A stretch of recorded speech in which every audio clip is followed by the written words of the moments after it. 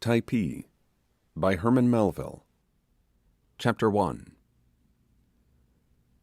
6 months at sea. Yes, reader, as I live, 6 months out of sight of land, cruising after the sperm whale beneath the scorching sun of the line, and tossed on the billows of the wide rolling Pacific.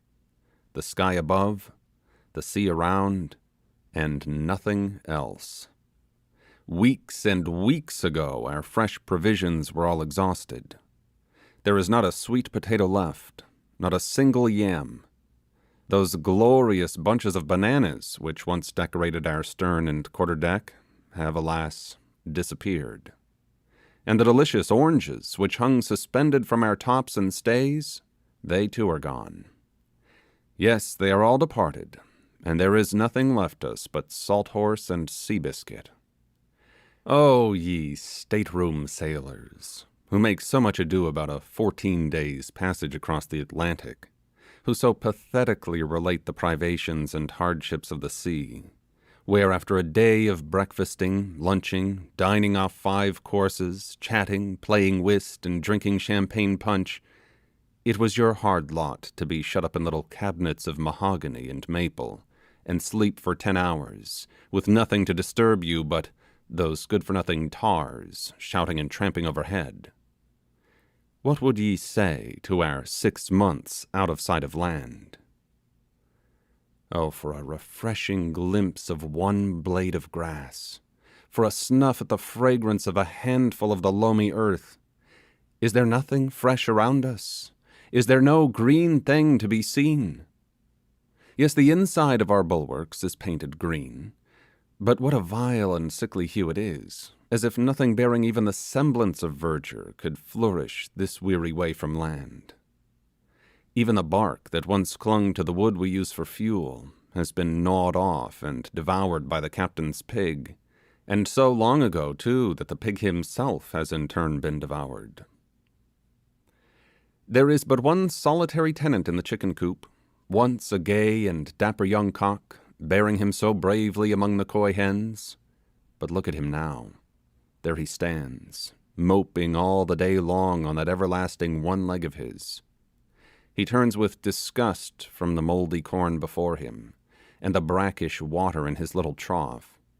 He mourns, no doubt, his lost companions, literally snatched from him one by one, and never seen again.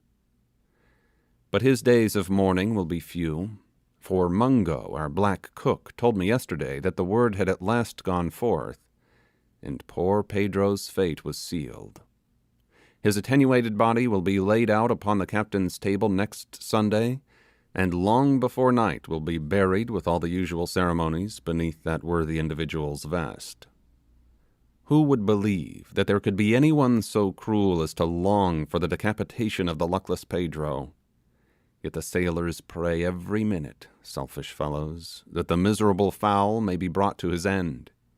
They say the captain will never point the ship for the land so long as he has in anticipation a mess of fresh meat. This unhappy bird can alone furnish it, and when he is once devoured, the captain will come to his senses. I wish thee no harm, Peter, but as thou art doomed, sooner or later, to meet the fate of all thy race, and if putting a period to thy existence is to be the signal for our deliverance, why, truth to speak, I wish thy throat cut this very moment, for oh, how I wish to see the living earth again. The old ship herself longs to look out upon the land from her hawse-holes once more, and Jack Lewis said right the other day, when the captain found fault with his steering. "Why do you see, Captain Vangs," says bold Jack, "I'm as good a helmsman as ever put hand to spoke, but none of us can steer the old lady now. We can't keep her full and by, sir. Watch her ever so close, she will fall off, and then, sir, when I put the helm down so gently and try to coax her to the work, she won't take it kindly, but will fall round off again. And it's all because she knows the land is under the lee, sir, and she won't go any more to windward." Aye, and why should she, Jack? Didn't every one of her stout timbers grow on shore, and hasn't she sensibilities as well as we? Poor old ship. Her very looks denote her desires. How deplorably she appears! The paint on her sides, burnt up by the scorching sun, is puffed out and cracked. See the weeds she trails along with her, and what an unsightly bunch of those horrid barnacles has formed about her sternpiece. And every time she rises on a sea, she shows her copper torn away, or hanging in jagged strips.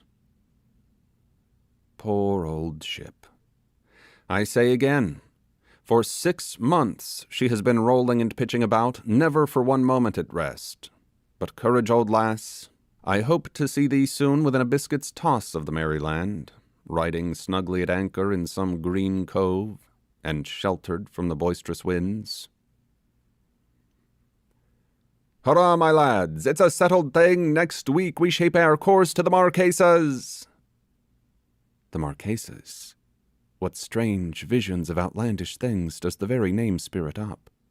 Naked houris, cannibal banquets, groves of coconut, coral reefs, tattooed chiefs, and bamboo temples, sunny valleys planted with breadfruit trees, carved canoes dancing on the flashing blue waters, savage woodlands guarded by horrible idols, heathenish rites, and human sacrifices. Such were the strangely jumbled anticipations that haunted me during our passage from the cruising ground. I felt an irresistible curiosity to see those islands, which the olden voyagers had so glowingly described. The group for which we were now steering, although among the earliest of European discoveries in the South Seas, having been first visited in the year 1595, still continues to be tenanted by beings as strange and barbarous as ever. The missionaries, sent on a heavenly errand, had sailed by their lovely shores, and had abandoned them to their idols of wood and stone. How interesting the circumstances under which they were discovered! In the watery path of Mendaña, cruising in quest of some region of gold, these isles had sprung up like a scene of enchantment, and for a moment the Spaniard believed his bright dream was realized. In honor of the Marqués de Mendoza, then Viceroy of Peru, under whose auspices the navigator sailed, he bestowed upon them the name which denoted the rank of his patron, and gave to the world on his return a vague and magnificent account of their beauty. But these islands, undisturbed for years, relapsed into their previous obscurity, and it is only recently that anything has been known concerning them. Once in the course of a half-century, to be sure, some adventurous rover would break in upon their peaceful repose, and astonished at the unusual scene, would be almost tempted to claim the merit of a new discovery. Of this interesting group, but little account has ever been given, if we accept the slight mention made of them in the sketches of South Sea voyages. Cook, in his repeated circumnavigations of the globe, barely touched at their shores, and all that we know about them is from a few general narratives. Among these there are two that claim particular notice. Porter's Journal of the Cruise of the U.S. frigate Essex in the Pacific during the late war is said to contain some interesting particulars concerning the islanders.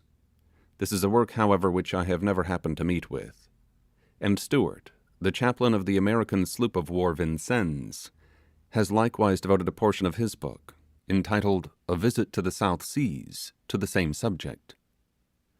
Within the last few years, American and English vessels engaged in the extensive whale fisheries of the Pacific have occasionally, when short of provisions, put into the commodious harbor which there is in one of the islands, but a fear of the natives, founded on a recollection of the dreadful fate which many white men have received at their hands, has deterred their crews from intermixing with the population sufficiently to gain any insight into their peculiar customs and manners.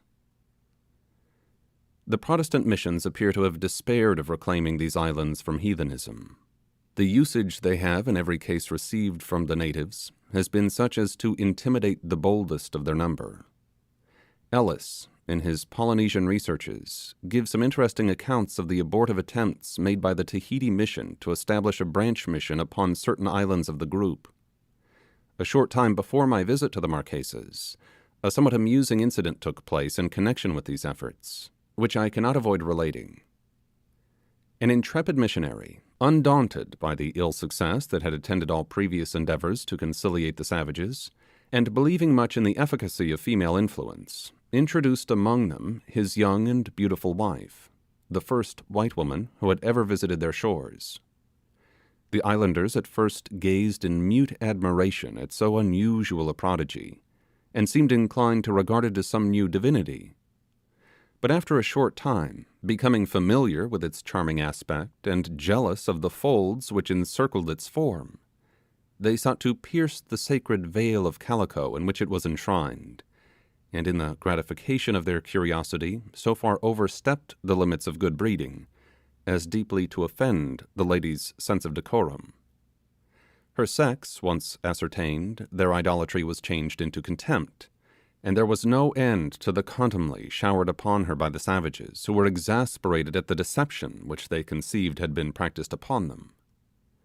To the horror of her affectionate spouse, she was stripped of her garments, and given to understand that she could no longer carry on her deceits with impunity. The gentle dame was not sufficiently evangelized to endure this, and, fearful of further improprieties, she forced her husband to relinquish his undertaking, and together they returned to Tahiti. Not thus shy of exhibiting her charms was the island queen herself, the beauteous wife of Moana, the king of Nukuhiva. Between 2 and 3 years after the adventures recorded in this volume, I chanced, while aboard of a man of war, to touch at these islands. The French had then held possession of the Marquesas some time, and already prided themselves upon the beneficial effects of their jurisdiction, as discernible in the deportment of the natives. To be sure, in one of their efforts at reform they had slaughtered about 150 of them at Whitahoo, but let that pass. At the time I mentioned, the French squadron was rendezvousing in the Bay of Nukuhiva, and during an interview between one of their captains and our worthy commodore, it was suggested by the former that we, as the flagship of the American squadron, should receive in state a visit from the royal pair. The French officer likewise represented, with evident satisfaction, that under their tuition the king and queen had imbibed proper notions of their elevated station, and on all ceremonious occasions conducted themselves with suitable dignity. Accordingly, preparations were made to give their majesties a reception on board in a style corresponding with their rank. One bright afternoon, a gig, gaily bedizened with streamers, was observed to shove off from the side of one of the French frigates and pull directly for our gangway. In the stern sheets reclined Moana and his consort. As they approached, we paid them all the honours due to royalty, manning our yards, firing a salute, and making a prodigious hubbub. They ascended the accommodation ladder, were greeted by the commodore hat in hand, and passing along the quarter-deck, the marine guard presented arms, while the band struck up "The King of the Cannibal Islands." So far all went well. The French officers grimaced and smiled in exceedingly high spirits, wonderfully pleased with the discreet manner in which these distinguished personages behaved themselves. Their appearance was certainly calculated to produce an effect. His Majesty was arrayed in a magnificent military uniform, stiff with gold lace and embroidery, while his shaven crown was concealed by a huge chapeau bras, waving with ostrich plumes. There was one slight blemish, however, in his appearance. A broad patch of tattooing stretched completely across his face, in a line with his eyes, making him look as if he wore a huge pair of goggles, and royalty in goggles suggested some ludicrous ideas. But it was in the adornment of the fair person of his dark-complexioned spouse that the tailors of the fleet had evinced the gaiety of their national taste. She was habited in a gaudy tissue of scarlet cloth, trimmed with yellow silk, which, descending a little below the knees, exposed to view her bare legs, embellished with spiral tattooing, and somewhat resembling 2 miniature Trajan's columns. Upon her head was a fanciful turban of purple velvet, figured with silver sprigs, and surmounted by a tuft of variegated feathers. The ship's company, crowding into the gangway to view the sight, soon arrested Her Majesty's attention.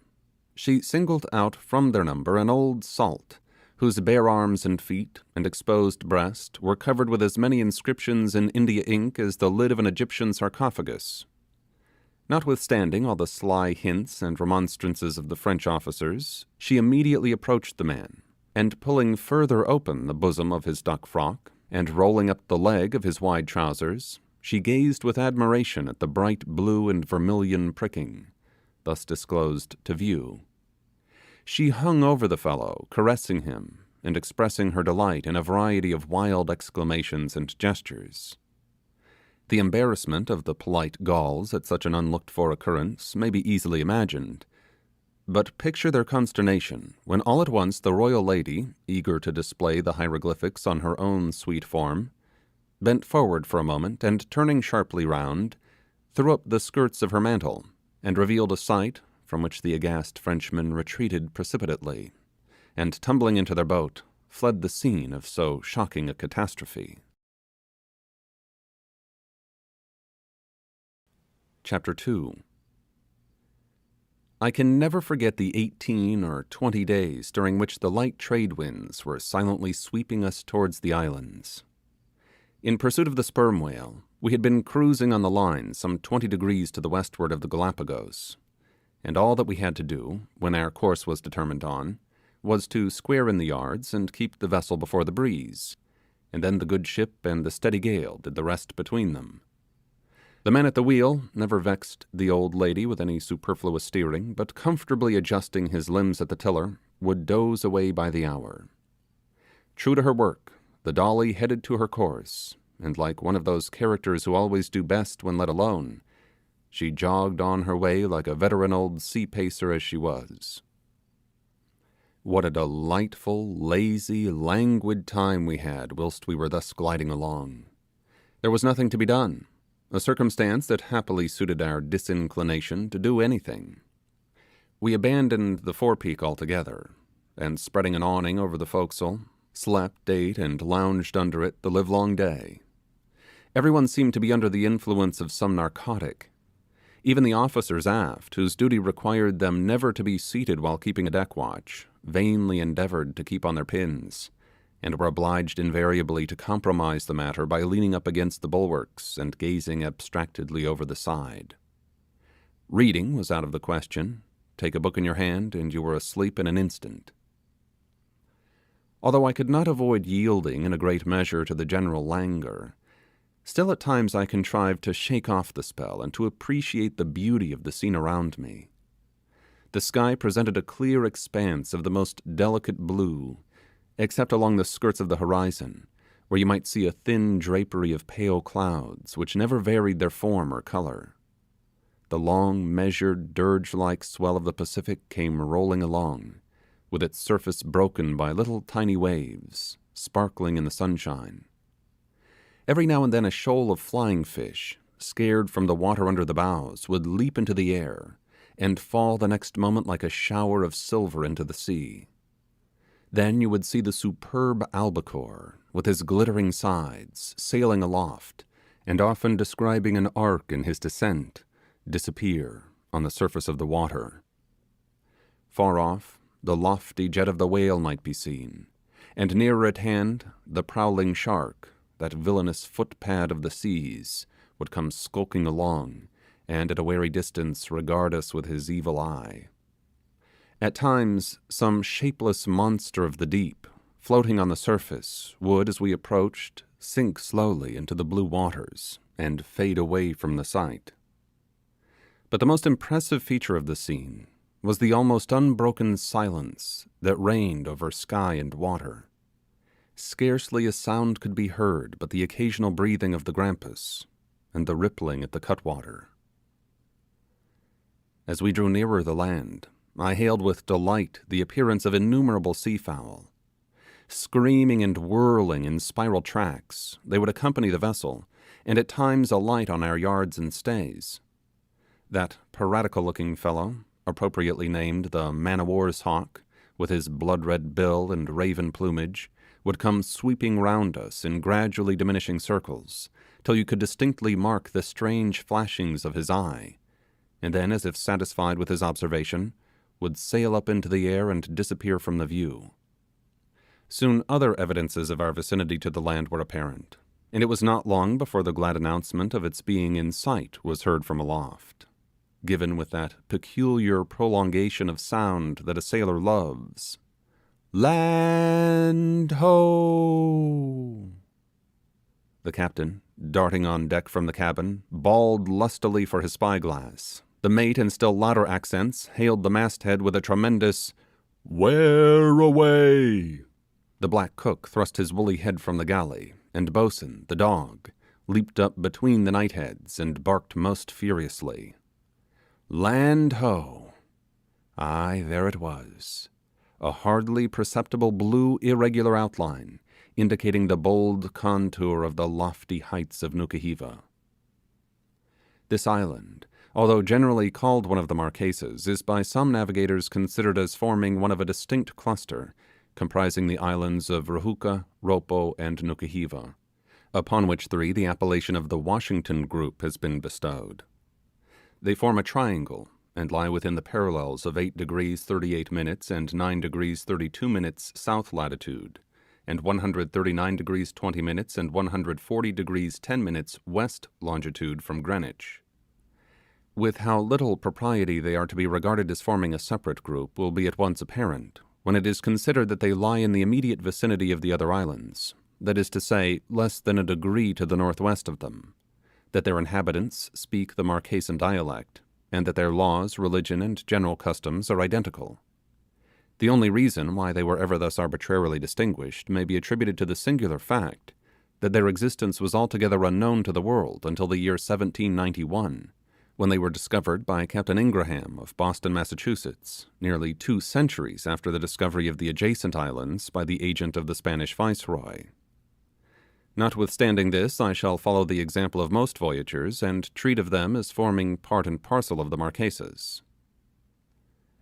Nukuhiva is the most important of these islands, being the only one at which ships are much in the habit of touching, and is celebrated as being the place where the adventurous Captain Porter refitted his ships during the late war between England and the United States, and whence he sallied out upon the large whaling fleet then sailing under the enemy's flag in the surrounding seas. This island is about 20 miles in length and nearly as many in breadth. It has 3 good harbours on its coast, the largest and best of which is called by the people living in its vicinity Tiohe, and by Captain Porter was denominated Massachusetts Bay. Among the adverse tribes dwelling about the shores of the other bays, and by all voyagers, it is generally known by the name bestowed upon the island itself, Nukuhiva. Its inhabitants have become somewhat corrupted, owing to their recent commerce with Europeans, but so far as regards their peculiar customs and general mode of life, they retain their original primitive character, remaining very nearly in the same state of nature in which they were first beheld by white men. The hostile clans, residing in the more remote sections of the island, and very seldom holding any communication with foreigners, are in every respect unchanged from their earliest known condition. In the Bay of Nukuhiva was the anchorage we desired to reach. We had perceived the loom of the mountains about sunset, so that after running all night with a very light breeze, we found ourselves close in with the island the next morning. But as the bay we sought lay on its farther side, we were obliged to sail some distance along the shore, catching, as we proceeded, short glimpses of blooming valleys, deep glens, waterfalls, and waving groves, hidden here and there by projecting and rocky headlands, every moment opening to the view some new and startling scene of beauty. Those who for the first time visit the South Seas generally are surprised at the appearance of the islands when beheld from the sea. From the vague accounts we sometimes have of their beauty, many people are apt to picture to themselves enamelled and softly swelling plains, shaded over with delicious groves and watered by purling brooks, and the entire country but little elevated above the surrounding ocean. The reality is very different. Bold rock-bound coasts, with the surf beating high against the lofty cliffs, and broken here and there into deep inlets, which open to the view thickly wooded valleys, separated by the spurs of mountains clothed with tufted grass, and sweeping down towards the sea from an elevated and furrowed interior, form the principal features of these islands. Towards noon we drew abreast the entrance to the harbour, and at last we slowly swept by the intervening promontory, and entered the bay of Nukuhiva. No description can do justice to its beauty, but that beauty was lost to me then, and I saw nothing but the tri-coloured flag of France trailing over the stern of 6 vessels, whose black hulls and bristling broadsides proclaimed their warlike character. There they were, floating in that lovely bay, the green eminences of the shore looking down so tranquilly upon them, as if rebuking the sternness of their aspect. To my eye nothing could be more out of keeping than the presence of these vessels, but we soon learnt what brought them there. The whole group of islands had just been taken possession of by Rear Admiral Dupuy in the name of the invincible French nation. This item of information was imparted to us by a most extraordinary individual, a genuine South Sea vagabond, who came alongside of us in a whaleboat as soon as we entered the bay, and by the aid of some benevolent persons at the gangway was assisted on board, for our visitor was in that interesting stage of intoxication when a man is amiable and helpless. Although he was utterly unable to stand erect or to navigate his body across the deck, he still magnanimously proffered his services to pilot the ship to a good and secure anchorage. Our captain, however, rather distrusted his ability in this respect, and refused to recognize his claim to the character he assumed. But our gentleman was determined to play his part, for by dint of much scrambling he succeeded in getting into the weather quarter boat, where he steadied himself by holding on to a shroud, and then commenced issuing his commands with amazing volubility and very peculiar gestures. Of course no one obeyed his orders, but as it was impossible to quiet him, we swept by the ships of the squadron with this strange fellow performing his antics in full view of all the French officers. We afterwards learned that our eccentric friend had been a lieutenant in the English navy, but having disgraced his flag by some criminal conduct in one of the principal ports on the main, he had deserted his ship, and spent many years wandering among the islands of the Pacific, until accidentally being at Nukuhiva when the French took possession of the place, he had been appointed pilot of the harbour by the newly constituted authorities.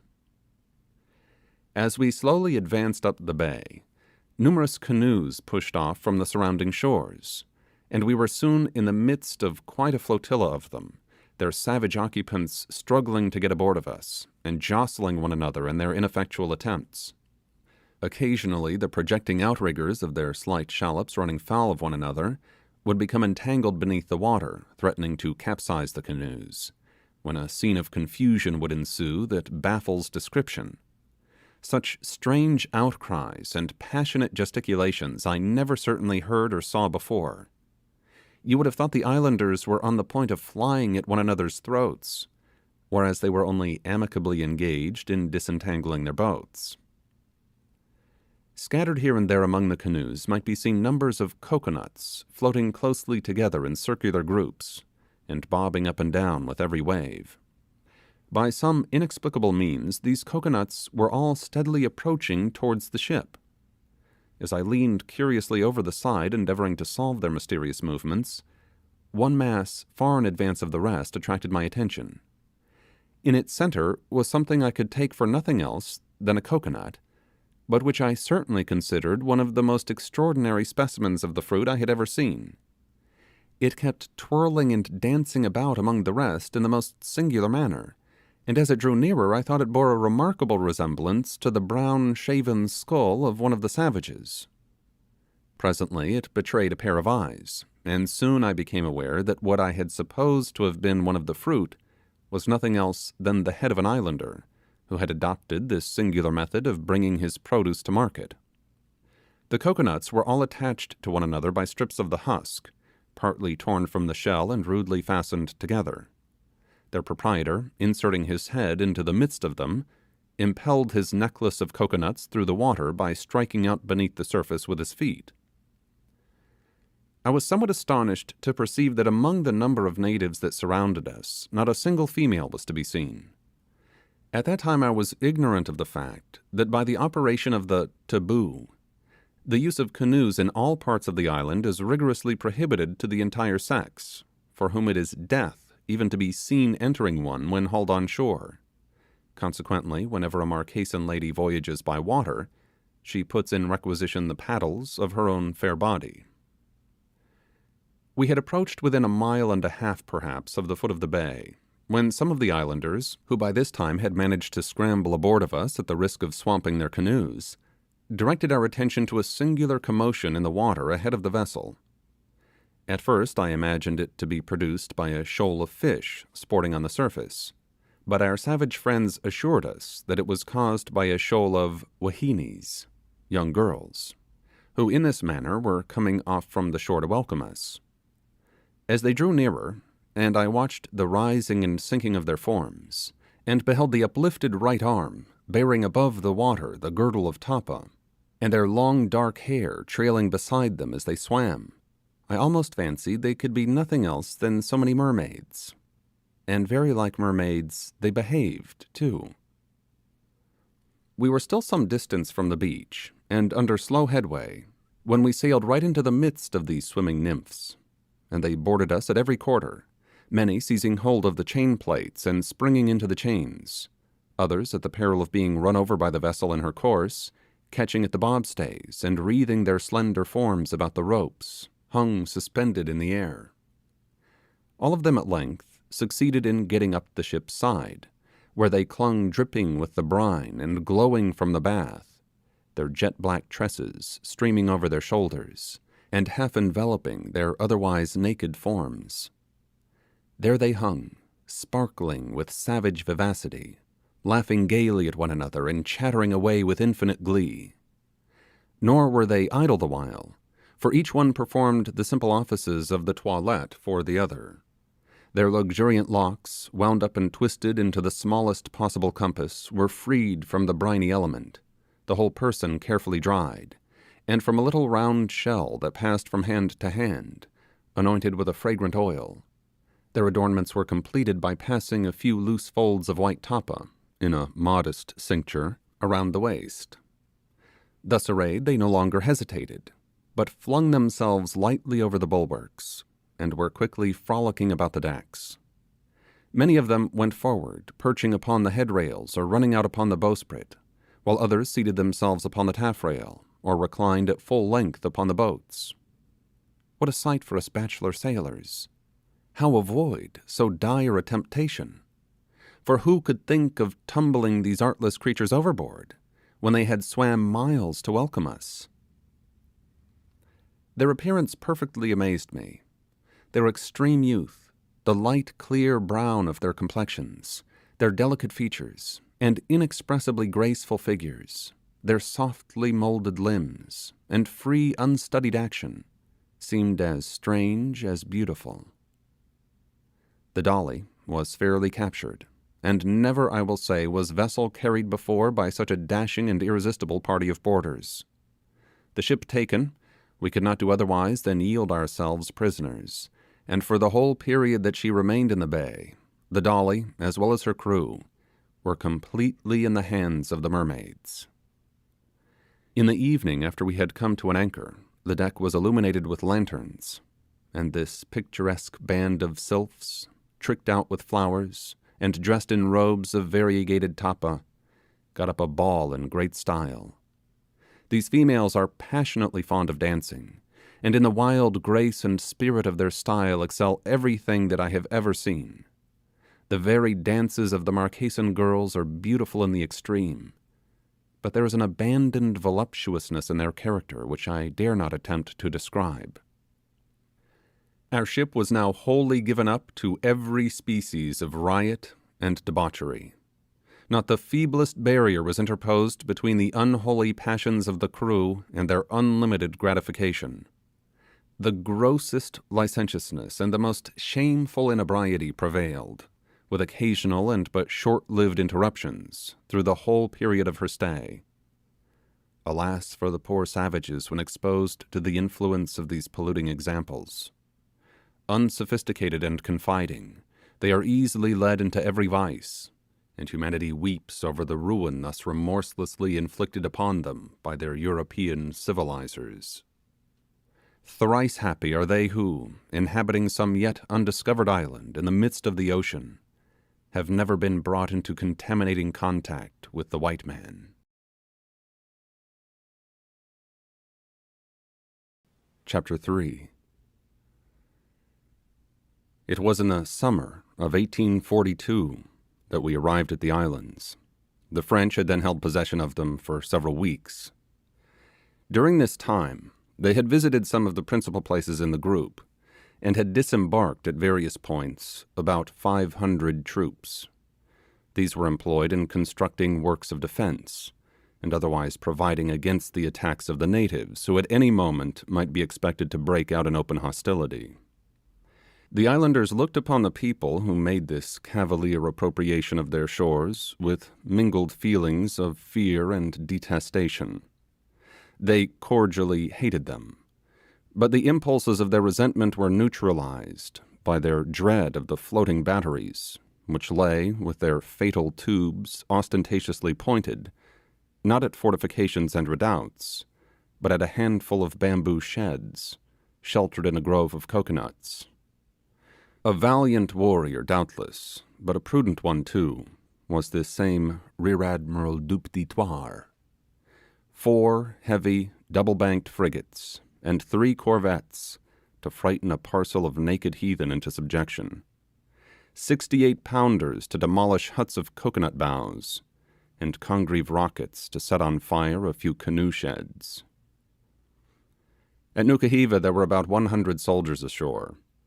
They were encamped in tents, constructed of the old sails and spare spars of the squadron, within the limits of a redoubt mounted with a few 9-pounders, and surrounded with a fosse. Every other day, these troops were marched out in martial array, to a level piece of ground in the vicinity, and there for hours went through all sorts of military evolutions, surrounded by flocks of the natives, who looked on with savage admiration at the show, and as savage a hatred of the actors. A regiment of the old guard, reviewed on a summer's day in the Champs-Élysées, could not have made a more critically correct appearance. The officers' regimentals, resplendent with gold lace and embroidery, as if purposely calculated to dazzle the islanders, looked as if just unpacked from their Parisian cases. The sensation produced by the presence of the strangers had not in the least subsided at the period of our arrival at the islands. The natives still flocked in numbers about the encampment, and watched with the liveliest curiosity everything that was going forward.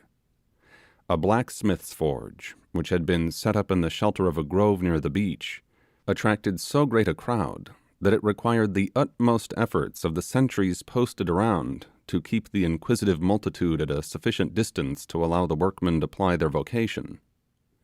But nothing gained so large a share of admiration as a horse, which had been brought from Valparaiso by the Aquile, one of the vessels of the squadron.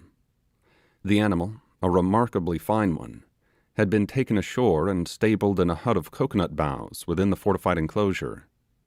Occasionally it was brought out, and, being gaily caparisoned, was ridden by one of the officers at full speed over the hard sand beach. This performance was sure to be hailed with loud plaudits, and the Puarki Nui, big hog, was unanimously pronounced by the islanders to be the most extraordinary specimen of zoology that had ever come under their observation. The expedition for the occupation of the Marquesas had sailed from Brest in the spring of 1842, and the secret of its destination was solely in the possession of its commander. No wonder that those who contemplated such a signal infraction of the rights of humanity should have sought to veil the enormity from the eyes of the world. And yet, notwithstanding their iniquitous conduct in this and in other matters, the French have ever plumed themselves upon being the most humane and polished of nations. A high degree of refinement, however, does not seem to subdue our wicked propensities so much after all, and were civilization itself to be estimated by some of its results, it would seem perhaps better for what we call the barbarous part of the world to remain unchanged. One example of the shameless subterfuges under which the French stand prepared to defend whatever cruelties they may hereafter think fit to commit in bringing the Marquesan natives into subjection is well worthy of being recorded. On some flimsy pretext or other, Moana, the king of Nukuhiva, whom the invaders by extravagant presents have cajoled over to their interests and move about like a mere puppet, has been set up as the rightful sovereign of the entire island, the alleged ruler by prescription of various clans, who for ages perhaps have treated with each other as separate nations. To reinstate this much injured prince in the assumed dignities of his ancestors, the disinterested strangers have come all the way from France. They are determined that his title shall be acknowledged. If any tribe shall refuse to recognize the authority of the French by bowing down to the laced chapeau of Moana, let them abide the consequences of their obstinacy. Under cover of a similar pretense have the outrages and massacres at Tahiti the Beautiful, the Queen of the South Seas, been perpetrated. On this buccaneering expedition, Rear Admiral Dupditoir, leaving the rest of his squadron at the Marquesas, which had then been occupied by his forces about 5 months, set sail for the doomed island in the Reine Blanche frigate. On his arrival, as an indemnity for alleged insults offered to the flag of his country, he demanded some $20,000 or $30,000 to be placed in his hands forthwith, and in default of payment, threatened to land and take possession of the place. The frigate, immediately upon coming to an anchor, got springs on her cables, and with her guns cast loose and her men at their quarters, lay in the circular basin of Papeete, with her broadside bearing upon the devoted town, while her numerous cutters, hauled in order alongside, were ready to effect a landing, under cover of her batteries. She maintained this belligerent attitude for several days, during which time a series of informal negotiations were pending, and a wide alarm spread over the island. Many of the Tahitians were at first disposed to resort to arms, and drive the invaders from their shores, but more pacific and feebler counsels ultimately prevailed. The unfortunate queen, Pomare, incapable of averting the impending calamity, terrified at the arrogance of the insolent Frenchman, and driven at last to despair, fled by night in a canoe to Emio. During the continuance of the panic, there occurred an instance of feminine heroism that I cannot omit to record. In the grounds of the famous missionary consul, Pritchard, then absent in London, the consular flag of Britain waved as usual during the day, from a lofty staff planted within a few yards of the beach, and in full view of the frigate. One morning an officer, at the head of a party of men, presented himself at the veranda of Mr. Pritchard's house, and inquired in broken English for the lady his wife. The matron soon made her appearance, and the polite Frenchman, making one of his best bows, and playing gracefully with the aiguillettes that danced upon his breast, proceeded in courteous accents to deliver his mission. The Admiral desired the flag to be hauled down, hoped it would be perfectly agreeable, and his men stood ready to perform the duty. "Tell the pirate, your master," replied the spirited Englishwoman, pointing to the staff, "that if he wishes to strike those colours, he must come and perform the act himself. I will suffer no one else to do it." The lady then bowed haughtily and withdrew into the house. As the discomfited officer slowly walked away, he looked up to the flag, and perceived that the cord by which it was elevated to its place led from the top of the staff across the lawn to an open upper window of the mansion, where sat the lady from whom he had just parted, tranquilly engaged in knitting. Was that flag hauled down? Mrs. Pritchard thinks not, and Rear Admiral Dupditoir is believed to be of the same opinion. Chapter 4. Our ship had not been many days in the harbour of Nukuhiva before I came to the determination of leaving her. That my reasons for resolving to take this step were numerous and weighty may be inferred from the fact that I chose rather to risk my fortunes among the savages of the island than to endure another voyage on board the Dolly. To use the concise, point-blank phrase of the sailors, I had made up my mind to run away. Now, as a meaning is generally attached to these two words, no way flattering to the individual to whom they are applied, it behoves me, for the sake of my own character, to offer some explanation of my conduct. When I entered on board the Dolly, I signed, as a matter of course, the ship's articles, thereby voluntarily engaging and legally binding myself to serve in a certain capacity for the period of the voyage, and, special considerations apart, I was of course bound to fulfill the agreement. But in all contracts, if one party failed to perform his share of the compact, is not the other virtually absolved from his liability? Who is there who will not answer in the affirmative? Having settled the principle, then, let me apply it to the particular case in question. In numberless instances, had not only the implied, but the specified conditions of the articles been violated on the part of the ship in which I served. The usage on board of her was tyrannical. The sick had been inhumanly neglected. The provisions had been doled out in scanty allowance, and her cruises were unreasonably protracted. The captain was the author of these abuses. It was in vain to think that he would either remedy them or alter his conduct, which was arbitrary and violent in the extreme. His prompt reply to all complaints and remonstrances was the butt end of a handspike, so convincingly administered as effectually to silence the aggrieved party. To whom could we apply for redress? We had left both law and equity on the other side of the Cape, and unfortunately, with a very few exceptions, our crew was composed of a parcel of dastardly and mean-spirited wretches, divided among themselves, and only united in enduring without resistance the unmitigated tyranny of the captain. It would have been mere madness for any 2 or 3 of the number, unassisted by the rest, to attempt making a stand against his ill usage. They would only have called down upon themselves the particular vengeance of this lord of the plank, and subjected their shipmates to additional hardships.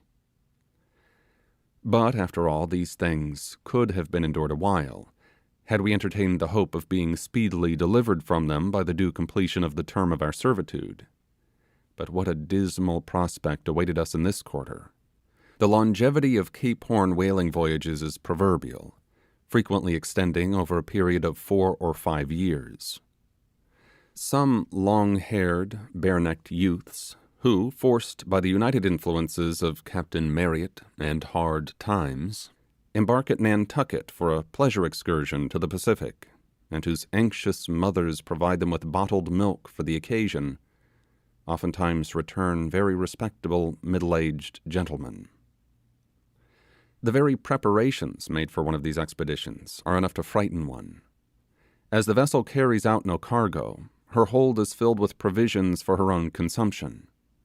The owners, who officiate as caterers for the voyage, supply the larder with an abundance of dainties, delicate morsels of beef and pork, cut on scientific principles from every part of the animal, and of all conceivable shapes and sizes, are carefully packed in salt and stored away in barrels, affording a never-ending variety in their different degrees of toughness, and in the peculiarities of their saline properties.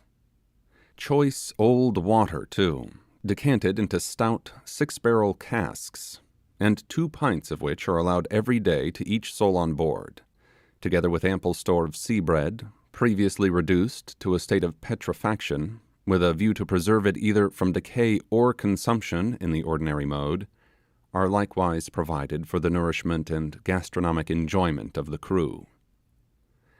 But not to speak of the quality of these articles of sailors' fare, the abundance in which they are put on board a whaling vessel is almost incredible. Oftentimes, when we had occasion to break out in the hold, and I beheld the successive tiers of casks and barrels, whose contents were all destined to be consumed in due course by the ship's company, my heart has sunk within me. Although as a general case, a ship unlucky in falling in with whales continues to cruise after them until she has barely sufficient provisions remaining to take her home, turning round then quietly and making the best of her way to her friends. Yet there are instances when even this natural obstacle to the further prosecution of the voyage is overcome by headstrong captains, who, bartering the fruits of their hard-earned toils for a new supply of provisions in some of the ports of Chile or Peru, begin the voyage afresh with unabated zeal and perseverance. It is in vain that the owners write urgent letters to him to sail for home, and for their sake to bring back the ship, since it appears he can put nothing in her. Not he. He has registered a vow. He will fill his vessel with good sperm oil, or, failing to do so, never again strike Yankee soundings. I heard of one whaler, which after many years' absence was given up for lost. The last that had been heard of her was a shadowy report of her having touched at some of those unstable islands in the far Pacific, whose eccentric wanderings are carefully noted in each new edition of the South Sea charts. After a long interval, however, the Perseverance, for that was her name, was spoken somewhere in the vicinity of the ends of the earth, cruising along as leisurely as ever, her sails all bepatched and bequilted with rope yarns, her spars fished with old pipe staves, and her rigging knotted and spliced in every possible direction. Her crew was composed of some 20 venerable Greenwich pensioner-looking old salts who just managed to hobble about deck. The ends of all the running ropes, with the exception of the signal halyards and poop-down haul, were rove through snatch blocks, and led to the capstan or windlass, so that not a yard was braced or a sail set without the assistance of machinery. Her hull was encrusted with barnacles, which completely encased her. 3 pet sharks followed in her wake, and every day came alongside to regale themselves from the contents of the cook's bucket, which were pitched over to them. A vast shoal of bonitas and albacores always kept her company. Such was the account I heard of this vessel, and the remembrance of it always haunted me. What eventually became of her I never learned. At any rate, she never reached home, and I suppose she is still regularly tacking twice in the 24 hours somewhere off Buggery Island, or the Devil's Tail Peak. Having said thus much touching the usual length of these voyages, when I informed the reader that ours had as it were just commenced, we being only 15 months out, and even at that time hailed as a late arrival, and boarded for news, he will readily perceive that there was little to encourage one in looking forward to the future, especially as I had always had a presentiment that we should make an unfortunate voyage, and our experience so far had justified the expectation. I may here state, and on my faith as an honest man, that though more than 3 years have elapsed since I left this same identical vessel, she still continues in the Pacific, and but a few days since I saw her reported in the papers as having touched at the Sandwich Islands, previous to going on the coast of Japan. But to return to my narrative. Placed in these circumstances, then, with no prospect of matters mending if I remained aboard the Dolly, I at once made up my mind to leave her. To be sure, it was rather an inglorious thing to steal away privily from those at whose hands I had received wrongs and outrages that I could not resent. But how was such a course to be avoided, when it was the only alternative left me? Having made up my mind, I proceeded to acquire all the information I could obtain relating to the island and its inhabitants, with a view of shaping my plans of escape accordingly. The result of these inquiries I will now state, in order that the ensuing narrative may be the better understood. The Bay of Nukuhiva, in which we were then lying, is an expanse of water not unlike in figure the space included within the limits of a horseshoe. It is perhaps 9 miles in circumference. You approach it from the sea by a narrow entrance, flanked on either side by two small twin islets, which soar conically to the height of some 500 feet. From these, the shore recedes on both hands, and describes a deep semicircle. From the verge of the water, the land rises uniformly on all sides, with green and sloping acclivities, until, from gently rolling hillsides and moderate elevations, it insensibly swells into lofty and majestic heights, whose blue outlines, ranged all around, close in the view. The beautiful aspect of the shore is heightened by deep and romantic glens, which come down to it at almost equal distances, all apparently radiating from a common centre, and the upper extremities of which are lost to the eye beneath the shadow of the mountains. Down each of these little valleys flows a clear stream, here and there assuming the form of a slender cascade, then stealing invisibly along until it bursts upon the sight again in larger and more noisy waterfalls, and at last demurely wanders along to the sea. The houses of the natives, constructed of the yellow bamboo, tastefully twisted together in a kind of wickerwork, and thatched with the long tapering leaves of the palmetto, are scattered irregularly along these valleys beneath the shady branches of the coconut trees. Nothing can exceed the imposing scenery of this bay. Viewed from our ship as she lay at anchor in the middle of the harbour, it presented the appearance of a vast natural amphitheatre in decay, and overgrown with vines, the deep glens that furrowed its sides appearing like enormous fissures caused by the ravages of time.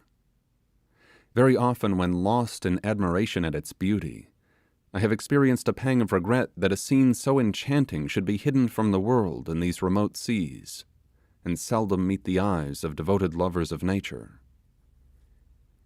Besides this bay, the shores of the island are indented by several other extensive inlets, into which descend broad and verdant valleys. These are inhabited by as many distinct tribes of savages, who, although speaking kindred dialects of a common language, and having the same religion and laws, have from time immemorial waged hereditary warfare against each other. The intervening mountains, generally 2,000 or 3,000 feet above the level of the sea, geographically define the territories of each of these hostile tribes, who never cross them, save on some expedition of war or plunder. Immediately adjacent to Nukuhiva, and only separated from it by the mountains seen from the harbour, lies the lovely valley of Happar, whose inmates cherish the most friendly relations with the inhabitants of Nukuhiva. On the other side of Happar, and closely adjoining it, is the magnificent valley of the dreaded Typees, the unappeasable enemies of both these tribes. These celebrated warriors appear to inspire the other islanders with unspeakable terrors. Their very name is a frightful one, for the word Typee in the Marquesan dialect signifies a lover of human flesh. It is rather singular that the title should have been bestowed upon them exclusively, inasmuch as the natives of all this group are irreclaimable cannibals. The name may perhaps have been given to denote the peculiar ferocity of this clan, and to convey a special stigma along with it. These same Typees enjoy a prodigious notoriety all over the islands. The natives of Nukuhiva would frequently recount in pantomime to our ship's company their terrible feats, and would show the marks of wounds they had received in desperate encounters with them. When ashore, they would try to frighten us by pointing to one of their own number and calling him a Typee, manifesting no little surprise that we did not take to our heels at so terrible an announcement. It was quite amusing, too, to see with what earnestness they disclaimed all cannibal propensities on their own part, while they denounced their enemies, the Typees, as inveterate gormandizers of human flesh. But this is a peculiarity to which I shall hereafter have occasion to allude. Although I was convinced that the inhabitants of our bay were as arrant cannibals as any of the other tribes on the island, still I could not but feel a particular and most unqualified repugnance to the aforesaid Typees. Even before visiting the Marquesas, I had heard from men who had touched at the group on former voyages some revolting stories in connection with these savages, and fresh in my remembrance was the adventure of the master of the Catherine, who only a few months previous, imprudently venturing into this bay in an armed boat for the purpose of barter, was seized by the natives, carried back a little distance into their valley, and was only saved from a cruel death by the intervention of a young girl, who facilitated his escape by night along the beach to Nukuhiva. I had heard too of an English vessel that many years ago, after a weary cruise, sought to enter the bay of Nukuhiva, and arriving within 2 or 3 miles of the land, was met by a large canoe filled with natives, who offered to lead the way to the place of their destination. The captain, unacquainted with the localities of the island, joyfully acceded to the proposition. The canoe paddled on, and the ship followed.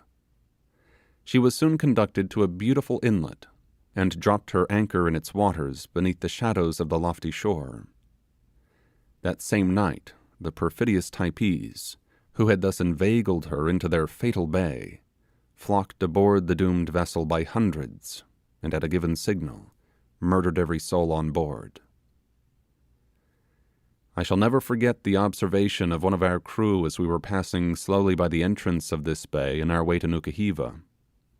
As we stood gazing over the side at the verdant headlands, Ned, pointing with his hand in the direction of the treacherous valley, exclaimed, There's Typee! Oh, the bloody cannibals! What a meal they'd make of us if we were to take it into our heads to land! But they say they don't like sailors' flesh, it's too salt. I say, matey, how should you like to be shoved ashore there, I little thought, as I shuddered at the question, that in the space of a few weeks I should actually be a captive in that selfsame valley. The French, although they had gone through the ceremony of hoisting their colours for a few hours at all the principal places of the group, had not as yet visited the Bay of Typee, anticipating a fierce resistance on the part of the savages there, which, for the present at least, they wished to avoid. Perhaps they were not a little influenced in the adoption of this unusual policy from a recollection of the warlike reception given by the Typees to the forces of Captain Porter about the year 1814, when that brave and accomplished officer endeavoured to subjugate the clan merely to gratify the mortal hatred of his allies, the Nukuhivas and Happars. On that occasion I have been told that a considerable detachment of sailors and marines from the frigate Essex, accompanied by at least 2,000 warriors of Happar and Nukuhiva, landed in boats and canoes at the head of the bay, and after penetrating a little distance into the valley, met with the stoutest resistance from its inmates. Valiantly, although with much loss, the Typees disputed every inch of ground, and after some hard fighting, obliged their assailants to retreat and abandon their design of conquest. The invaders, on their march back to the sea, consoled themselves for their repulse by setting fire to every house and temple in their route, and a long line of smoking ruins defaced the once smiling bosom of the valley, and proclaimed to its pagan inhabitants the spirit that reigned in the breasts of Christian soldiers. Who can wonder at the deadly hatred of the Typees to all foreigners after such unprovoked atrocities? Thus it is that they whom we denominate savages are made to deserve the title. When the inhabitants of some sequestered island first descry the big canoe of the European rolling through the blue waters towards their shores, they rush down to the beach in crowds, and with open arms stand ready to embrace the strangers. Fatal embrace. They fold to their bosoms the vipers whose sting is destined to poison all their joys, and the instinctive feeling of love within their breasts is soon converted into the bitterest hate. The enormities perpetrated in the South Seas upon some of the inoffensive islanders well nigh pass belief. These things are seldom proclaimed at home. They happen at the very ends of the earth. They are done in a corner, and there are none to reveal them. But there is, nevertheless, many a petty trader that has navigated the Pacific, whose course from island to island might be traced by a series of cold-blooded robberies, kidnappings, and murders, the iniquity of which might be considered almost sufficient to sink her guilty timbers to the bottom of the sea. Sometimes vague accounts of such things reach our firesides, and we coolly censure them as wrong, impolitic, needlessly severe, and dangerous to the crews of other vessels. How different is our tone when we read the highly wrought description of the massacre of the crew of the Hobomak by the Fijis.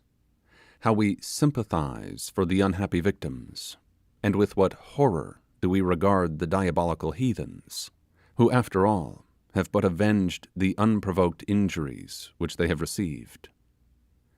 We breathe nothing but vengeance, and equip armed vessels to traverse thousands of miles of ocean in order to execute summary punishment upon the offenders. On arriving at their destination, they burn, slaughter, and destroy, according to the tenor of written instructions, and sailing away from the scene of devastation, call upon all Christendom to applaud their courage and their justice. How often is the term savages incorrectly applied? None really deserving of it were ever yet discovered by voyagers or by travellers. They have discovered heathens and barbarians, whom by horrible cruelties they have exasperated into savages.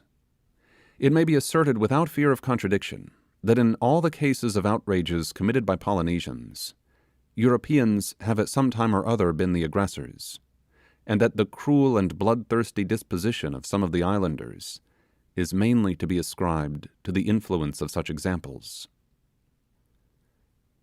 But to return. Owing to the mutual hostilities of the different tribes I have mentioned, the mountainous tracts which separate their respective territories remain altogether uninhabited, the natives invariably dwelling in the depths of the valleys, with a view of securing themselves from the predatory incursions of their enemies, who often lurk along their borders, ready to cut off any imprudent straggler, or make a descent upon the inmates of some sequestered habitation. I several times met with very aged men, who from this cause had never passed the confines of their native vale, some of them having never even ascended midway up the mountains in the whole course of their lives, and who accordingly had little idea of the appearance of any other part of the island, the whole of which is not perhaps more than 60 miles in circuit. The little space in which some of these clans pass away their days would seem almost incredible. The glen of Tior will furnish a curious illustration of this. The inhabited part is not more than 4 miles in length, and varies in breadth from half a mile to less than a quarter.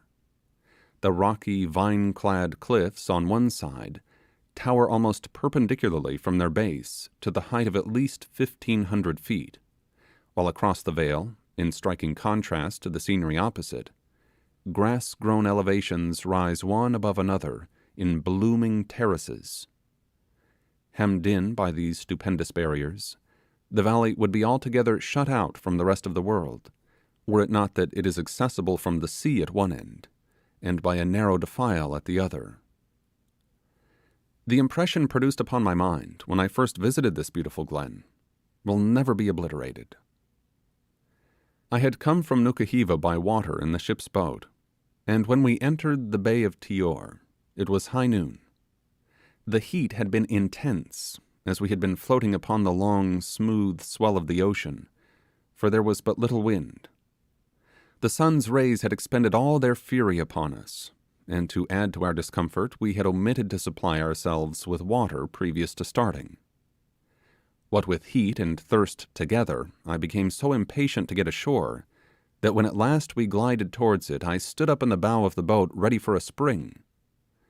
As she shot 2/3 of her length high upon the beach, propelled by 3 or 4 strong strokes of the oars, I leaped among a parcel of juvenile savages, who stood prepared to give us a kind reception, and with them at my heels, yelling like so many imps, I rushed forward across the open ground in the vicinity of the sea, and plunged, diver fashion, into the recesses of the first grove that offered.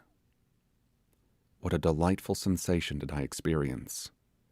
I felt as if floating in some new element, while all sort of gurgling, trickling liquid sounds fell upon my ear.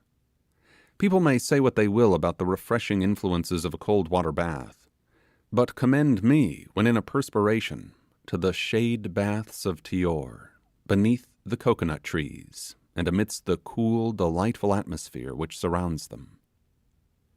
How shall I describe the scenery that met my eye as I looked out from this verdant recess? The narrow valley, with its steep and close adjoining sides draperied with vines, and arched overhead with a fretwork of interlacing boughs, nearly hidden from view by masses of leafy verdure, seemed from where I stood like an immense arbour disclosing its vista to the eye, whilst as I advanced it insensibly widened into the loveliest vale I ever beheld. It so happened that the very day I was in Tyore, the French admiral, attended by all the boats of his squadron, came down in state from Nukuhiva to take formal possession of the place. He remained in the valley about 2 hours, during which time he had a ceremonious interview with the king. The patriarch sovereign of Tyore was a man very far advanced in years, but though age had bowed his form and rendered him almost decrepit, his gigantic frame retained all its original magnitude and grandeur of appearance. He advanced slowly and with evident pain, assisting his tottering steps with the heavy war spear he held in his hand, and attended by a group of grey-bearded chiefs, on one of whom he occasionally leaned for support. The admiral came forward with head uncovered and extended hand, while the old king saluted him by a stately flourish of his weapon. The next moment they stood side by side, these two extremes of the social scale, the polished, splendid Frenchman, and the poor, tattooed savage. They were both tall and noble-looking men, but in other respects, how strikingly contrasted. Du Petit Thouars exhibited upon his person all the paraphernalia of his naval rank. He wore a richly decorated admiral's frock coat, a laced chapeau bras, and upon his breast were a variety of ribbons and orders, while the simple islander, with the exception of a slight cincture about his loins, appeared in all the nakedness of nature. At what an immeasurable distance, thought I, are these two beings removed from each other. In the one is shown the result of long centuries of progressive civilization and refinement, which have gradually converted the mere creature into the semblance of all that is elevated and grand, while the other, after the lapse of the same period, has not advanced one step in the career of improvement. Yet, after all, quoth I to myself, insensible as he is to 1,000 wants, and removed from harassing cares, may not the savage be the happier man of the two? Such were the thoughts that arose in my mind as I gazed upon the novel spectacle before me. In truth, it was an impressive one, and little likely to be effaced. I can recall even now with vivid distinctness every feature of the scene. The umbrageous shades where the interview took place, the glorious tropical vegetation around, the picturesque grouping of the mingled throng of soldiery and natives, and even the golden-hued bunch of bananas that I held in my hand at the time, and of which I occasionally partook while making the aforesaid philosophical reflections. Chapter 5. Having fully resolved to leave the vessel clandestinely, and having acquired all the knowledge concerning the bay that I could obtain under the circumstances in which I was placed, I now deliberately turned over in my mind every plan of escape that suggested itself, being determined to act with all possible prudence in an attempt where failure would be attended with so many disagreeable consequences. The idea of being taken and brought back ignominiously to the ship was so inexpressibly repulsive to me that I was determined by no hasty and imprudent measures to render such an event probable. I knew that our worthy captain, who felt such a paternal solicitude for the welfare of his crew, would not willingly consent that one of his best hands should encounter the perils of a sojourn among the natives of a barbarous island, and I was certain that in the event of my disappearance, his fatherly anxiety would prompt him to offer, by way of a reward, yard upon yard of gaily printed calico for my apprehension. He might even have appreciated my services at the value of a musket, in which case I felt perfectly certain that the whole population of the bay would be immediately upon my track, incited by the prospect of so magnificent a bounty. Having ascertained the fact before alluded to, that the islanders, from motives of precaution, dwelt altogether in the depths of the valleys, and avoided wandering about the more elevated portions of the shore, unless bound on some expedition of war or plunder, I concluded that if I could effect unperceived a passage to the mountains, I might easily remain among them, supporting myself by such fruits as came in my way until the sailing of the ship, an event of which I could not fail to be immediately apprised, as from my lofty position I should command a view of the entire harbour. The idea pleased me greatly. It seemed to combine a great deal of practicability with no inconsiderable enjoyment in a quiet way. For how delightful it would be to look down upon the detested old vessel from the height of some 1,000 feet, and contrast the verdant scenery about me with the recollection of her narrow decks and gloomy forecastle. Why, it was really refreshing even to think of it, and so I straightway fell to picturing myself seated beneath a coconut tree on the brow of the mountain, with a cluster of plantains within easy reach, criticizing her nautical evolutions as she was working her way out of the harbour.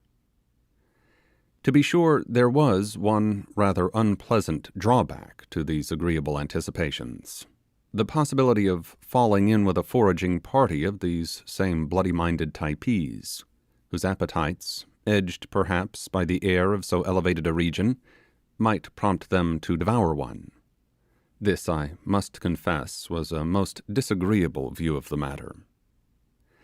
Just to think of a party of these unnatural gourmands taking it into their heads to make a convivial meal of a poor devil, who would have no means of escape or defence. However, there was no help for it. I was willing to encounter some risks in order to accomplish my object, and counted much upon my ability to elude these prowling cannibals amongst the many coverts which the mountains afforded. Besides, the chances were 10 to 1 in my favour that they would none of them quit their own fastnesses. I had determined not to communicate my design of withdrawing from the vessel to any of my shipmates, and least of all to solicit anyone to accompany me in my flight. But it so happened one night that, being upon deck, revolving over in my mind various plans of escape, I perceived one of the ship's company leaning over the bulwarks, apparently plunged in a profound reverie. He was a young fellow about my own age, for whom I had all along entertained a great regard, and Toby, such was the name by which he went among us, for his real name he would never tell us, was every way worthy of it. He was active, ready, and obliging, of dauntless courage, and singularly open and fearless in the expression of his feelings. I had on more than one occasion got him out of scrapes into which this had led him, and I know not whether it was from this cause or a certain congeniality of sentiment between us, that he had always shown a partiality for my society. We had battled out many a long watch together, beguiling the weary hours with chat, song, and story, mingled with a good many imprecations upon the hard destiny it seemed our common fortune to encounter. Toby, like myself, had evidently moved in a different sphere of life, and his conversation at times betrayed this, although he was anxious to conceal it. He was one of that class of rovers you sometimes meet at sea, who never reveal their origin, never allude to home, and go rambling over the world as if pursued by some mysterious fate they cannot possibly elude. There was much even in the appearance of Toby calculated to draw me towards him, for while the greater part of the crew were as coarse in person as in mind, Toby was endowed with a remarkably prepossessing exterior. Arrayed in his blue frock and duck trousers, he was as smart a looking sailor as ever stepped upon a deck. He was singularly small and slightly made, with great flexibility of limb. His naturally dark complexion had been deepened by exposure to the tropical sun, and a mass of jetty locks clustered about his temples, and threw a darker shade into his large black eyes. He was a strange, wayward being, moody, fitful, and melancholy, at times almost morose. He had a quick and fiery temper, too, which, when thoroughly roused, transported him into a state bordering on delirium. It is strange, the power that a mind of deep passion has over feebler natures. I have seen a brawny fellow, with no lack of ordinary courage, fairly quail before this slender stripling, when in one of his furious fits. But these paroxysms seldom occurred, and in them my big-hearted shipmate vented the bile which more calm-tempered individuals get rid of by a continual pettishness at trivial annoyances. No one ever saw Toby laugh. I mean in the hearty abandonment of broad-mouthed mirth. He did smile sometimes, it is true, and there was a good deal of dry, sarcastic humour about him, which told the more from the imperturbable gravity of his tone and manner. Latterly, I had observed that Toby's melancholy had greatly increased, and I had frequently seen him since our arrival at the island gazing wistfully upon the shore, when the remainder of the crew would be rioting below. I was aware that he entertained a cordial detestation of the ship, and believed that should a fair chance of escape present itself, he would embrace it willingly. But the attempt was so perilous in the place where we then lay, that I supposed myself the only individual on board the ship who was sufficiently reckless to think of it. In this, however, I was mistaken. When I perceived Toby leaning, as I have mentioned, against the bulwarks and buried in thought, it struck me at once that the subject of his meditations might be the same as my own. And if it be so, thought I, is he not the very one of all my shipmates whom I would choose for the partner of my adventure? And why should I not have some comrade with me to divide its dangers and alleviate its hardships? Perhaps I might be obliged to lie concealed among the mountains for weeks. In such an event, what a solace would a companion be? These thoughts passed rapidly through my mind, and I wondered why I had not before considered the matter in this light. But it was not too late. A tap upon the shoulder served to rouse Toby from his reverie.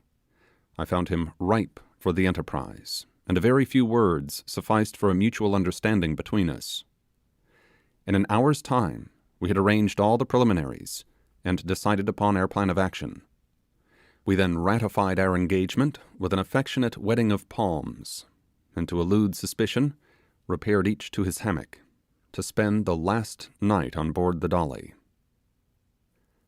The next day, the starboard watch, to which we both belonged, was to be sent ashore on liberty, and, availing ourselves of this opportunity, we determined as soon after landing as possible to separate ourselves from the rest of the men without exciting their suspicions, and strike back at once for the mountains.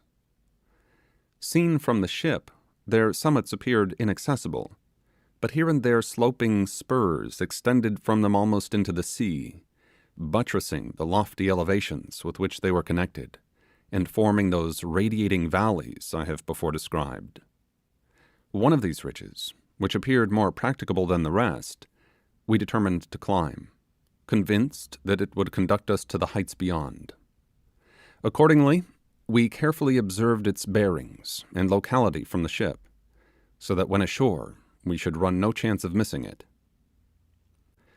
In all this, the leading object we had in view was to seclude ourselves from sight until the departure of the vessel, then to take our chance as to the reception the Nukuhiva natives might give us, and after remaining upon the island as long as we found our stay agreeable, to leave it the first favourable opportunity that offered. Chapter 6. Early the next morning the starboard watch were mustered upon the quarterdeck, and our worthy captain, standing in the cabin gangway, harangued us as follows. Now, men, as we are just off a 6 months' cruise, and have got through most all our work in port here, I suppose you want to go ashore. Well, I mean to give your watch liberty today, so you may get ready as soon as you please and go, but understand this. I am going to give you liberty because I suppose you would growl like so many old quarter gunners if I didn't. At the same time, if you'll take my advice, every mother's son of you will stay aboard and keep out of the way of the bloody cannibals altogether. 10 to 1, men. If you go ashore, you will get into some infernal row, and that will be the end of you. For if those tattooed scoundrels get you a little ways back into their valleys, they'll nab you.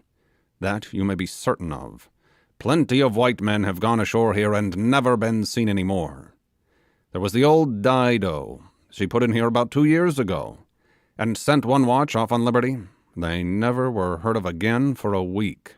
The natives swore they didn't know where they were, and only 3 of them ever got back to the ship again, and one with his face damaged for life, for the cursed heathens tattooed a broad patch clean across his figurehead. But it will be no use talking to you, for go you will, that I see plainly. So all I have to say is that you need not blame me if the islanders make a meal of you. You may stand some chance of escaping them, though, if you keep close about the French encampment, and are back to the ship again before sunset. Keep that much in your mind, if you forget all the rest I've been saying to you. There, go forward, bear a hand and rig yourselves, and stand by for a call. At 2 bells the boat will be manned to take you off, and the Lord have mercy on you.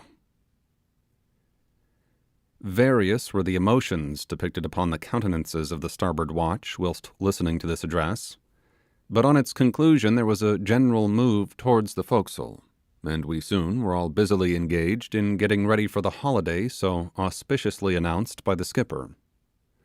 During these preparations his harangue was commented upon in no very measured terms, and one of the party, after denouncing him as a lying old son of a sea cook who begrudged a fellow a few hours' liberty, exclaimed with an oath, "But you don't bounce me out of my liberty, old chap, for all your yarns, for I would go ashore if every pebble on the beach was a live coal and every stick a gridiron, and the cannibals stood ready to broil me on landing." The spirit of this sentiment was responded to by all hands, and we resolved that in spite of the captain's croakings, we would make a glorious day of it. But Toby and I had our own game to play, and we availed ourselves of the confusion which always reigns among a ship's company preparatory to going ashore, to confer together and complete our arrangements.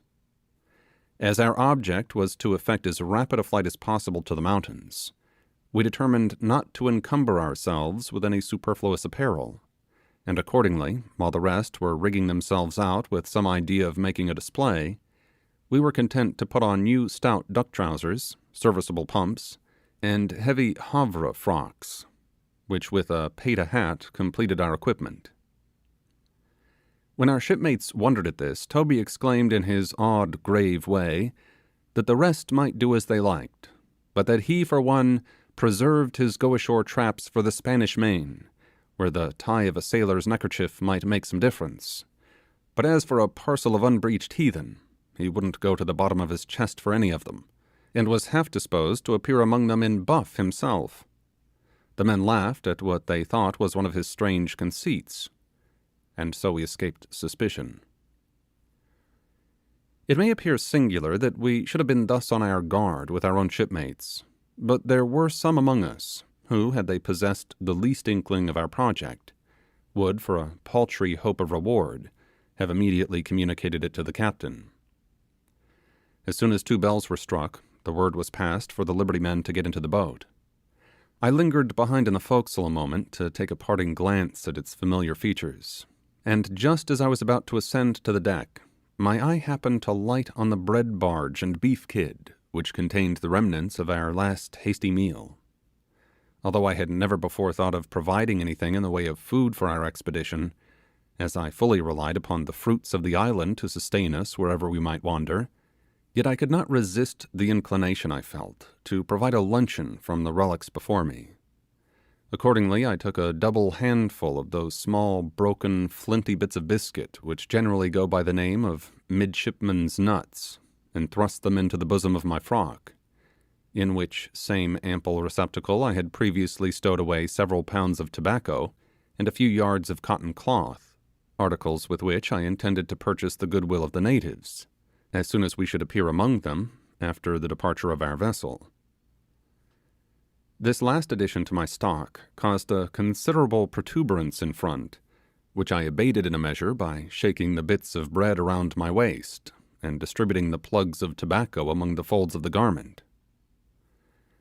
Hardly had I completed these arrangements when my name was sung out by a dozen voices, and I sprung upon the deck, where I found all the party in the boat, and impatient to shove off.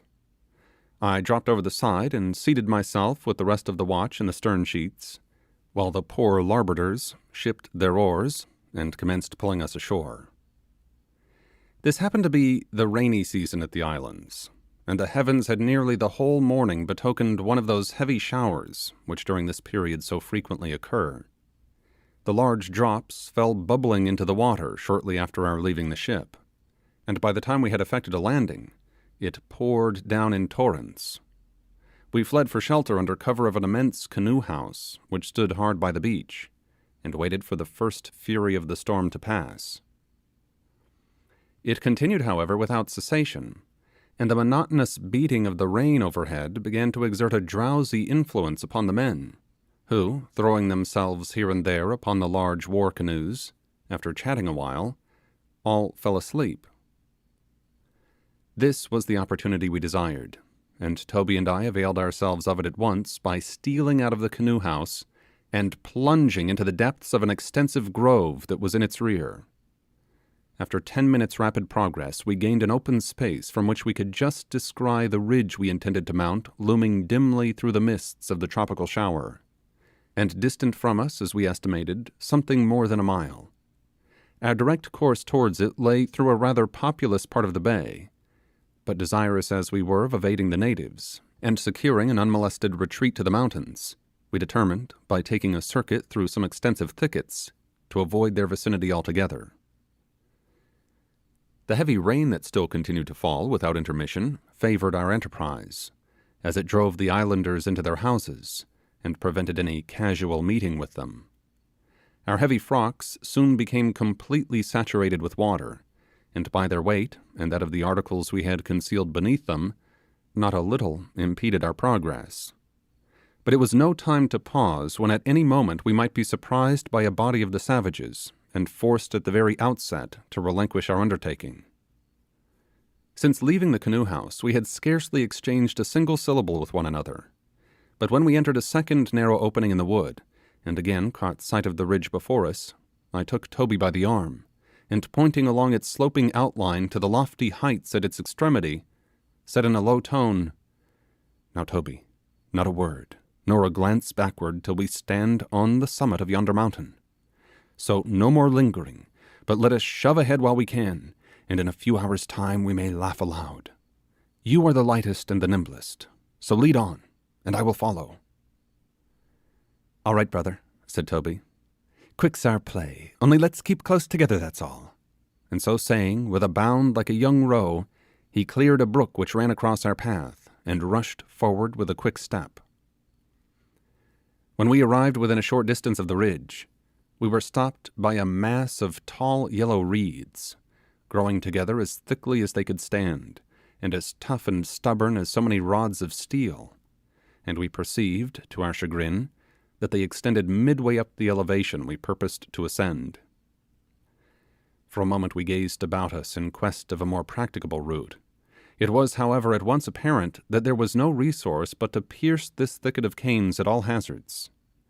We now reversed our order of march, I being the heaviest taking the lead, with a view of breaking a path through the obstruction, while Toby fell into the rear. 2 or 3 times I endeavoured to insinuate myself between the canes, and by dint of coaxing and bending them to make some progress, but a bullfrog might as well have tried to work a passage through the teeth of a comb, and I gave up the attempt in despair. Half wild with meeting an obstacle we had so little anticipated, I threw myself desperately against it, crushing to the ground the canes with which I came in contact, and rising to my feet again, repeated the action with like effect.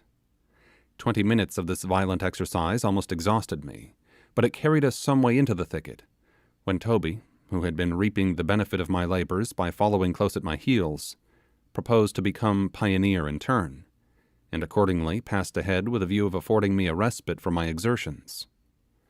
As, however, with his slight frame he made but bad work of it, I was soon obliged to resume my old place again.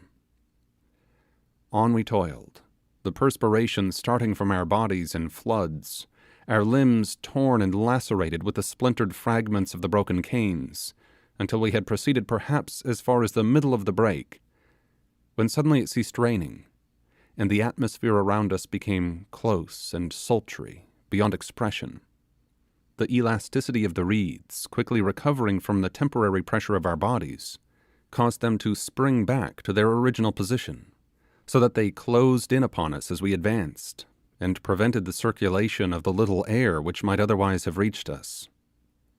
Besides this, their great height completely shut us out from the view of surrounding objects, and we were not certain but that we might have been going all the time in a wrong direction. Fatigued with my long-continued efforts, and panting for breath, I felt myself completely incapacitated for any further exertion. I rolled up the sleeve of my frock, and squeezed the moisture it contained into my parched mouth. But the few drops I managed to obtain gave me little relief, and I sunk down for a moment with a sort of dogged apathy, from which I was aroused by Toby, who had devised a plan to free us from the net in which we had become entangled. He was laying about him lustily with his sheath knife, lopping the canes right and left, like a reaper, and soon made quite a clearing around us. This sight reanimated me, and seizing my own knife, I hacked and hewed away without mercy. But alas, the farther we advanced, the thicker and taller, and apparently the more interminable, the reeds became. I began to think we were fairly snared, and had almost made up my mind that without a pair of wings we should never be able to escape from the toils, when all at once I discerned a peep of daylight through the canes on my right, and, communicating the joyful tidings to Toby, we both fell to with fresh spirit, and speedily opening a passage towards it, we found ourselves clear of perplexities, and in the near vicinity of the ridge. After resting for a few moments, we began the ascent, and after a little vigorous climbing, found ourselves close to its summit. Instead, however, of walking along its ridge, where we should have been in full view of the natives in the vales beneath, and at a point where they could easily intercept us were they so inclined, we cautiously advanced on one side, crawling on our hands and knees, and screened from observation by the grass through which we glided, much in the fashion of a couple of serpents. After an hour employed in this unpleasant kind of locomotion, we started to our feet again, and pursued our way boldly along the crest of the ridge. This salient spur of the lofty elevations that encompassed the bay rose with a sharp angle from the valleys at its base, and presented, with the exception of a few steep acclivities, the appearance of a vast inclined plain, sweeping down towards the sea from the heights in the distance. We had ascended it near the place of its termination, and at its lowest point, and now saw our route to the mountains distinctly defined along its narrow crest, which was covered with a soft carpet of verdure, and was in many parts only a few feet wide. Elated with the success which had so far attended our enterprise, and invigorated by the refreshing atmosphere we now inhaled, Toby and I in high spirits were making our way rapidly along the ridge, when suddenly from the valleys below, which lay on either side of us, we heard the distant shouts of the natives, who had just descried us, and to whom our figures, brought in bold relief against the sky, were plainly revealed. Glancing our eyes into these valleys, we perceived their savage inhabitants hurrying to and fro, seemingly under the influence of some sudden alarm, and appearing to the eye scarcely bigger than so many pygmies, while their white thatched dwellings, dwarfed by the distance, looked like baby houses. As we looked down upon the islanders from our lofty elevation, we experienced a sense of security, feeling confident that should they undertake a pursuit, it would, from the start we now had, prove entirely fruitless, unless they followed us into the mountains, where we knew they cared not to venture. However, we thought it as well to make the most of our time, and accordingly, where the ground would admit of it, we ran swiftly along the summit of the ridge, until we were brought to a stand by a steep cliff, which at first seemed to interpose an effectual barrier to our further advance. By dint of much hard scrambling, however, and at some risk to our necks, we at last surmounted it, and continued our flight with unabated celerity. We had left the beach early in the morning, and after an uninterrupted, though at times difficult and dangerous ascent, during which we had never once turned our faces to the sea, we found ourselves, about 3 hours before sunset, standing on the top of what seemed to be the highest land on the island, an immense overhanging cliff composed of basaltic rocks, hung round with parasitical plants. We must have been more than 3,000 feet above the level of the sea, and the scenery viewed from this height was magnificent.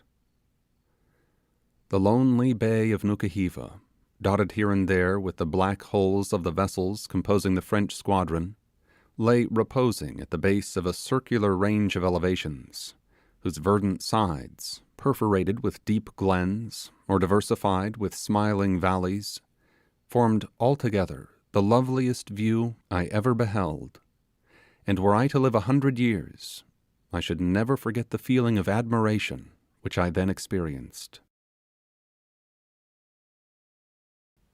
Chapter 7.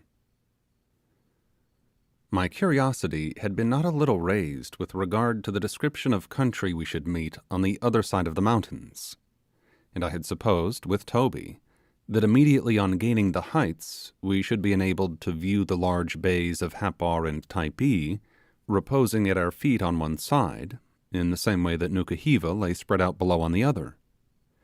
But here we were disappointed. Instead of finding the mountain we had ascended sweeping down in the opposite direction into broad and capacious valleys, the land appeared to retain its general elevation, only broken into a series of ridges and intervales, which, as far as the eye could reach, stretched away from us, with their precipitous sides covered with the brightest verdure, and waving here and there with the foliage of clumps of woodland, among which, however, we perceived none of those trees upon whose fruit we had relied with such certainty. This was a most unlooked-for discovery, and one that promised to defeat our plans altogether, for we could not think of descending the mountain on the Nukuhiva side in quest of food. Should we for this purpose be induced to retrace our steps, we should run no small chance of encountering the natives, who in that case, if they did nothing worse to us, would be certain to convey us back to the ship for the sake of the reward in calico and trinkets, which we had no doubt our skipper would hold out to them as an inducement to our capture. What was to be done? The Dolly would not sail perhaps for 10 days, and how were we to sustain life during this period? I bitterly repented our improvidence in not providing ourselves, as we easily might have done, with a supply of biscuit. With a rueful visage, I now bethought me of the scanty handful of bread I had stuffed into the bosom of my frock, and felt somewhat desirous to ascertain what part of it had weathered the rather rough usage it had experienced in ascending the mountain. I accordingly proposed to Toby that we should enter into a joint examination of the various articles we had brought from the ship. With this intent, we seated ourselves upon the grass, and a little curious to see with what kind of judgment my companion had filled his frock, which I remarked seemed about as well lined as my own, I requested him to commence operations by spreading out its contents. Thrusting his hand, then, into the bosom of this capacious receptacle, he first brought to light about a pound of tobacco, whose component parts still adhered together, the whole outside being covered with soft particles of sea bread. Wet and dripping, it had the appearance of having been just recovered from the bottom of the sea. But I paid slight attention to a substance of so little value to us in our present situation, as soon as I perceived the indications it gave of Toby's foresight in laying in a supply of food for the expedition. I eagerly inquired what quantity he had brought with him, when, rummaging once more beneath his garment, he produced a small handful of something so soft, pulpy, and discoloured, that for a few moments he was as much puzzled as myself to tell by what possible instrumentality such a villainous compound had become engendered in his bosom. I can only describe it as a hash of soaked bread and bits of tobacco, brought to a doughy consistency by the united agency of perspiration and rain. But repulsive as it might otherwise have been, I now regarded it as an invaluable treasure, and proceeded with great care to transfer this paste-like mass to a large leaf which I had plucked from a bush beside me. Toby informed me that in the morning he had placed 2 whole biscuits in his bosom, with a view of munching them, should he feel so inclined, during our flight. These were now reduced to the equivocal substance which I had just placed on the leaf. Another dive into the frock brought to view some 4 or 5 yards of calico print, whose tasteful pattern was rather disfigured by the yellow stains of the tobacco with which it had been brought in contact. In drawing this calico slowly from his bosom, inch by inch, Toby reminded me of a juggler performing the feat of the endless ribbon. The next cast was a small one, being a sailor's little ditty bag, containing needles, thread, and other sewing utensils. Then came a razor case, followed by 2 or 3 separate plugs of negro head, which were fished up from the bottom of the now empty receptacle. These various matters being inspected, I produced the few things that I had myself brought. As might have been anticipated from the state of my companion's edible supplies, I found my own in a deplorable condition, and diminished to a quantity that would not have formed 6 mouthfuls for a hungry man who was partial enough to tobacco not to mind swallowing it. A few morsels of bread, with a fathom or 2 of white cotton cloth, and several pounds of choice pigtail, composed the extent of my possessions. Our joint stock of miscellaneous articles was now made up into a compact bundle, which it was agreed we should carry alternately.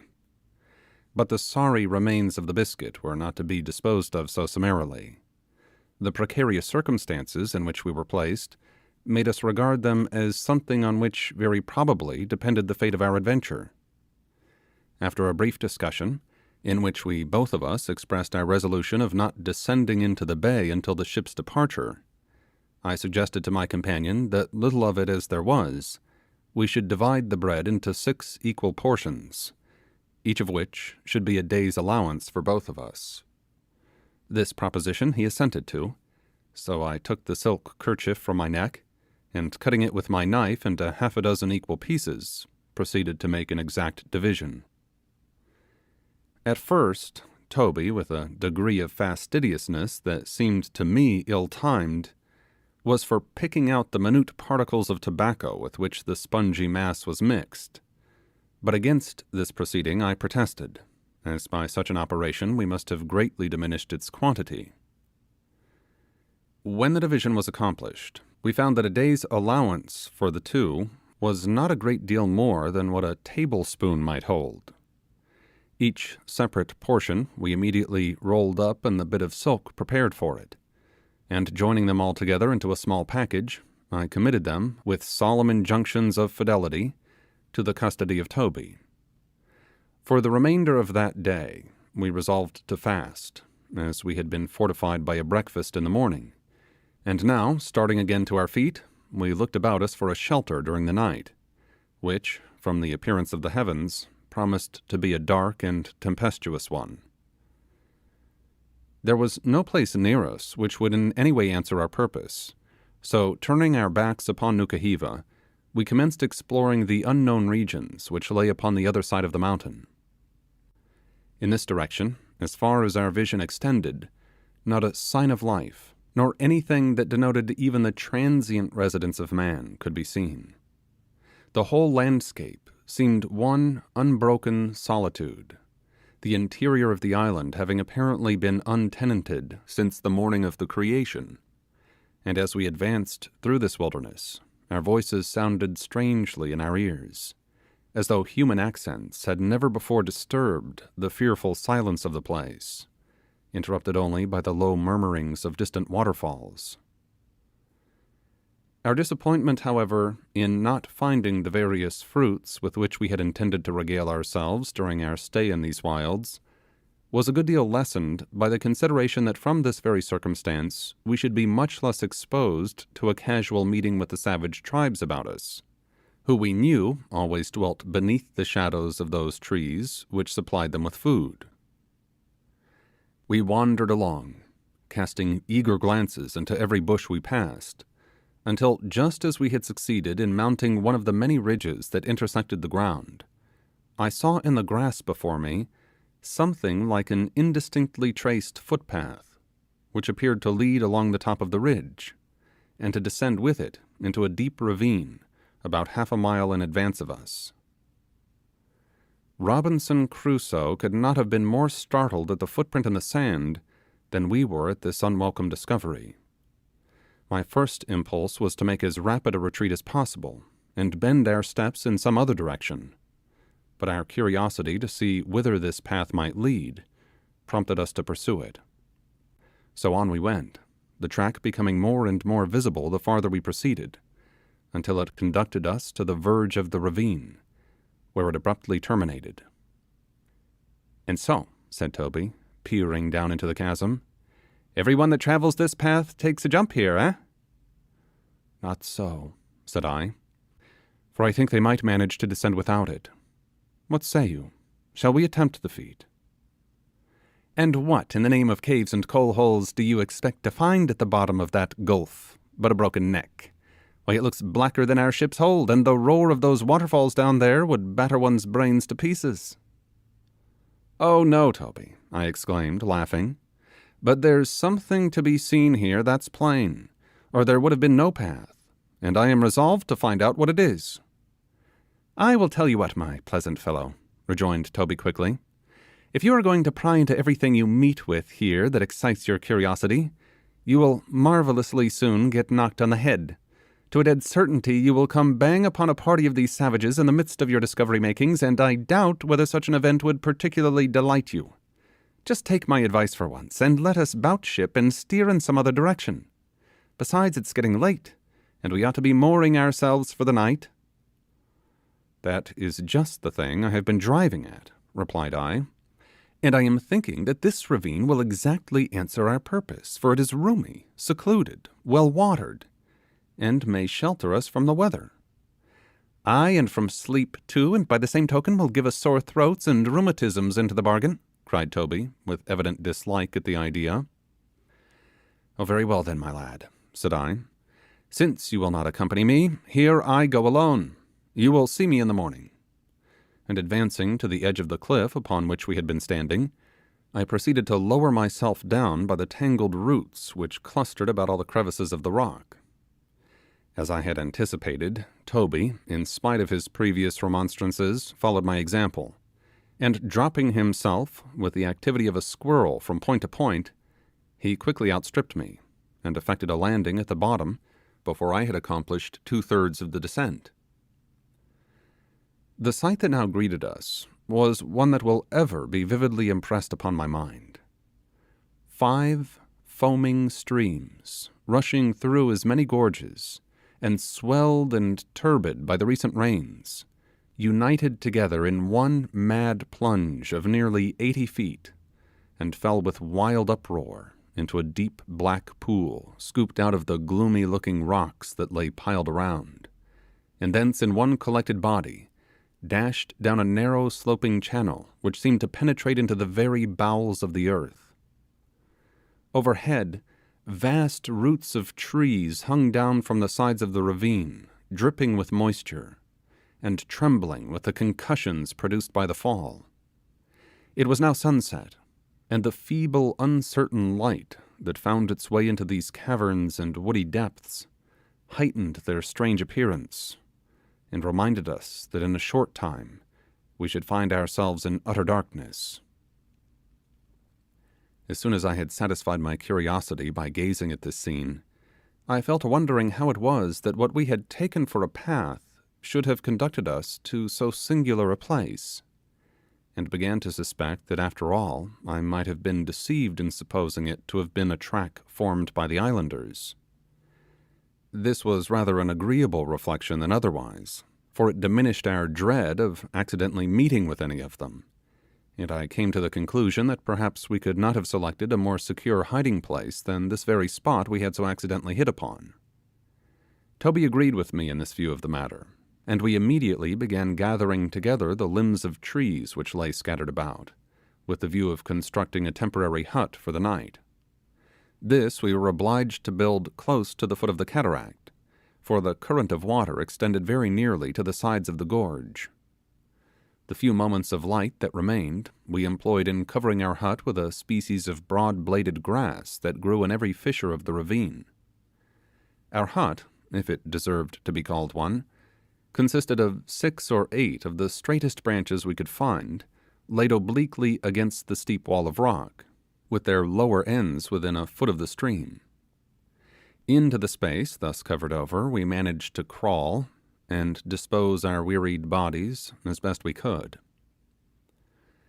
Shall I ever forget that horrid night? As for poor Toby, I could scarcely get a word out of him. It would have been some consolation to have heard his voice, but he lay shivering the livelong night like a man afflicted with the palsy, with his knees drawn up to his head, while his back was supported against the dripping side of the rock. During this wretched night there seemed nothing wanting to complete the perfect misery of our condition. The rain descended in such torrents that our poor shelter proved a mere mockery. In vain did I try to elude the incessant streams that poured upon me. By protecting one part I only exposed another, and the water was continually finding some new opening through which to drench us. I have had many a ducking in the course of my life, and in general cared little about it, but the accumulated horrors of that night, the death-like coldness of the place, the appalling darkness, and the dismal sense of our forlorn condition, almost unmanned me. It will not be doubted that the next morning we were early risers, and as soon as I could catch the faintest glimpse of anything like daylight, I shook my companion by the arm, and told him it was sunrise. Poor Toby lifted up his head, and after a moment's pause, said in a husky voice, "Then, shipmate, my top-lights have gone out, for it appears darker now with my eyes open than it did when they were shut." "Nonsense," exclaimed I. "You are not awake yet." "Awake?" roared Toby in a rage. "Awake? You mean to insinuate I've been asleep, do you? It is an insult to a man to suppose he could sleep in such an infernal place as this." By the time I had apologized to my friend for having misconstrued his silence, it had become somewhat more light, and we crawled out of our lair. The rain had ceased, but everything around us was dripping with moisture. We stripped off our saturated garments, and wrung them as dry as we could. We contrived to make the blood circulate in our benumbed limbs by rubbing them vigorously with our hands, and after performing our ablutions in the stream, and putting on our still wet clothes, we began to think it advisable to break our long fast, it being now 24 hours since we had tasted food. Accordingly, our day's ration was brought out, and seating ourselves on a detached fragment of rock, we proceeded to discuss it. First, we divided it into 2 equal portions, and carefully rolling one of them up for our evening's repast, divided the remainder again as equally as possible, and then drew lots for the first choice. I could have placed the morsel that fell to my share upon the tip of my finger, but, notwithstanding this, I took care that it should be full 10 minutes before I had swallowed the last crumb. What a true saying it is that appetite furnishes the best sauce. There was a flavour and a relish to this small particle of food that under other circumstances it would have been impossible for the most delicate viands to have imparted. A copious draught of the pure water which flowed at our feet served to complete the meal, and after it we rose sensibly refreshed and prepared for whatever might befall us. We now carefully examined the chasm in which we had passed the night. We crossed the stream, and gaining the farther side of the pool I have mentioned, discovered proofs that the spot must have been visited by someone but a short time previous to our arrival. Further observation convinced us that it had been regularly frequented, and, as we afterwards conjectured from particular indications, for the purpose of obtaining a certain root, from which the natives obtain a kind of ointment. These discoveries immediately determined us to abandon a place which had presented no inducement for us to remain, except the promise of security, and as we looked about us for the means of ascending again into the upper regions, we at last found a practicable part of the rock, and half an hour's toil carried us to the summit of the same cliff from which the preceding evening we had descended. I now proposed to Toby that instead of rambling about the island, exposing ourselves to discovery at every turn, we should select some place as our fixed abode for as long a period as our food should hold out, build ourselves a comfortable hut, and be as prudent and circumspect as possible. To all this my companion assented, and we at once set about carrying the plan into execution. With this view, after exploring without success a little glen near us, we crossed several of the ridges of which I have before spoken, and about noon found ourselves ascending a long and gradually rising slope, but still without having discovered any place adapted to our purpose. Low and heavy clouds betokened an approaching storm, and we hurried on to gain a covert in a clump of thick bushes which appeared to terminate the long ascent. We threw ourselves under the lee of these bushes, and pulling up the long grass that grew around, covered ourselves completely with it, and awaited the shower. But it did not come as soon as we had expected, and before many minutes my companion was fast asleep, and I was rapidly falling into the same state of happy forgetfulness. Just at this juncture, however, down came the rain, with a violence that put all thoughts of slumber to flight. Although in some measure sheltered, our clothes soon became as wet as ever. This, after all the trouble we had taken to dry them, was provoking enough, but there was no help for it, and I recommend all adventurous youths who abandon vessels in romantic islands during the rainy season to provide themselves with umbrellas. After an hour or so the shower passed away. My companion slept through it all, or at least appeared so to do, and now that it was over, I had not the heart to awaken him. As I lay on my back, completely shrouded with verdure, the leafy branches drooping over me, and my limbs buried in grass, I could not avoid comparing our situation with that of the interesting Babes in the Wood. Poor little sufferers! No wonder their constitutions broke down under the hardships to which they were exposed. During the hour or two spent under the shelter of these bushes, I began to feel symptoms which I at once attributed to the exposure of the preceding night. Cold shiverings and a burning fever succeeded one another at intervals, while one of my legs was swelled to such a degree, and pained me so acutely, that I half suspected I had been bitten by some venomous reptile, the congenial inhabitant of the chasm from which we had lately emerged. I may here remark, by the way, what I subsequently learned, that all the islands of Polynesia enjoy the reputation, in common with the Hibernian Isle, of being free from the presence of any vipers, though whether St. Patrick ever visited them is a question I shall not attempt to decide. As the feverish sensation increased upon me, I tossed about, still unwilling to disturb my slumbering companion, from whose side I removed 2 or 3 yards. I chanced to push aside a branch, and by so doing suddenly disclosed to my view a scene which even now I can recall with all the vividness of the first impression. Had a glimpse of the gardens of paradise been revealed to me, I could scarcely have been more ravished with the sight. From the spot where I lay transfixed with surprise and delight, I looked straight down into the bosom of a valley, which swept away in long wavy undulations to the blue waters in the distance. Midway towards the sea, and peering here and there amidst the foliage, might be seen the palmetto-thatched houses of its inhabitants, glistening in the sun that had bleached them to a dazzling whiteness.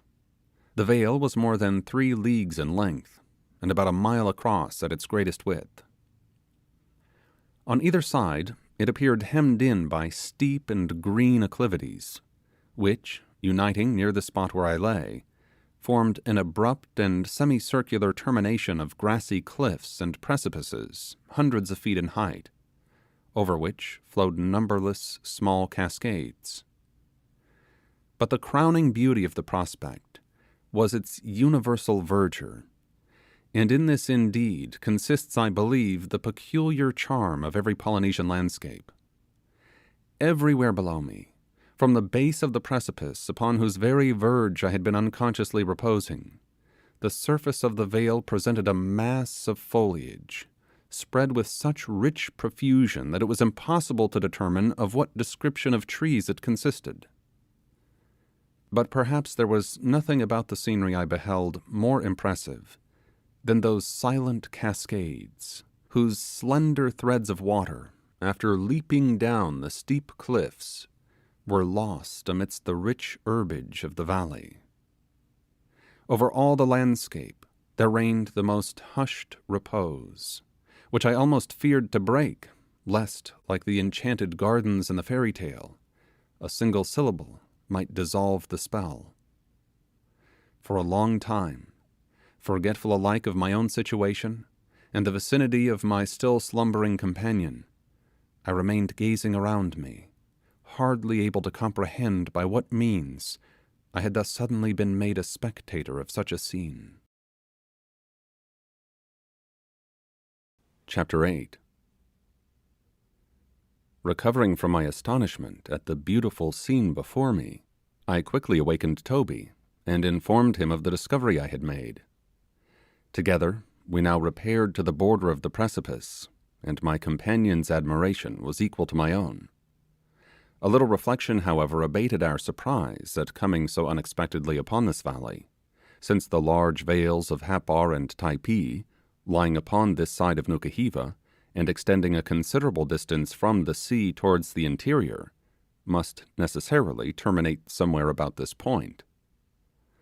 The question now was as to which of those 2 places we were looking down upon. Toby insisted that it was the abode of the Happars, and I that it was tenanted by their enemies, the ferocious Typees. To be sure, I was not entirely convinced by my own arguments, but Toby's proposition to descend at once into the valley, and partake of the hospitality of its inmates, seemed to me to be risking so much upon the strength of a mere supposition, that I resolved to oppose it until we had more evidence to proceed upon. The point was one of vital importance, as the natives of Happar were not only at peace with Nukuhiva, but cultivated with its inhabitants the most friendly relations, and enjoyed beside a reputation for gentleness and humanity, which led us to expect from them, if not a cordial reception, at least a shelter during the short period we should remain in their territory. On the other hand, the very name of Typee struck a panic into my heart, which I did not attempt to disguise. The thought of voluntarily throwing ourselves into the hands of these cruel savages seemed to me an act of mere madness, and almost equally so the idea of venturing into the valley, uncertain by which of these 2 tribes it was inhabited. That the vale at our feet was tenanted by one of them was a point that appeared to us past all doubt, since we knew that they resided in this quarter, although our information did not enlighten us further. My companion, however, incapable of resisting the tempting prospect which the place held out of an abundant supply of food and other means of enjoyment, still clung to his own inconsiderate view of the subject, nor could all my reasoning shake it. When I reminded him that it was impossible for either of us to know anything with certainty, and when I dwelt upon the horrible fate we should encounter were we rashly to descend into the valley, and discover too late the error we had committed, he replied by detailing all the evils of our present condition, and the sufferings we must undergo should we continue to remain where we then were. Anxious to draw him away from the subject if possible, for I saw that it would be in vain to attempt changing his mind, I directed his attention to a long, bright, unwooded tract of land, which, sweeping down from the elevations in the interior, descended into the valley before us. I then suggested to him that beyond this ridge might lie a capacious and untenanted valley, abounding with all manner of delicious fruits, for I had heard that there were several such upon the island, and proposed that we should endeavour to reach it, and if we found our expectations realized, we should at once take refuge in it, and remain there as long as we pleased. He acquiesced in the suggestion, and we immediately, therefore, began surveying the country lying before us, with a view of determining upon the best route for us to pursue. But it presented little choice, the whole interval being broken into steep ridges, divided by dark ravines, extending in parallel lines at right angles to our direct course. All these we would be obliged to cross before we could hope to arrive at our destination. A weary journey, but we decided to undertake it, though for my own part I felt little prepared to encounter its fatigues, shivering and burning by turns with the ague and fever, for I know not how else to describe the alternate sensations I experienced, and suffering not a little from the lameness which afflicted me. Added to this was the faintness consequent on our meagre diet, a calamity in which Toby participated to the same extent as myself. These circumstances, however, only augmented my anxiety to reach a place which promised us plenty and repose, before I should be reduced to a state which would render me altogether unable to perform the journey. Accordingly, we now commenced it by descending the almost perpendicular side of a steep and narrow gorge, bristling with a thick growth of reeds. Here there was but one mode for us to adopt. We seated ourselves upon the ground, and guided our descent by catching at the canes in our path. The velocity with which we thus slid down the side of the ravine soon brought us to a point where we could use our feet, and in a short time we arrived at the edge of the torrent, which rolled impetuously along the bed of the chasm.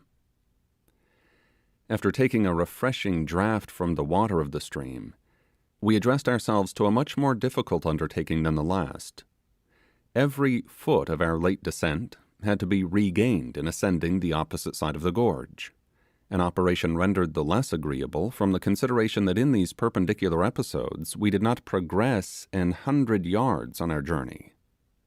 But, ungrateful as the task was, we set about it with exemplary patience, and after a snail-like progress of an hour or more, had scaled perhaps one half of the distance, when the fever which had left me for a while returned with such violence and accompanied by so raging a thirst, that it required all the entreaties of Toby to prevent me from losing all the fruits of my late exertion, by precipitating myself madly down the cliffs we had just climbed, in quest of the water which flowed so temptingly at their base. At the moment, all my hopes and fears appeared to be merged in this one desire, careless of the consequences that might result from its gratification. I am aware of no feeling, either of pleasure or of pain, that so completely deprives one of all power to resist its impulses, as this same raging thirst. Toby earnestly conjured me to continue the ascent, assuring me that a little more exertion would bring us to the summit, and that then in less than 5 minutes we should find ourselves at the brink of the stream, which must necessarily flow on the other side of the ridge. "Do not," he exclaimed, "turn back, now that we have proceeded thus far, for I tell you that neither of us will have the courage to repeat the attempt if once more we find ourselves looking up to where we now are from the bottom of these rocks." I was not yet so perfectly beside myself as to be heedless of these representations, and therefore toiled on, ineffectually endeavouring to appease the thirst which consumed me, by thinking that in a short time I should be able to gratify it to my heart's content. At last we gained the top of the second elevation, the loftiest of those I have described as extending in parallel lines between us and the valley we desired to reach. It commanded a view of the whole intervening distance, and, discouraged as I was by other circumstances, this prospect plunged me into the very depths of despair. Nothing but dark and fearful chasms, separated by sharp-crested and perpendicular ridges as far as the eye could reach. Could we have stepped from summit to summit of these steep but narrow elevations, we could easily have accomplished the distance. But we must penetrate to the bottom of every yawning gulf, and scale in succession every one of the eminences before us. Even Toby, although not suffering as I did, was not proof against the disheartening influences of the sight. But we did not long stand to contemplate it, impatient as I was to reach the waters of the torrent which flowed beneath us. With an insensibility to danger which I cannot call to mind without shuddering, we threw ourselves down the depths of the ravine, startling its savage solitudes with the echoes produced by the falling fragments of rock we every moment dislodged from their places, careless of the insecurity of our footing, and reckless whether the slight roots and twigs we clutched at sustained us for the while, or treacherously yielded to our grasp. For my own part, I scarcely knew whether I was helplessly falling from the heights above, or whether the fearful rapidity with which I descended was an act of my own volition. In a few minutes we reached the foot of the gorge, and kneeling upon a small ledge of dripping rocks, I bent over to the stream. What a delicious sensation was I now to experience! I paused for a second to concentrate all my capabilities of enjoyment, and then immerged my lips in the clear element before me. Had the apples of Sodom turned to ashes in my mouth, I could not have felt a more startling revulsion. A single drop of the cold fluid seemed to freeze every drop of blood in my body. The fever that had been burning in my veins gave place on the instant to death-like chills, which shook me one after another like so many shocks of electricity, while the perspiration produced by my late violent exertions congealed in icy beads upon my forehead. My thirst was gone, and I fairly loathed the water.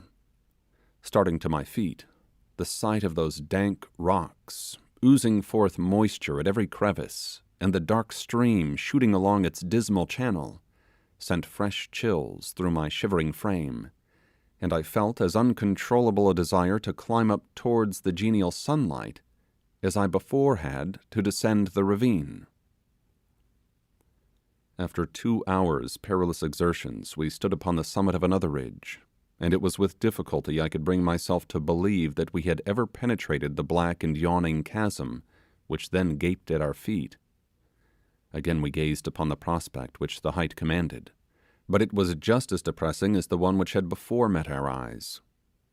I now felt that in our present situation it was in vain for us to think of ever overcoming the obstacles in our way, and I gave up all thoughts of reaching the vale which lay beyond this series of impediments, while at the same time I could not devise any scheme to extricate ourselves from the difficulties in which we were involved.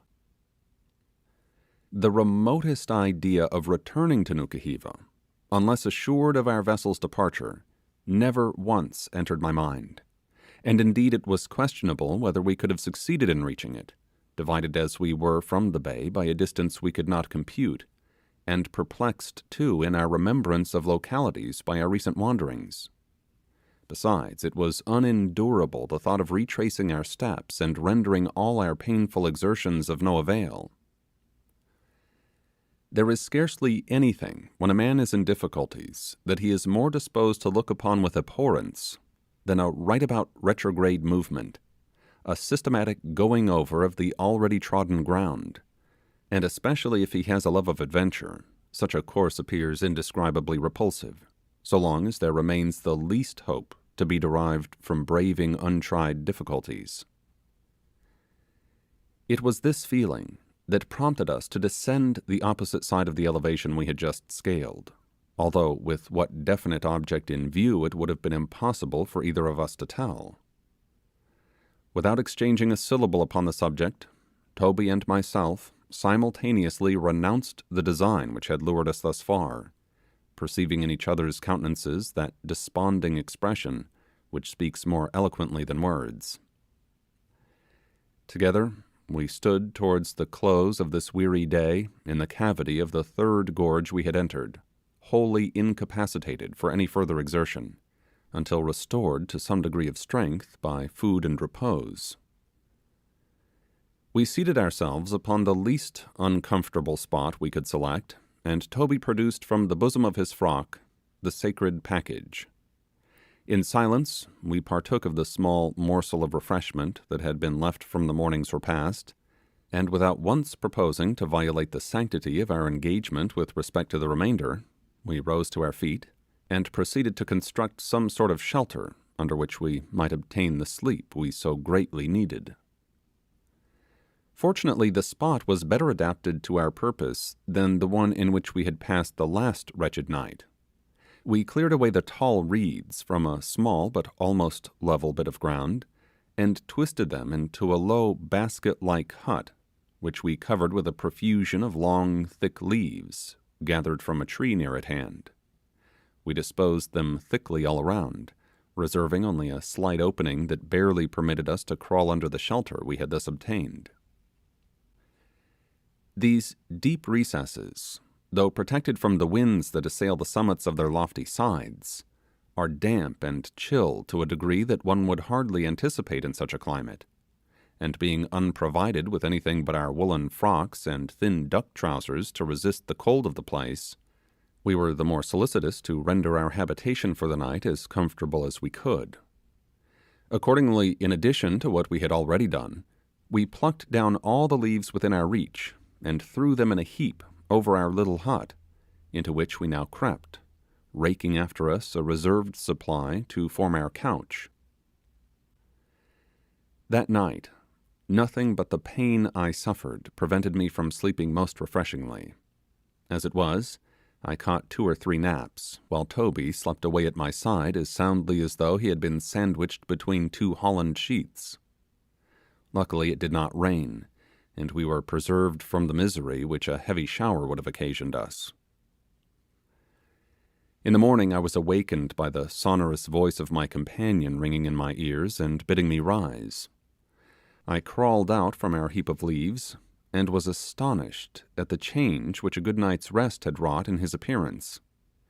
He was as blithe and joyous as a young bird, and was staying the keenness of his morning's appetite by chewing the soft bark of a delicate branch he held in his hand, and he recommended the like to me as an admirable antidote against the gnawings of hunger.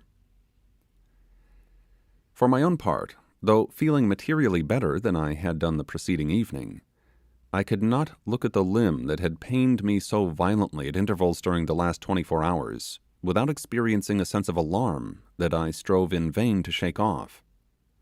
Unwilling to disturb the flow of my comrade's spirits, I managed to stifle the complaints to which I might otherwise have given vent, and calling upon him good-humouredly to speed our banquet, I prepared myself for it by washing in the stream.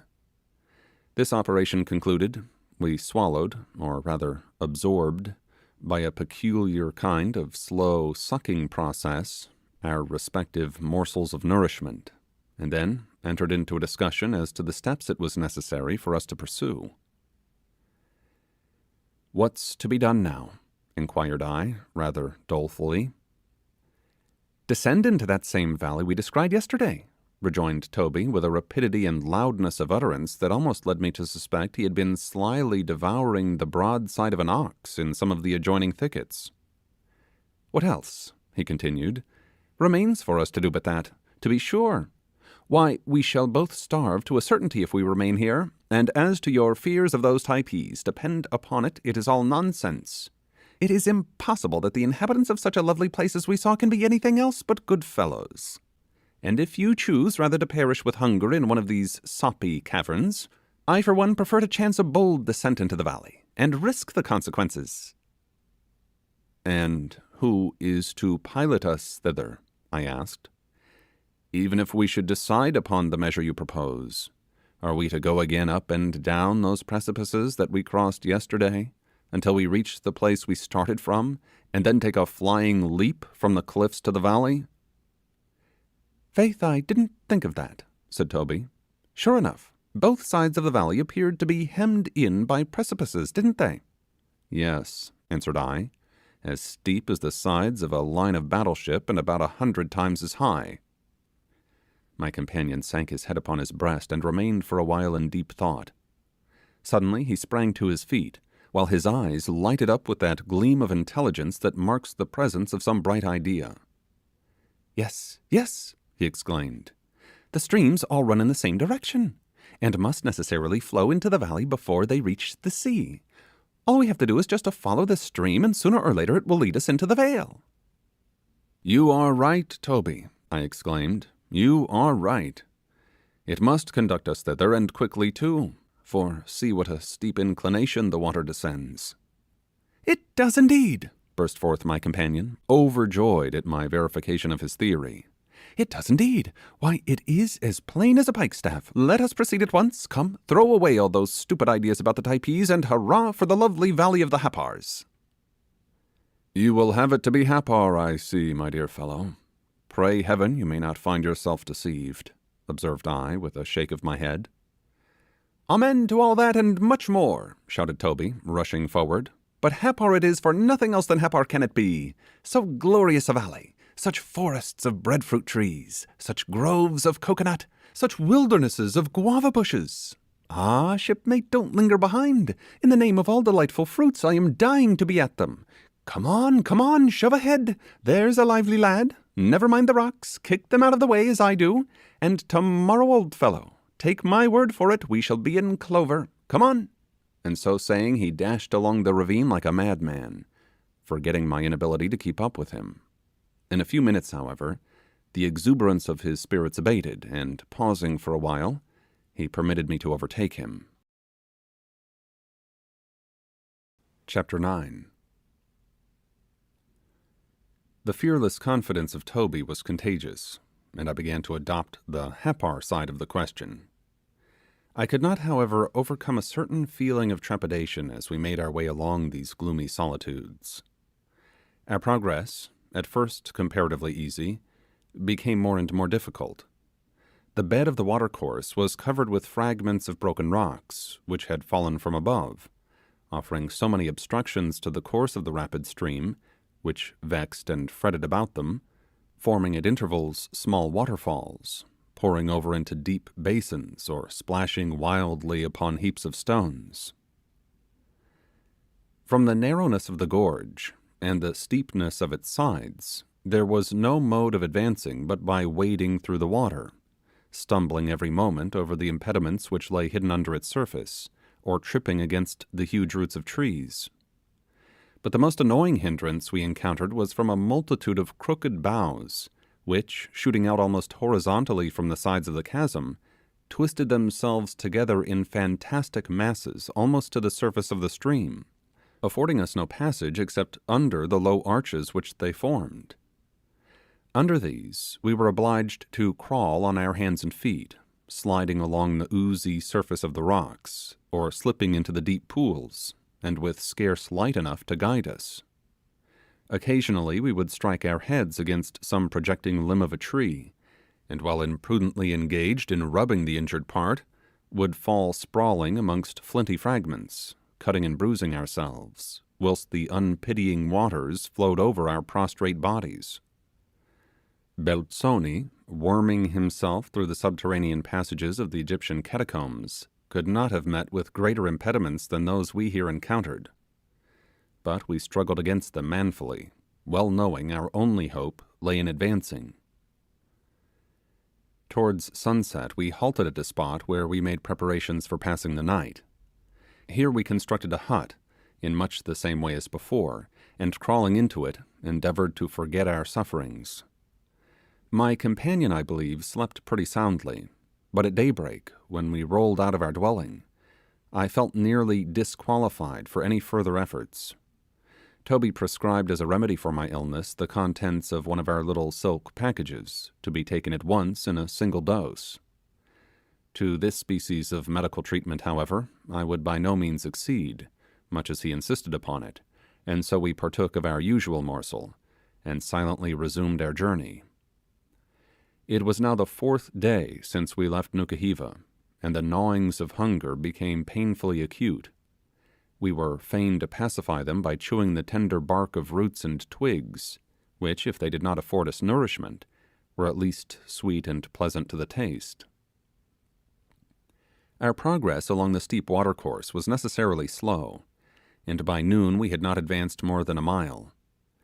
It was somewhat near this part of the day that the noise of falling waters, which we had faintly caught in the early morning, became more distinct, and it was not long before we were arrested by a rocky precipice of nearly 100 feet in depth that extended all across the channel, and over which the wild stream poured in an unbroken leap. On either hand, the walls of the ravine presented their overhanging sides both above and below the fall, affording no means whatever of avoiding the cataract by taking a circuit round it. "What's to be done now, Toby?" said I. "Why," rejoined he, "as we cannot retreat, I suppose we must keep shoving along." "Very true, my dear Toby, but how do you propose accomplishing that desirable object?" "By jumping from the top of the fall, if there be no other way," unhesitatingly replied my companion. "It will be much the quickest way of descent, but as you are not quite as active as I am, we will try some other way." And so saying, he crept cautiously along and peered over into the abyss, while I remained wondering by what possible means we could overcome this apparently insuperable obstruction. As soon as my companion had completed his survey, I eagerly inquired the results. "The result of my observations you wish to know, do you?"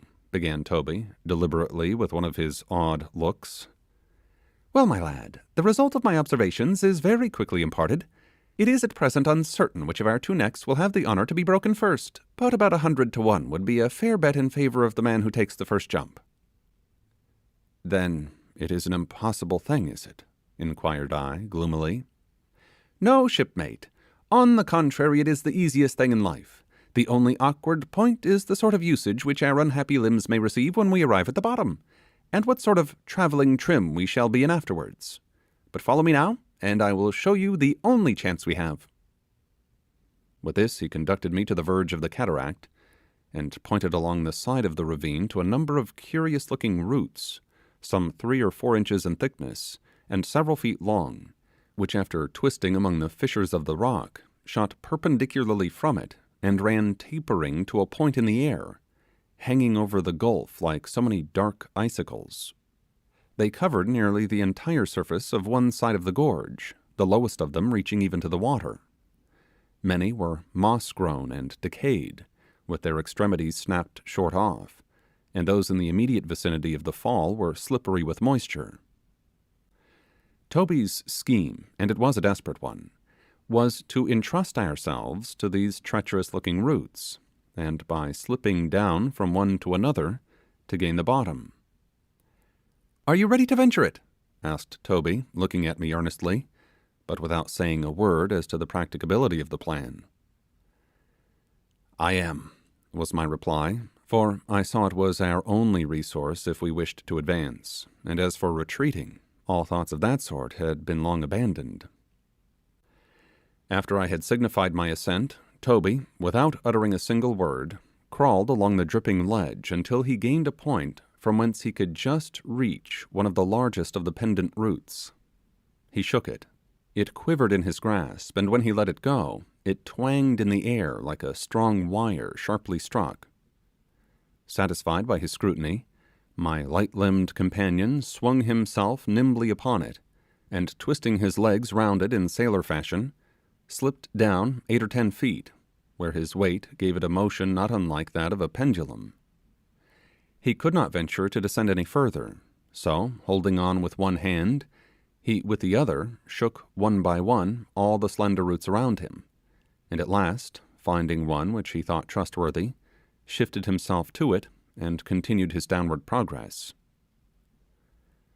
So far so well, but I could not avoid comparing my heavier frame and disabled condition with his light figure and remarkable activity.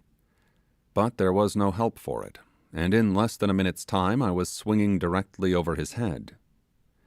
As soon as his upturned eyes caught a glimpse of me, He exclaimed in his usual dry tone, for the danger did not seem to daunt him in the least, "Mate, do me the kindness not to fall until I get out of your way," and then swinging himself more on one side, he continued his descent.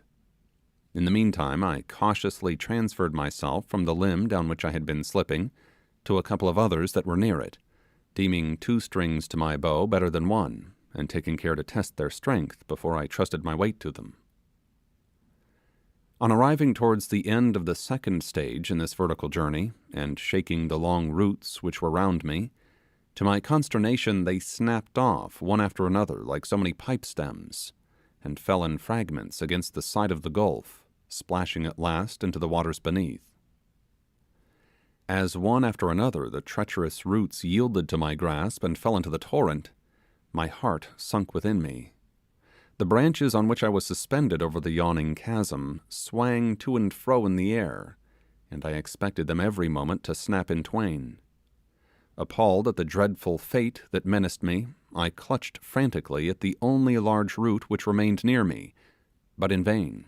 I could not reach it, though my fingers were within a few inches of it.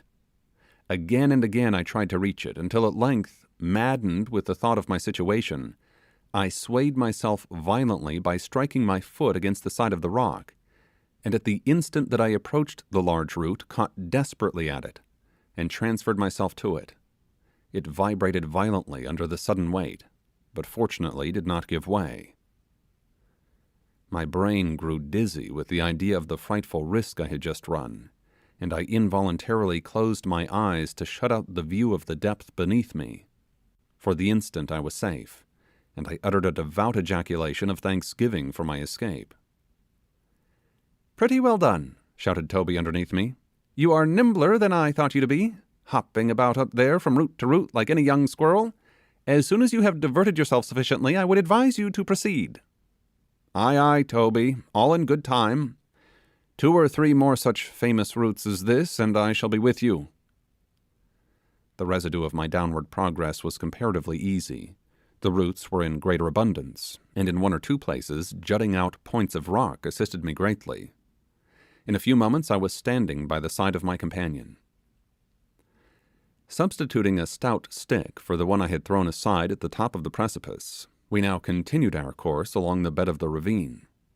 Soon we were saluted by a sound in advance that grew by degrees louder and louder, as the noise of the cataract we were leaving behind gradually died on our ears.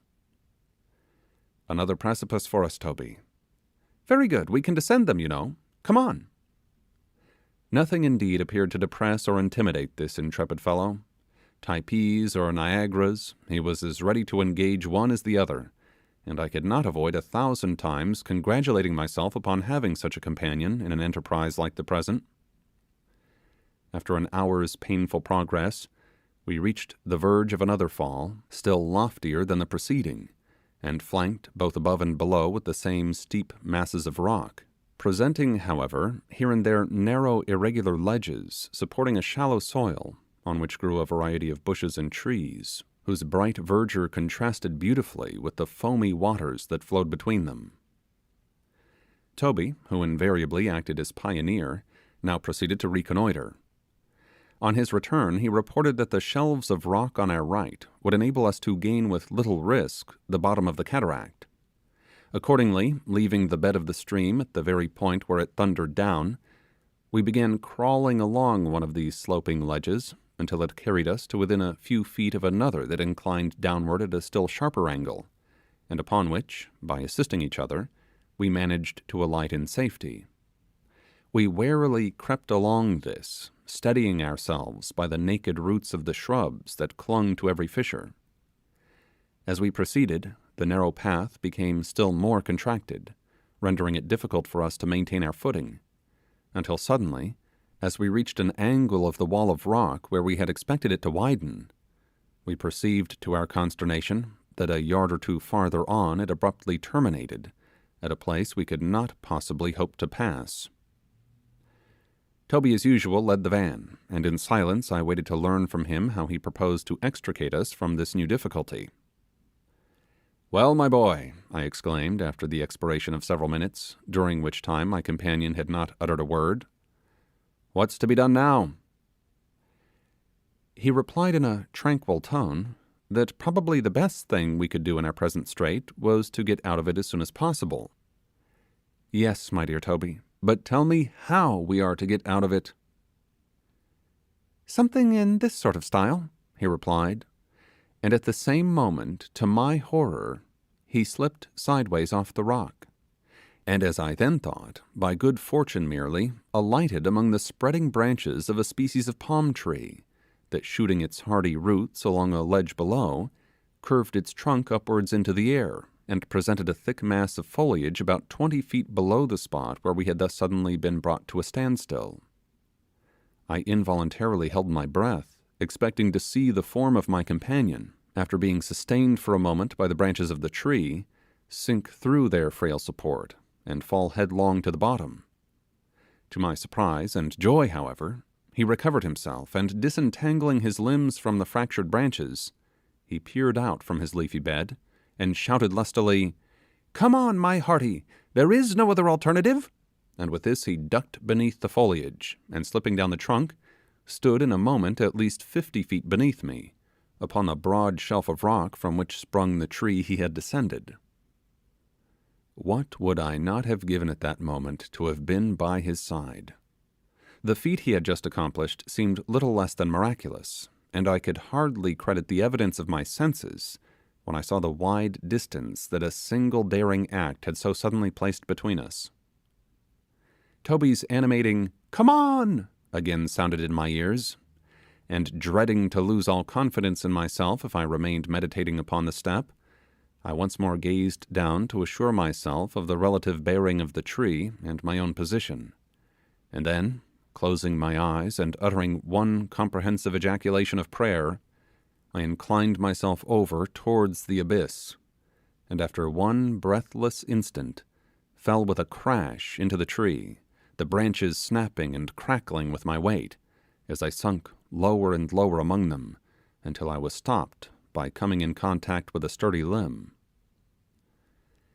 In a few moments I was standing at the foot of the tree, manipulating myself all over with a view of ascertaining the extent of the injuries I had received. To my surprise, the only effects of my feat were a few slight contusions too trifling to care about. The rest of our descent was easily accomplished, and in half an hour after regaining the ravine we had partaken of our evening morsel, built our hut as usual, and crawled under its shelter. The next morning, in spite of our debility and the agony of hunger under which we were now suffering, though neither of us confessed to the fact, we struggled along our dismal and still difficult and dangerous path, cheered by the hope of soon catching a glimpse of the valley before us, and towards evening the voice of a cataract which had for some time sounded like a low deep bass to the music of the smaller waterfalls, broke upon our ears in still louder tones, and assured us that we were approaching its vicinity. That evening we stood on the brink of a precipice, over which the dark stream bounded in one final leap of full 300 feet. The sheer descent terminated in the region we so long had sought. On either side of the fall, two lofty and perpendicular bluffs buttressed the sides of the enormous cliff, and projected into the sea of verdure with which the valley waved, and a range of similar projecting eminences stood disposed in a half circle about the head of the vale. A thick canopy of leaves hung over the very verge of the fall, leaving an arched aperture for the passage of the waters, which imparted a strange picturesqueness to the scene.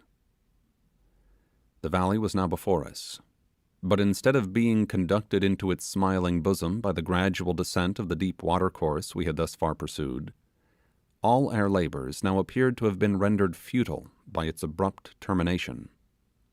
But, bitterly disappointed, we did not entirely despair.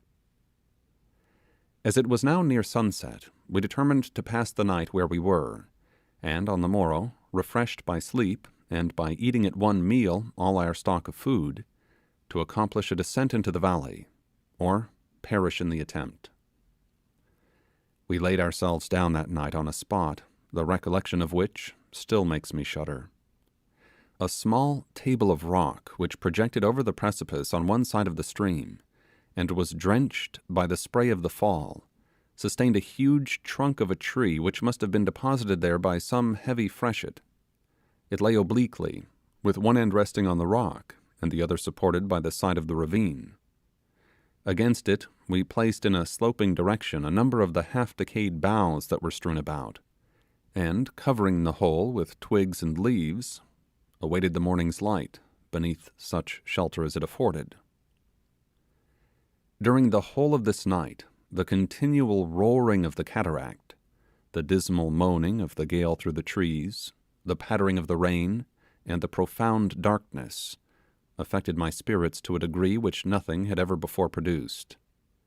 Wet, half famished, and chilled to the heart with the dampness of the place, and nearly wild with the pain I endured, I fairly cowered down to the earth under this multiplication of hardships, and abandoned myself to frightful anticipations of evil, and my companion, whose spirit at last was a good deal broken, scarcely uttered a word during the whole night. At length the day dawned upon us, and rising from our miserable pallet, we stretched our stiffened joints, and after eating all that remained of our bread, prepared for the last stage of our journey. I will not recount every hairbreadth escape, and every fearful difficulty that occurred before we succeeded in reaching the bosom of the valley. As I have already described similar scenes, it will be sufficient to say that at length, after great toil and great dangers, we both stood, with no limbs broken, at the head of that magnificent vale, which 5 days before had so suddenly burst upon my sight, and almost beneath the shadows of those very cliffs from whose summits we had gazed upon the prospect. Chapter 10. How to obtain the fruit which we felt convinced must grow near at hand was our first thought.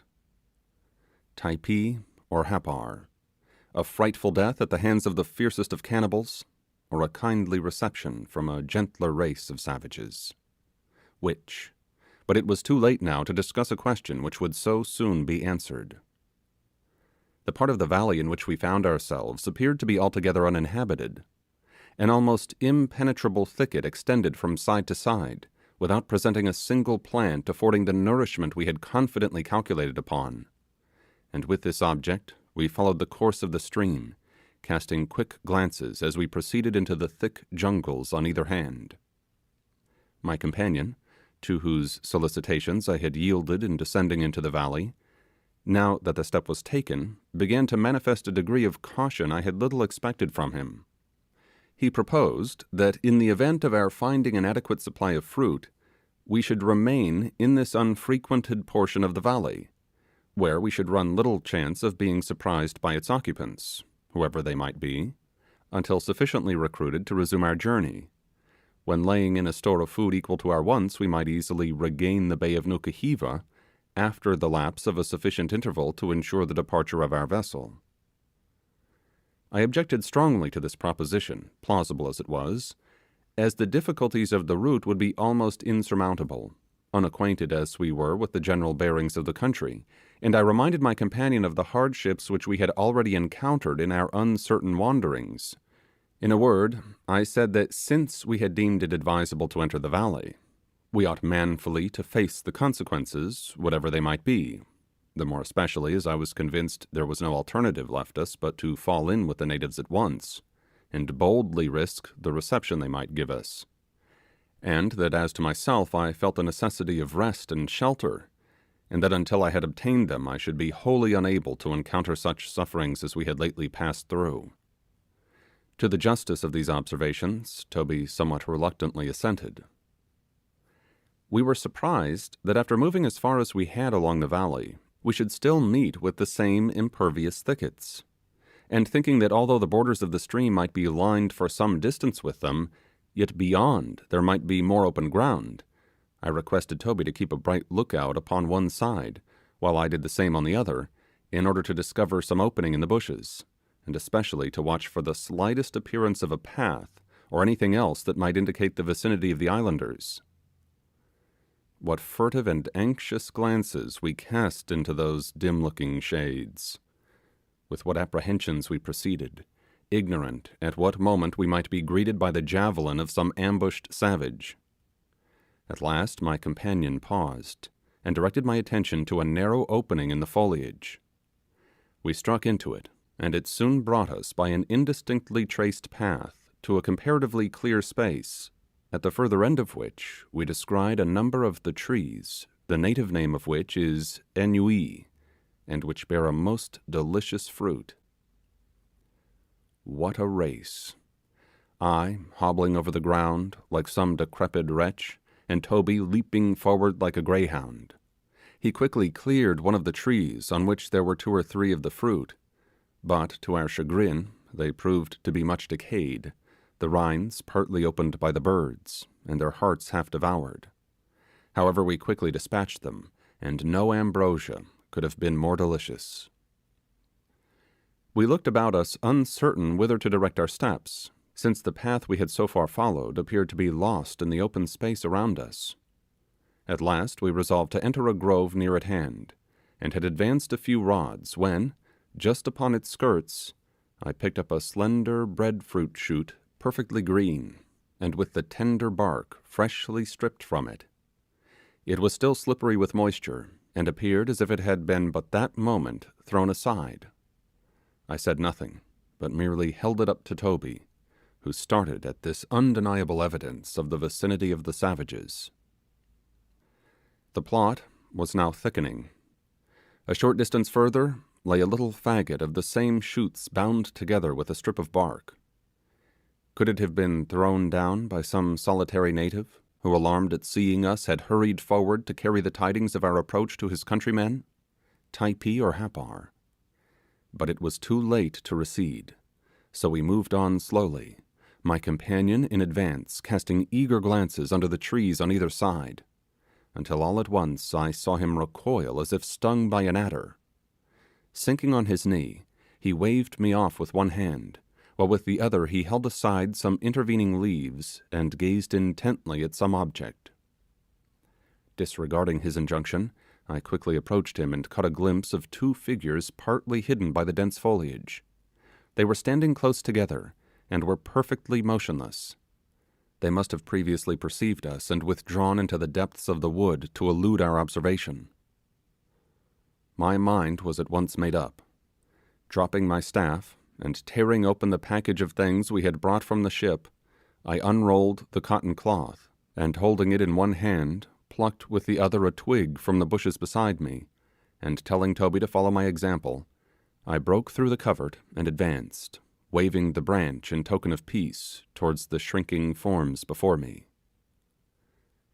They were a boy and girl, slender and graceful, and completely naked, with the exception of a slight girdle of bark, from which depended at opposite points 2 of the russet leaves of the breadfruit tree. An arm of the boy, half screened from sight by her wild tresses, was thrown about the neck of the girl, while with the other he held one of her hands in his, and thus they stood together, their heads inclined forward, catching the faint noise we made in our progress, and with one foot in advance, as if half inclined to fly from our presence. As we drew near, their alarm evidently increased. Apprehensive that they might fly from us altogether, I stopped short and motioned them to advance and receive the gift I extended towards them, but they would not. I then uttered a few words of their language with which I was acquainted, scarcely expecting that they would understand me, but to show that we had not dropped from the clouds upon them. This appeared to give them a little confidence, so I approached nearer, presenting the cloth with one hand and holding the bough with the other, while they slowly retreated. At last they suffered us to approach so near to them that we were enabled to throw the cotton cloth across their shoulders, giving them to understand that it was theirs, and by a variety of gestures endeavouring to make them understand that we entertained the highest possible regard for them. The frightened pair now stood still, whilst we endeavoured to make them comprehend the nature of our wants. In doing this, Toby went through with a complete series of pantomimic illustrations, opening his mouth from ear to ear, and thrusting his fingers down his throat, gnashing his teeth and rolling his eyes about, till I verily believe the poor creatures took us for a couple of white cannibals who were about to make a meal of them. When, however, they understood us, they showed no inclination to relieve our wants. At this juncture, it began to rain violently, and we motioned them to lead us to some place of shelter. With this request, they appeared willing to comply, but nothing could evince more strongly the apprehension with which they regarded us than the way in which, whilst walking before us, they kept their eyes constantly turned back to watch every movement we made, and even our very looks. "Typee or Happar, Toby?" asked I as we walked after them. "Of course Happar," he replied with a show of confidence which was intended to disguise his doubts. "We shall soon know," I exclaimed, and at the same moment I stepped forward towards our guides, and pronouncing the two names interrogatively and pointing to the lowest part of the valley, endeavoured to come to the point at once. They repeated the words after me again and again, but without giving any peculiar emphasis to either, so that I was completely at a loss to understand them. For a couple of wilier young things than we afterwards found them to have been on this particular occasion never probably fell in any traveller's way. More and more curious to ascertain our fate, I now threw together in the form of a question the words Happar and Mortarki, the latter being equivalent to the word good. The two natives interchanged glances of peculiar meaning with one another at this, and manifested no little surprise, but on the repetition of the question, after some consultation together, to the great joy of Toby, they answered in the affirmative.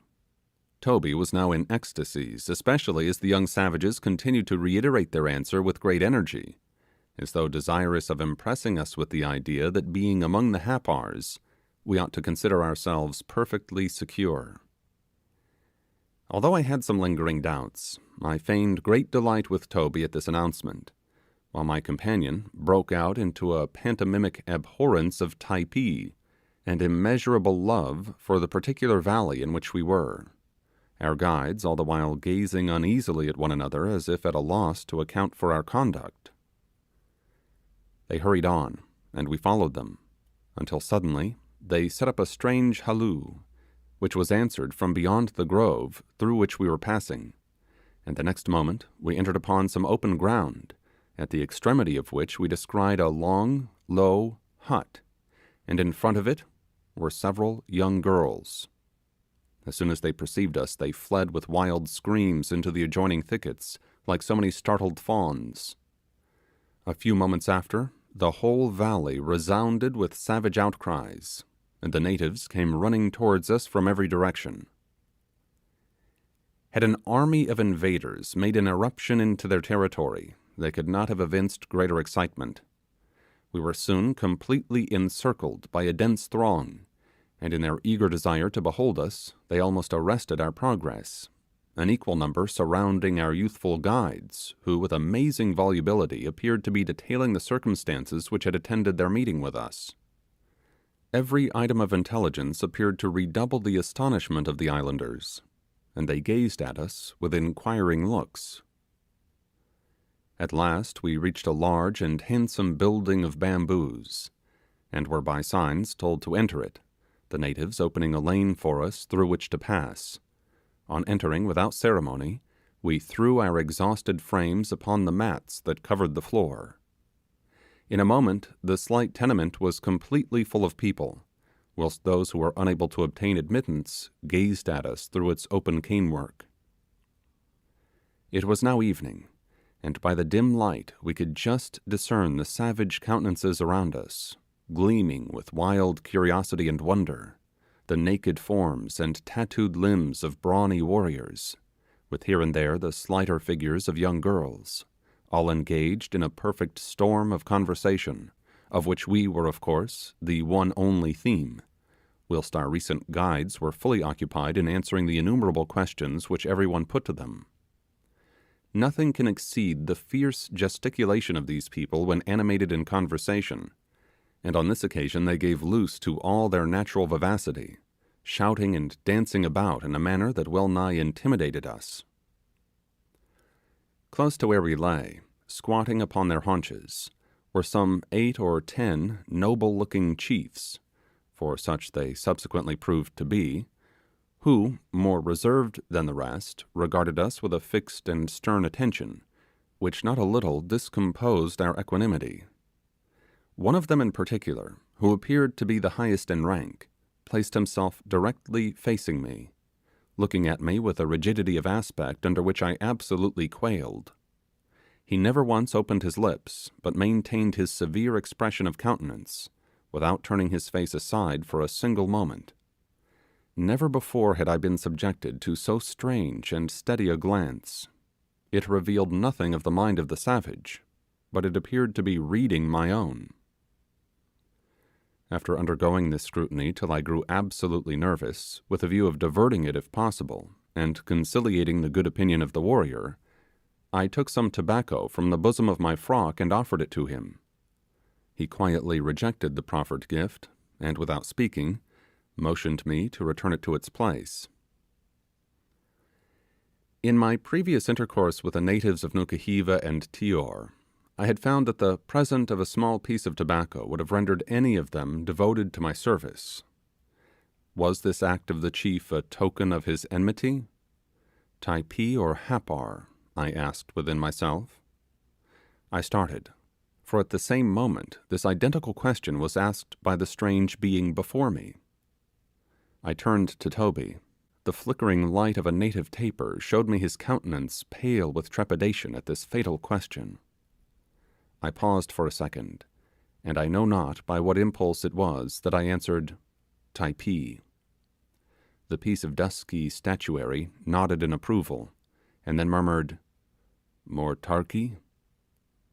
Mortarki, said I, without further hesitation. Typee Mortarki. What a transition! The dark figures around us leaped to their feet, clapped their hands in transport, and shouted again and again the talismanic syllables, the utterance of which appeared to have settled everything. When this commotion had a little subsided, the principal chief squatted once more before me, and throwing himself into a sudden rage, poured forth a string of philippics, which I was at no loss to understand, from the frequent recurrence of the word Happar as being directed against the natives of the adjoining valley. In all these denunciations my companion and I acquiesced, while we extolled the character of the warlike Typees.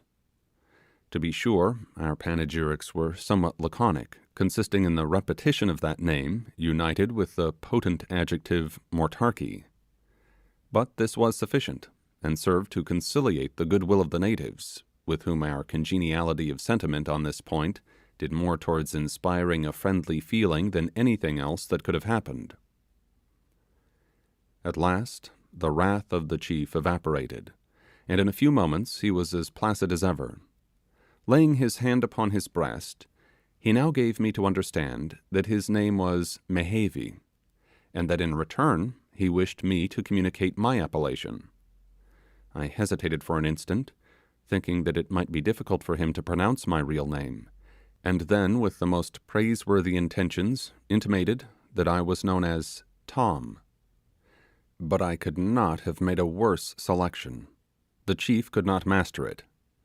Tomo, Tama, Tommy, everything but plain Tom.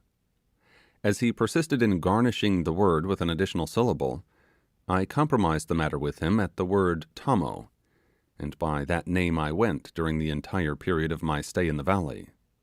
The same proceeding was gone through with Toby, whose mellifluous appellation was more easily caught. An exchange of names is equivalent to a ratification of goodwill and amity among these simple people, and as we were aware of this fact, we were delighted that it had taken place on the present occasion. Reclining upon our mats, we now held a kind of levee, giving audience to successive troops of the natives, who introduced themselves to us by pronouncing their respective names, and retired in high good humour on receiving ours in return. During this ceremony, the greatest merriment prevailed, nearly every announcement on the part of the islanders being followed by a fresh sally of gaiety, which induced me to believe that some of them at least were innocently diverting the company at our expense, by bestowing upon themselves a string of absurd titles, of the humour of which we were of course entirely ignorant. All this occupied about an hour, when the throng having a little diminished, I turned to Mehevi and gave him to understand that we were in need of food and sleep. Immediately the attentive chief addressed a few words to one of the crowd, who disappeared, and returned in a few moments with a calabash of poe and 2 or 3 young coconuts stripped of their husks, and with their shells partly broken. We both of us forthwith placed one of these natural goblets to our lips, and drained it in a moment of the refreshing draught it contained. The poe was then placed before us, and even famished as I was, I paused to consider in what manner to convey it to my mouth. This staple article of food among the Marquesas Islanders is manufactured from the produce of the breadfruit tree. It somewhat resembles in its plastic nature our bookbinder's paste, is of a yellow colour, and somewhat tart to the taste. Such was the dish, the merits of which I was now eager to discuss.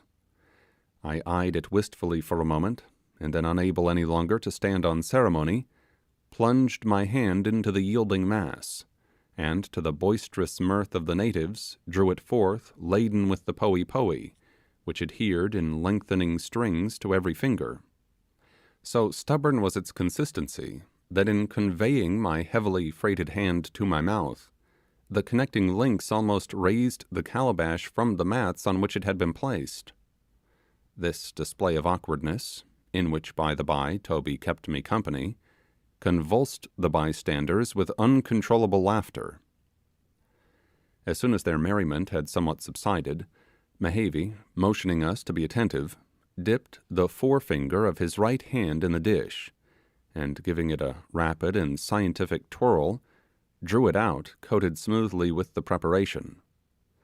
With a second peculiar flourish, he prevented the poe from dropping to the ground as he raised it to his mouth, into which the finger was inserted and drawn forth perfectly free from any adhesive matter.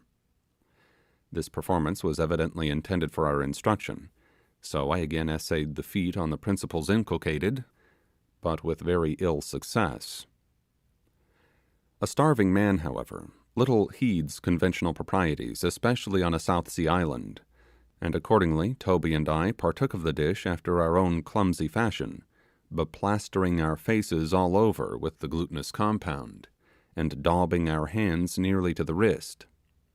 This kind of food is by no means disagreeable to the palate of a European, though at first the mode of eating it may be. For my own part, after the lapse of a few days I became accustomed to its singular flavour, and grew remarkably fond of it. So much for the first course. Several other dishes followed it, some of which were positively delicious. We concluded our banquet by tossing off the contents of 2 more young coconuts, after which we regaled ourselves with the soothing fumes of tobacco, inhaled from a quaintly carved pipe which passed round the circle. During the repast, the natives eyed us with intense curiosity, observing our minutest motions, and appearing to discover abundant matter for comment in the most trifling occurrence. Their surprise mounted the highest when we began to remove our uncomfortable garments, which were saturated with rain. They scanned the whiteness of our limbs, and seemed utterly unable to account for the contrast they presented to the swarthy hue of our faces, embrowned from a 6 months' exposure to the scorching sun of the line. They felt our skin, much in the same way that a silk mercer would handle a remarkably fine piece of satin, and some of them went so far in their investigation as to apply the olfactory organ. Their singular behaviour almost led me to imagine that they never before had beheld a white man, but a few moments' reflection convinced me that this could not have been the case, and a more satisfactory reason for their conduct has since suggested itself to my mind. Deterred by the frightful stories related of its inhabitants, ships never entered this bay, while their hostile relations with the tribes in the adjoining valleys prevent the Typees from visiting that section of the island where vessels occasionally lie. At long intervals, however, some intrepid captain will touch on the skirts of the bay, with 2 or 3 armed boats' crews, and accompanied by an interpreter. The natives who live near the sea descry the strangers long before they reach their waters, and aware of the purpose for which they come, proclaim loudly the news of their approach. By a species of vocal telegraph, the intelligence reaches the inmost recesses of the vale in an inconceivably short space of time, drawing nearly its whole population down to the beach, laden with every variety of fruit. The interpreter, who is invariably a tabooed Kanaka, leaps ashore with the goods intended for barter, while the boats, with their oars shipped and every man on his thwart, lie just outside the surf, heading off from the shore, in readiness at the first untoward event to escape to the open sea. Footnote: the word Kanaka is at the present day universally used in the South Seas by Europeans to designate the islanders. In the various dialects of the principal groups it is simply a sexual designation applied to the males, but it is now used by the natives in their intercourse with foreigners in the same sense in which the latter employ it. A tabooed Kanaka is an islander whose person has been made to a certain extent sacred by the operation of a singular custom hereafter to be explained. End of footnote. As soon as the traffic is concluded, one of the boats pulls in under cover of the muskets of the others, the fruit is quickly thrown into her, and the transient visitors precipitately retire from what they justly consider so dangerous a vicinity. The intercourse occurring with Europeans being so restricted, no wonder that the inhabitants of the valley manifested so much curiosity with regard to us, appearing, as we did among them, under such singular circumstances. I have no doubt that we were the first white men who ever penetrated thus far back into their territories, or at least the first who had ever descended from the head of the vale. What had brought us thither must have appeared a complete mystery to them, and from our ignorance of the language it was impossible for us to enlighten them. In answer to inquiries which the eloquence of their gestures enabled us to comprehend, all that we could reply was that we had come from Nukuhiva, a place, be it remembered, with which they were at open war. This intelligence appeared to affect them with the most lively emotions. "Nukuhiva Motarki?" they asked. Of course, we replied most energetically in the negative. They then plied us with 1,000 questions, of which we could understand nothing more than that they had reference to the recent movements of the French, against whom they seemed to cherish the most fierce hatred. So eager were they to obtain information on this point, that they still continued to propound their queries long after we had shown that we were utterly unable to answer them. Occasionally we caught some indistinct idea of their meaning, when we would endeavour by every method in our power to communicate the desired intelligence. At such times their gratification was boundless, and they would redouble their efforts to make us comprehend them more perfectly. But all in vain, and in the end they looked at us despairingly, as if we were the receptacles of invaluable information, but how to come at it they knew not. After a while the group around us gradually dispersed, and we were left about midnight, as we conjectured, with those who appeared to be permanent residents of the house. These individuals now provided us with fresh mats to lie upon, covered us with several folds of tapa, and then extinguishing the tapers that had been burning, threw themselves down beside us, and after a little desultory conversation, were soon sound asleep. Chapter 11. Various and conflicting were the thoughts which oppressed me during the silent hours that followed the events related in the preceding chapter. Toby, wearied with the fatigues of the day, slumbered heavily by my side, but the pain under which I was suffering effectually prevented my sleeping, and I remained distressingly alive to all the fearful circumstances of our present situation. Was it possible that after all our vicissitudes we were really in the terrible valley of Typee, and at the mercy of its inmates, a fierce and unrelenting tribe of savages? Typee or Happar?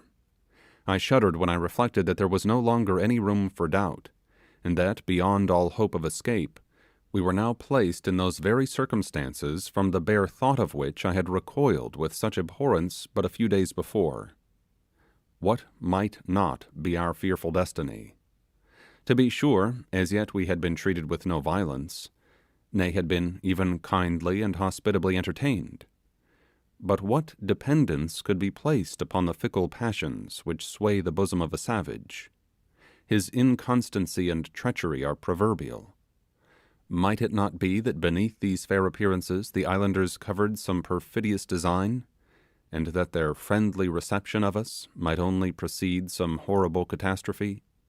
How strongly did these forebodings spring up in my mind, as I lay restlessly upon a couch of mats, surrounded by the dimly revealed forms of those whom I so greatly dreaded. From the excitement of these fearful thoughts, I sank towards morning into an uneasy slumber, and on awaking with a start, in the midst of an appalling dream, looked up into the eager countenances of a number of the natives, who were bending over me. It was broad day, and the house was nearly filled with young females, fancifully decorated with flowers, who gazed upon me as I rose, with faces in which childish delight and curiosity were vividly portrayed. After waking Toby, they seated themselves round us on the mats, and gave full play to that prying inquisitiveness which time out of mind has been attributed to the adorable sex. As these unsophisticated young creatures were attended by no jealous duennas, their proceedings were altogether informal, and void of artificial restraint. Long and minute was the investigation with which they honoured us, and so uproarious their mirth, that I felt infinitely sheepish, and Toby was immeasurably outraged at their familiarity. These lively young ladies were at the same time wonderfully polite and humane, fanning aside the insects that occasionally lighted on our brows, presenting us with food, and compassionately regarding me in the midst of my afflictions. But in spite of all their blandishments, my feelings of propriety were exceedingly shocked, for I could not but consider them as having overstepped the due limits of female decorum. Having diverted themselves to their heart's content, our young visitants now withdrew, and gave place to successive troops of the other sex, who continued flocking towards the house until near noon, by which time I have no doubt that the greater part of the inhabitants of the valley had bathed themselves in the light of our benignant countenances.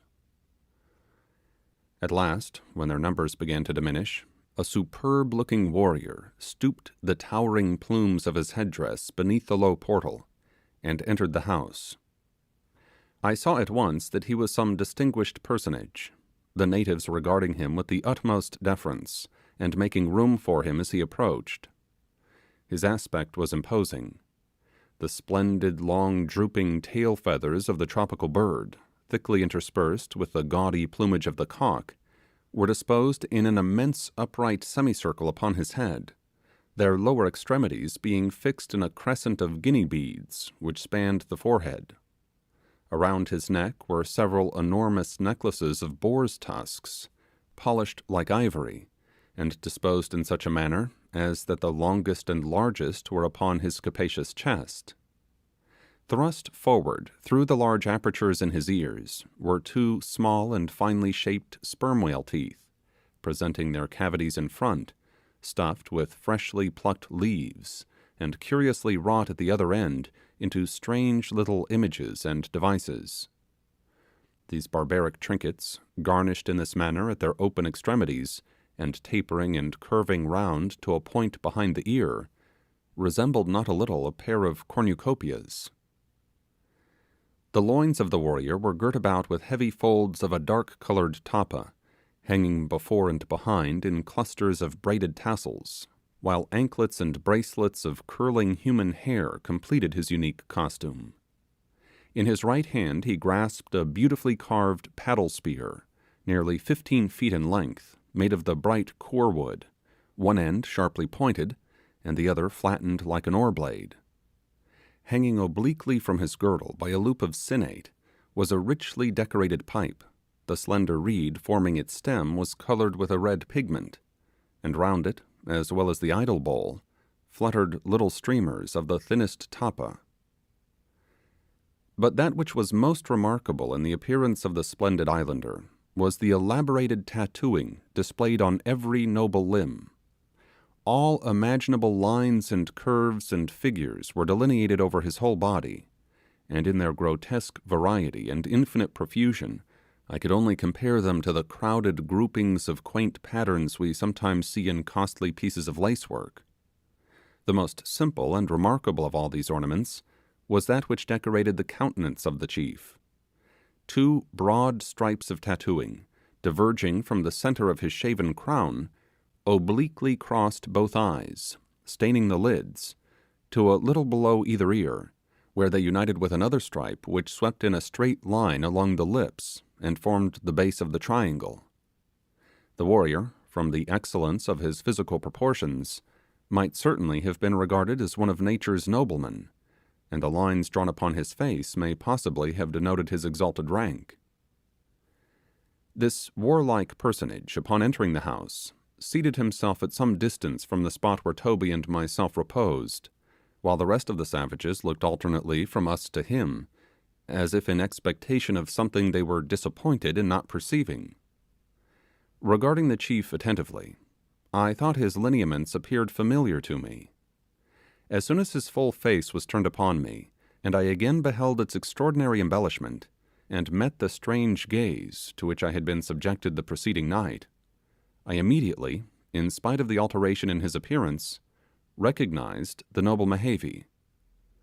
On addressing him, he advanced at once in the most cordial manner, and, greeting me warmly, seemed to enjoy not a little the effect his barbaric costume had produced upon me. I forthwith determined to secure, if possible, the goodwill of this individual, as I easily perceived he was a man of great authority in his tribe, and one who might exert a powerful influence upon our subsequent fate. In the endeavour I was not repulsed, for nothing could surpass the friendliness he manifested towards both my companion and myself. He extended his sturdy limbs by our side, and endeavoured to make us comprehend the full extent of the kindly feelings by which he was actuated. The almost insuperable difficulty in communicating to one another our ideas affected the chief with no little mortification. He evinced a great desire to be enlightened with regard to the customs and peculiarities of the far-off country we had left behind us, and to which, under the name of Manika, he frequently alluded. But that which more than any other subject engaged his attention was the late proceedings of the Frani, as he called the French, in the neighbouring bay of Nukuhiva. This seemed a never-ending theme with him, and one concerning which he was never weary of interrogating us. All the information we succeeded in imparting to him on this subject was little more than that we had seen 6 men of war lying in the hostile bay at the time we had left it. When he received this intelligence, Mehevi, by the aid of his fingers, went through a long numerical calculation, as if estimating the number of Frenchmen the squadron might contain. It was just after employing his faculties in this way that he happened to notice the swelling in my limb. He immediately examined it with the utmost attention, and after doing so dispatched a boy who happened to be standing by with some message. After the lapse of a few moments, the stripling re-entered the house with an aged islander, who might have been taken for old Hippocrates himself. His head was as bald as the polished surface of a coconut shell, which article it precisely resembled in smoothness and colour, while a long silvery beard swept almost to his girdle of bark. Encircling his temples was a bandeau of the twisted leaves of the omu tree, pressed closely over the brows to shield his feeble vision from the glare of the sun. His tottering steps were supported by a long, slim staff, resembling the wand with which a theatrical magician appears on the stage, and in one hand he carried a freshly plaited fan of the green leaflets of the coconut tree. A flowing robe of tappa, knotted over the shoulder, hung loosely round his stooping form, and heightened the venerableness of his aspect. Mehevi, saluting this old gentleman, motioned him to a seat between us, and then uncovering my limb desired him to examine it. The leech gazed intently from me to Toby, and then proceeded to business, after diligently observing the ailing member, he commenced manipulating it, and on the supposition probably that the complaint had deprived the leg of all sensation, began to pinch and hammer it in such a manner that I absolutely roared with the pain. Thinking that I was as capable of making an application of thumps and pinches to the part as anyone else, I endeavoured to resist this species of medical treatment. But it was not so easy a matter to get out of the clutches of the old wizard. He fastened on the unfortunate limb as if it were something for which he had been long seeking, and muttering some kind of incantation continued his discipline, pounding it after a fashion that set me well nigh crazy, while Mehavy, upon the same principle which prompts an affectionate mother to hold a struggling child in a dentist's chair, restrained me in his powerful grasp, and actually encouraged the wretch in this infliction of torture. Almost frantic with rage and pain, I yelled like a bedlamite, while Toby, throwing himself into all the attitudes of a posture master, vainly endeavoured to expostulate with the natives by signs and gestures. To have looked at my companion, as sympathizing with my sufferings he strove to put an end to them, one would have thought that he was the deaf and dumb alphabet incarnated. Whether my tormentor yielded to Toby's entreaties or paused from sheer exhaustion I do not know, but all at once he ceased his operations, and at the same time the chief relinquishing his hold upon me, I fell back, faint and breathless, with the agony I had endured.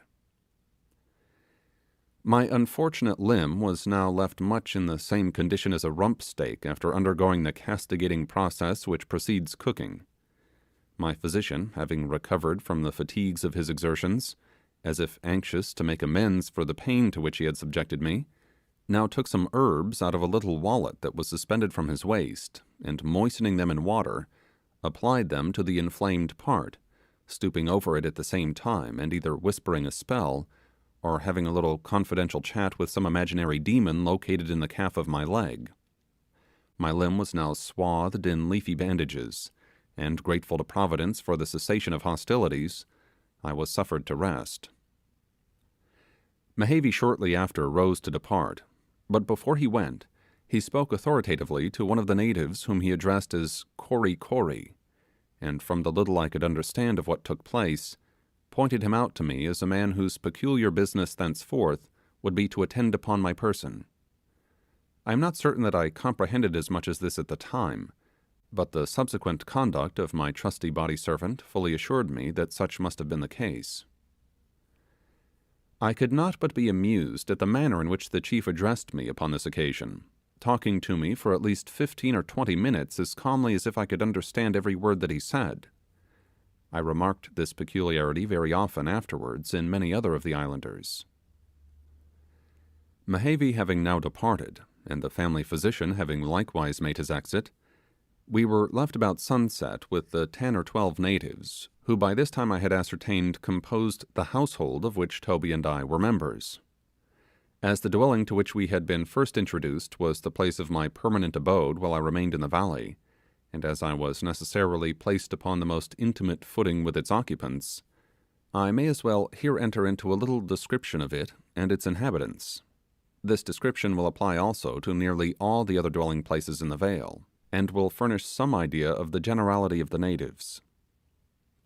Near one side of the valley, and about midway up the ascent of a rather abrupt rise of ground, waving with the richest verdure, a number of large stones were laid in successive courses, to the height of nearly 8 feet, and disposed in such a manner that their level surface corresponded in shape with the habitation which was perched upon it. A narrow space, however, was reserved in front of the dwelling, upon the summit of this pile of stones, called by the natives a Typee, which being enclosed by a little picket of canes, gave it somewhat the appearance of a veranda. The frame of the house was constructed of large bamboos planted uprightly, and secured together at intervals by transverse stalks of the light wood of the hibiscus, lashed with thongs of bark.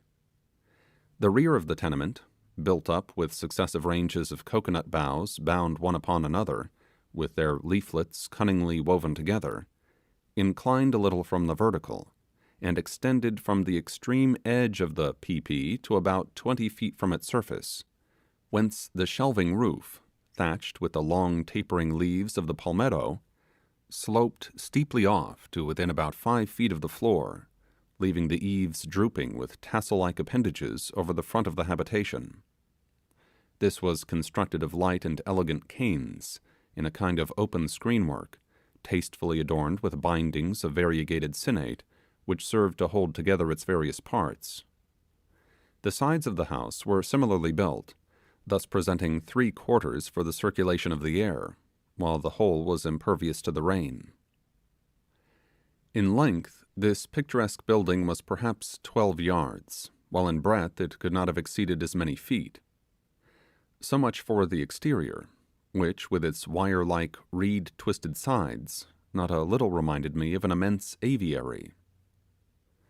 Stooping a little, you passed through a narrow aperture in its front, and facing you on entering lay 2 long, perfectly straight and well-polished trunks of the coconut tree, extending the full length of the dwelling, one of them placed closely against the rear, and the other lying parallel with it some 2 yards distant, the interval between them being spread with a multitude of gaily worked mats, nearly all of a different pattern. This space formed the common couch and lounging place of the natives, answering the purpose of a divan in oriental countries. Here would they slumber through the hours of the night, and recline luxuriously during the greater part of the day. The remainder of the floor presented only the cool, shining surfaces of the large stones of which the Typee was composed. From the ridge pole of the house hung suspended a number of large packages enveloped in coarse tappa, some of which contained festival dresses, and various other matters of the wardrobe held in high estimation. These were easily accessible by means of a line, which, passing over the ridge pole, had one end attached to a bundle, while with the other, which led to the side of the dwelling and was there secured, the package could be lowered or elevated at pleasure. Against the farther wall of the house were arranged in tasteful figures a variety of spears and javelins, and other implements of savage warfare. Outside of the habitation, and built upon the piazza-like area in its front, was a little shed used as a sort of larder or pantry, and in which were stored various articles of domestic use and convenience. A few yards from the Typee was a large shed built of coconut boughs, where the process of preparing the poe was carried on, and all culinary operations attended to. Thus much for the house and its appurtenances, and it will be readily acknowledged that a more commodious and appropriate dwelling for the climate and the people could not possibly be devised. It was cool, free to admit the air, scrupulously clean, and elevated above the dampness and impurities of the ground. But now to sketch the inmates, and here I claim for my tried servitor and faithful valet, Kory, the precedence of a first description. As his character will be gradually unfolded in the course of my narrative, I shall for the present content myself with delineating his personal appearance. Kory, though the most devoted and best-natured serving man in the world, was, alas, a hideous object to look upon. He was some 25 years of age, and about 6 feet in height, robust and well made, and of the most extraordinary aspect. His head was carefully shaven, with the exception of 2 circular spots about the size of $1 near the top of the cranium, where the hair, permitted to grow of an amazing length, was twisted up in 2 prominent knots that gave him the appearance of being decorated with a pair of horns. His beard, plucked out by the roots from every other part of his face, was suffered to droop in hairy pendants, 2 of which garnished his upper lip, and an equal number hung from the extremity of his chin.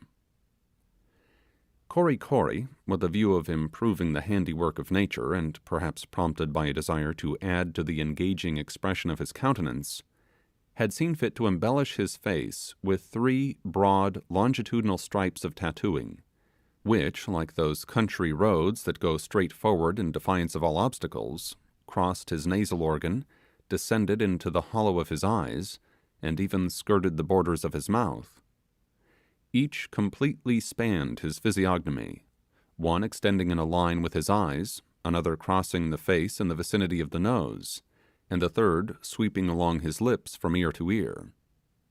His countenance, thus triply hooped as it were with tattooing, always reminded me of those unhappy wretches whom I have sometimes observed gazing out sentimentally from behind the grated bars of a prison window, whilst the entire body of my savage valet, covered all over with representations of birds and fishes, and a variety of most unaccountable looking creatures, suggested to me the idea of a pictorial museum of natural history, or an illustrated copy of Goldsmith's Animated Nature.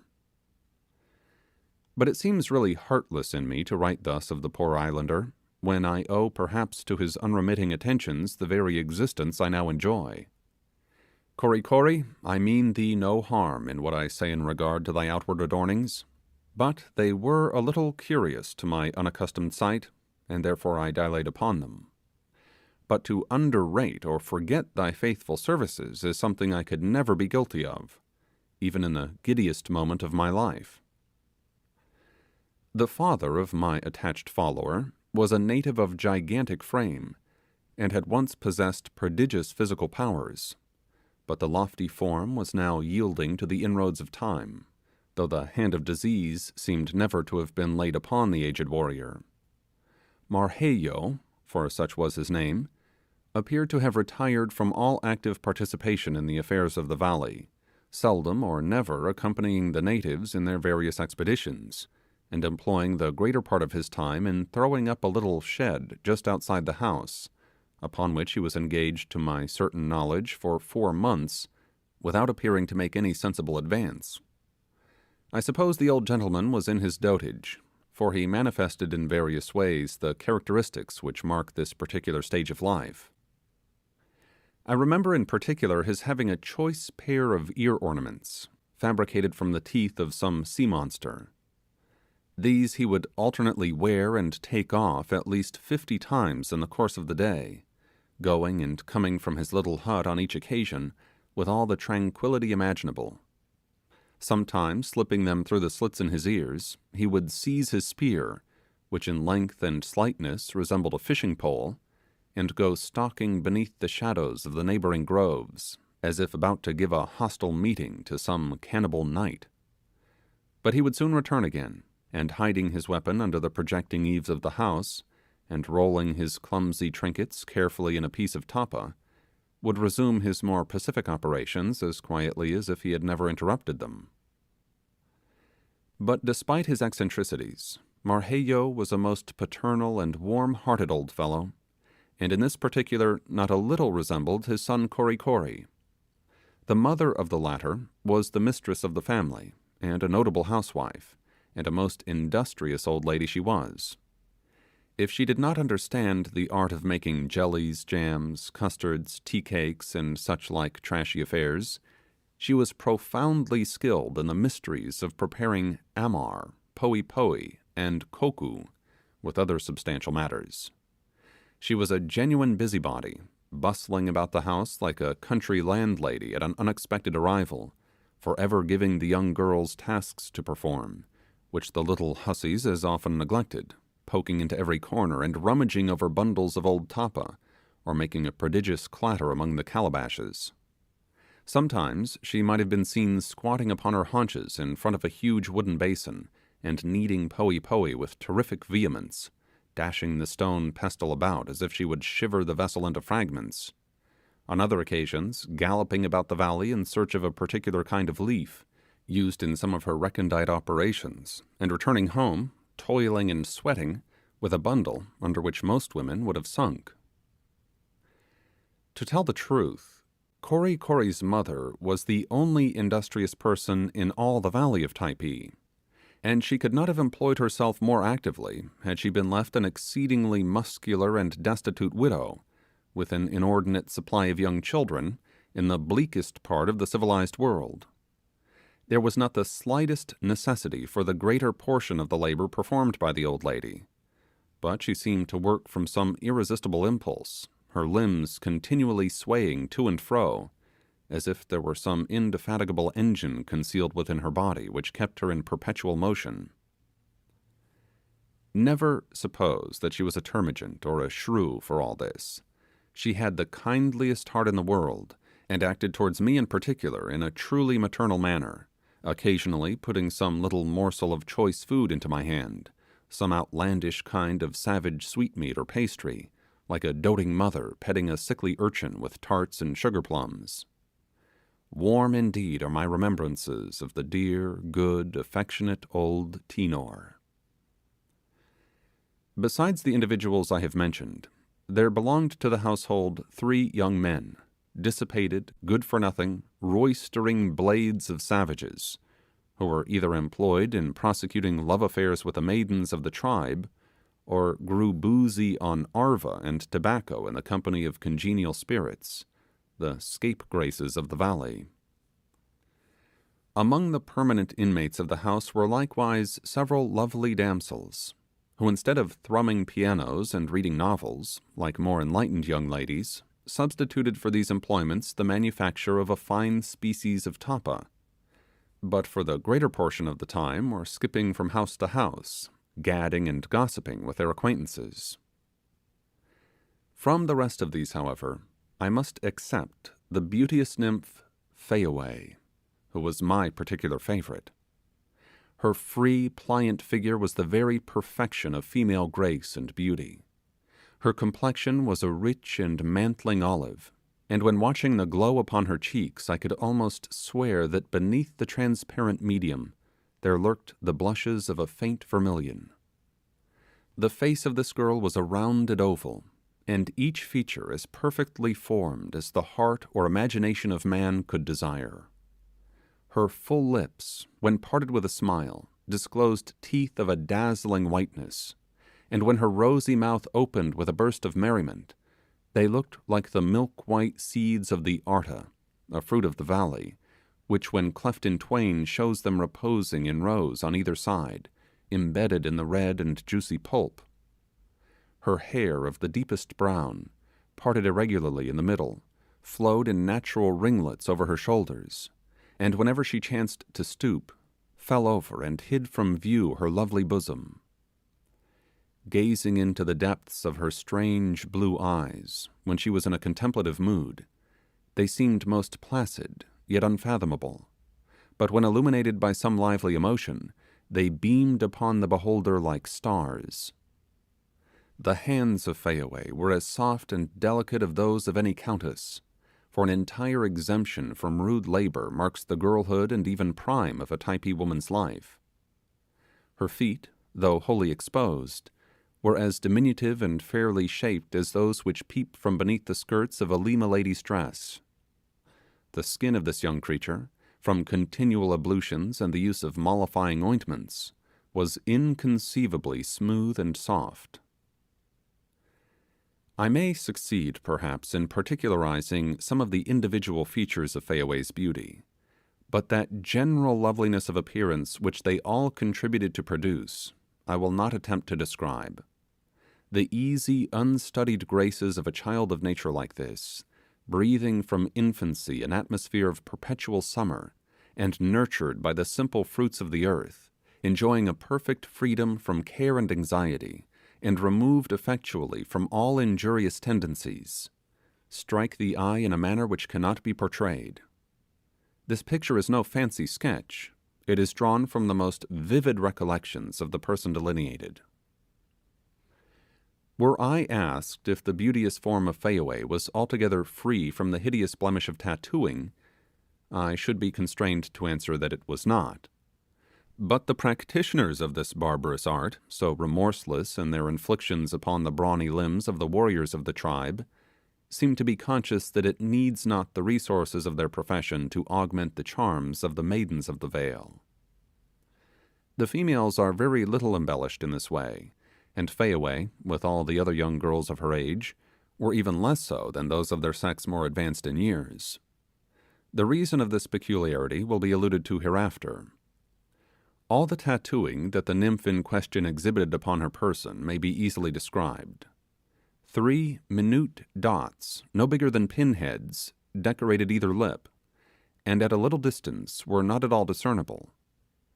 Just upon the fall of the shoulder were drawn two parallel lines, half an inch apart, and perhaps 3 inches in length, the interval being filled with delicately executed figures. These narrow bands of tattooing, thus placed, always reminded me of those stripes of gold lace worn by officers in undress, and which are in lieu of epaulets to denote their rank. Thus much was Fayaway tattooed, the audacious hand which had gone so far in its desecrating work stopping short, apparently wanting the heart to proceed. But I have omitted to describe the dress worn by this nymph of the valley. Fayaway, I must avow the fact, for the most part clung to the primitive and summer garb of Eden. But how becoming the costume! It showed her fine figure to the best possible advantage, and nothing could have been better adapted to her peculiar style of beauty. On ordinary occasions she was habited precisely as I have described the two youthful savages whom we had met on first entering the valley. At other times, when rambling among the groves, or visiting at the houses of her acquaintances, she wore a tunic of white tapa, reaching from her waist to a little below the knees, and when exposed for any length of time to the sun, she invariably protected herself from its rays by a floating mantle of the same material, loosely gathered about the person. Her gala dress will be described hereafter. As the beauties of our own land delight in bedecking themselves with fanciful articles of jewelry, suspending them from their ears, hanging them about their necks, and clasping them around their wrists, so Fayaway and her companions were in the habit of ornamenting themselves with similar appendages. Flora was their jeweler. Sometimes they wore necklaces of small carnation flowers, strung like rubies upon a fibre of tapa, or displayed in their ears a single white bud, the stem thrust backward through the aperture, and showing in front the delicate petals folded together in a beautiful sphere, and looking like a drop of the purest pearl. Chaplets, too, resembling in their arrangement the strawberry coronal worn by an English peeress, and composed of intertwined leaves and blossoms, often crowned their temples, and bracelets and anklets of the same tasteful pattern were frequently to be seen. Indeed, the maidens of the island were passionately fond of flowers, and never wearied of decorating their persons with them, a lovely trait in their character, and one that ere long will be more fully alluded to. Though in my eyes at least, Fayaway was indisputably the loveliest female I saw in Typee, yet the description I have given of her will in some measure apply to nearly all the youthful portion of her sex in the valley. Judge ye then, reader, what beautiful creatures they must have been. Chapter 12. When Mehavy had departed from the house, as related in the preceding chapter, Kory Kory commenced the functions of the post assigned him. He brought us various kinds of food, and, as if I were an infant, insisted upon feeding me with his own hands. To this procedure I of course most earnestly objected, but in vain, and having laid a calabash of kokoo before me, he washed his fingers in a vessel of water, and then putting his hand into the dish and rolling the food into little balls, put them one after another into my mouth. All my remonstrances against this measure only provoked so great a clamour on his part that I was obliged to acquiesce, and the operation of feeding being thus facilitated, the meal was quickly dispatched. As for Toby, he was allowed to help himself after his own fashion. The repast over, my attendant arranged the mats for repose, and, bidding me lie down, covered me with a large robe of tapa, at the same time looking approvingly upon me and exclaiming, "Kiki nui nui, ah, moi moi mortarki," eat plenty, ah, sleep very good. The philosophy of this sentiment I did not pretend to question, for deprived of sleep for several preceding nights, and the pain in my limb having much abated, I now felt inclined to avail myself of the opportunity afforded me. The next morning, on waking, I found Kory Kory stretched out on one side of me, while my companion lay upon the other. I felt sensibly refreshed after a night of sound repose, and immediately agreed to the proposition of my valet that I should repair to the water and wash, although dreading the suffering that the exertion might produce. From this apprehension, however, I was quickly relieved, for Kory Kory, leaping from the Typee and then backing himself up against it, like a porter in readiness to shoulder a trunk, with loud vociferations and a superabundance of gestures, gave me to understand that I was to mount upon his back, and be thus transported to the stream, which flowed perhaps 200 yards from the house. Our appearance upon the veranda in front of the habitation drew together quite a crowd, who stood looking on and conversing with one another in the most animated manner. They reminded one of a group of idlers gathered about the door of a village tavern when the equipage of some distinguished traveller is brought round previous to his departure. As soon as I clasped my arms about the neck of the devoted fellow, and he jogged off with me, the crowd, composed chiefly of young girls and boys, followed after, shouting and capering with infinite glee, and accompanied us to the banks of the stream. On gaining it, Kory Kory, wading up to his hips in the water, carried me halfway across, and deposited me on a smooth black stone, which rose a few inches above the surface. The amphibious rabble at our heels plunged in after us, and climbing to the summit of the grass-grown rocks with which the bed of the brook was here and there broken, waited curiously to witness our morning ablutions. Somewhat embarrassed by the presence of the female portion of the company, and feeling my cheeks burning with bashful timidity, I formed a primitive basin by joining my hands together, and cooled my blushes in the water it contained, then removing my frock, bent over and washed myself down to my waist in the stream. As soon as Kory Kory comprehended from my motions that this was to be the extent of my performance, he appeared perfectly aghast with astonishment, and rushing towards me, poured out a torrent of words in eager deprecation of so limited an operation, enjoining me by unmistakable signs to immerse my whole body. To this I was forced to consent, and the honest fellow, regarding me as a froward, inexperienced child, whom it was his duty to serve at the risk of offending, lifted me from the rock, and tenderly bathed my limbs. This over, and resuming my seat, I could not avoid bursting into admiration of the scene around me. From the verdant surfaces of the large stones that lay scattered about, the natives were now sliding off into the water, diving and ducking beneath the surface in all directions, the young girls springing buoyantly into the air and revealing their naked forms to the waist, with their long tresses dancing about their shoulders, their eyes sparkling like drops of dew in the sun, and their gay laughter pealing forth at every frolicsome incident. On the afternoon of the day that I took my first bath in the valley, we received another visit from Mehevi. The noble savage seemed to be in the same pleasant mood, and was quite as cordial in his manner as before.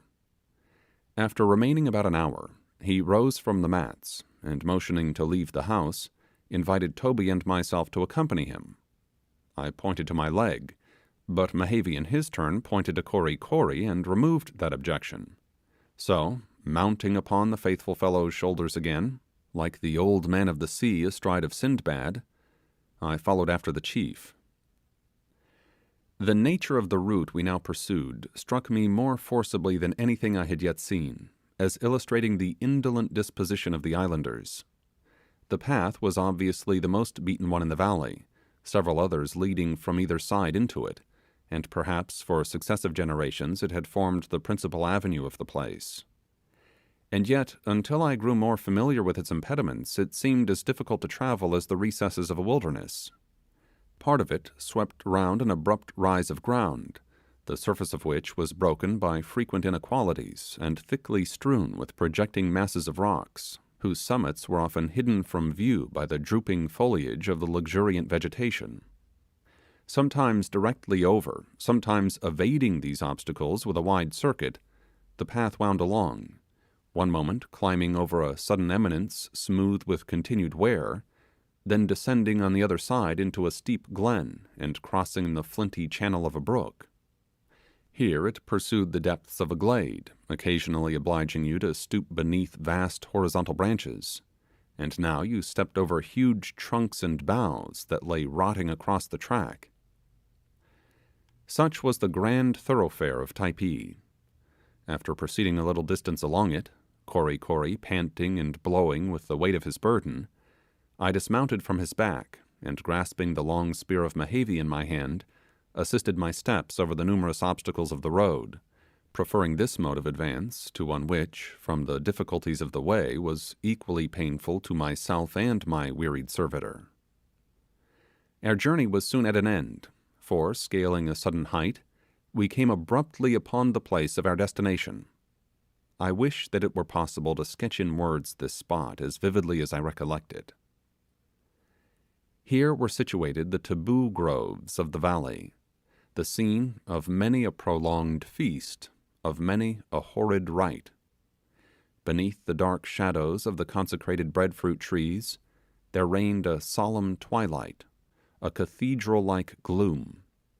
The frightful genius of pagan worship seemed to brood in silence over the place, breathing its spell upon every object around. Here and there, in the depths of these awful shades, half screened from sight by masses of overhanging foliage, rose the idolatrous altars of the savages, built of enormous blocks of black and polished stone, placed one upon another without cement, to the height of 12 or 15 feet, and surmounted by a rustic open temple, enclosed with a low picket of canes, within which might be seen, in various stages of decay, offerings of breadfruit and coconuts, and the putrefying relics of some recent sacrifice.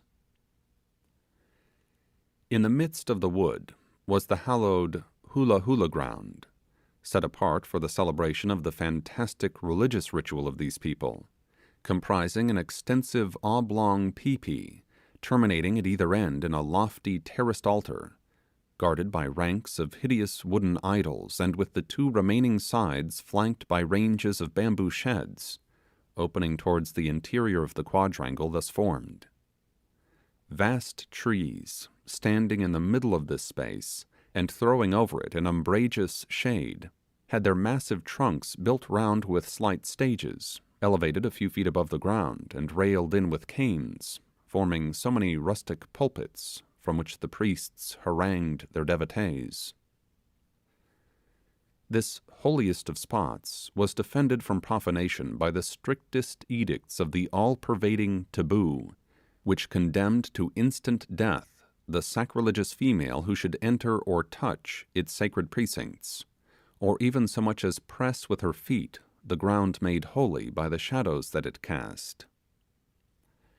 Access was had to the enclosure through an embowered entrance on one side, facing a number of towering coconut trees, planted at intervals along a level area of 100 yards. At the further extremity of this space was to be seen a building of considerable size, reserved for the habitation of the priests and religious attendants of the groves. In its vicinity was another remarkable edifice, built as usual upon the summit of a peepee, and at least 200 feet in length, though not more than 20 in breadth.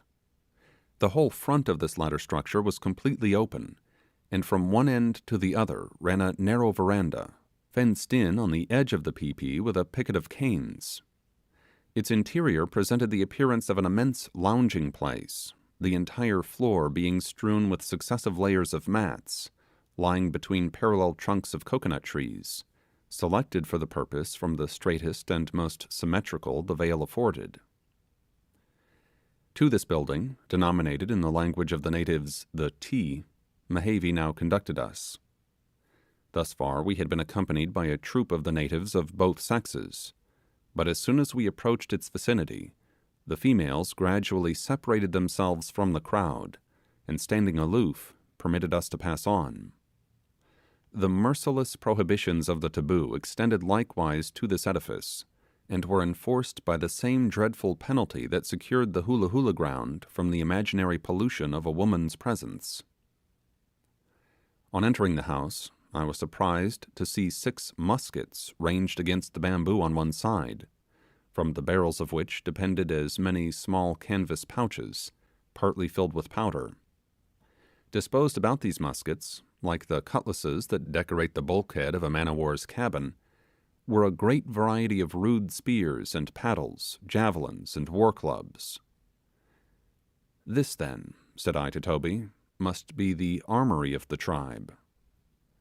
As we advanced further along the building, we were struck with the aspect of 4 or 5 hideous old wretches, on whose decrepit forms time and tattooing seemed to have obliterated every trace of humanity. Owing to the continued operation of this latter process, which only terminates among the warriors of the island after all the figures sketched upon their limbs in youth have been blended together, an effect however produced only in cases of extreme longevity, the bodies of these men were of a uniform dull green colour, the hue which the tattooing gradually assumes as the individual advances in age. Their skin had a frightful scaly appearance, which, united with its singular colour, made their limbs not a little resemble dusty specimens of verd antique. Their flesh, in parts, hung upon them in huge folds, like the overlapping plates on the flank of a rhinoceros. Their heads were completely bald, whilst their faces were puckered into 1,000 wrinkles, and they presented no vestige of a beard. But the most remarkable peculiarity about them was the appearance of their feet. The toes, like the radiating lines of the mariner's compass, pointed to every quarter of the horizon. This was doubtless attributable to the fact that during nearly 100 years of existence, the said toes never had been subjected to any artificial confinement, and in their old age, being averse to close neighbourhood, bid one another keep open order. These repulsive-looking creatures appear to have lost the use of their lower limbs altogether, sitting upon the floor cross-legged in a state of torpor. They never heeded us in the least, scarcely looking conscious of our presence, while Mehavi seated us upon the mats, and Kory Kory gave utterance to some unintelligible gibberish. In a few moments a boy entered with a wooden trencher of poey poey, and in regaling myself with its contents I was obliged again to submit to the officious intervention of my indefatigable servitor. Various other dishes followed, the chief manifesting the most hospitable importunity in pressing us to partake, and to remove all bashfulness on our part, set us no despicable example in his own person. The repast concluded, a pipe was lighted, which passed from mouth to mouth, and yielding to its soporific influence, the quiet of the place, and the deepening shadows of approaching night, my companion and I sank into a kind of drowsy repose, while the chief and Kory Kory seemed to be slumbering beside us. I awoke from an uneasy nap, about midnight as I supposed, and raising myself partly from the mat, became sensible that we were enveloped in utter darkness. Toby lay still asleep, but our late companions had disappeared. The only sound that interrupted the silence of the place was the asthmatic breathing of the old men I have mentioned, who reposed at a little distance from us. Beside them, as well as I could judge, there was no one else in the house. Apprehensive of some evil, I roused my comrade, and we were engaged in a whispered conference concerning the unexpected withdrawal of the natives, when all at once, from the depths of the grove, in full view of us where we lay, shoots of flame were seen to rise, and in a few moments illuminated the surrounding trees, casting by contrast into still deeper gloom the darkness around us. While we continued gazing at this sight, dark figures appeared moving to and fro before the flames, while others, dancing and capering about, looked like so many demons. Regarding this new phenomenon with no small degree of trepidation, I said to my companion, "What can all this mean, Toby?" "Oh, nothing," replied he. "Getting the fire ready, I suppose." "Fire?" exclaimed I, while my heart took to beating like a trip hammer. "What fire?" "Why, the fire to cook us, to be sure. What else would the cannibals be kicking up such a row about, if it were not for that?" "Oh, Toby, have done with your jokes. This is no time for them. Something is about to happen, I feel confident." "Jokes, indeed!" exclaimed Toby indignantly. "Did you ever hear me joke? Why, for what do you suppose the devils have been feeding us up in this kind of style during the last 3 days, unless it were for something that you are too much frightened at to talk about? Look at that Kory Kory there. Has he not been stuffing you with his confounded mushes, just in the way they treat swine before they kill them? Depend upon it, we will be eaten this blessed night, and there is the fire we shall be roasted by. This view of the matter was not at all calculated to allay my apprehensions, and I shuddered when I reflected that we were indeed at the mercy of a tribe of cannibals, and that the dreadful contingency to which Toby had alluded was by no means removed beyond the bounds of possibility. "There, I told you so. They are coming for us," exclaimed my companion the next moment, as the forms of 4 of the islanders were seen in bold relief against the illuminated background, mounting the Typee and approaching towards us. They came on noiselessly, nay stealthily, and glided along through the gloom that surrounded us as if about to spring upon some object they were fearful of disturbing before they should make sure of it. Gracious heaven, the horrible reflections which crowded upon me that moment!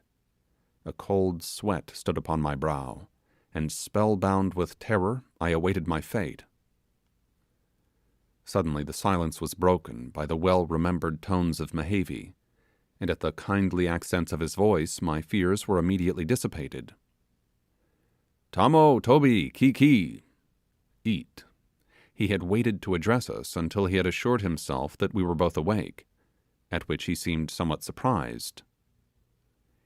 "Ki is it?" said Toby in his gruff tones. "Well, cook us first, will you?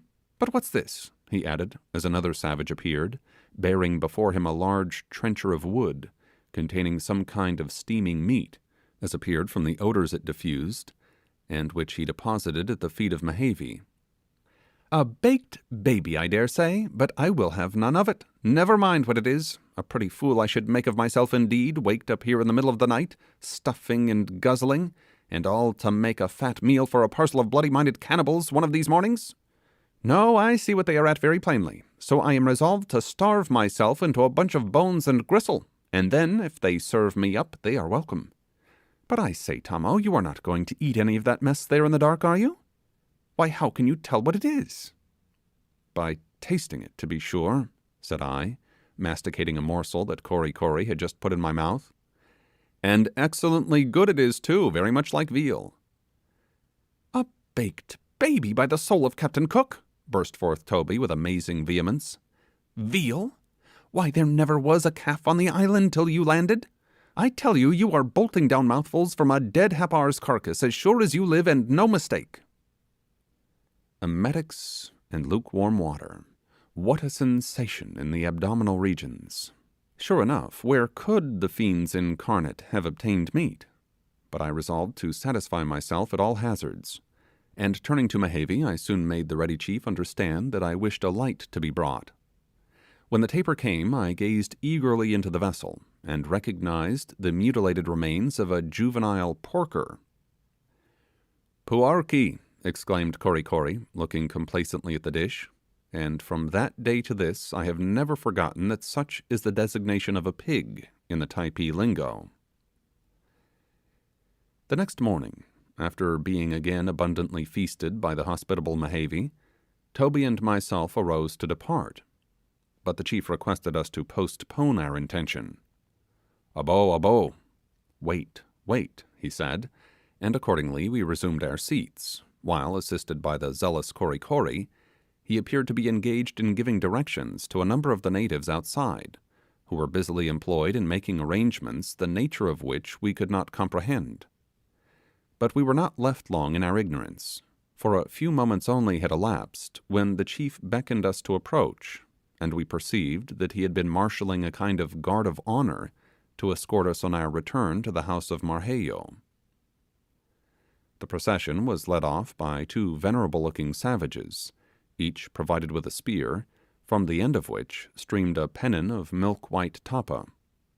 After them went several youths, bearing aloft calabashes of poe, and followed in their turn by 4 stalwart fellows sustaining long bamboos, from the tops of which hung suspended, at least 20 feet from the ground, large baskets of green breadfruit.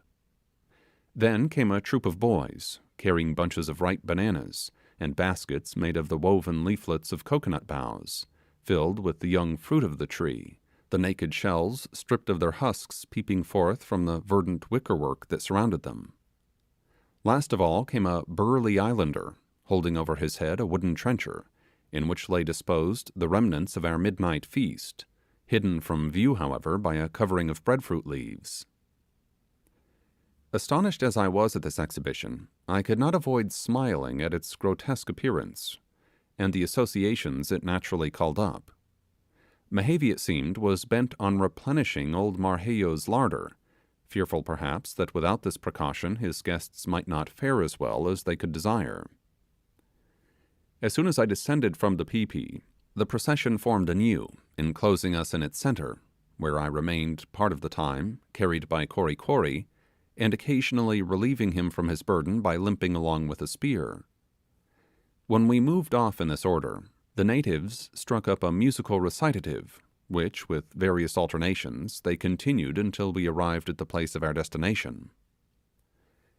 As we proceeded on our way, bands of young girls, darting from the surrounding groves, hung upon our skirts, and accompanied us with shouts of merriment and delight, which almost drowned the deep notes of the recitative.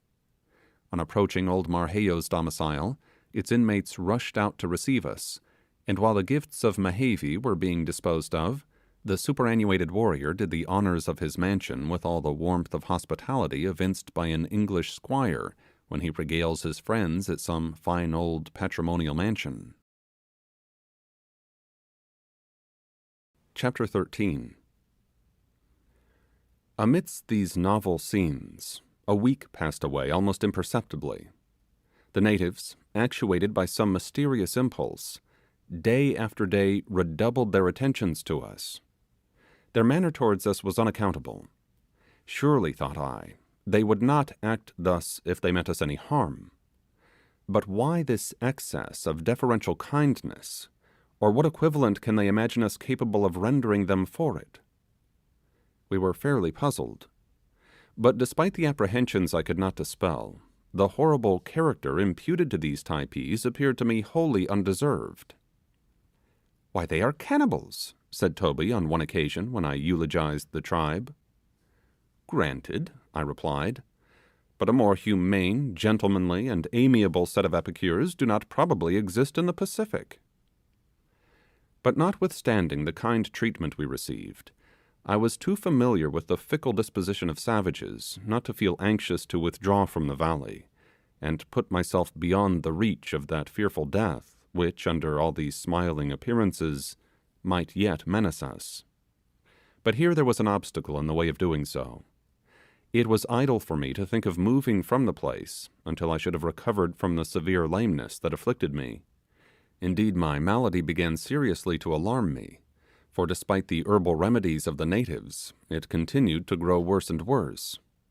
Their mild applications, though they soothed the pain, did not remove the disorder, and I felt convinced that without better aid I might anticipate long and acute suffering. But how was this aid to be procured? From the surgeons of the French fleet, which probably still lay in the Bay of Nukuhiva, it might easily have been obtained, could I have made my case known to them. But how could that be effected? At last, in the exigency to which I was reduced, I proposed to Toby that he should endeavour to go round to Nukuhiva, and if he could not succeed in returning to the valley by water, in one of the boats of the squadron, and taking me off, he might at least procure me some proper medicines, and effect his return overland. My companion listened to me in silence, and at first did not appear to relish the idea. The truth was, he felt impatient to escape from the place, and wished to avail himself of our present high favour with the natives to make good our retreat, before we should experience some sudden alteration in their behaviour. As he could not think of leaving me in my helpless condition, he implored me to be of good cheer, assured me that I should soon be better, and enabled in a few days to return with him to Nukuhiva. Added to this, he could not bear the idea of again returning to this dangerous place, and as for the expectation of persuading the Frenchmen to detach a boat's crew for the purpose of rescuing me from the Typees, he looked upon it as idle, and with arguments that I could not answer, urged the improbability of their provoking the hostilities of the clan by any such measure, especially as, for the purpose of quieting its apprehensions, they had as yet refrained from making any visit to the bay. "And even should they consent," said Toby, "they would only produce a commotion in the valley, in which we might both be sacrificed by these ferocious islanders." This was unanswerable, but still I clung to the belief that he might succeed in accomplishing the other part of my plan, and at last I overcame his scruples, and he agreed to make the attempt. As soon as we succeeded in making the natives understand our intention, they broke out into the most vehement opposition to the measure, and for a while I almost despaired of obtaining their consent. At the bare thought of one of us leaving them, they manifested the most lively concern. The grief and consternation of Kory Kory in particular was unbounded. He threw himself into a perfect paroxysm of gestures, which were intended to convey to us not only his abhorrence of Nukuhiva and its uncivilized inhabitants, but also his astonishment that after becoming acquainted with the enlightened Typees, we should evince the least desire to withdraw, even for a time, from their agreeable society. However, I overbore his objections by appealing to my lameness, from which I assured the natives I should speedily recover, if Toby were permitted to obtain the supplies I needed. It was agreed that on the following morning my companion should depart, accompanied by some one or two of the household, who should point out to him an easy route, by which the bay might be reached before sunset. At early dawn of the next day, our habitation was astir. One of the young men mounted into an adjoining coconut tree, and threw down a number of the young fruit, which old Marquesas quickly stripped of the green husks, and strung together upon a short pole. These were intended to refresh Toby on his route. The preparations being completed, with no little emotion, I bade my companion adieu. He promised to return in 3 days at farthest, and, bidding me keep up my spirits in the interval, turned round the corner of the Typee, and, under the guidance of the venerable Marquesas, was soon out of sight. His departure oppressed me with melancholy, and, re-entering the dwelling, I threw myself almost in despair upon the matting of the floor. In 2 hours' time the old warrior returned, and gave me to understand that after accompanying my companion a little distance, and showing him the route, he had left him journeying on his way. It was about noon of this same day, a season which these people are wont to pass in sleep, that I lay in the house, surrounded by its slumbering inmates, and painfully affected by the strange silence which prevailed. All at once I thought I heard a faint shout, as if proceeding from some persons in the depth of the grove which extended in front of our habitation. The sounds grew louder and nearer, and gradually the whole valley rang with wild outcries. The sleepers around me started to their feet in alarm, and hurried outside to discover the cause of the commotion. Kory Kory, who had been the first to spring up, soon returned almost breathless and nearly frantic with the excitement under which he seemed to be labouring. All that I could understand from him was that some accident had happened to Toby. Apprehensive of some dreadful calamity, I rushed out of the house and caught sight of a tumultuous crowd, who, with shrieks and lamentations, were just emerging from the grove, bearing in their arms some object, the sight of which produced all this transport of sorrow. As they drew near, the men redoubled their cries, while the girls, tossing their bare arms in the air, exclaimed plaintively, "Auha, auha, Toby mukimoi!" Alas, alas, Toby is killed. In a moment the crowd opened, and disclosed the apparently lifeless body of my companion borne between 2 men, the head hanging heavily against the breast of the foremost. The whole face, neck, and bosom were covered with blood, which still trickled slowly from a wound behind the temple. In the midst of the greatest uproar and confusion, the body was carried into the house and laid on a mat. Waving the natives off to give room and air, I bent eagerly over Toby, and laying my hand upon the breast, ascertained that the heart still beat. Overjoyed at this, I seized a calabash of water and dashed its contents upon his face, then wiping away the blood, anxiously examined the wound. It was about 3 inches long, and on removing the clotted hair from about it, showed the skull laid completely bare. Immediately with my knife I cut away the heavy locks, and bathed the part repeatedly in water. In a few moments Toby revived, and opening his eyes for a second, closed them again without speaking. Cory, who had been kneeling beside me, now chafed his limbs gently with the palms of his hands, while a young girl at his head kept fanning him, and I still continued to moisten his lips and brow. Soon my poor comrade showed signs of animation, and I succeeded in making him swallow from a coconut shell a few mouthfuls of water.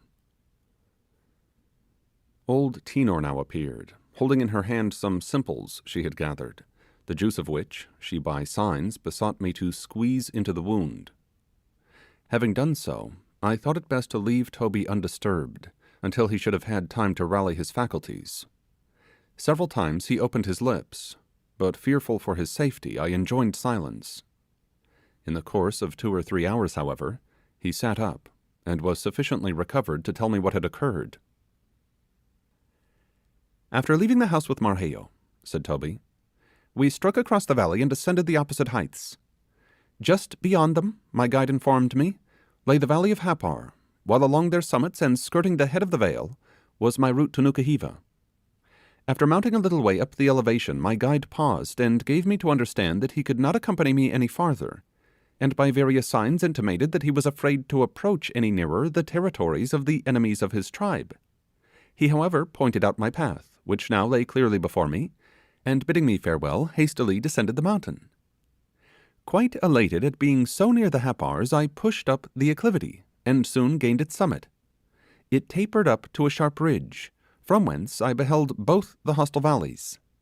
Here I sat down and rested for a moment, refreshing myself with my coconuts. I was soon again pursuing my way along the height, when suddenly I saw 3 of the islanders, who must have just come out of Happar Valley, standing in the path ahead of me. They were each armed with a heavy spear, and one from his appearance I took to be a chief. They sung out something, I could not understand what, and beckoned me to come on. Without the least hesitation I advanced towards them, and had approached within about a yard of the foremost, when pointing angrily into the Typee valley, and uttering some savage exclamation, he wheeled round his weapon like lightning, and struck me in a moment to the ground. The blow inflicted this wound, and took away my senses. As soon as I came to myself, I perceived the 3 islanders standing a little distance off, and apparently engaged in some violent altercation respecting me. My first impulse was to run for it, but in endeavouring to rise I fell back, and rolled down a little grassy precipice. The shock seemed to rally my faculties, so starting to my feet I fled down the path I had just ascended. I had no need to look behind me, for from the yells I heard I knew that my enemies were in full pursuit. Urged on by their fearful outcries, and heedless of the injury I had received, though the blood flowing from the wound trickled over into my eyes and almost blinded me, I rushed down the mountainside with the speed of the wind. In a short time I had descended nearly a third of the distance, and the savages had ceased their cries, when suddenly a terrific howl burst upon my ear, and at the same moment a heavy javelin darted past me as I fled, and stuck quivering in a tree close to me. Another yell followed, and a second spear and a third shot through the air within a few feet of my body, both of them piercing the ground obliquely in advance of me. The fellows gave a roar of rage and disappointment, but they were afraid, I suppose, of coming down further into the Typee valley, and so abandoned the chase. I saw them recover their weapons and turn back, and I continued my descent as fast as I could. What could have caused this ferocious attack on the part of these Happars I could not imagine, unless it were that they had seen me ascending the mountain with Marquesas, and that the mere fact of coming from the Typee valley was sufficient to provoke them. As long as I was in danger, I scarcely felt the wound I had received, but when the chase was over, I began to suffer from it. I had lost my hat in my flight, and the sun scorched my bare head. I felt faint and giddy, but fearful of falling to the ground beyond the reach of assistance, I staggered on as well as I could, and at last gained the level of the valley, and then down I sunk, and I knew nothing more until I found myself lying upon these mats, and you stooping over me with a calabash of water. Such was Toby's account of this sad affair. I afterwards learned that fortunately he had fallen close to a spot where the natives go for fuel. A party of them caught sight of him as he fell, and sounding the alarm, had lifted him up, and after ineffectually endeavouring to restore him at the brook, had hurried forward with him to the house. This incident threw a dark cloud over our prospects. It reminded us that we were hemmed in by hostile tribes, whose territories we could not hope to pass, on our route to Nukuhiva, without encountering the effects of their savage resentment. There appeared to be no avenue opened to our escape but the sea, which washed the lower extremity of the vale. Our Typee friends availed themselves of the recent disaster of Toby to exhort us to a due appreciation of the blessings we enjoyed among them, contrasting their own generous reception of us with the animosity of their neighbours. They likewise dwelt upon the cannibal propensities of the Happars, a subject which they were perfectly aware could not fail to alarm us, while at the same time they earnestly disclaimed all participation in so horrid a custom. Nor did they omit to call upon us to admire the natural loveliness of their own abode, and the lavish abundance with which it produced all manner of luxuriant fruits, exalting it in this particular above any of the surrounding valleys. Kory Kory seemed to experience so heartfelt a desire to infuse into our minds proper views on these subjects, that, assisted in his endeavours by the little knowledge of the language we had acquired, he actually succeeded in making us comprehend a considerable part of what he said. To facilitate our correct apprehension of his meaning, he at first condensed his ideas into the smallest possible compass. 'Happar kiki no nui,' he exclaimed, 'nui nui kiki kanaka, aule motarki,' which signifies, 'Terrible fellows those Happars, devour an amazing quantity of men. Shocking bad.' Thus far he explained himself by a variety of gestures, during the performance of which he would dart out of the house and point abhorrently towards the Happar Valley, running in to us again with a rapidity that showed he was fearful we would lose one part of his meaning before he could complete the other, and continuing his illustrations by seizing the fleshy part of my arm in his teeth, intimating by the operation that the people who lived over in that direction would like nothing better than to treat me in that manner. Having assured himself that we were fully enlightened on this point, he proceeded to another branch of his subject. 'Typee motarki, nui nui miori, nui nui wai, nui nui poi poi, nui nui koku, nui nui kiki, nui nui nui,' which, liberally interpreted as before, would imply, 'Typee, isn't it a fine place though? No danger of starving here, I tell you. Plenty of breadfruit, plenty of water, plenty of pudding. Plenty of everything. Heaps, heaps, heaps.' All this was accompanied by a running commentary of signs and gestures which it was impossible not to comprehend. As he continued his harangue, however, Kory Kory, in emulation of our more polished orators, began to launch out rather diffusely into other branches of his subject, enlarging probably upon the moral reflections it suggested, and proceeded in such a strain of unintelligible and stunning gibberish that he actually gave me the headache for the rest of the day. Chapter 14. In the course of a few days, Toby had recovered from the effects of his adventure with the Happar warriors, the wound on his head rapidly healing under the vegetable treatment of the good Tinor. Less fortunate than my companion, however, I still continued to languish under a complaint the origin and nature of which were still a mystery.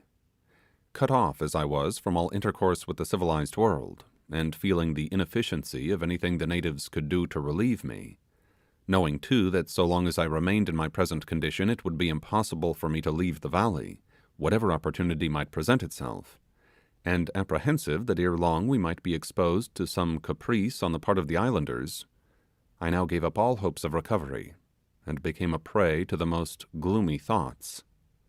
A deep dejection fell upon me, which neither the friendly remonstrances of my companion, the devoted attentions of Kory Kory, nor all the soothing influences of Fayaway could remove. One morning as I lay on the mats in the house, plunged in melancholy reverie, and regardless of everything around me, Toby, who had left me about an hour, returned in haste, and with great glee told me to cheer up and be of good heart, for he believed, from what was going on among the natives, that there were boats approaching the bay. These tidings operated upon me like magic. The hour of our deliverance was at hand, and starting up I was soon convinced that something unusual was about to occur. The word "Boti, Boti" was vociferated in all directions, and shouts were heard in the distance, at first feebly and faintly, but growing louder and nearer at each successive repetition, until they were caught up by a fellow in a coconut tree a few yards off, who, sounding them in turn, they were reiterated from a neighbouring grove, and so died away gradually from point to point, as the intelligence penetrated into the farthest recesses of the valley. This was the vocal telegraph of the islanders, by means of which condensed items of information could be carried in a very few minutes from the sea to their remotest habitation, a distance of at least 8 or 9 miles. On the present occasion it was in active operation, one piece of information following another with inconceivable rapidity. The greatest commotion now appeared to prevail. At every fresh item of intelligence the natives betrayed the liveliest interest, and redoubled the energy with which they employed themselves in collecting fruit to sell to the expected visitors. Some were tearing off the husks from coconuts, some, perched in the trees, were throwing down breadfruit to their companions, who gathered them into heaps as they fell, while others were plying their fingers rapidly in weaving leafen baskets in which to carry the fruit. There were other matters too going on at the same time. Here you would see a stout warrior polishing his spear with a bit of old tapa, or adjusting the folds of the girdle about his waist, and there you might descry a young damsel decorating herself with flowers, as if having in her eye some maidenly conquest, while, as in all cases of hurry and confusion in every part of the world, a number of individuals kept hurrying to and fro, with amazing vigour and perseverance, doing nothing themselves, and hindering others. Never before had we seen the islanders in such a state of bustle and excitement, and the scene furnished abundant evidence of the fact that it was only at long intervals any such events occur. When I thought of the length of time that might intervene before a similar chance of escape would be presented, I bitterly lamented that I had not the power of availing myself effectually of the present opportunity. From all that we could gather, it appeared that the natives were fearful of arriving too late upon the beach, unless they made extraordinary exertions. Sick and lame as I was, I would have started with Toby at once, had not Kory Kory not only refused to carry me, but manifested the most invincible repugnance to our leaving the neighbourhood of the house. The rest of the savages were equally opposed to our wishes, and seemed grieved and astonished at the earnestness of my solicitations. I clearly perceived that while my attendant avoided all appearance of constraining my movements, he was nevertheless determined to thwart my wish.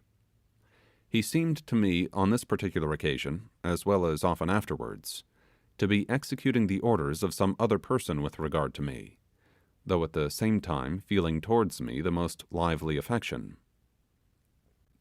Toby, who had made up his mind to accompany the islanders if possible, as soon as they were in readiness to depart, and who for that reason had refrained from showing the same anxiety that I had done, now represented to me that it was idle for me to entertain the hope of reaching the beach in time to profit by any opportunity that might then be presented. "Do you not see," said he, "the savages themselves are fearful of being too late, and I should hurry forward myself at once, did I not think that if I showed too much eagerness I should destroy all our hopes of reaping any benefit from this fortunate event. If you will only endeavour to appear tranquil or unconcerned, you will quiet their suspicions, and I have no doubt they will then let me go with them to the beach, supposing that I merely go out of curiosity. Should I succeed in getting down to the boats, I will make known the condition in which I have left you, and measures may then be taken to secure our escape." In the expediency of this I could not but acquiesce, and as the natives had now completed their preparations, I watched with the liveliest interest the reception that Toby's application might meet with. As soon as they understood from my companion that I intended to remain, They appeared to make no objection to his proposition, and even hailed it with pleasure. Their singular conduct on this occasion not a little puzzled me at the time, and imparted to subsequent events an additional mystery. The islanders were now to be seen hurrying along the path which led to the sea. I shook Toby warmly by the hand, and gave him my peta hat to shield his wounded head from the sun, as he had lost his own. He cordially returned the pressure of my hand, and solemnly promising to return as soon as the boats should leave the shore, sprang from my side, and the next minute disappeared in a turn of the grove. In spite of the unpleasant reflections that crowded upon my mind, I could not but be entertained by the novel and animated sight which now met my view.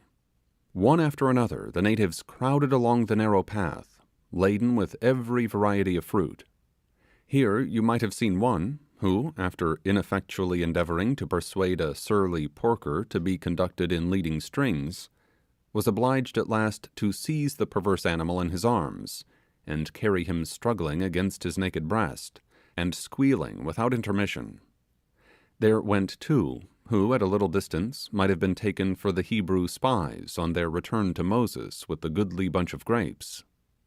One trotted before the other at a distance of a couple of yards, while between them, from a pole resting on their shoulders, was suspended a huge cluster of bananas, which swayed to and fro with a rocking gait at which they proceeded. Here ran another, perspiring with his exertions, and bearing before him a quantity of coconuts, who, fearful of being too late, heeded not the fruit that dropped from his basket, and appeared solely intent upon reaching his destination, careless how many of his coconuts kept company with him. In a short time the last straggler was seen hurrying on his way, and the faint shouts of those in advance died insensibly upon the ear. Our part of the valley now appeared nearly deserted by its inhabitants, Kory Kory, his aged father, and a few decrepit old people being all that were left.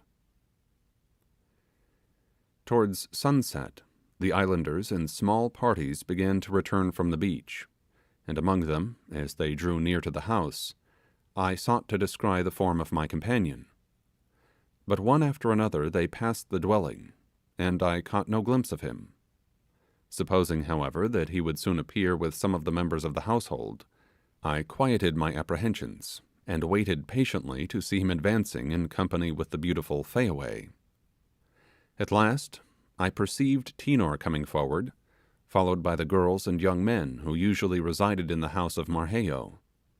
But with them came not my comrade, and, filled with 1,000 alarms, I eagerly sought to discover the cause of his delay. My earnest questions appeared to embarrass the natives greatly. All their accounts were contradictory, one giving me to understand that Toby would be with me in a very short time, another that he did not know where he was, while a third, violently inveighing against him, assured me that he had stolen away, and would never come back. It appeared to me at the time that in making these various statements they endeavoured to conceal from me some terrible disaster, lest the knowledge of it should overpower me. Fearful lest some fatal calamity had overtaken him, I sought out young Fayaway, and endeavoured to learn from her, if possible, the truth.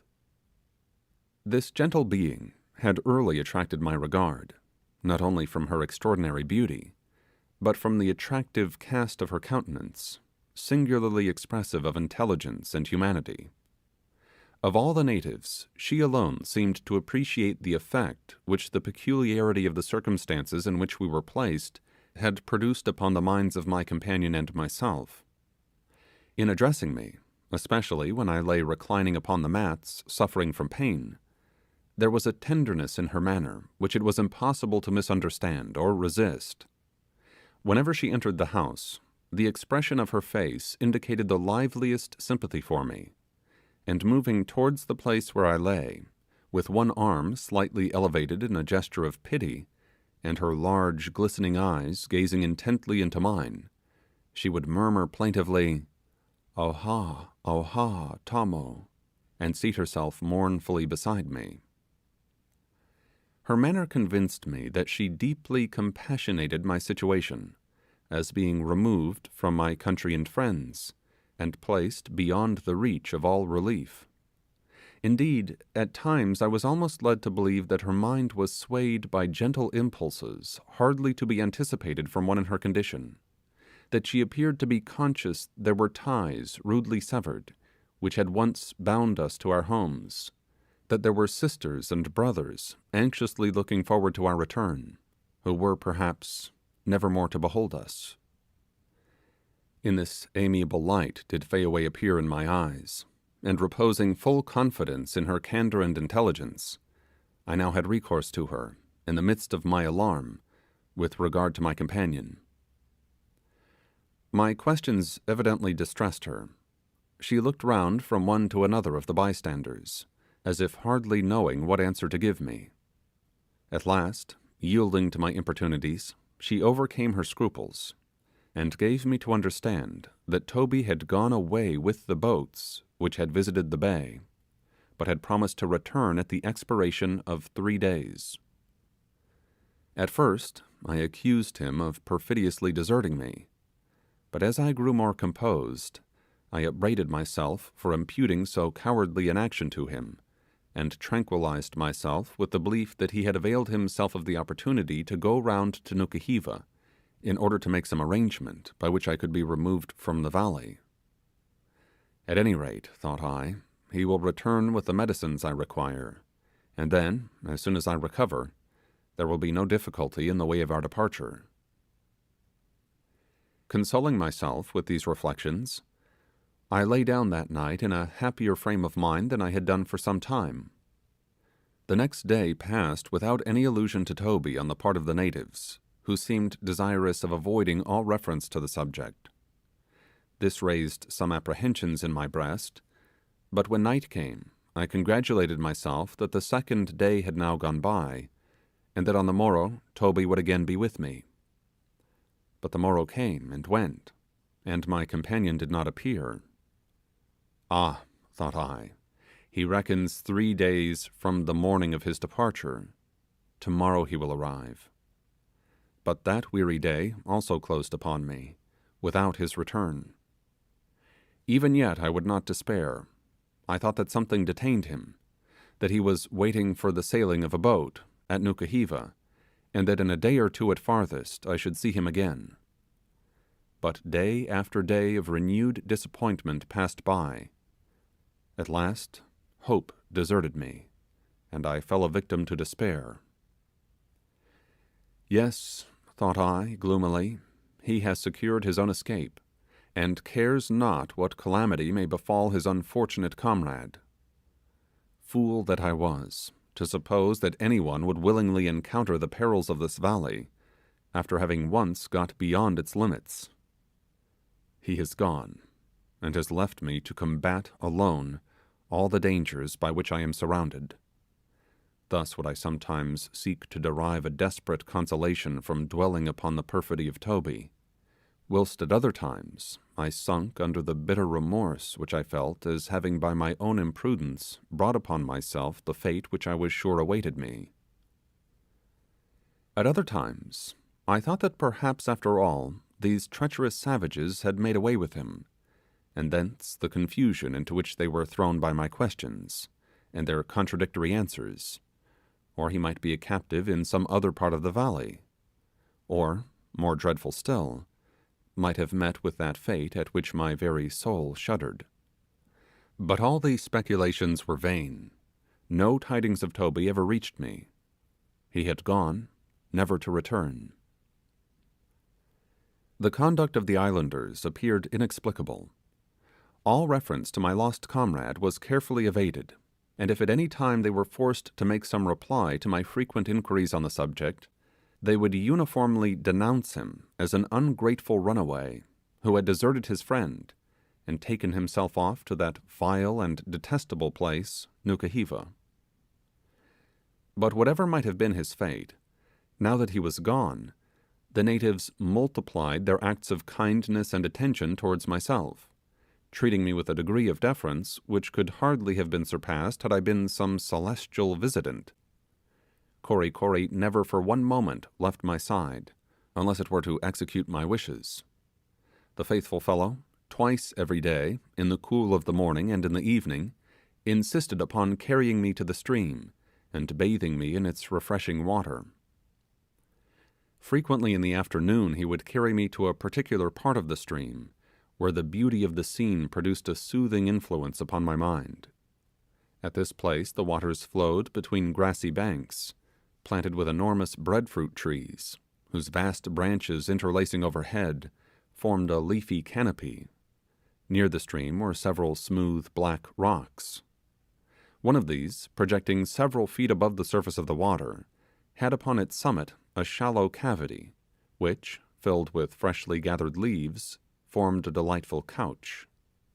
Here I often lay for hours, covered with a gauze-like veil of tapa, while Fayaway, seated beside me, and holding in her hand a fan woven from the leaflets of a young coconut bough, brushed aside the insects that occasionally lighted on my face, and Kory Kory, with a view of chasing away my melancholy, performed 1,000 antics in the water before us. As my eye wandered along this romantic stream, it would fall upon the half-immersed figure of a beautiful girl, standing in the transparent water, and catching in a little net a species of diminutive shellfish, of which these people are extravagantly fond. Sometimes a chattering group would be seated upon the edge of a low rock in the midst of the brook, busily engaged in thinning and polishing the shells of coconuts, by rubbing them briskly with a small stone in the water, an operation which soon converts them into a light and elegant drinking vessel, somewhat resembling goblets made of tortoiseshell. But the tranquilizing influences of beautiful scenery, and the exhibition of human life under so novel and charming an aspect, were not my only sources of consolation. Every evening the girls of the house gathered about me on the mats, and after chasing away Kory Kory from my side, who, nevertheless, retired only to a little distance, and watched their proceedings with the most jealous attention, would anoint my whole body with a fragrant oil, squeezed from a yellow root, previously pounded between a couple of stones, and which in their language is denominated aka. And most refreshing and agreeable are the juices of the aka, when applied to one's limbs by the soft palms of sweet nymphs, whose bright eyes are beaming upon you with kindness. And I used to hail with delight the daily recurrence of this luxurious operation, in which I forgot all my troubles, and buried for the time every feeling of sorrow. Sometimes in the cool of the evening my devoted servitor would lead me out upon the Typee in front of the house, and seating me near its edge, protect my body from the annoyances of the insects which occasionally hovered in the air, by wrapping me round with a large roll of tapa. He then bustled about, and employed himself at least 20 minutes in adjusting everything to secure my personal comfort. Having perfected his arrangements, he would get my pipe, and, lighting it, would hand it to me. Often he was obliged to strike a light for the occasion, and as the mode he adopted was entirely different from what I had ever seen or heard of before, I will describe it. A straight, dry, and partly decayed stick of the hibiscus, about 6 feet in length, and half as many inches in diameter, with a smaller bit of wood not more than a foot long, and scarcely an inch wide, is as invariably to be met with in every house in Typee as a box of lucifer matches in the corner of a kitchen cupboard at home. The islander, placing the larger stick obliquely against some object, with one end elevated at an angle of 45 degrees, mounts astride of it like an urchin about to gallop off upon a cane, and then grasping the smaller one firmly in both hands, he rubs its pointed end slowly up and down the extent of a few inches on the principal stick, until at last he makes a narrow groove in the wood, with an abrupt termination at the point furthest from him, where all the dusty particles which the friction creates are accumulated in a little heap. At first, Kory Kory goes to work quite leisurely, but gradually quickens his pace, and waxing warm in the employment, drives the stick furiously along the smoking channel, plying his hands to and fro with amazing rapidity, the perspiration starting from every pore. As he approaches the climax of his effort, he pants and gasps for breath, and his eyes almost start from their sockets with the violence of his exertions. This is the critical stage of the operation. All his previous labours are vain if he cannot sustain the rapidity of the movement until the reluctant spark is produced. Suddenly he stops, becomes perfectly motionless. His hands still retain their hold of the smaller stick, which is pressed convulsively against the further end of the channel among the fine powder there accumulated, as if he had just pierced through and through some little viper that was wriggling and struggling to escape from his clutches. The next moment, a delicate wreath of smoke curls spirally into the air, the heap of dusty particles glows with fire, and Kori Kori, almost breathless, dismounts from his steed. This operation appeared to me to be the most laborious species of work performed in Typee, and had I possessed a sufficient intimacy with the language to have conveyed my ideas upon the subject, I should certainly have suggested to the most influential of the natives the expediency of establishing a college of Vestals to be centrally located in the valley, for the purpose of keeping alive the indispensable article of fire, so as to supersede the necessity of such a vast outlay of strength and good temper as were usually squandered on these occasions. There might, however, be special difficulties in carrying this plan into execution. What a striking evidence does this operation furnish of the wide difference between the extreme of savage and civilized life. A gentleman of Typee can bring up a numerous family of children, and give them all a highly respectable cannibal education, with infinitely less toil and anxiety than he expends in the simple process of striking a light; whilst a poor European artisan, who, through the instrumentality of a Lucifer, performs the same operation in 1 second, is put to his wits' end to provide for his starving offspring that food which the children of a Polynesian father, without troubling their parent, pluck from the branches of every tree around them. Chapter 15. All the inhabitants of the valley treated me with great kindness, but as to the household of Marquesas, with whom I was now permanently domiciled, nothing could surpass their efforts to minister to my comfort. To the gratification of my palate, they paid the most unwearied attention. They continually invited me to partake of food, and when, after eating heartily, I declined the viands they continued to offer me, they seemed to think that my appetite stood in need of some piquant stimulant to excite its activity.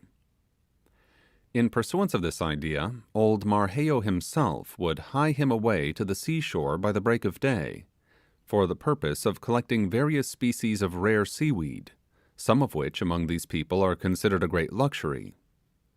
After a whole day spent in this employment, he would return about nightfall with several coconut shells filled with different descriptions of kelp.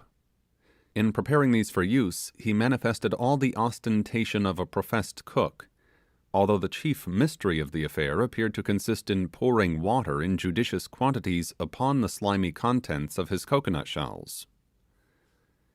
The first time he submitted one of these saline salads to my critical attention, I naturally thought that anything collected at such pains must possess peculiar merits, but one mouthful was a complete dose, and great was the consternation of the old warrior at the rapidity with which I ejected his Epicurean treat. How true it is that the rarity of any particular article enhances its value amazingly. In some part of the valley, I know not where, but probably in the neighbourhood of the sea, the girls were sometimes in the habit of procuring small quantities of salt, a thimbleful or so being the result of the united labours of a party of 5 or 6 employed for the greater part of the day. This precious commodity they brought to the house, enveloped in multitudinous folds of leaves, and, as a special mark of the esteem in which they held me, would spread an immense leaf on the ground, and dropping one by one a few minute particles of the salt upon it, invite me to taste them. From the extravagant value placed upon the article, I verily believe that with a bushel of common Liverpool salt, all the real estate in Typee might have been purchased. With a small pinch of it in one hand, and a quarter section of a breadfruit in the other, the greatest chief in the valley would have laughed at all the luxuries of a Parisian table. The celebrity of the breadfruit tree, and the conspicuous place it occupies in a Typee bill of fare, induces me to give at some length a general description of the tree, and the various modes in which the fruit is prepared. The breadfruit tree, in its glorious prime, is a grand and towering object, forming the same feature in a Marquesan landscape that the patriarchal elm does in New England scenery. The latter tree it not a little resembles in height, in the wide spread of its stalwart branches, and in its venerable and imposing aspect. The leaves of the breadfruit are of great size, and their edges are cut and scalloped as fantastically as those of a lady's lace collar. As they annually tend towards decay, they almost rival in the brilliant variety of their gradually changing hues the fleeting shades of the expiring dolphin. The autumnal tints of our American forests, glorious as they are, sink into nothing in comparison with this tree. The leaf, in one particular stage, when nearly all the prismatic colours are blended on its surface, is often converted by the natives into a superb and striking headdress. The principal fibre traversing its length being split open a convenient distance, and the elastic sides of the aperture pressed apart, the head is inserted between them, the leaf drooping on one side, with its forward half turned jauntily up on the brows, and the remaining part spreading laterally behind the ears. The fruit somewhat resembles in magnitude and general appearance one of our citron melons of ordinary size, but unlike the citron, it has no sectional lines drawn along the outside. Its surface is dotted all over with little conical prominences, looking not unlike the knobs on an antiquated church door. The rind is perhaps an eighth of an inch in thickness, and denuded of this, at the time when it is in the greatest perfection, the fruit presents a beautiful globe of white pulp, the whole of which may be eaten, with the exception of a slender core which is easily removed. The breadfruit, however, is never used, and is indeed altogether unfit to be eaten, until submitted in one form or other to the action of fire. The most simple manner in which this operation is performed, and I think the best, consists in placing any number of the freshly plucked fruit, when in a particular stage of greenness, among the embers of a fire, in the same way that you would roast a potato. After the lapse of 10 or 15 minutes, the green rind embrowns and cracks, showing through the fissures in its sides the milk-white interior. As soon as it cools, the rind drops off, and you then have the soft round pulp in its purest and most delicious state. Thus eaten, it has a mild and pleasing flavour. Sometimes, after having been roasted in the fire, the natives snatch it briskly from the embers, and permitting it to slip out of the yielding rind into a vessel of cold water, stir up the mixture, which they call boisho. I never could endure this compound, and indeed the preparation is not greatly in vogue among the more polite Typees. There is one form, however, in which the fruit is occasionally served, that renders it a dish fit for a king. As soon as it is taken from the fire, the exterior is removed, the core extracted, and the remaining part is placed in a sort of shallow stone mortar, and briskly worked with a pestle of the same substance. While one person is performing this operation, another takes a ripe coconut, and breaking it in half, which they also do very cleverly, proceeds to grate the juicy meat into fine particles.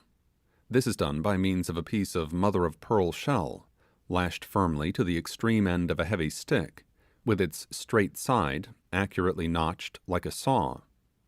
The stick is sometimes a grotesquely formed limb of a tree, with 3 or 4 branches twisting from its body like so many shapeless legs, and sustaining it 2 or 3 feet from the ground. The native, first placing a calabash beneath the nose, as it were, of his curious-looking log steed, for the purpose of receiving the grated fragments as they fall, mounts astride of it as if it were a hobby horse, and twirling the inside of one of his hemispheres of coconut around the sharp teeth of the mother of pearl shell, the pure white meat falls in snowy showers into the receptacle provided. Having obtained a quantity sufficient for his purpose, he places it in a bag made of the net-like fibrous substance attached to all coconut trees, and compressing it over the breadfruit, which being now sufficiently pounded is put into a wooden bowl, extracts a thick, creamy milk. The delicious liquid soon bubbles round the fruit, and leaves it at last just peeping above its surface. This preparation is called koku, and a most luscious preparation it is. The hobby horse and the pestle and mortar were in great requisition during the time I remained in the house of Marquesas, and Kory Kory had frequent occasion to show his skill in their use. But the great staple articles of food into which the breadfruit is converted by these natives are known respectively by the names of amar and poe poe. At certain seasons of the year, when the fruit of the 100 groves of the valley has reached its maturity, and hangs in golden spheres from every branch, the islanders assemble in harvest groups, and garner in the abundance which surrounds them. The trees are stripped of their nodding burdens, which, easily freed from the rind and core, are gathered together in capacious wooden vessels, where the pulpy fruit is soon worked by a stone pestle, vigorously applied, into a blended mass of a doughy consistency, called by the natives tutao. This is then divided into separate parcels, which, after being made up into stout packages, enveloped in successive folds of leaves, and bound round with thongs of bark, are stored away in large receptacles hollowed in the earth, from whence they are drawn as occasion may require. In this condition, the tutao sometimes remains for years, and even is thought to improve by age. Before it is fit to be eaten, however, it has to undergo an additional process. A primitive oven is scooped in the ground, and its bottom being loosely covered with stones, a large fire is kindled within it. As soon as the requisite degree of heat is attained, the embers are removed, and the surface of the stones being covered with thick layers of leaves, one of the larger packages of tutao is deposited upon them, and overspread with another layer of leaves. The whole is then quickly heaped up with earth, and forms a sloping mound. The tutao thus baked is called amar, the action of the oven having converted it into an amber-colored cakey substance, a little tart, but not at all disagreeable to the taste. By another and final process, the amar is changed into poe poe. This transition is rapidly effected. The amar is placed in a vessel, and mixed with water until it gains a proper pudding-like consistency, when, without further preparation, it is in readiness for use. This is the form in which the tutao is generally consumed. The singular mode of eating it I have already described. Were it not that the breadfruit is thus capable of being preserved for a length of time, the natives might be reduced to a state of starvation, for owing to some unknown cause, the trees sometimes fail to bear fruit, and on such occasions the islanders chiefly depend upon the supplies they have been enabled to store away. This stately tree, which is rarely met with upon the Sandwich Islands, and then only of a very inferior quality, and at Tahiti does not abound to a degree that renders its fruit the principal article of food, attains its greatest excellence in the genial climate of the Marquesan group, where it grows to an enormous magnitude, and flourishes in the utmost abundance. Chapter 16. In looking back to this period, and calling to remembrance the numberless proofs of kindness and respect which I received from the natives of the valley, I can scarcely understand how it was that in the midst of so many consolatory circumstances, my mind should still have been consumed by the most dismal forebodings, and have remained a prey to the profoundest melancholy. It is true that the suspicious circumstances which had attended the disappearance of Toby were enough of themselves to excite distrust with regard to the savages, in whose power I felt myself to be entirely placed, especially when it was combined with the knowledge that these very men, kind and respectful as they were to me, were after all nothing better than a set of cannibals. But my chief source of anxiety, and that which poisoned every temporary enjoyment, was the mysterious disease in my leg, which still remained unabated. All the herbal applications of Tinor, united with the severer discipline of the old leech, and the affectionate nursing of Kori Kori, had failed to relieve me. I was almost a cripple, and the pain I endured at intervals was agonizing. The unaccountable malady showed no signs of amendment. On the contrary, its violence increased day by day, and threatened the most fatal results, unless some powerful means were employed to counteract it. It seemed as if I were destined to sink under this grievous affliction, or at least that it would hinder me from availing myself of any opportunity of escaping from the valley. An incident which occurred as nearly as I can estimate about 3 weeks after the disappearance of Toby convinced me that the natives, from some reason or other, would interpose every possible obstacle to my leaving them. One morning there was no little excitement evinced by the people near my abode, and which I soon discovered proceeded from a vague report that boats had been seen at a great distance approaching the bay. Immediately all was bustle and animation. It so happened that day that the pain I suffered having somewhat abated, and feeling in much better spirits than usual, I had complied with Kori Kori's invitation to visit the chief Mehavi at the place called the Ti, which I have before described as being situated within the precincts of the Taboo Groves. These sacred recesses were at no great distance from Marquesas' habitation, and lay between it and the sea, the path that conducted to the beach passing directly in front of the Ti, and thence skirting along the border of the groves. I was reposing upon the mats within the sacred building, in company with Mehavi and several other chiefs, when the announcement was first made. It sent a thrill of joy through my whole frame. Perhaps Toby was about to return. I rose at once to my feet, and my instinctive impulse was to hurry down to the beach, equally regardless of the distance that separated me from it, and of my disabled condition. As soon as Mehavi noticed the effect the intelligence had produced upon me, and the impatience I betrayed to reach the sea, his countenance assumed that inflexible rigidity of expression which had so awed me on the afternoon of our arrival at the house of Marquesas. As I was proceeding to leave the Ti, he laid his hand upon my shoulder, and said gravely, "Abo, abo, wait, wait." Solely intent upon the one thought that occupied my mind, and heedless of his request, I was brushing past him, when suddenly he assumed a tone of authority, and told me to "moi," sit down.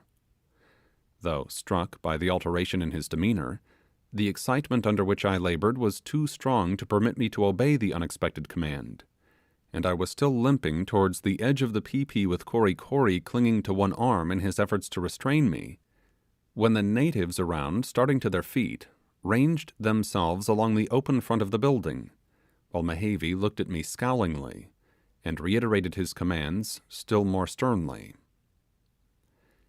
It was at this moment, when 50 savage countenances were glaring upon me, that I first truly experienced I was indeed a captive in the valley.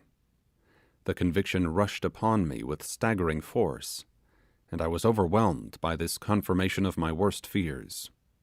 I saw at once that it was useless for me to resist, and sick at heart, I reseated myself upon the mats, and for the moment abandoned myself to despair. I now perceived the natives, one after the other, hurrying past the Ti, and pursuing the route that conducted to the sea.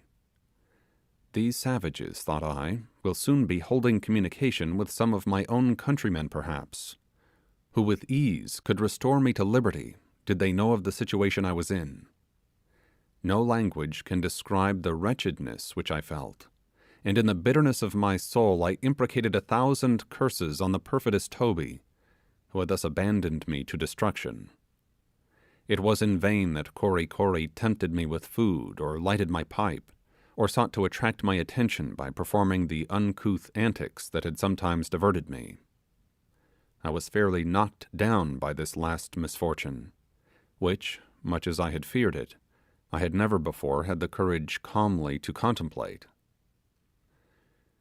Regardless of everything but my own sorrow, I remained in the tea for several hours, until shouts proceeding at intervals from the groves beyond the house proclaimed the return of the natives from the beach.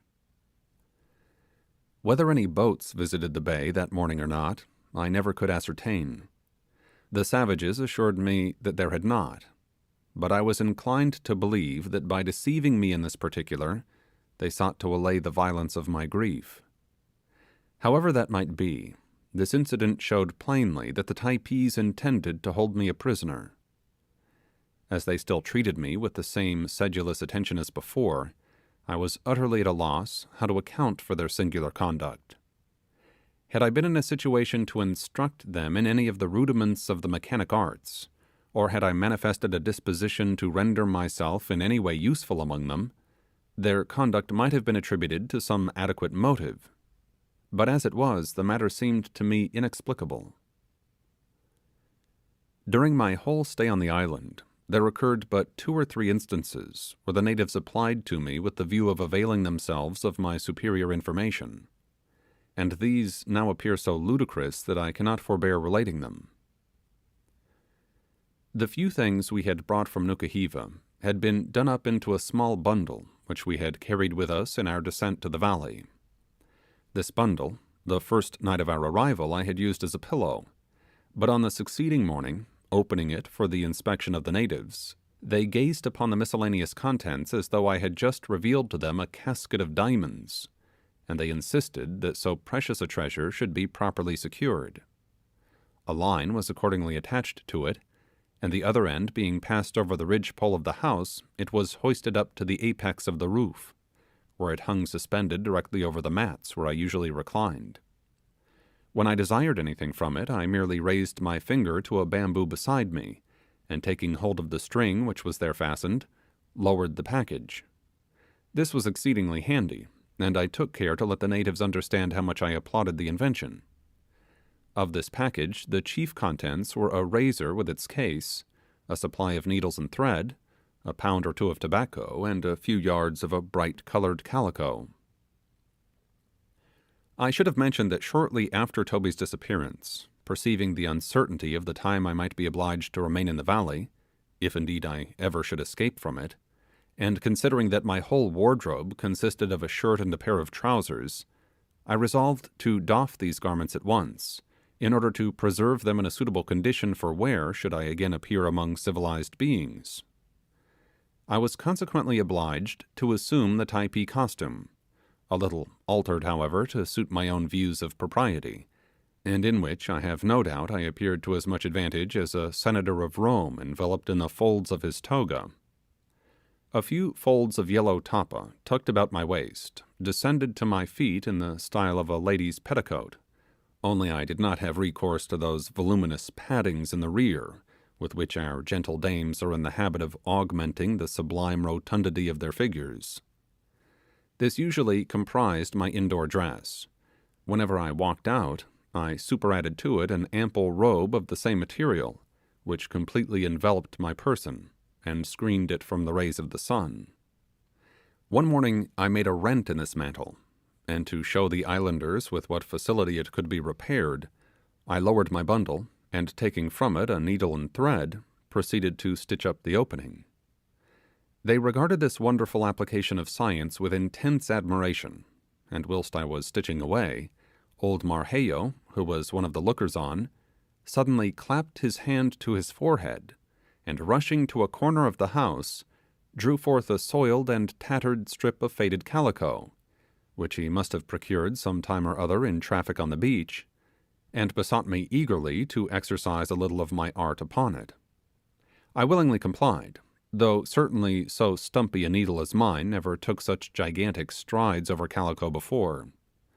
The repairs completed, old Marquesas gave me a paternal hug, and divesting himself of his maro girdle, swathed the calico about his loins, and slipping the beloved ornaments into his ears, grasped his spear and sallied out of the house, like a valiant Templar arrayed in a new and costly suit of armour. I never used my razor during my stay in the island, but, although a very subordinate affair, it had been vastly admired by the Typees, and Narmany, a great hero among them, who was exceedingly precise in the arrangements of his toilette and the general adjustment of his person, being the most accurately tattooed and laboriously horrified individual in all the valley, thought it would be a great advantage to have it applied to the already shaven crown of his head. The implement they usually employ is a shark's tooth, which is about as well adapted to the purpose as a one-pronged fork for pitching hay. No wonder, then, that the acute Narmany perceived the advantage my razor possessed over the usual implement. Accordingly, one day he requested as a personal favour that I would just run over his head with the razor. In reply, I gave him to understand that it was too dull, and could not be used to any purpose without being previously sharpened. To assist my meaning, I went through an imaginary honing process on the palm of my hand.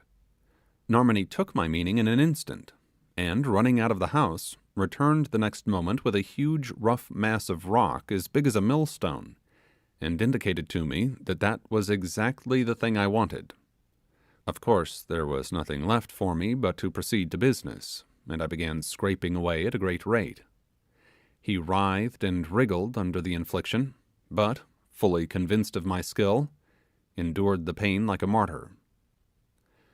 Though I never saw Narmany in battle, I will, from what I then observed, stake my life upon his courage and fortitude. Before commencing operations, his head had presented a surface of short bristling hairs, and by the time I had concluded my unskilful operation it resembled not a little a stubble field after being gone over with a harrow. However, as the chief expressed the liveliest satisfaction at the result, I was too wise to dissent from his opinion. Chapter 17. Day after day wore on, and still there was no perceptible change in the conduct of the islanders towards me. Gradually I lost all knowledge of the regular recurrence of the days of the week, and sunk insensibly into that kind of apathy which ensues after some violent outbreak of despair. My limb suddenly healed, the swelling went down, the pain subsided, and I had every reason to suppose I should soon completely recover from the affliction that had so long tormented me. As soon as I was enabled to ramble about the valley in company with the natives, troops of whom followed me whenever I sallied out of the house, I began to experience an elasticity of mind which placed me beyond the reach of those dismal forebodings to which I had so lately been a prey. Received wherever I went with the most deferential kindness, regaled perpetually with the most delightful fruits, ministered to by dark-eyed nymphs, and enjoying besides all the services of the devoted Kori Kori, I thought that for a sojourn among cannibals no man could have well made a more agreeable one. To be sure, there were limits set to my wanderings. Toward the sea my progress was barred by an express prohibition of the savages, and after having made 2 or 3 ineffectual attempts to reach it, as much to gratify my curiosity as anything else, I gave up the idea. It was in vain to think of reaching it by stealth, since the natives escorted me in numbers wherever I went, and not for one single moment that I can recall to mind was I ever permitted to be alone. The green and precipitous elevations that stood ranged around the head of the vale where Marquesas' habitation was situated effectually precluded all hope of escape in that quarter, even if I could have stolen away from the 1,000 eyes of the savages. But these reflections now seldom obtruded upon me.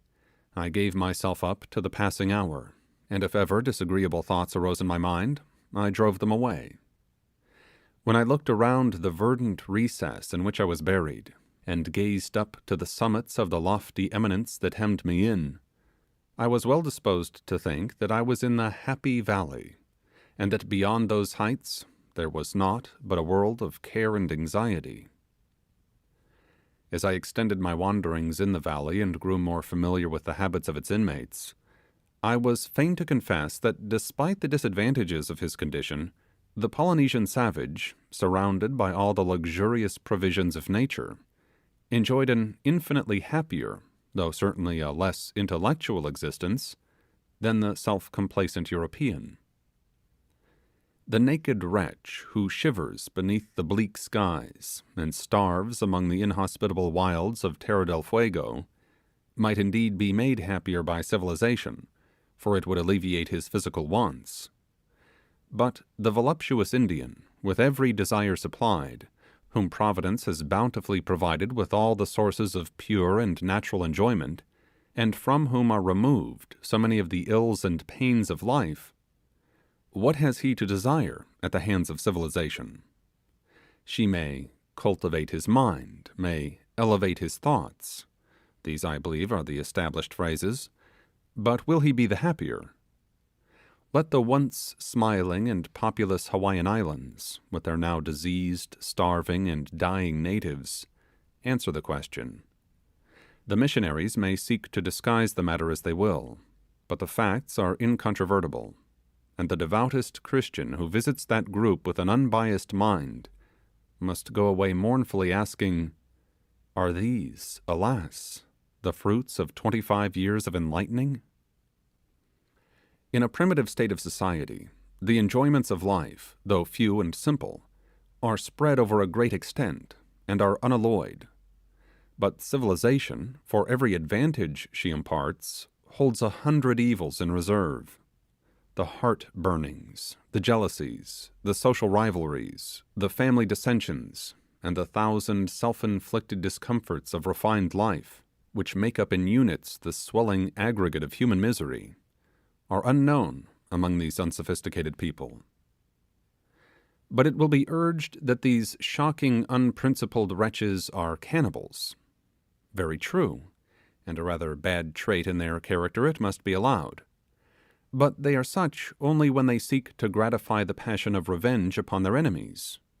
And I ask whether the mere eating of human flesh so very far exceeds in barbarity that custom which only a few years since was practiced in enlightened England. A convicted traitor, perhaps a man found guilty of honesty, patriotism, and such like heinous crimes, had his head lopped off with a huge axe, his bowels dragged out and thrown into a fire, while his body, carved into 4 quarters, was with his head exposed upon pikes, and permitted to rot and fester among the public haunts of men. The fiend-like skill we display in the invention of all manner of death-dealing engines, the vindictiveness with which we carry on our wars, and the misery and desolation that follow in their train, are enough of themselves to distinguish the white civilized man as the most ferocious animal on the face of the earth. His remorseless cruelty is seen in many of the institutions of our own favored land. There is one in particular lately adopted in one of the states of the Union, which purports to have been dictated by the most merciful considerations. To destroy our malefactors piecemeal, drying up in their veins, drop by drop, the blood we are too chicken-hearted to shed by a single blow which would at once put a period to their sufferings, is deemed to be infinitely preferable to the old-fashioned punishment of gibbeting, much less annoying to the victim and more in accordance with the refined spirit of the age. And yet how feeble is all language to describe the horrors we inflict upon these wretches, whom we mason up in the cells of our prisons, and condemn to perpetual solitude in the very heart of our population. But it is needless to multiply the examples of civilized barbarity. They far exceed in the amount of misery they cause the crimes which we regard with such abhorrence in our less enlightened fellow creatures. The term savage is, I conceive, often misapplied, and indeed when I consider the vices, cruelties, and enormities of every kind that spring up in the tainted atmosphere of a feverish civilization, I am inclined to think that so far as the relative wickedness of the parties is concerned, 4 or 5 Marquesan islanders sent to the United States as missionaries might be quite as useful as an equal number of Americans dispatched to the islands in a similar capacity.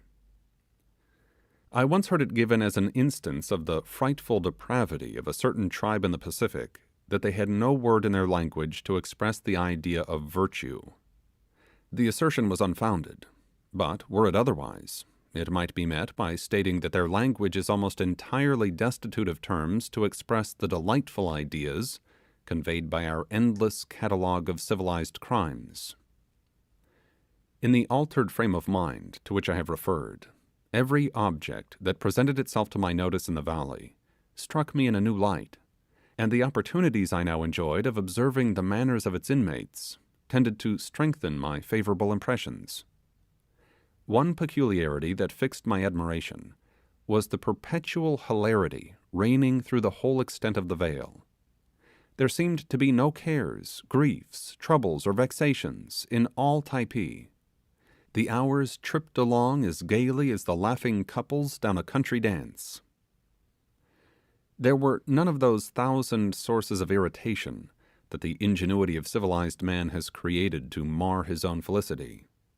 There were no foreclosures of mortgages, no protested notes, no bills payable, no debts of honour in Typee, no unreasonable tailors and shoemakers perversely bent on being paid, no duns of any description, no assault and battery attorneys to foment discord, backing their clients up to a quarrel and then knocking their heads together, no poor relations everlastingly occupying the spare bedchamber and diminishing the elbow room at the family table, no destitute widows with their children starving on the cold charities of the world, no beggars, no debtors' prisons, no proud and hard-hearted nabobs in Typee, or to sum up all in one word, no money. That root of all evil was not to be found in the valley. In this secluded abode of happiness, there were no cross old women, no cruel stepdames, no withered spinsters, no lovesick maidens, no sour old bachelors, no inattentive husbands, no melancholy young men, no blubbering youngsters, and no squalling brats. All was mirth, fun, and high good humour. Blue devils, hypochondria, and doleful dumps went and hid themselves among the nooks and crannies of the rocks. Here you would see a parcel of children frolicking together the livelong day, and no quarrelling, no contention among them. The same number in our own land could not have played together for the space of an hour without biting or scratching one another. There you might have seen a throng of young females, not filled with envyings of each other's charms, nor displaying the ridiculous affections of gentility, nor yet moving in whalebone corsets like so many automatons, but free, inartificially happy, and unconstrained. There were some spots in that sunny vale where they would frequently resort to decorate themselves with garlands of flowers. To have seen them reclining beneath the shadows of one of the beautiful groves, the ground about them strewn with freshly gathered buds and blossoms, employed in weaving chaplets and necklaces, one would have thought that all the train of Flora had gathered together to keep a festival in honour of their mistress. With the young men there seemed almost always some matter of diversion or business on hand that afforded a constant variety of enjoyment. But whether fishing or carving canoes or polishing their ornaments, never was there exhibited the least sign of strife or contention among them. As for the warriors, they maintained a tranquil dignity of demeanour, journeying occasionally from house to house, where they were always sure to be received with the attention bestowed upon distinguished guests. The old men, of whom there were many in the vale, seldom stirred from their mats, where they would recline for hours and hours, smoking and talking to one another with all the garrulity of age.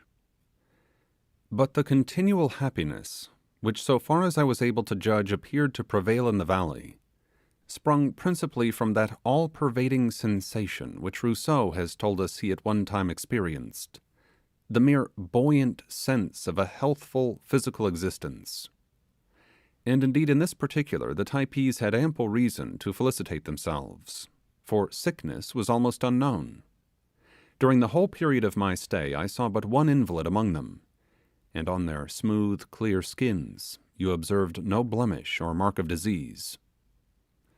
The general repose, however, upon which I have just been descanting, was broken in upon about this time by an event which proved that the islanders were not entirely exempt from those occurrences which disturb the quiet of more civilized communities. Having now been a considerable time in the valley, I began to feel surprised that the violent hostility subsisting between its inhabitants and those of the adjoining bay of Happar should never have manifested itself in any warlike encounter. Although the valiant Typees would often by gesticulations declare their undying hatred against their enemies, and the disgust they felt at their cannibal propensities, although they dilated upon the manifold injuries they had received at their hands, yet with a forbearance truly commendable they appeared patiently to sit down under their grievances, and to refrain from making any reprisals.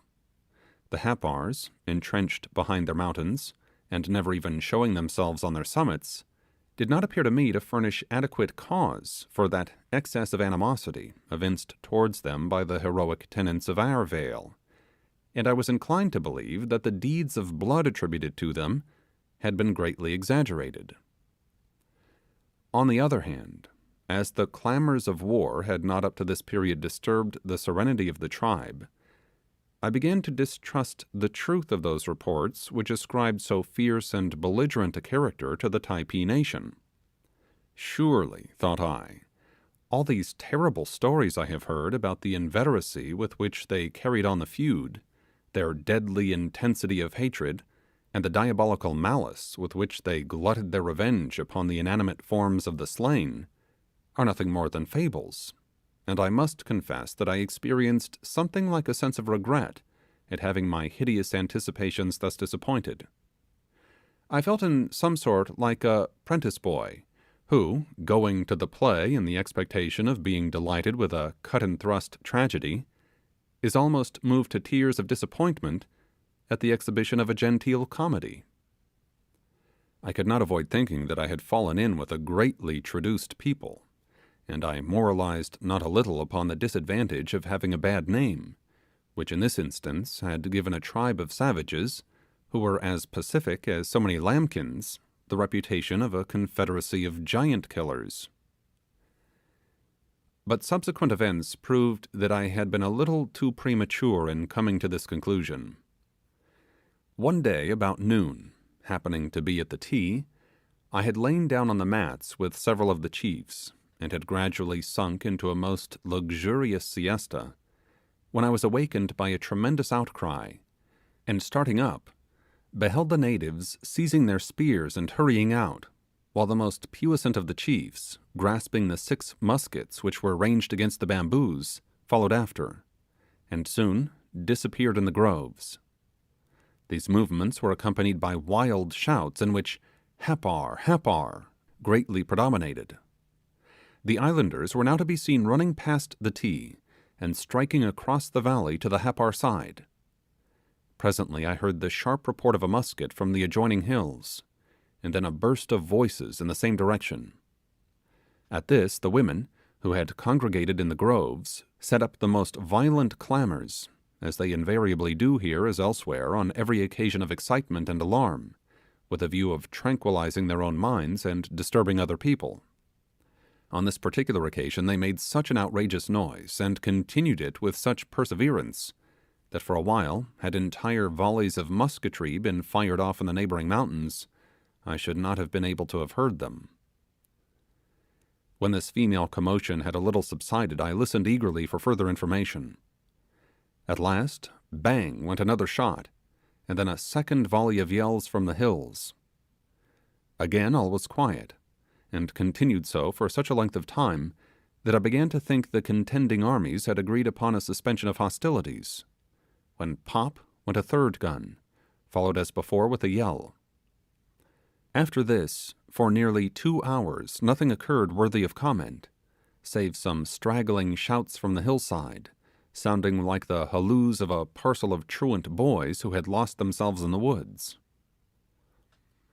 During this interval I had remained standing on the piazza of the tea, which directly fronted the Happar mountain, and with no one near me but Kory Kory and the old superannuated savages I have before described. These latter never stirred from their mats, and seemed altogether unconscious that anything unusual was going on. As for Kori Kori, he appeared to think that we were in the midst of great events, and sought most zealously to impress me with a due sense of their importance. Every sound that reached us conveyed some momentous item of intelligence to him. At such times, as if he were gifted with second sight, he would go through a variety of pantomimic illustrations, showing me the precise manner in which the redoubtable Typees were at that very moment chastising the insolence of the enemy. "Mehevi hana pepi nui hapar," he exclaimed every 5 minutes, giving me to understand that under that distinguished captain the warriors of his nation were performing prodigies of valour. Having heard only 4 reports from the muskets, I was led to believe that they were worked by the islanders in the same manner as the Sultan Solomon's ponderous artillery at the siege of Byzantium, one of them taking an hour or 2 to load and train. At last, no sound whatever proceeding from the mountains, I concluded that the contest had been determined one way or the other. Such appeared indeed to be the case, for in a little while a courier arrived at the Ti, almost breathless with his exertions, and communicated the news of a great victory having been achieved by his countrymen. Hapar Puarva! Hapar Puarva! The cowards had fled. Kori Kori was in ecstasies, and commenced a vehement harangue, which, so far as I understood it, implied that the result exactly agreed with his expectations, and which moreover was intended to convince me that it would be a perfectly useless undertaking, even for an army of fire-eaters, to offer battle to the irresistible heroes of our valley. In all this I of course acquiesced, and looked forward with no little interest to the return of the conquerors, whose victory I feared might not have been purchased without cost to themselves. But here I was again mistaken, for Mehevi, in conducting his warlike operations, rather inclined to the Fabian than to the Bonapartean tactics, husbanding his resources and exposing his troops to no unnecessary hazards. The total loss of the victors in this obstinately contested affair was, in killed, wounded, and missing, 1 forefinger and part of a thumbnail, which the late proprietor brought along with him in his hand, a severely contused arm, and a considerable effusion of blood flowing from the thigh of a chief who had received an ugly thrust from a Hapar spear.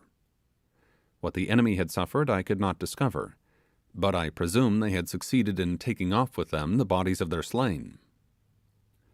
Such was the issue of the battle, as far as its results came under my observation, and as it appeared to be considered an event of prodigious importance, I reasonably concluded that the wars of the natives were marked by no very sanguinary traits.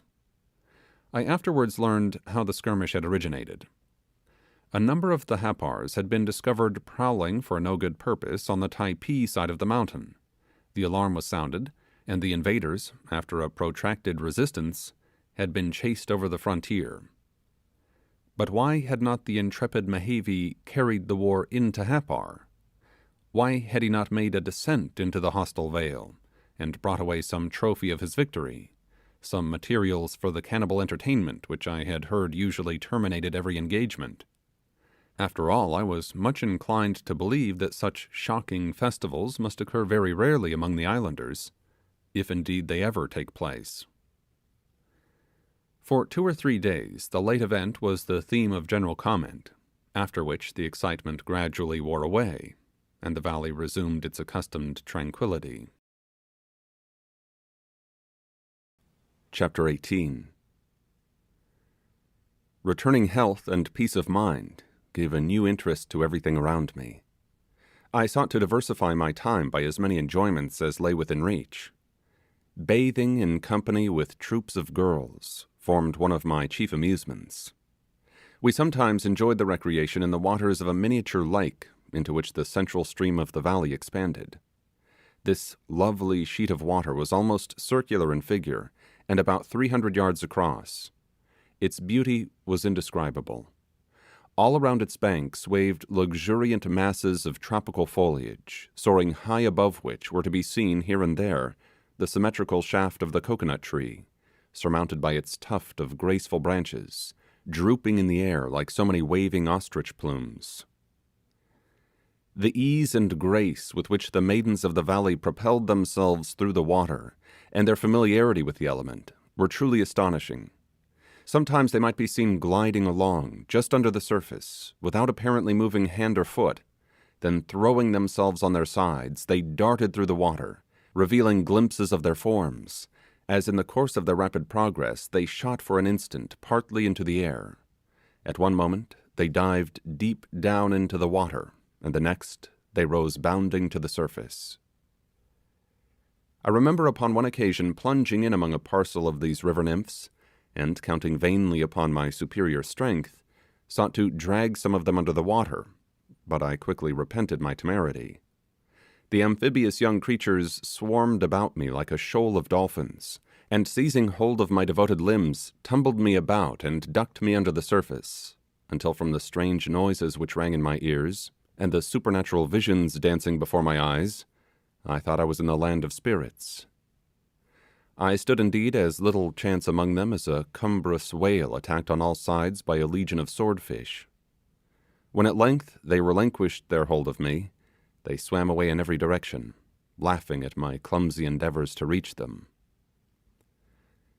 There was no boat on the lake, but at my solicitation, and for my special use, some of the young men attached to Marquesas' household, under the direction of the indefatigable Kory Kory, brought up a light and tastefully carved canoe from the sea. It was launched upon the sheet of water, and floated there as gracefully as a swan. But, melancholy to relate, it produced an effect I had not anticipated. The sweet nymphs, who had sported with me before in the lake, now all fled its vicinity. The prohibited craft, guarded by the edicts of the taboo, extended the prohibition to the waters in which it lay. For a few days, Kory Kory, with one or two other youths, accompanied me in my excursions to the lake, and while I paddled about in my light canoe, would swim after me, shouting and gambolling in pursuit. But I was ever partial to what is termed in the Young Men's Own Book, the society of virtuous and intelligent young ladies, and in the absence of the mermaids, the amusement became dull and insipid. One morning I expressed to my faithful servitor my desire for the return of the nymphs. The honest fellow looked at me bewildered for a moment, and then shook his head solemnly, and murmured, "Taboo, taboo," giving me to understand that unless the canoe was removed, I could not expect to have the young ladies back again. But to this procedure I was averse. I not only wanted the canoe to stay where it was, but I wanted the beauteous Fayaway to get into it, and paddle with me about the lake. This latter proposition completely horrified Kory Kory's notions of propriety. He inveighed against it, as something too monstrous to be thought of. It not only shocked their established notions of propriety, but was at variance with all their religious ordinances. However, although the taboo was a ticklish thing to meddle with, I determined to test its capabilities of resisting an attack. I consulted the chief Mehavi, who endeavoured to dissuade me from my object, but I was not to be repulsed, and accordingly increased the warmth of my solicitations. At last he entered into a long, and I have no doubt a very learned and eloquent exposition of the history and nature of the taboo, as affecting this particular case, employing a variety of most extraordinary words, which, from their amazing length and sonorousness, I have every reason to believe were of a theological nature. But all that he said failed to convince me, partly perhaps because I could not comprehend a word that he uttered, but chiefly that for the life of me I could not understand why a woman should not have as much right to enter a canoe as a man. At last he became a little more rational, and intimated that, out of the abundant love he bore me, he would consult with the priests, and see what could be done. How it was that the priesthood of Typee satisfied the affair with their consciences, I know not, but so it was, and Fayaway's dispensation from this portion of the taboo was at length procured. Such an event I believe never before had occurred in the valley, but it was high time the islanders should be taught a little gallantry, and I trust that the example I set them may produce beneficial effects. Ridiculous indeed that the lovely creatures should be obliged to paddle about in the water like so many ducks, while a parcel of great strapping fellows skimmed over its surface in their canoes. The first day after Fayaway's emancipation, I had a delightful little party on the lake, the damsel, Kory Kory, and myself. My zealous body servant brought from the house a calabash of poey poey, half a dozen young coconuts, stripped of their husks, 3 pipes, as many yams, and me on his back a part of the way. Something of a load, but Kory Kory was a very strong man for his size, and by no means brittle in the spine. We had a very pleasant day. My trusty valet plied the paddle and swept us gently along the margin of the water, beneath the shades of the overhanging thickets. Fayaway and I reclined in the stern of the canoe, on the very best terms possible with one another, the gentle nymph occasionally placing her pipe to her lip, and exhaling the mild fumes of the tobacco, to which her rosy breath added a fresh perfume. Strange as it may seem, there is nothing in which a young and beautiful female appears to more advantage than in the act of smoking. How captivating is a Peruvian lady, swinging in her gaily woven hammock of grass extended between 2 orange trees, and inhaling the fragrance of a choice cigarro. But Fayaway, holding in her delicately formed olive hand the long yellow reed of her pipe, with its quaintly carved bowl, and every few moments languishingly giving forth light wreaths of vapour from her mouth and nostrils, looked still more engaging. We floated about thus for several hours, when I looked up to the warm, glowing tropical sky, and then down into the transparent depths below, and when my eye, wandering from the bewitching scenery around, fell upon the grotesquely tattooed form of Kory Kory, and finally encountered the pensive gaze of Fayaway, I thought I had been transported to some fairy region, so unreal did everything appear. This lovely piece of water was the coolest spot in all the valley, and I now made it a place of continual resort during the hottest period of the day. One side of it lay near the termination of a long, gradually expanding gorge, which mounted to the heights that environed the vale. The strong trade wind, met in its course by these elevations, circled and eddied about their summits, and was sometimes driven down the steep ravine, and swept across the valley, ruffling in its passage the otherwise tranquil surface of the lake. One day, after we had been paddling about for some time, I disembarked Kory Kory, and paddled the canoe to the windward side of the lake. As I turned the canoe, Fayaway, who was with me, seemed all at once to be struck with some happy idea. With a wild exclamation of delight, she disengaged from her person the ample robe of tapa which was knotted over her shoulder, for the purpose of shielding her from the sun, and spreading it out like a sail, stood erect with upraised arms in the head of the canoe. We American sailors pride ourselves upon our straight, clean spars, but a prettier little mast than Fayaway made was never shipped aboard of any craft. In a moment the tapa was distended by the breeze, the long brown tresses of Fayaway streamed in the air, and the canoe glided rapidly through the water and shot towards the shore.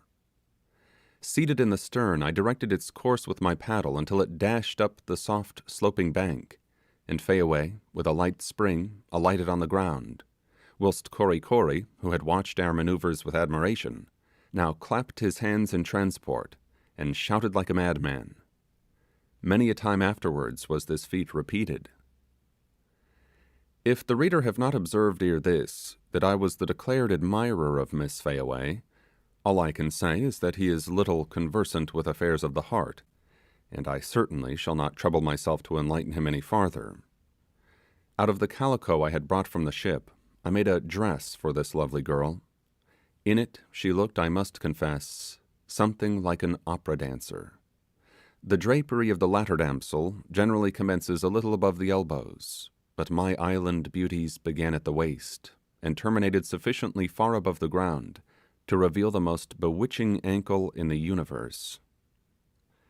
The day that Fayaway first wore this robe was rendered memorable by a new acquaintance being introduced to me. In the afternoon I was lying in the house, when I heard a great uproar outside. but being by this time pretty well accustomed to the wild halloos which were almost continually ringing through the valley, I paid little attention to it, until old Marheyo, under the influence of some strange excitement, rushed into my presence and communicated the astounding tidings, "Marnu Pemi," which, being interpreted, implied that an individual by the name of Marnu was approaching. My worthy old friend evidently expected that this intelligence would produce a great effect upon me, and for a time he stood earnestly regarding me, as if curious to see how I should conduct myself. But as I remained perfectly unmoved, the old gentleman darted out of the house again, in as great a hurry as he had entered it. Marnu, Marnu, cogitated I have never heard that name before. Some distinguished character, I presume, from the prodigious riot the natives are making. The tumultuous noise drawing nearer and nearer every moment, while Marnu Marnu was shouted by every tongue.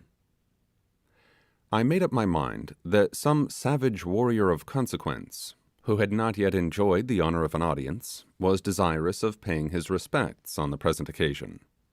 So vain had I become by the lavish attention to which I had been accustomed, that I felt half inclined, as a punishment for such neglect, to give this Marnu a cold reception, when the excited throng came within view, convoying one of the most striking specimens of humanity that I ever beheld. The stranger could not have been more than 25 years of age, and was a little above the ordinary height.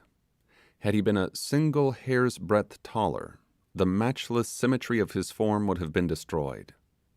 His unclad limbs were beautifully formed, whilst the elegant outline of his figure, together with his beardless cheeks, might have entitled him to the distinction of standing for the statue of the Polynesian Apollo, and indeed the oval of his countenance and the regularity of every feature reminded me of an antique bust. But the marble repose of art was supplied by a warmth and liveliness of expression only to be seen in the South Sea Islander under the most favourable developments of nature.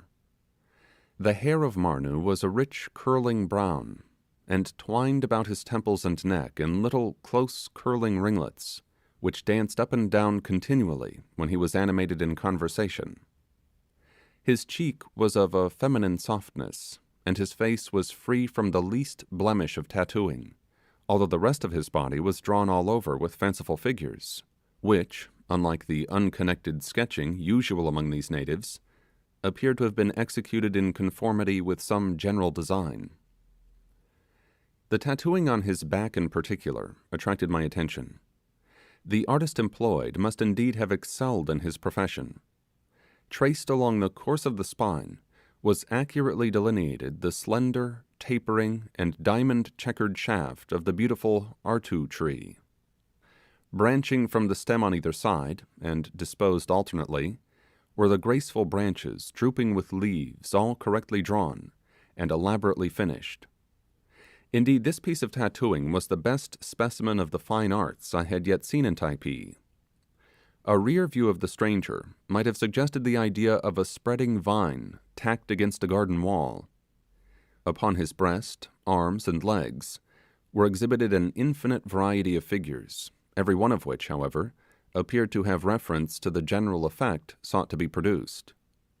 The tattooing I have described was of the brightest hue, and when contrasted with the light olive colour of the skin, produced an unique and even elegant effect. A slight girdle of white tappa, scarcely 2 inches in width, but hanging before and behind in spreading tassels, composed the entire costume of the stranger. He advanced surrounded by the islanders, carrying under one arm a small roll of the native cloth, and grasping in his other hand a long and richly decorated spear. His manner was that of a traveller conscious that he is approaching a comfortable stage in his journey. Every moment he turned good-humouredly to the throng around him, and gave some dashing sort of reply to their incessant queries, which appeared to convulse them with uncontrollable mirth. Struck by his demeanour, and the peculiarity of his appearance, so unlike that of the shaven-crowned and face-tattooed natives in general, I involuntarily rose as he entered the house, and proffered him a seat on the mats beside me. But without deigning to notice the civility, or even the more incontrovertible fact of my existence, the stranger passed on, utterly regardless of me, and flung himself upon the further end of the long couch that traversed the sole apartment of Marquesas' habitation. Had the belle of the season, in the pride of her beauty and power, been cut in a place of public resort by some supercilious exquisite, she could not have felt greater indignation than I did at this unexpected slight. I was thrown into utter astonishment.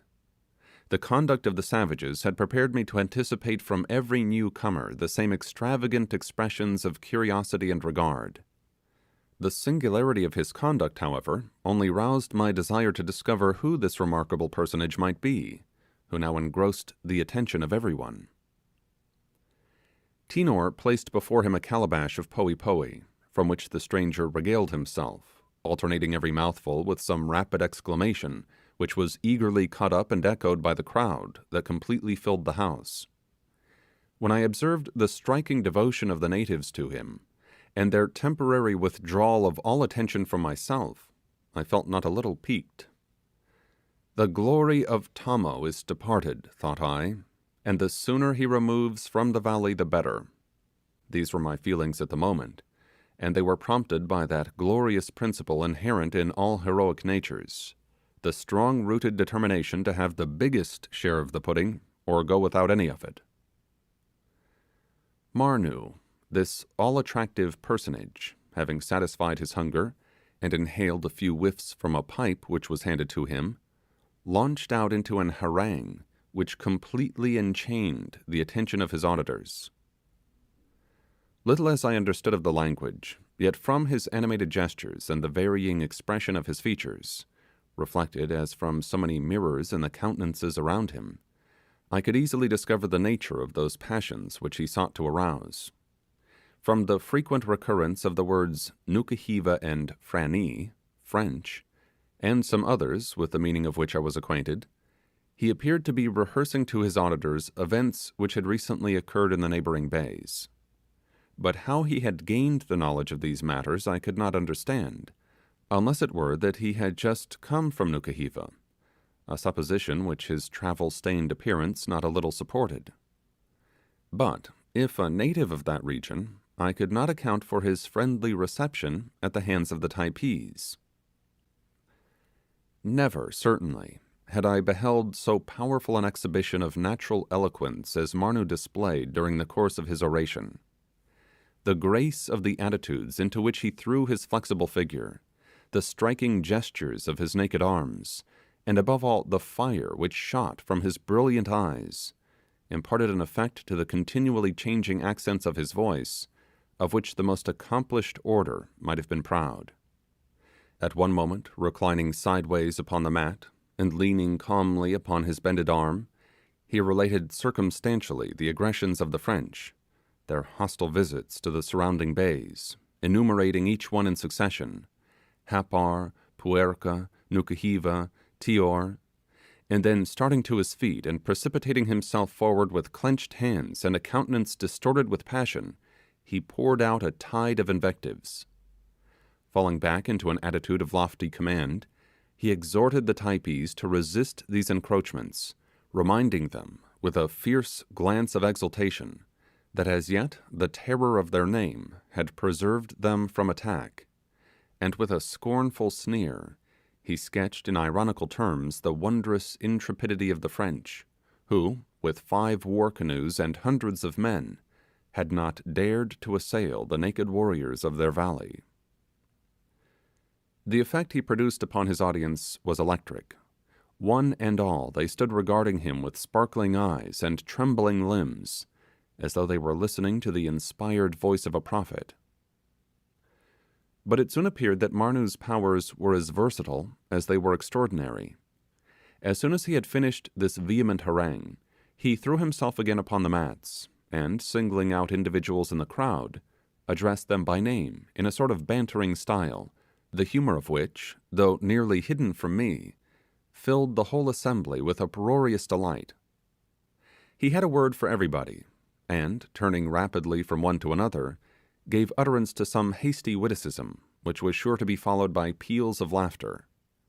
To the females, as well as to the men, he addressed his discourse. Heaven only knows what he said to them, but he caused smiles and blushes to mantle their ingenuous faces. I am indeed very much inclined to believe that Marnu, with his handsome person and captivating manners, was a sad deceiver among the simple maidens of the island. During all this time he had never for one moment deigned to regard me. He appeared indeed to be altogether unconscious of my presence. I was utterly at a loss how to account for this extraordinary conduct. I easily perceived that he was a man of no little consequence among the islanders, that he possessed uncommon talents, and was gifted with a higher degree of knowledge than the inmates of the valley. For these reasons, I therefore greatly feared lest, having, from some cause or other, unfriendly feelings toward me, he might exert his powerful influence to do me mischief. It seemed evident that he was not a permanent resident of the vale, and yet whence could he have come? On all sides the Typees were girt in by hostile tribes, and how could he possibly, if belonging to any of these, be received with so much cordiality? The personal appearance of the enigmatical stranger suggested additional perplexities. The face, free from tattooing, and the unshaven crown were peculiarities I had never before remarked in any part of the island, and I had always heard that the contrary were considered the indispensable distinctions of a Marquesan warrior. Altogether, the matter was perfectly incomprehensible to me, and I awaited its solution with no small degree of anxiety. At length, from certain indications, I suspected that he was making me the subject of his remarks, although he appeared cautiously to avoid either pronouncing my name or looking in the direction where I lay. All at once he rose from the mats where he had been reclining, and, still conversing, moved towards me, his eye purposely evading mine, and seated himself within less than a yard of me. I had hardly recovered from my surprise when he suddenly turned round, and with a most benignant countenance, extended his right hand gracefully towards me.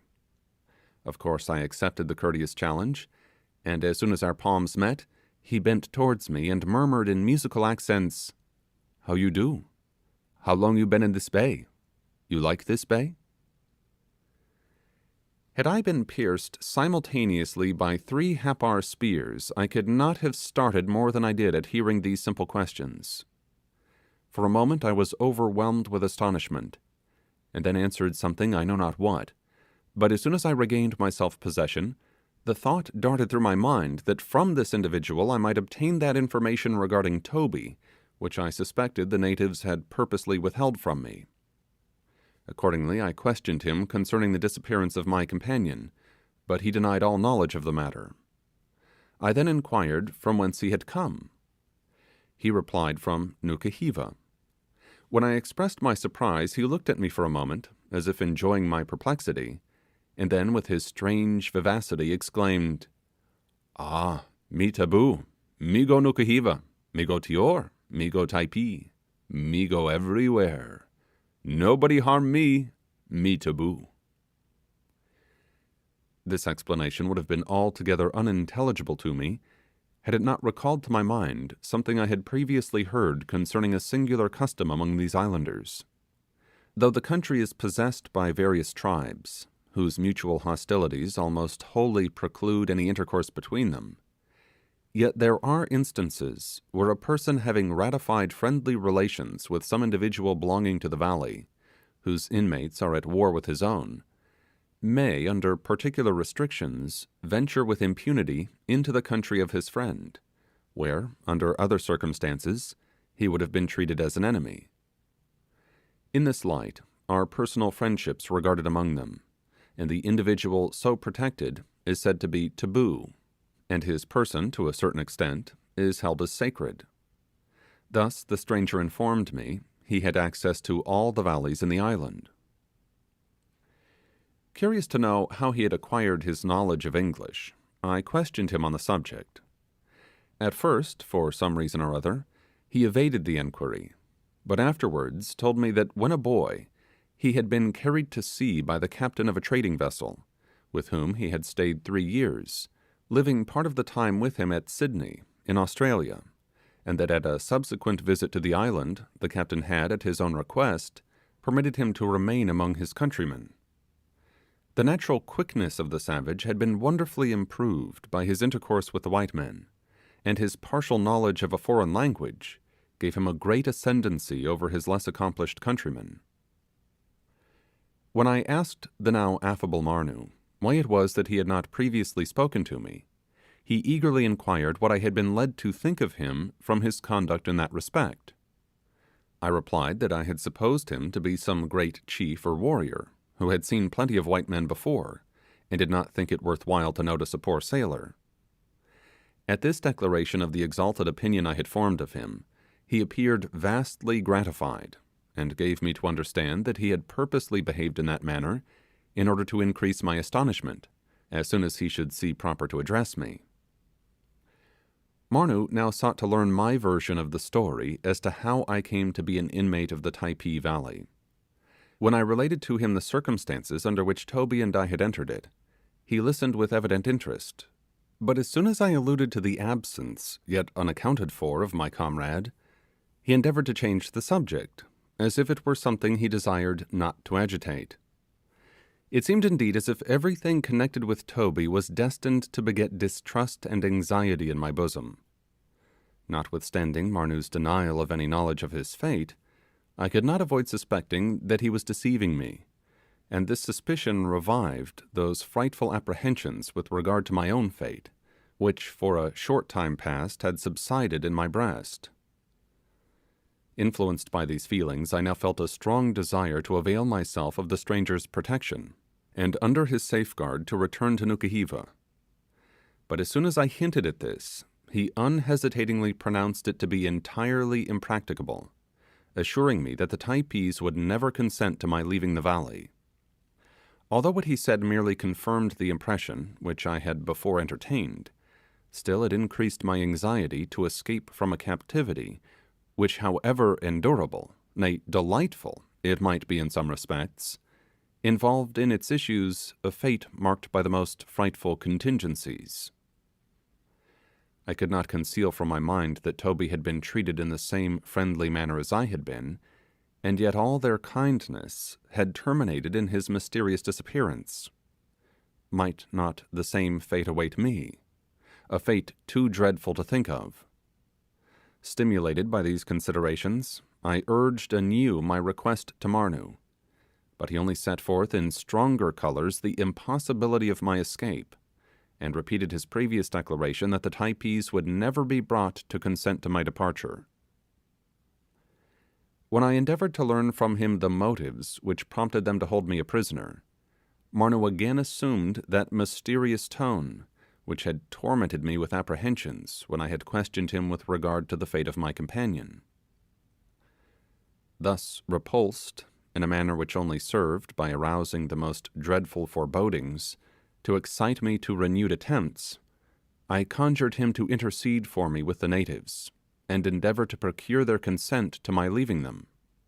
To this he appeared strongly averse, but, yielding at last to my importunities, he addressed several of the chiefs, who with the rest had been eyeing us intently during the whole of our conversation.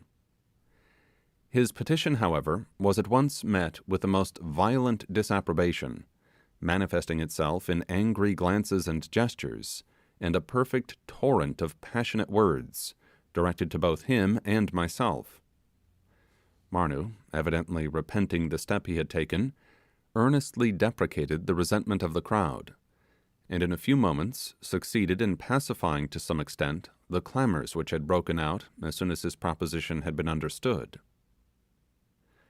With the most intense interest had I watched the reception his intercession might receive, and a bitter pang shot through my heart at the additional evidence, now furnished, of the unchangeable determination of the islanders. Marnu told me, with evident alarm in his countenance, that although admitted into the bay on a friendly footing with its inhabitants, he could not presume to meddle with their concerns, as such a procedure, if persisted in, would at once absolve the Typees from the restraints of the taboo, although so long as he refrained from any such conduct, it screened him effectually from the consequences of the enmity they bore his tribe. At this moment, Mehevi, who was present, angrily interrupted him, and the words which he uttered, in a commanding tone, evidently meant that he must at once cease talking to me, and withdraw to the other part of the house. Marnoo immediately started up, hurriedly enjoining me not to address him again, and, as I valued my safety, to refrain from all further allusion to the subject of my departure; and then, in compliance with the order of the determined chief, but not before it had again been angrily repeated, he withdrew to a distance. I now perceived, with no small degree of apprehension, the same savage expression in the countenance of the natives which had startled me during the scene at the tea. They glanced their eyes suspiciously from Marnoo to me, as if distrusting the nature of an intercourse carried on, as it was, in a language they could not understand, and they seemed to harbour the belief that already we had concerted measures calculated to elude their vigilance. The lively countenances of these people are wonderfully indicative of the emotions of the soul, and the imperfections of their oral language are more than compensated for by the nervous eloquence of their looks and gestures. I could plainly trace in every varying expression of their faces all those passions which had been thus unexpectedly aroused in their bosoms. It required no reflection to convince me, from what was going on, that the injunction of Marnoo was not to be rashly slighted, and accordingly, great as was the effort to suppress my feelings, I accosted Mehevi in a good-humoured tone, with a view of dissipating any ill impression he might have received. But the ireful, angry chief was not so easily mollified. He rejected my advances with that peculiarly stern expression I have before described, and took care by the whole of his behaviour towards me to show the displeasure and resentment which he felt. Marnoo, at the other extremity of the house, apparently desirous of making a diversion in my favour, exerted himself to amuse with his pleasantries the crowd about him, but his lively attempts were not so successful as they had previously been, and, foiled in his efforts, he rose gravely to depart. No one expressed any regret at this movement, so seizing his roll of tappa, and grasping his spear, he advanced to the front of the pee-pee, and waving his hand in adieu to the now silent throng, cast upon me a glance of mingled pity and reproach, and flung himself into the path which led from the house. I watched his receding figure until it was lost in the obscurity of the grove, and then gave myself up to the most desponding reflections. Chapter 19. The knowledge I had now obtained as to the intention of the savages deeply affected me. Marnoo, I perceived, was a man who, by reason of his superior acquirements, and the knowledge he possessed of the events which were taking place in the different bays of the island, was held in no little estimation by the inhabitants of the valley. He had been received with the most cordial welcome and respect. The natives had hung upon the accents of his voice, and had manifested the highest gratification at being individually noticed by him. And yet, despite all this, a few words urged in my behalf, with the intent of obtaining my release from captivity, had sufficed not only to banish all harmony and goodwill, but, if I could believe what he told me, had gone nigh to endanger his own personal safety. How strongly rooted, then, must be the determination of the Typees with regard to me, and how suddenly could they display the strangest passions. The mere suggestion of my departure had estranged from me, for the time at least, Mehevi, who was the most influential of all the chiefs, and who had previously exhibited so many instances of his friendly sentiments. The rest of the natives had likewise evinced their strong repugnance to my wishes, and even Kory Kory himself seemed to share in the general disapprobation bestowed upon me. In vain I racked my invention to find out some motive for the strange desire these people manifested to retain me among them, but I could discover none. But however this might be, the scene which had just occurred admonished me of the danger of trifling with the wayward and passionate spirits against whom it was vain to struggle, and might even be fatal to do so. My only hope was to induce the natives to believe that I was reconciled to my detention in the valley, and by assuming a tranquil and cheerful demeanour, to allay the suspicions which I had so unfortunately aroused. Their confidence revived, they might in a short time remit in some degree their watchfulness over my movements, and I should then be the better enabled to avail myself of any opportunity which presented itself for escape. I determined therefore to make the best of a bad bargain, and to bear up manfully against whatever might betide. In this endeavour I succeeded beyond my own expectations. At the period of Marnoo's visit, I had been in the valley, as nearly as I could conjecture, some 2 months. Although not completely recovered from my strange illness which still lingered about me, I was free from pain and able to take exercise. In short, I had every reason to anticipate a perfect recovery. Freed from apprehensions on this point, and resolved to regard the future without flinching, I flung myself anew into all the social pleasures of the valley, and sought to bury all regrets and all remembrances of my previous existence in the wild enjoyments it afforded. In my various wanderings through the vale, and as I became better acquainted with the character of its inhabitants, I was more and more struck with the light-hearted joyousness that everywhere prevailed. The minds of these simple savages, unoccupied by matters of graver moment, were capable of deriving the utmost delight from circumstances which would have passed unnoticed in more intelligent communities. All their enjoyment, indeed, seemed to be made up of the little trifling incidents of the passing hour, but these diminutive items swelled altogether to an amount of happiness seldom experienced by more enlightened individuals, whose pleasures are drawn from more elevated but rarer sources. What community, for instance, of refined and intellectual mortals would derive the least satisfaction from shooting pop guns? The mere supposition of such a thing being possible would excite their indignation, and yet the whole population of Typee did little else for 10 days but occupy themselves with that childish amusement, fairly screaming, too, with the delight it afforded them. One day I was frolicking with a little spirited urchin, some 6 years old, who chased me with a piece of bamboo about 3 feet long, with which he occasionally belaboured me. Seizing the stick from him, the idea happened to suggest itself that I might make for the youngster, out of the slender tube, one of those nursery muskets with which I had sometimes seen children playing. Accordingly, with my knife I made 2 parallel slits in the cane, several inches in length, and cutting loose at one end the elastic strip between them, bent it back and slipped the point into a little notch made for the purpose. Any small substance placed against this would be projected with considerable force through the tube, by merely springing the bent strip out of the notch. Had I possessed the remotest idea of the sensation this piece of ordnance was destined to produce, I should certainly have taken out a patent for the invention.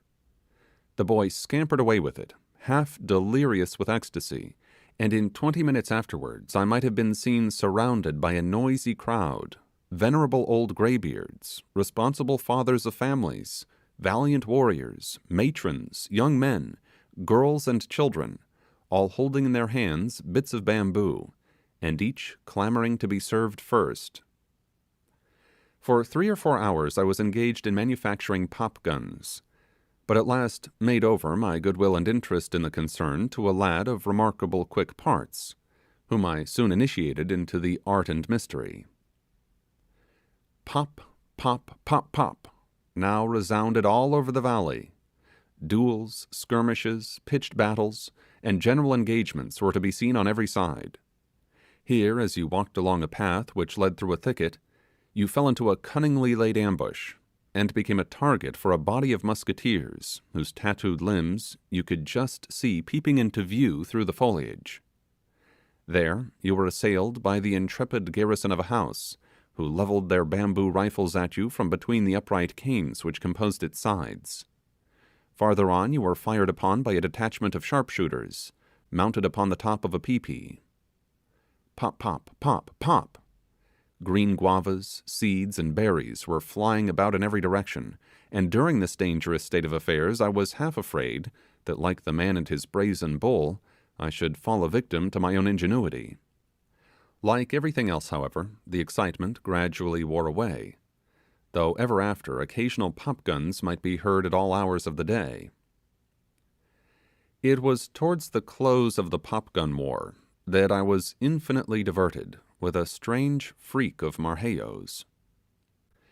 I had worn, when I quitted the ship, a pair of thick pumps, which, from the rough usage they had received in scaling precipices and sliding down gorges, were so dilapidated as to be altogether unfit for use.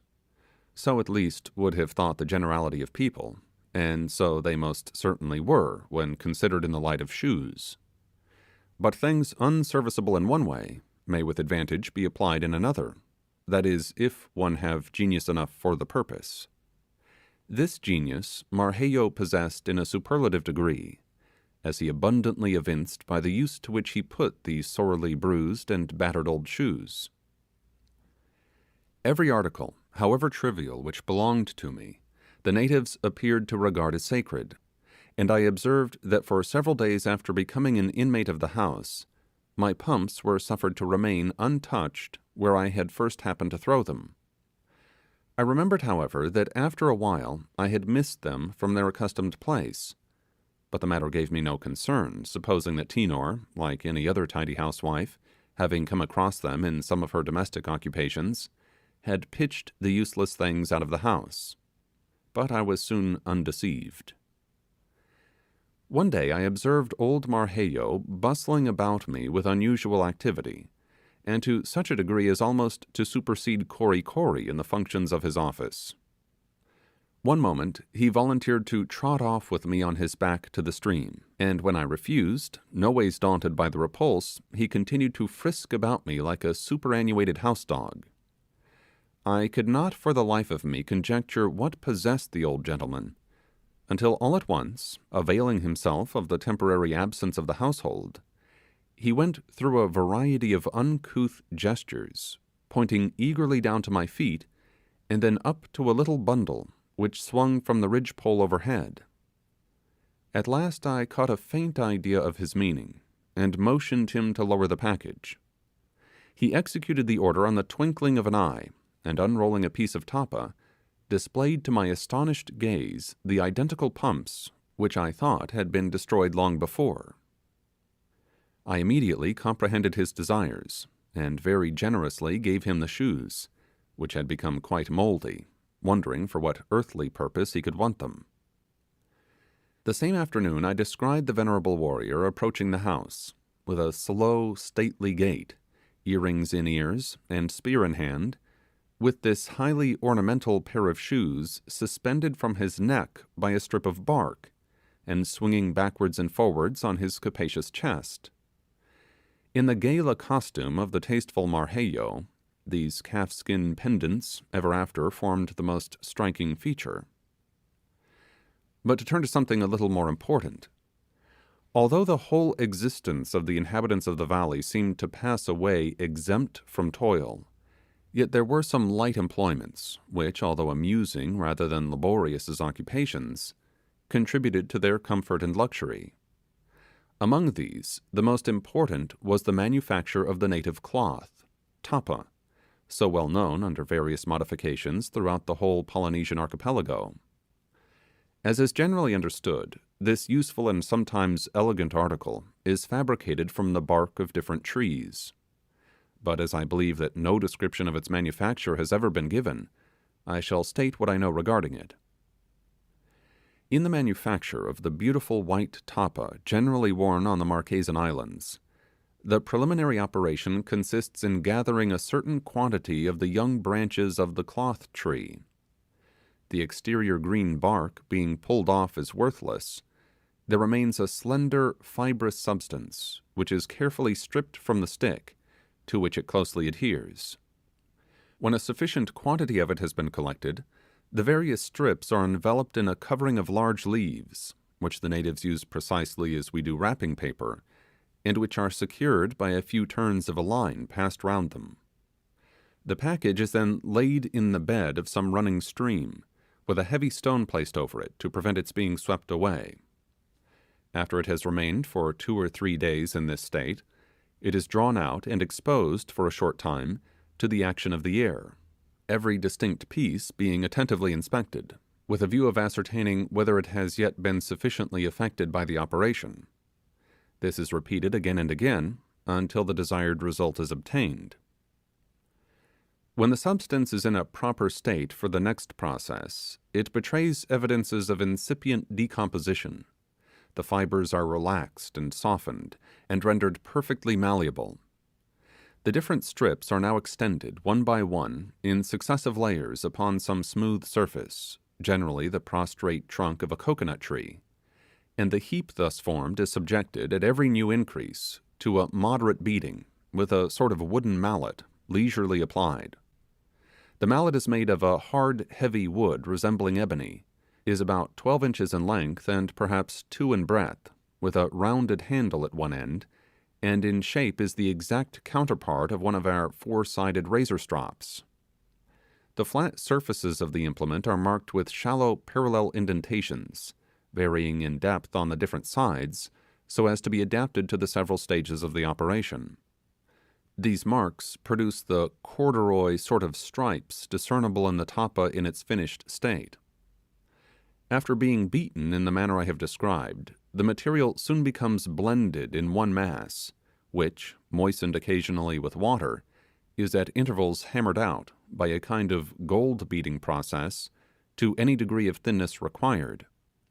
In this way the cloth is easily made to vary in strength and thickness, so as to suit the numerous purposes to which it is applied. When the operation last described has been concluded, the new-made tappa is spread out on the grass to bleach and dry, and soon becomes of a dazzling whiteness. Sometimes, in the first stages of the manufacture, the substance is impregnated with a vegetable juice, which gives it a permanent color. A rich brown and a bright yellow are occasionally seen, but the simple taste of the Typee people inclines them to prefer the natural tint.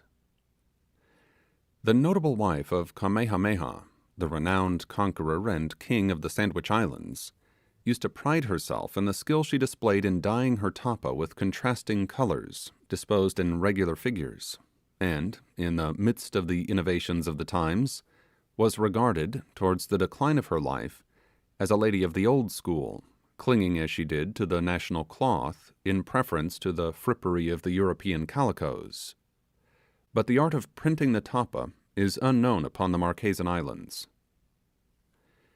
In passing along the valley, I was often attracted by the noise of the mallet, which, when employed in the manufacture of the cloth, produces at every stroke of its hard, heavy wood a clear, ringing, and musical sound, capable of being heard at a great distance. When several of these implements happen to be in operation at the same time, and near one another, the effect upon the ear of a person, at a little distance, is really charming. Chapter 20. Nothing can be more uniform and undiversified than the life of the Typees. One tranquil day of ease and happiness follows another in quiet succession, and with these unsophisticated savages, the history of a day is the history of a life. I will therefore, as briefly as I can, describe one of our days in the valley.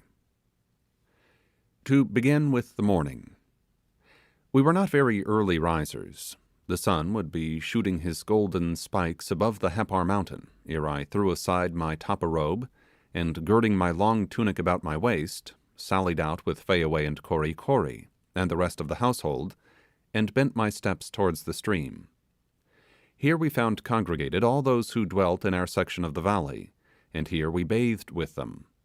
The fresh morning air and the cool flowing waters put both soul and body in a glow, and after a half hour employed in this recreation, we sauntered back to the house, Tinor and Marheyo gathering dry sticks by the way for firewood, some of the young men laying the coconut trees under contribution as they passed beneath them, while Kori Kori played his outlandish pranks for my particular diversion, and Fayaway and I, not arm in arm to be sure, but sometimes hand in hand, strolled along with feelings of perfect charity for all the world, and a special goodwill towards each other.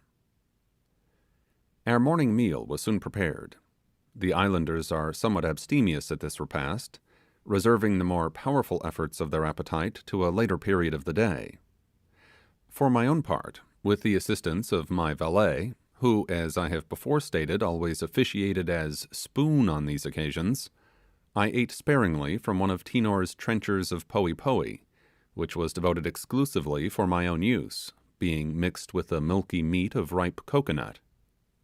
A section of a roasted breadfruit, a small cake of amar, or a mess of koku, 2 or 3 bananas, or a maumee apple, an annui, or some other agreeable and nutritious fruit, served from day to day to diversify the meal, which was finished by tossing off the liquid contents of a young coconut or two. While partaking of this simple repast, the inmates of Marquesas' house, after the style of the indolent Romans, reclined in sociable groups upon the divan of mats, and digestion was promoted by cheerful conversation. After the morning meal was concluded, pipes were lighted, and among them my own especial pipe, a present from the noble Mehavi. The islanders, who only smoke a whiff or two at a time, and at long intervals, and who keep their pipes going from hand to hand continually, regarded my systematic smoking of 4 or 5 pipefuls of tobacco in succession as something quite wonderful. When 2 or 3 pipes had circulated freely, the company gradually broke up. Marheyo went to the little hut he was forever building. Tinor began to inspect her rolls of tapa, or employed her busy fingers in plaiting grass mats. The girls anointed themselves with their fragrant oils, dressed their hair, or looked over their curious finery, and compared together their ivory trinkets, fashioned out of boar's tusks or whale's teeth. The young men and warriors produced their spears, paddles, canoe gear, battle clubs, and war conchs, and occupied themselves in carving all sorts of figures upon them with pointed bits of shell or flint, and adorning them, especially the war conchs, with tassels of braided bark and tufts of human hair. Some, immediately after eating, threw themselves once more upon the inviting mats, and resumed the employment of the previous night, sleeping as soundly as if they had not closed their eyes for a week. Others sallied out into the groves, for the purpose of gathering fruit or fibres of bark and leaves, the last 2 being in constant requisition and applied to 100 uses. A few, perhaps, among the girls would slip into the woods after flowers, or repair to the stream with small calabashes and coconut shells, in order to polish them by friction with a smooth stone in the water. In truth, these innocent people seemed to be at no loss for something to occupy their time, and it would be no light task to enumerate all their employments, or rather pleasures. My own mornings I spent in a variety of ways. Sometimes I rambled about from house to house, sure of receiving a cordial welcome wherever I went, or from grove to grove, and from one shady place to another, in company with Kori Kori and Fayaway, and a rabble-rout of merry young idlers. Sometimes I was too indolent for exercise, and accepting one of the many invitations I was continually receiving, stretched myself out on the mats of some hospitable dwelling, and occupied myself pleasantly, either in watching the proceedings of those around me, or taking part in them myself. Whenever I chose to do the latter, the delight of the islanders was boundless, and there was always a throng of competitors for the honour of instructing me in any particular craft. I soon became quite an accomplished hand at making tapa, could braid a grass sling as well as the best of them, and once with my knife carved the handle of a javelin so exquisitely that I have no doubt to this day Karnunu, its owner, preserves it as a surprising specimen of my skill. As noon approached, all those who had wandered forth from our habitation began to return, and when midday was fairly come, scarcely a sound was to be heard in the valley. A deep sleep fell upon all. The luxurious siesta was hardly ever omitted except by old Marquesas, who was so eccentric a character that he seemed to be governed by no fixed principles whatever, but acting just according to the humour of the moment, slept, ate, or tinkered away at his little hut, without regard to the proprieties of time or place. Frequently he might have been seen taking a nap in the sun at noonday, or a bath in the stream at midnight. Once I beheld him perched 80 feet from the ground in the tuft of a coconut tree, smoking, and often I saw him standing up to the waist in water, engaged in plucking out the stray hairs of his beard, using a piece of mussel shell for tweezers. The noontide slumber lasted generally an hour and a half, very often longer, and after the sleepers had arisen from their mats, they again had recourse to their pipes, and then made preparations for the most important meal of the day. I, however, like those gentlemen of leisure who breakfast at home and dine at their club, almost invariably during my intervals of health, enjoyed the afternoon repast with the bachelor chiefs of the tea, who were always rejoiced to see me, and lavishly spread before me all the good things which their larder afforded. Mehevi generally produced among other dainties a baked pig, an article which I have every reason to suppose was provided for my sole gratification. The tea was a right jovial place. It did my heart, as well as my body, good to visit it. Secure from female intrusion, there was no restraint upon the hilarity of the warriors, who, like the gentlemen of Europe after the cloth is drawn and the ladies retire, freely indulged their mirth. After spending a considerable portion of the afternoon at the tea, I usually found myself, as the cool of the evening came on, either sailing on the little lake with Fayaway, or bathing in the waters of the stream with a number of the savages, who at this hour always repaired thither. As the shadows of night approached, Marquesas' household were once more assembled under his roof. Tapers were lit, long and curious chants were raised, interminable stories were told, for which one present was little the wiser, and all sorts of social festivities served to while away the time. The young girls very often danced by moonlight in front of their dwellings. There are a great variety of these dances, in which, however, I never saw the men take part. They all consist of active, romping, mischievous evolutions, in which every limb is brought into requisition. Indeed, the Marquesan girls dance all over, as it were. Not only do their feet dance, but their arms, hands, fingers, their very eyes, seem to dance in their heads. In good sooth, they so sway their floating forms, arch their necks, toss aloft their naked arms, and glide and swim and whirl, that it was almost too much for a quiet, sober-minded, modest young man like myself. The damsels wear nothing but flowers and their compendious gala tunics, and when they plume themselves for the dance, they look like a band of olive-coloured sylphides on the point of taking wing. Unless some particular festivity was going forward, the inmates of Marquesas' house retired to their mats rather early in the evening, but not for the night, since, after slumbering lightly for a while, they rose again, relit their tapers, partook of the third and last meal of the day, at which Poe alone was eaten, and then, after inhaling a narcotic whiff from a pipe of tobacco, disposed themselves for the great business of night, sleep. With the Marquesans it might almost be styled the great business of life, for they pass a large portion of their time in the arms of somnus. The native strength of their constitutions is no way shown more emphatically than in the quantity of sleep they can endure. To many of them, indeed, life is little else than an often interrupted and luxurious nap. Chapter 21. Almost every country has its medicinal springs, famed for their healing virtues. The Cheltenham of Typee is embosomed in the deepest solitude, and but seldom receives a visitor. It is situated remote from any dwelling, a little way up the mountain, near the head of the valley, and you approach it by a pathway shaded by the most beautiful foliage, and adorned with 1,000 fragrant plants. The mineral waters of Arva ooze forth from the crevices of a rock, and gliding down its mossy side, fall at last in many clustering drops into a natural basin of stone, fringed round with grass and dewy-looking little violet-coloured flowers, as fresh and beautiful as the perpetual moisture they enjoy can make them. Footnote for Arva Y. I presume this might be translated into strong waters. Arva is the name bestowed upon a root, the properties of which are both inebriating and medicinal. Y is the Marquesan word for water. End of footnote. The water is held in high estimation by the islanders, some of whom consider it an agreeable as well as a medicinal beverage. They bring it from the mountain in their calabashes, and store it away beneath heaps of leaves in some shady nook near the house. Old Marheyo had a great love for the waters of the spring.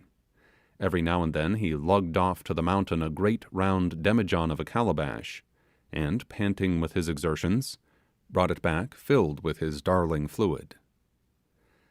The water tasted like a solution of a dozen disagreeable things, and was sufficiently nauseous to have made the fortune of the proprietor, had the spa been situated in the midst of any civilized community. As I am no chemist, I cannot give a scientific analysis of the water. All I know about the matter is, that one day Marheyo in my presence poured out the last drop from his huge calabash, and I observed at the bottom of the vessel a small quantity of gravelly sediment very much resembling our common sand. Whether this is always found in the water, and gives it its peculiar flavour and virtues, or whether its presence was merely incidental, I was not able to ascertain. One day, in returning from this spring by a circuitous path, I came upon a scene which reminded me of Stonehenge and the architectural labours of the Druid. At the base of one of the mountains, and surrounded on all sides by dense groves, a series of vast terraces of stone rises, step by step, for a considerable distance up the hillside. These terraces cannot be less than 100 yards in length and 20 in width. Their magnitude, however, is less striking than the immense size of the blocks composing them. Some of the stones, of an oblong shape, are from 10 to 15 feet in length and 5 or 6 feet thick. Their sides are quite smooth, but though square and of pretty regular formation, they bear no mark of the chisel. They are laid together without cement, and here and there show gaps between. The topmost terrace and the lower one are somewhat peculiar in their construction. They have both a quadrangular depression in the centre, leaving the rest of the terrace elevated several feet above it. In the intervals of the stones, immense trees have taken root, and their broad boughs, stretching far over and interlacing together, support a canopy almost impenetrable to the sun.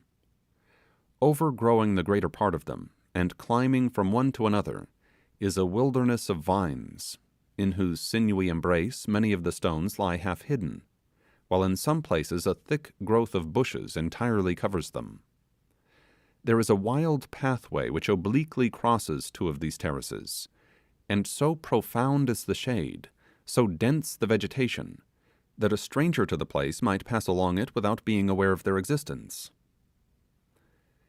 These structures bear every indication of a very high antiquity, and Kori Kori, who was my authority in all matters of scientific research, gave me to understand that they were coeval with the creation of the world, that the great gods themselves were the builders, and that they would endure until time shall be no more.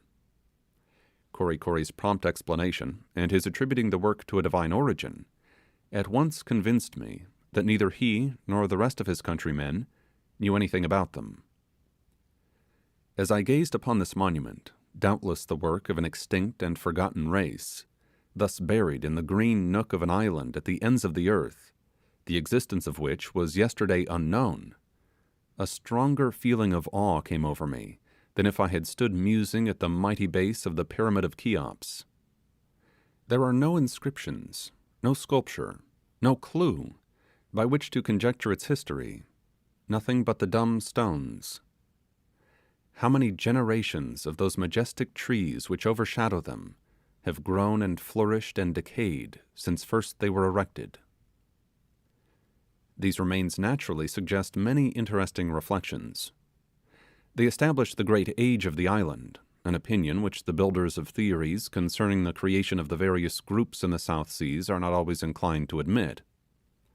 For my own part, I think it just as probable that human beings were living in the valleys of the Marquesas 3,000 years ago, as that they were inhabiting the land of Egypt. The origin of the island of Nukuhiva cannot be imputed to the coral insect, for indefatigable as that wonderful creature is, it would be hardly muscular enough to pile rocks one upon the other more than 3,000 feet above the level of the sea. That the land may have been thrown up by a submarine volcano is as possible as anything else. No one can make an affidavit to the contrary, and therefore I will say nothing against the supposition. Indeed, were geologists to assert that the whole continent of America had in like manner been formed by the simultaneous explosion of a train of Etnas laid under the water all the way from the North Pole to the parallel of Cape Horn, I am the last man in the world to contradict them. I have already mentioned that the dwellings of the islanders were almost invariably built upon massive stone foundations, which they call teepees. The dimensions of these, however, as well as of the stones composing them, are comparatively small. But there are other and larger erections of a similar description comprising the morais, or burying grounds, and festival places, in nearly all the valleys of the island. Some of these piles are so extensive, and so great a degree of labour and skill must have been requisite in constructing them, that I can scarcely believe they were built by the ancestors of the present inhabitants. If indeed they were, the race has sadly deteriorated in their knowledge of the mechanic arts. To say nothing of their habitual indolence, by what contrivance within the reach of so simple a people could such enormous masses have been moved or fixed in their places? And how could they with their rude implements have chiselled and hammered them into shape? All of these larger teepees, like that of the Hula Hula ground in the Typee Valley, bore incontestable marks of great age, and I am disposed to believe that their erection may be ascribed to the same race of men who were the builders of the still more ancient remains I have just described. According to Kori Kori's account, the teepee upon which stands the Hula Hula ground was built a great many moons ago, under the direction of Monu, a great chief and warrior, and, as it would appear, master mason among the Typees. It was erected for the express purpose to which it is at present devoted, in the incredibly short period of one sun, and was dedicated to the immortal wooden idols by a grand festival, which lasted 10 days and nights. Among the smaller teepees, upon which stand the dwelling houses of the natives, I never observed any which intimated a recent erection. There are in every part of the valley a great many of these massive stone foundations, which have no houses upon them. This is vastly convenient, for whenever an enterprising islander chooses to emigrate a few hundred yards from the place where he was born, all he has to do in order to establish himself in some new locality is to select one of the many unappropriated teepees, and without further ceremony, pitch his bamboo tent upon it. Chapter 22. From the time that my lameness had decreased, I had made a daily practice of visiting Mehevi at the tea, who invariably gave me a most cordial reception. I was always accompanied in these excursions by Fayaway and the ever-present Kori Kori. The former, as soon as we reached the vicinity of the tea, which was rigorously tabooed to the whole female sex, withdrew to a neighbouring hut, as if her feminine delicacy restrained her from approaching a habitation which might be regarded as a sort of bachelor's hall. And in good truth it might well have been so considered. Although it was the permanent residence of several distinguished chiefs, and of the noble Mehevi in particular, it was still at certain seasons the favourite haunt of all the jolly, talkative, and elderly savages of the vale, who resorted thither in the same way that similar characters frequent a tavern in civilized countries. There they would remain hour after hour, chatting, smoking, eating poe, or busily engaged in sleeping for the good of their constitutions. This building appeared to be the headquarters of the valley, where all flying rumours concentrated, and to have seen it filled with a crowd of the natives, all males, conversing in animated clusters, while multitudes were continually coming and going, one would have thought it a kind of savage exchange, where the rise and fall of Polynesian stock was discussed. Mehevi acted as supreme lord over the place, spending the greater portion of his time there, and often when, at particular hours of the day, it was deserted by nearly everyone else except the verd-antique-looking centenarians, who were fixtures in the building, the chief himself was sure to be found enjoying his otium cum dignitate upon the luxurious mats which covered the floor. Whenever I made my appearance, he invariably rose, and, like a gentleman doing the honours of his mansion, invited me to repose myself wherever I pleased, and calling out, "Tamari, boy," a little fellow would appear, and then retiring for an instant, return with some savoury mess, from which the chief would press me to regale myself. To tell the truth, Mehevi was indebted to the excellence of his viands for the honour of my repeated visits, a matter which cannot appear singular, when it is borne in mind that bachelors all the world over are famous for serving up unexceptionable repasts. One day, on drawing near to the tea, I observed that extensive preparations were going forward, plainly betokening some approaching festival. Some of the symptoms reminded me of the stir produced among the scullions of a large hotel, where a grand jubilee dinner is about to be given. The natives were hurrying about hither and thither, engaged in various duties, some lugging off to the stream enormous hollow bamboos for the purpose of filling them with water, others chasing furious-looking hogs through the bushes, in their endeavours to capture them, and numbers employed in kneading great mountains of poe heaped up in huge wooden vessels. After observing these lively indications for a while, I was attracted to a neighbouring grove by a prodigious squeaking which I heard there. On reaching the spot, I found it proceeded from a large hog, which a number of the natives were forcibly holding to the earth, while a muscular fellow, armed with a bludgeon, was ineffectually aiming murderous blows at the skull of the unfortunate porker.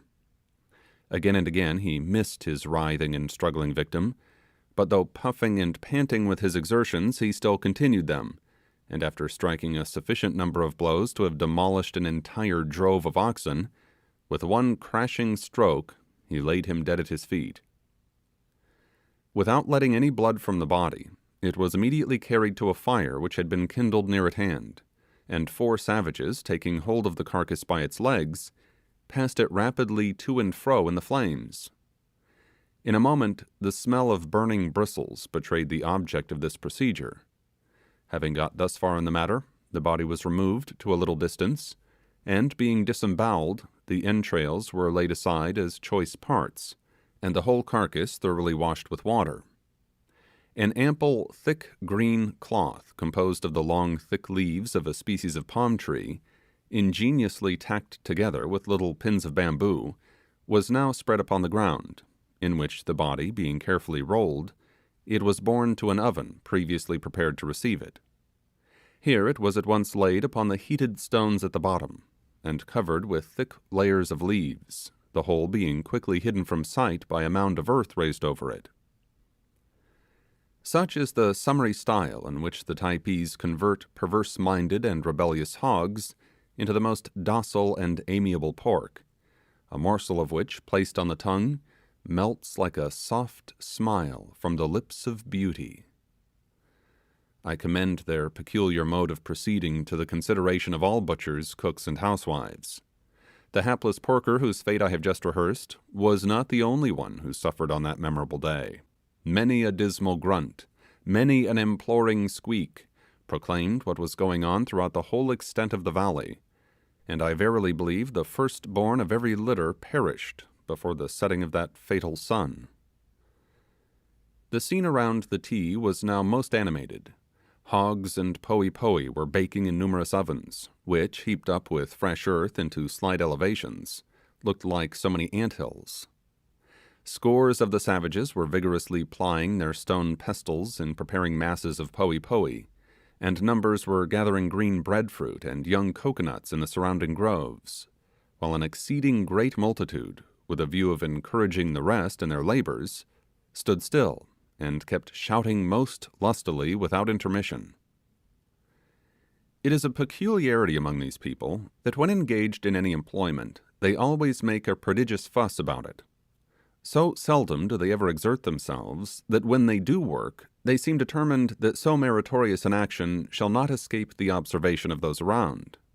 If, for example, they have occasion to remove a stone to a little distance, which perhaps might be carried by two able-bodied men, a whole swarm gather about it, and after a vast deal of palavering, lift it up among them, everyone struggling to get hold of it, and bear it off yelling and panting as if accomplishing some mighty achievement.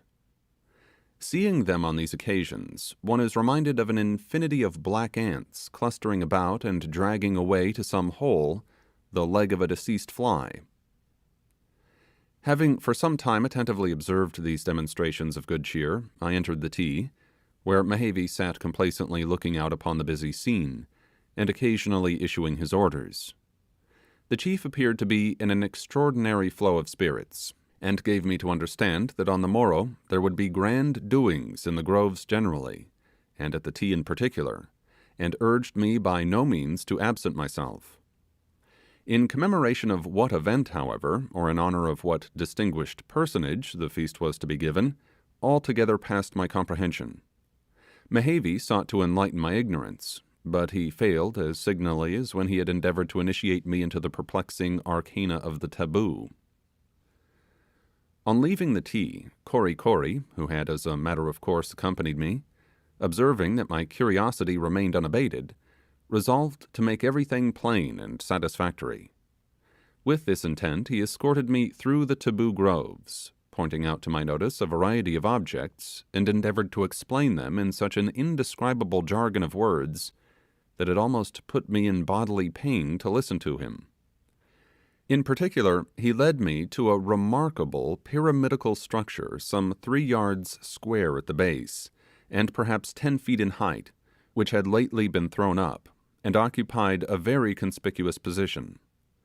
It was composed principally of large empty calabashes, with a few polished coconut shells, and looked not unlike a cenotaph of skulls. My cicerone perceived the astonishment with which I gazed at this monument of savage crockery, and immediately addressed himself to the task of enlightening me. But all in vain, and to this hour the nature of the monument remains a complete mystery to me. As, however, it formed so prominent a feature in the approaching revels, I bestowed upon the latter, in my own mind, the title of the Feast of Calabashes. The following morning, awaking rather late, I perceived the whole of Marquesas' family busily engaged in preparing for the festival. The old warrior himself was arranging in round balls the 2 grey locks of hair that were suffered to grow from the crown of his head. His earrings and spear, both well polished, lay beside him, while the highly decorative pair of shoes hung suspended from a projecting cane against the side of the house. The young men were similarly employed, and the fair damsels, including Fayaway, were anointing themselves with aka, arranging their long tresses, and performing other matters connected with the duties of the toilette. Having completed their preparations, the girls now exhibited themselves in gala costume, the most conspicuous feature of which was a necklace of beautiful white flowers with the stems removed, and strung closely together upon a single fibre of tapa. Corresponding ornaments were inserted in their ears, and woven garlands upon their heads. About their waist they wore a short tunic of spotless white tapa, and some of them superadded to this a mantle of the same material, tied in an elaborate bow upon the left shoulder, and falling about the figure in picturesque folds. Thus arrayed, I would have matched the charming Fayaway against any beauty in the world. People may say what they will about the taste evinced by our fashionable ladies in dress. Their jewels, their feathers, their silks, and their furbelows would have sunk into utter insignificance beside the exquisite simplicity of attire adopted by the nymphs of the vale on this festive occasion.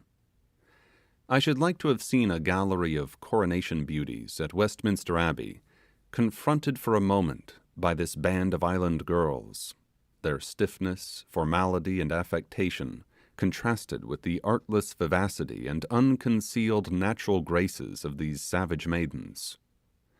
It would be the Venus de Medici, placed beside a milliner's doll. It was not long before Cory and myself were left alone in the house, the rest of its inmates having departed for the Taboo Groves. My valet was all impatience to follow them, and was as fidgety about my dilatory movements as a diner out waiting hat in hand at the bottom of the stairs for some lagging companion. At last, yielding to his importunities, I set out for the tea.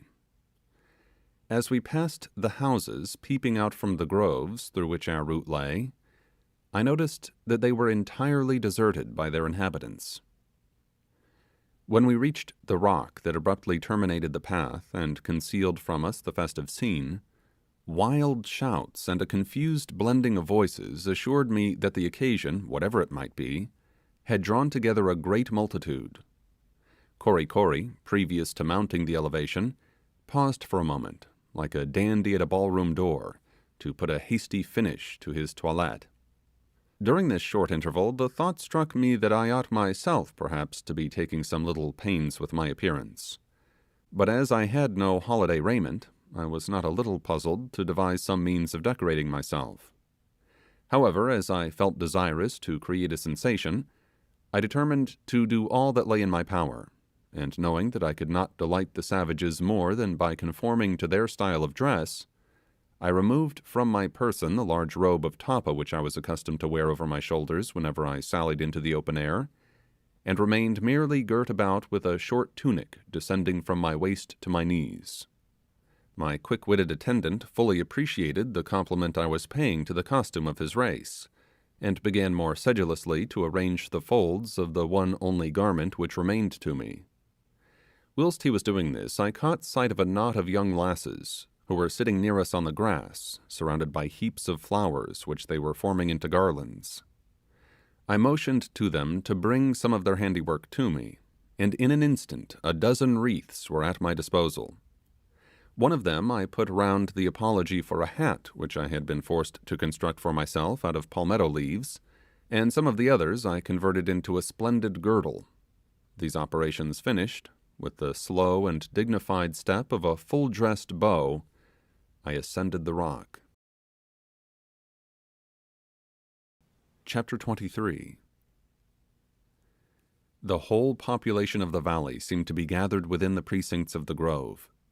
In the distance could be seen the long front of the T, its immense piazza swarming with men, arrayed in every variety of fantastic costume, and all vociferating with animated gestures, while the whole interval between it and the place where I stood was enlivened by groups of females, fancifully decorated, dancing, capering, and uttering wild exclamations. As soon as they descried me, they set up a shout of welcome, and a band of them came dancing towards me, chanting as they approached some wild recitative. The change in my garb seemed to transport them with delight, and clustering about me on all sides, they accompanied me towards the T. When, however, we drew near it, these joyous nymphs paused in their career, and parting on either side, permitted me to pass on to the now densely thronged building. So soon as I mounted to the Typee, I saw at a glance that the revels were fairly under way. What lavish plenty reigned around! Warwick feasting his retainers with beef and ale was a niggard to the noble Mehavi. All along the piazza of the T were arranged elaborately carved canoe-shaped vessels, some 20 feet in length, filled with newly made poe, and sheltered from the sun by the broad leaves of the banana. At intervals were heaps of green breadfruit, raised in pyramidical stacks, resembling the regular piles of heavy shot to be seen in the yard of an arsenal. Inserted into the interstices of the huge stones which formed the Typee were large boughs of trees, hanging from the branches of which, and screened from the sun by their foliage, were innumerable little packages with leafy coverings, containing the meat of the numerous hogs which had been slain, done up in this manner to make it more accessible to the crowd. Leaning against the railing of the piazza were an immense number of long, heavy bamboos, plugged at the lower end, and with their projecting muzzles stuffed with a wad of leaves. These were filled with water from the stream, and each of them might hold from 4 to 5 gallons. The banquet being thus spread, naught remained but for everyone to help himself at his pleasure. Accordingly, not a moment passed but the transplanted boughs I have mentioned were rifled by the throng of the fruit they certainly had never borne before. Calabashes of poe were continually being replenished from the extensive receptacle in which that article was stored, and multitudes of little fires were kindled about the tea for the purpose of roasting the breadfruit. Within the building itself was presented a most extraordinary scene. The immense lounge of mats lying between the parallel rows of the trunks of coconut trees and extending the entire length of the house, at least 200 feet, was covered by the reclining forms of a host of chiefs and warriors who were eating at a great rate, or soothing the cares of Polynesian life in the sedative fumes of tobacco. The smoke was inhaled from large pipes, the bowls of which, made out of small coconut shells, were curiously carved in strange heathenish devices. These were passed from mouth to mouth by the recumbent smokers, each of whom, taking 2 or 3 prodigious whiffs, handed the pipe to his neighbour, sometimes for that purpose stretching indolently across the body of some dozing individual whose exertions at the dinner table had already induced sleep. The tobacco used among the Typees was of a very mild and pleasing flavour, and as I always saw it in leaves, and the natives appeared pretty well supplied with it, I was led to believe that it must have been the growth of the valley. Indeed, Kori Kori gave me to understand that this was the case, but I never saw a single plant growing on the island. At Nukuhiva, and I believe in all the other valleys, the weed is very scarce, being only obtained in small quantities from foreigners, and smoking is consequently with the inhabitants of these places a very great luxury. How it was that the Typees were so well furnished with it I cannot divine. I should think them too indolent to devote any attention to its culture, and indeed as far as my observation extended, not a single atom of the soil was under any other cultivation than that of shower and sunshine. The tobacco plant, however, like the sugar cane, may grow wild in some remote part of the vale. There were many in the tea for whom the tobacco did not furnish a sufficient stimulus, and who accordingly had recourse to arva as a more powerful agent in producing the desired effect. Arva is a root very generally dispersed over the South Seas, and from it is extracted a juice, the effects of which upon the system are at first stimulating in a moderate degree, but it soon relaxes the muscles, and exerting a narcotic influence produces a luxurious sleep. In the valley this beverage was universally prepared in the following way. Some half-dozen young boys seated themselves in a circle around an empty wooden vessel, each one of them being supplied with a certain quantity of the roots of the arva, broken into small bits and laid by his side. A coconut goblet of water was passed around the juvenile company, who, rinsing their mouths with its contents, proceeded to the business before them. This merely consisted in thoroughly masticating the arva and throwing it, mouthful after mouthful, into the receptacle provided. When a sufficient quantity had been thus obtained, water was poured upon the mass, and being stirred about with the forefinger of the right hand, the preparation was soon in readiness for use. The arva has medicinal qualities. Upon the Sandwich Islands, it has been employed with no small success in the treatment of scrofulous affections, and in combating the ravages of a disease for whose frightful inroads the ill-starred inhabitants of that group are indebted to their foreign benefactors. But the tenants of the Typee Valley, as yet exempt from these inflictions, generally employ the arva as a minister to social enjoyment, and a calabash of the liquid circulates among them as the bottle with us. Mehevi, who was greatly delighted with the change in my costume, gave me a cordial welcome. He had reserved for me a most delectable mess of koku, well knowing my partiality for that dish, and had likewise selected 3 or 4 young coconuts, several roasted breadfruit, and a magnificent bunch of bananas for my especial comfort and gratification. These various matters were at once placed before me, But Kori Kori deemed the banquet entirely insufficient for my wants until he had supplied me with one of the leafy packages of pork, which, notwithstanding the somewhat hasty manner in which it had been prepared, possessed a most excellent flavour, and was surprisingly sweet and tender. Pork is not a staple article of food among the people of the Marquesas, consequently they pay little attention to the breeding of the swine.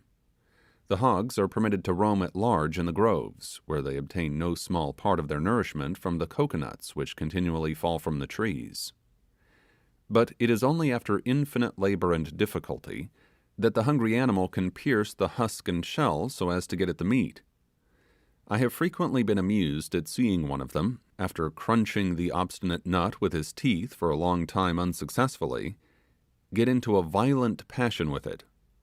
He would then root furiously under the coconut, and with a fling of his snout toss it before him on the ground. Following it up, he would crunch at it again savagely for a moment, and the next knock it on one side, pausing immediately after, as if wondering how it could so suddenly have disappeared. In this way the persecuted coconuts were often chased half across the valley. The second day of the Feast of Calabashes was ushered in by still more uproarious noises than the first. The skins of innumerable sheep seemed to be resounding to the blows of an army of drummers.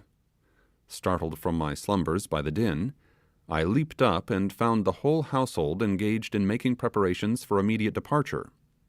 Curious to discover of what strange events these novel sounds might be the precursors, and not a little desirous to catch a sight of the instruments which produced the terrific noise, I accompanied the natives as soon as they were in readiness to depart for the taboo groves.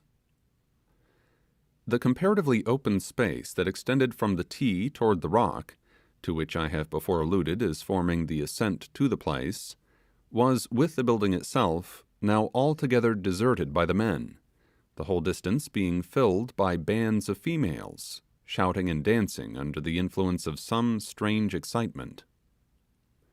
I was amused at the appearance of 4 or 5 old women, who, in a state of utter nudity, with their arms extended flatly down their sides and holding themselves perfectly erect, were leaping stiffly into the air, like so many sticks bobbing to the surface, after being pressed perpendicularly into the water.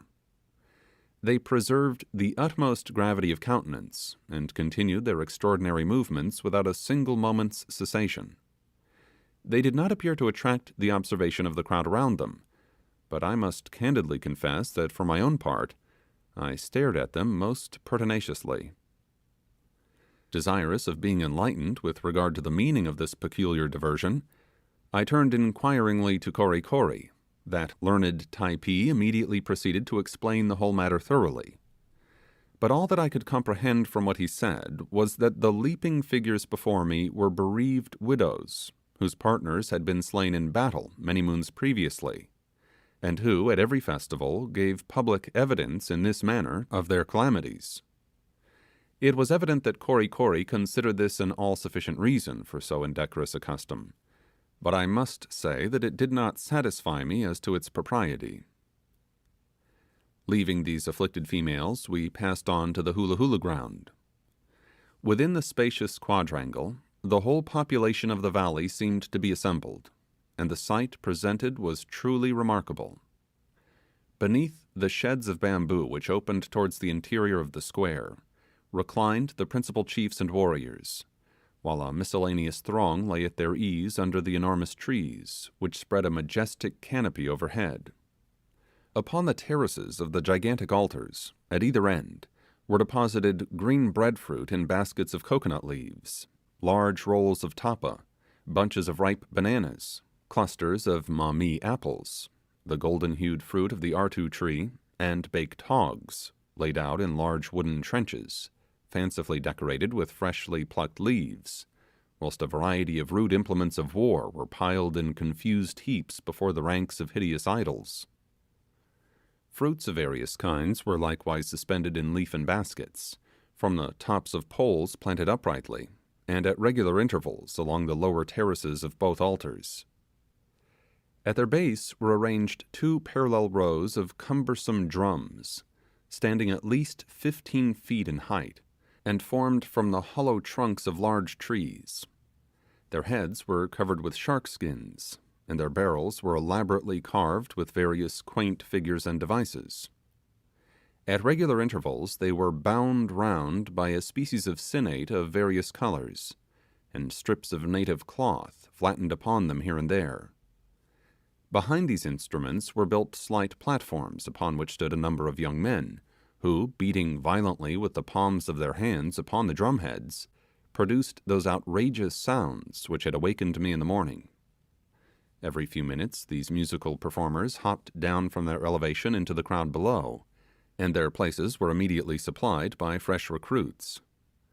Thus an incessant din was kept up that might have startled pandemonium. Precisely in the middle of the quadrangle were placed perpendicularly in the ground 100 or more slender, fresh-cut poles, stripped of their bark, and decorated at the end with a floating pennon of white tapa, the whole being fenced about with a little picket of canes. For what purpose these singular ornaments were intended, I in vain endeavoured to discover. Another most striking feature of the performance was exhibited by a score of old men, who sat cross-legged in the little pulpits which encircled the trunks of the immense trees growing in the middle of the enclosure. These venerable gentlemen, who I presume were the priests, kept up an uninterrupted monotonous chant, which was nearly drowned in the roar of drums. In the right hand they held a finely woven grass fan, with a heavy black wooden handle, curiously chased. These fans they kept in continual motion. But no attention whatever seemed to be paid to the drummers or to the old priests, the individuals who composed the vast crowd present being entirely taken up in chatting and laughing with one another, smoking, drinking arva, and eating. For all the observation it attracted, or the good it achieved, the whole savage orchestra might with great advantage to its own members and the company in general have ceased the prodigious uproar they were making. In vain I questioned Kory Kory and others of the natives as to the meaning of the strange things that were going on. All their explanations were conveyed in such a mass of outlandish gibberish and gesticulation that I gave up the attempt in despair. All that day the drums resounded, the priests chanted, and the multitude feasted and roared till sunset, when the throng dispersed, and the taboo groves were again abandoned to quiet and repose. The next day the same scene was repeated until night, when this singular festival terminated. Chapter 24. Although I had been baffled in my attempts to learn the origin of the Feast of Calabashes, yet it seemed very plain to me that it was principally, if not wholly, of a religious character. As a religious solemnity, however, it had not at all corresponded with the horrible descriptions of Polynesian worship which we have received in some published narratives, and especially in those accounts of the evangelized islands with which the missionaries have favoured us. Did not the sacred character of these persons render the purity of their intentions unquestionable, I should certainly be led to suppose that they had exaggerated the evils of paganism, in order to enhance the merit of their own disinterested labours. In a certain work incidentally treating of the Washington or Northern Marquesas Islands, I have seen the frequent immolation of human victims upon the altars of their gods, positively and repeatedly charged upon the inhabitants. The same work gives also a rather minute account of their religion, enumerates a great many of their superstitions, and makes known the particular designations of numerous orders of the priesthood. One would almost imagine, from the long list that is given of cannibal primates, bishops, archdeacons, prebendaries, and other inferior ecclesiastics, that the sacerdotal order far outnumbered the rest of the population, and that the poor natives were more severely priest-ridden than even the inhabitants of the papal states. These accounts are likewise calculated to leave upon the reader's mind an impression that human victims are daily cooked and served up upon the altars, that heathenish cruelties of every description are continually practiced, and that these ignorant pagans are in a state of the extremest wretchedness in consequence of the grossness of their superstitions. Be it observed, however, that all this information is given by a man who, according to his own statement, was only at one of the islands and remained there but 2 weeks, sleeping every night on board his ship, and taking little kid-glove excursions ashore in the daytime, attended by an armed party. Now all I can say is that in all my excursions through the valley of Typee, I never saw any of these alleged enormities. If any of them are practiced upon the Marquesas Islands, they must certainly have come to my knowledge while living for months with a tribe of savages, wholly unchanged from their original primitive condition, and reputed the most ferocious in the South Seas. The fact is that there is a vast deal of unintentional humbuggery in some of the accounts we have from scientific men concerning the religious institutions of Polynesia. These learned tourists generally obtain the greater part of their information from the retired old South Sea rovers, who have domesticated themselves among the barbarous tribes of the Pacific. Jack, who has long been accustomed to the long bow, and to spin tough yarns on a ship's forecastle, invariably officiates as showman of the island on which he has settled, and having mastered a few dozen words of the language, is supposed to know all about the people who speak it. A natural desire to make himself of consequence in the eyes of the strangers prompts him to lay claim to a much greater knowledge of such matters than he actually possesses. In reply to incessant queries, he communicates not only all he knows, but a good deal more, and if there be any information deficient, still he is at no loss to supply it.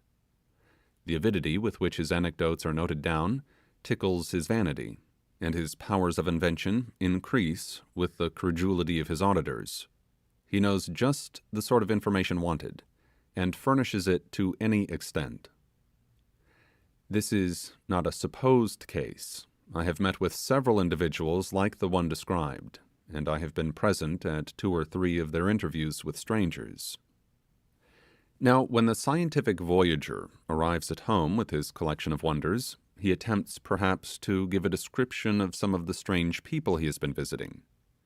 Instead of representing them as a community of lusty savages who are leading a merry, idle, innocent life, he enters into a very circumstantial and learned narrative of certain unaccountable superstitions and practices, about which he knows as little as the islanders do themselves. Having had little time and scarcely any opportunity to become acquainted with the customs he pretends to describe, he writes them down one after another in an offhand, haphazard style, and were the book thus produced to be translated into the tongue of the people of whom it purports to give the history, it would appear quite as wonderful to them as it does to the American public, and much more improbable. For my own part, I am free to confess my almost entire inability to gratify any curiosity that may be felt with regard to the theology of the valley. I doubt whether the inhabitants themselves could do so. They are either too lazy or too sensible to worry themselves about abstract points of religious belief. While I was among them, they never held any synods or councils to settle the principles of their faith by agitating them. An unbounded liberty of conscience seemed to prevail. Those who pleased to do so were allowed to repose implicit faith in an ill-favoured god with a large bottle nose and fat shapeless arms crossed upon his breast, whilst others worshipped an image which, having no likeness either in heaven or on earth, could hardly be called an idol. As the islanders always maintained a discreet reserve with regard to my own peculiar views on religion, I thought it would be excessively ill-bred in me to pry into theirs. But although my knowledge of the religious faith of the Typees was unavoidably limited, one of their superstitious observances with which I became acquainted interested me greatly.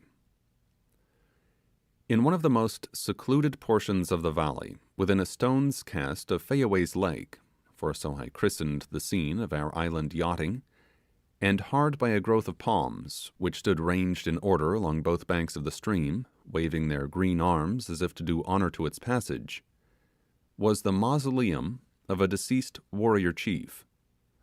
Like all the other edifices of any note, it was raised upon a small peepee of stones, which, being of unusual height, was a conspicuous object from a distance. A light thatching of bleached palmetto leaves hung over it like a self-supported canopy, for it was not until you came very near that you saw it was supported by 4 slender columns of bamboo rising at each corner to a little more than the height of a man.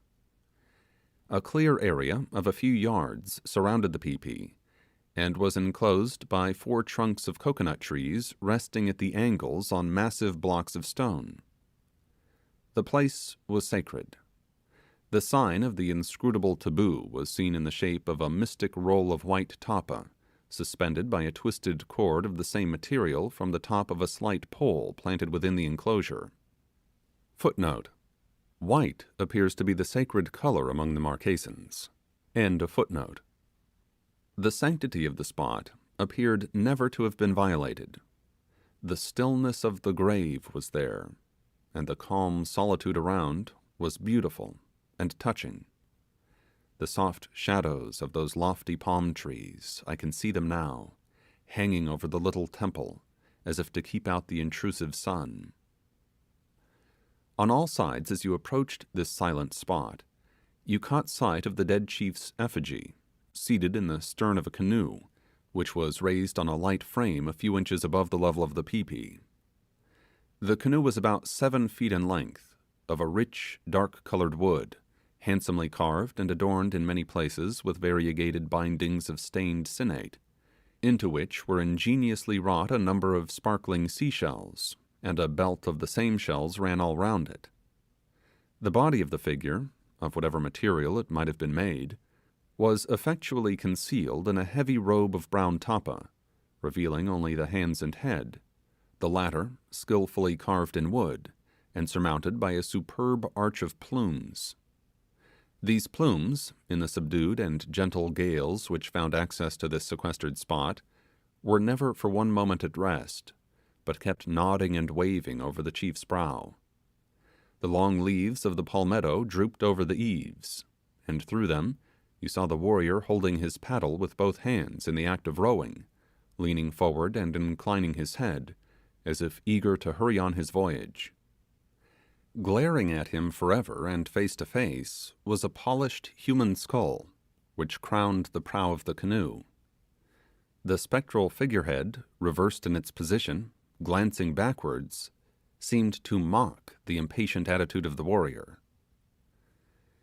When I first visited this singular place with Kory Kory, he told me, or at least I so understood him, that the chief was paddling his way to the realms of bliss, and breadfruit, the Polynesian heaven, where every moment the breadfruit trees dropped their ripened spheres to the ground, and where there was no end to the coconuts and bananas. There they reposed through the livelong eternity upon mats much finer than those of Typee, and every day bathed their glowing limbs in rivers of coconut oil. In that happy land there were plenty of plumes and feathers, and boar's tusks and sperm whale teeth, far preferable to all the shining trinkets and gay tapa of the white men, and best of all, women far lovelier than the daughters of earth were there in abundance. A very pleasant place, Kory Kory said it was, but after all, not much pleasanter, he thought, than Typee. Did he not then, I asked him, wish to accompany the warrior? Oh no. He was very happy where he was, but supposed that some time or other he would go in his own canoe. Thus far, I think, I clearly comprehended Kory Kory, but there was a singular expression he made use of at the time, enforced by as singular a gesture, the meaning of which I would have given much to penetrate. I am inclined to believe it must have been a proverb he uttered, for I afterwards heard him repeat the same words several times, and in what appeared to me to be a somewhat similar sense. Indeed, Kory Kory had a great variety of short, smart-sounding sentences, with which he frequently enlivened his discourse, and he introduced them with an air which plainly intimated that, in his opinion, they settled the matter in question, whatever it might be. Could it have been, then, that when I asked him whether he desired to go to this heaven of breadfruit, coconuts, and young ladies, which he had been describing, he answered by saying something equivalent to our old adage, "A bird in the hand is worth two in the bush," If he did, Kory Kory was a discreet and sensible fellow, and I cannot sufficiently admire his shrewdness. Whenever, in the course of my rambles through the valley, I happened to be near the chief's mausoleum, I always turned aside to visit it. The place had a peculiar charm for me. I hardly know why, but so it was. As I leaned over the railing and gazed upon the strange effigy, and watched the play of the feathery headdress, stirred by the same breeze which in low tones breathed amidst the lofty palm trees, I loved to yield myself up to the fanciful superstition of the islanders, and could almost believe that the grim warrior was bound heavenward. In this mood, when I turned to depart, I bade him "God-speed and a pleasant voyage." Ay, paddle away, brave chieftain, to the land of spirits.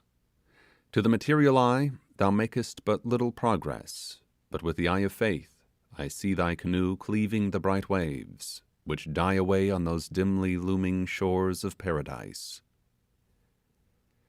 This strange superstition affords another evidence of the fact that however ignorant man may be, he still feels within him his immortal spirit yearning after the unknown future. Although the religious theories of the islands were a complete mystery to me, their practical everyday operation could not be concealed. I frequently passed the little temples reposing in the shadows of the taboo groves, and beheld the offerings, mouldy fruit spread out upon a rude altar, or hanging in half-decayed baskets around some uncouth, jolly-looking image. I was present during the continuance of the festival. I daily beheld the grinning idols marshalled rank and file in the hula ground, and was often in the habit of meeting those whom I supposed to be the priests. But the temples seemed abandoned to solitude. The festival had been nothing more than a jovial mingling of the tribe. The idols were quite as harmless as any other logs of wood, and the priests were the merriest dogs in the valley. In fact, religious affairs in Typee were at a very low ebb. All such matters sat very lightly upon the thoughtless inhabitants, and in the celebration of many of their strange rites, they appeared merely to seek a sort of childish amusement.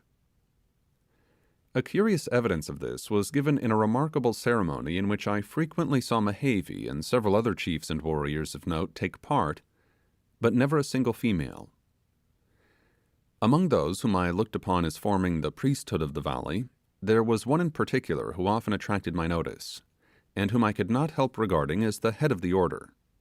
He was a noble-looking man, in the prime of his life, and of a most benignant aspect.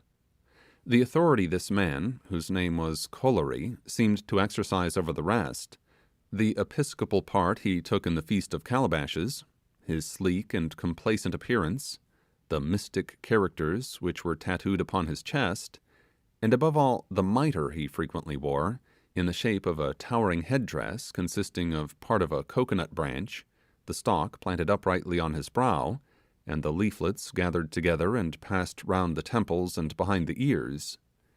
All these pointed him out as Lord Primate of Typee.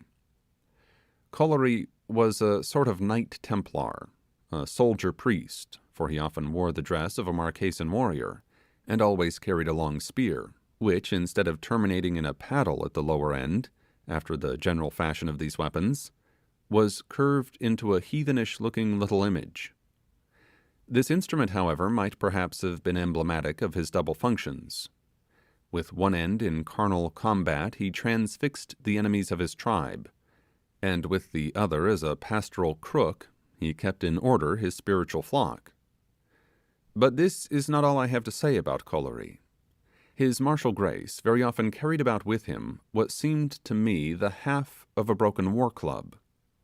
It was swathed round with ragged bits of white tapa, and the upper part, which was intended to represent a human head, was embellished with a strip of scarlet cloth of European manufacture. It required little observation to discover that this strange object was revered as a god. By the side of the big and lusty images standing sentinel over the altars of the hula ground, it seemed a mere pygmy in tatters. But appearances all the world over are deceptive. Little men are sometimes very potent, and rags sometimes cover very extensive pretensions. In fact, this funny little image was the crack god of the island, lording it over all the wooden lubbers, who looked so grim and dreadful. Its name was Moa Artua.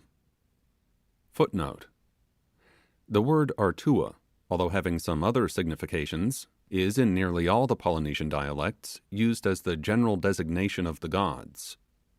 End of footnote.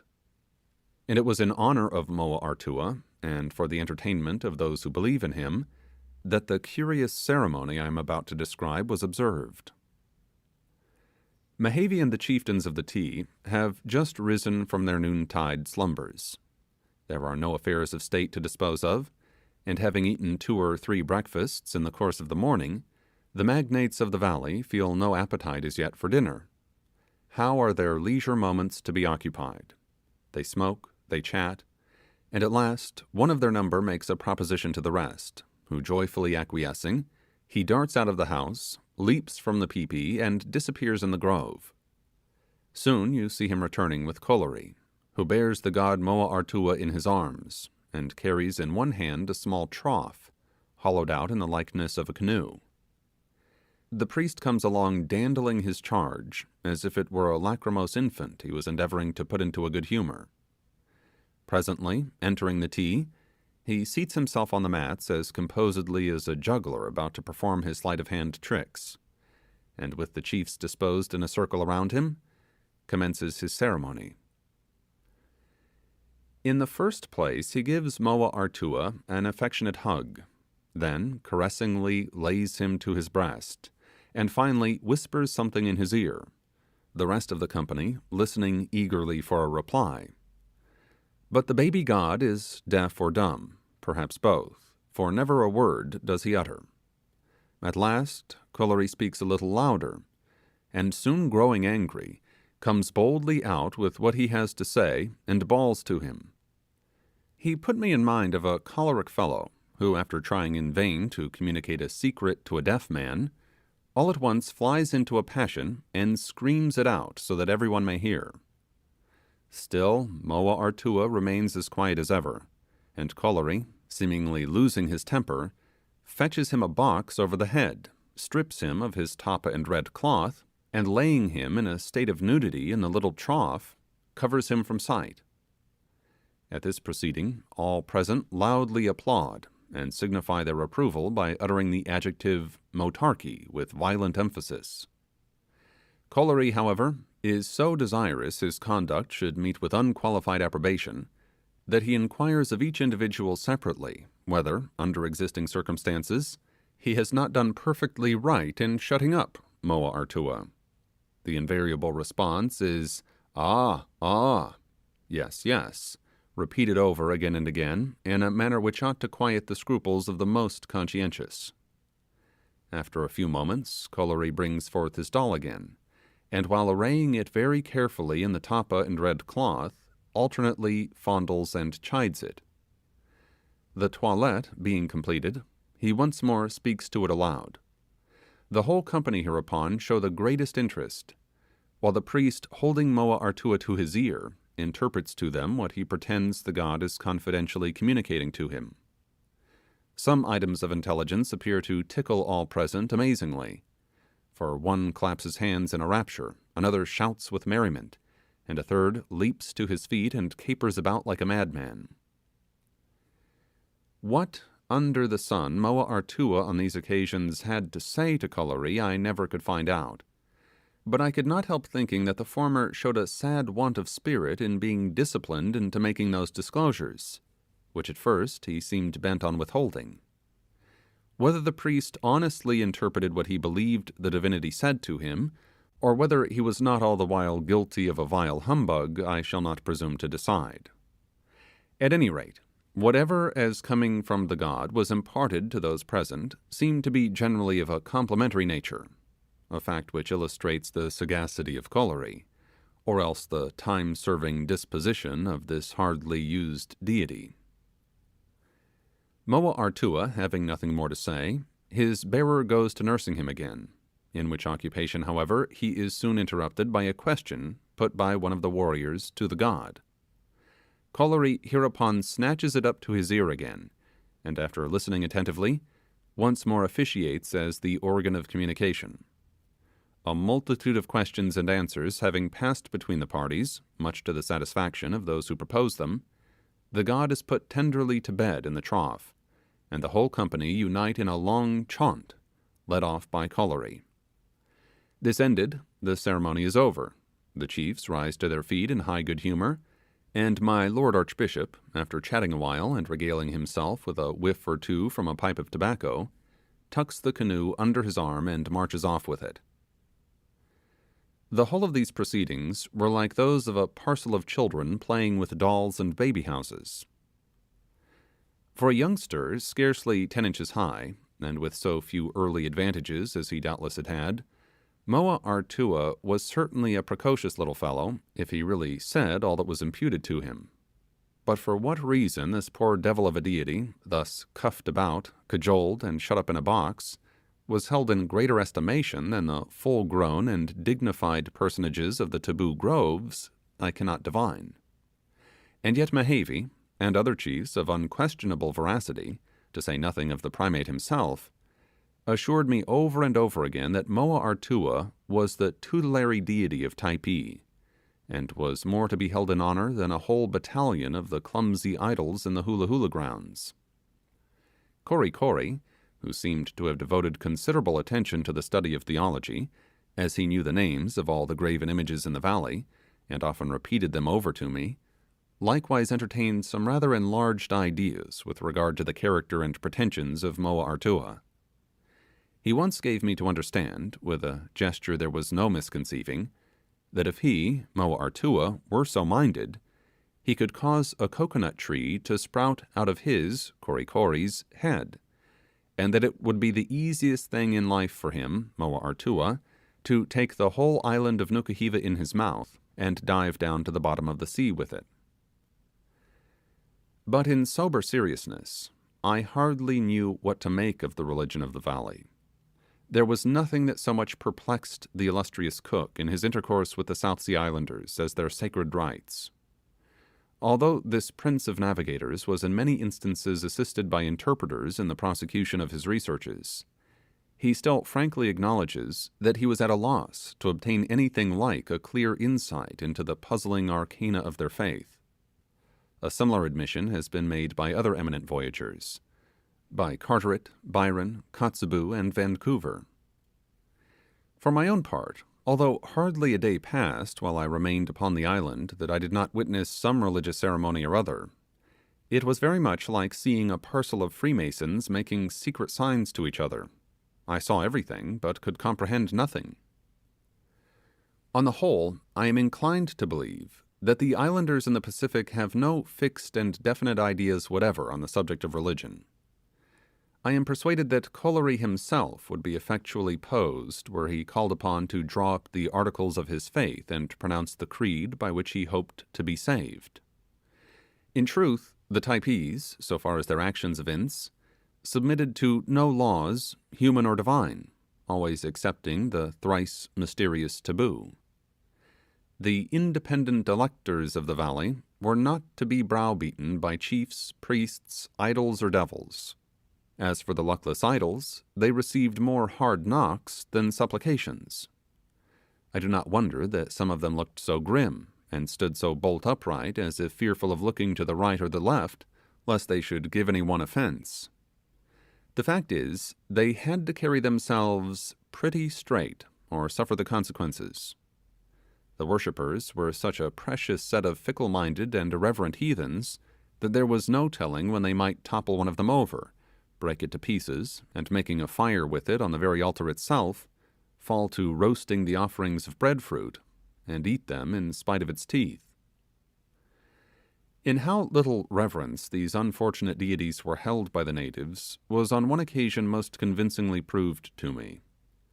Walking with Kory Kory through the deepest recesses of the groves, I perceived a curious-looking image, about 6 feet in height, which originally had been placed upright against a low peepee, surmounted by a ruinous bamboo temple, but having become fatigued and weak in the knees, was now carelessly leaning against it. The idol was partly concealed by the foliage of a tree which stood near, and whose leafy boughs drooped over the pile of stones, as if to protect the rude fane from the decay to which it was rapidly hastening. The image itself was nothing more than a grotesquely shaped log, carved in the likeness of a portly naked man with the arms clasped over the head, the jaws thrown wide apart, and its thick shapeless legs bowed into an arch. It was much decayed. The lower part was overgrown with a bright silky moss. Thin spears of grass sprouted from the distended mouth and fringed the outline of the head and arms. His godship had literally attained a green old age. All its prominent points were bruised and battered, or entirely rotted away. The nose had taken its departure, and from the general appearance of the head it might have been supposed that the wooden divinity, in despair at the neglect of its worshippers, had been trying to beat its own brains out against the surrounding trees.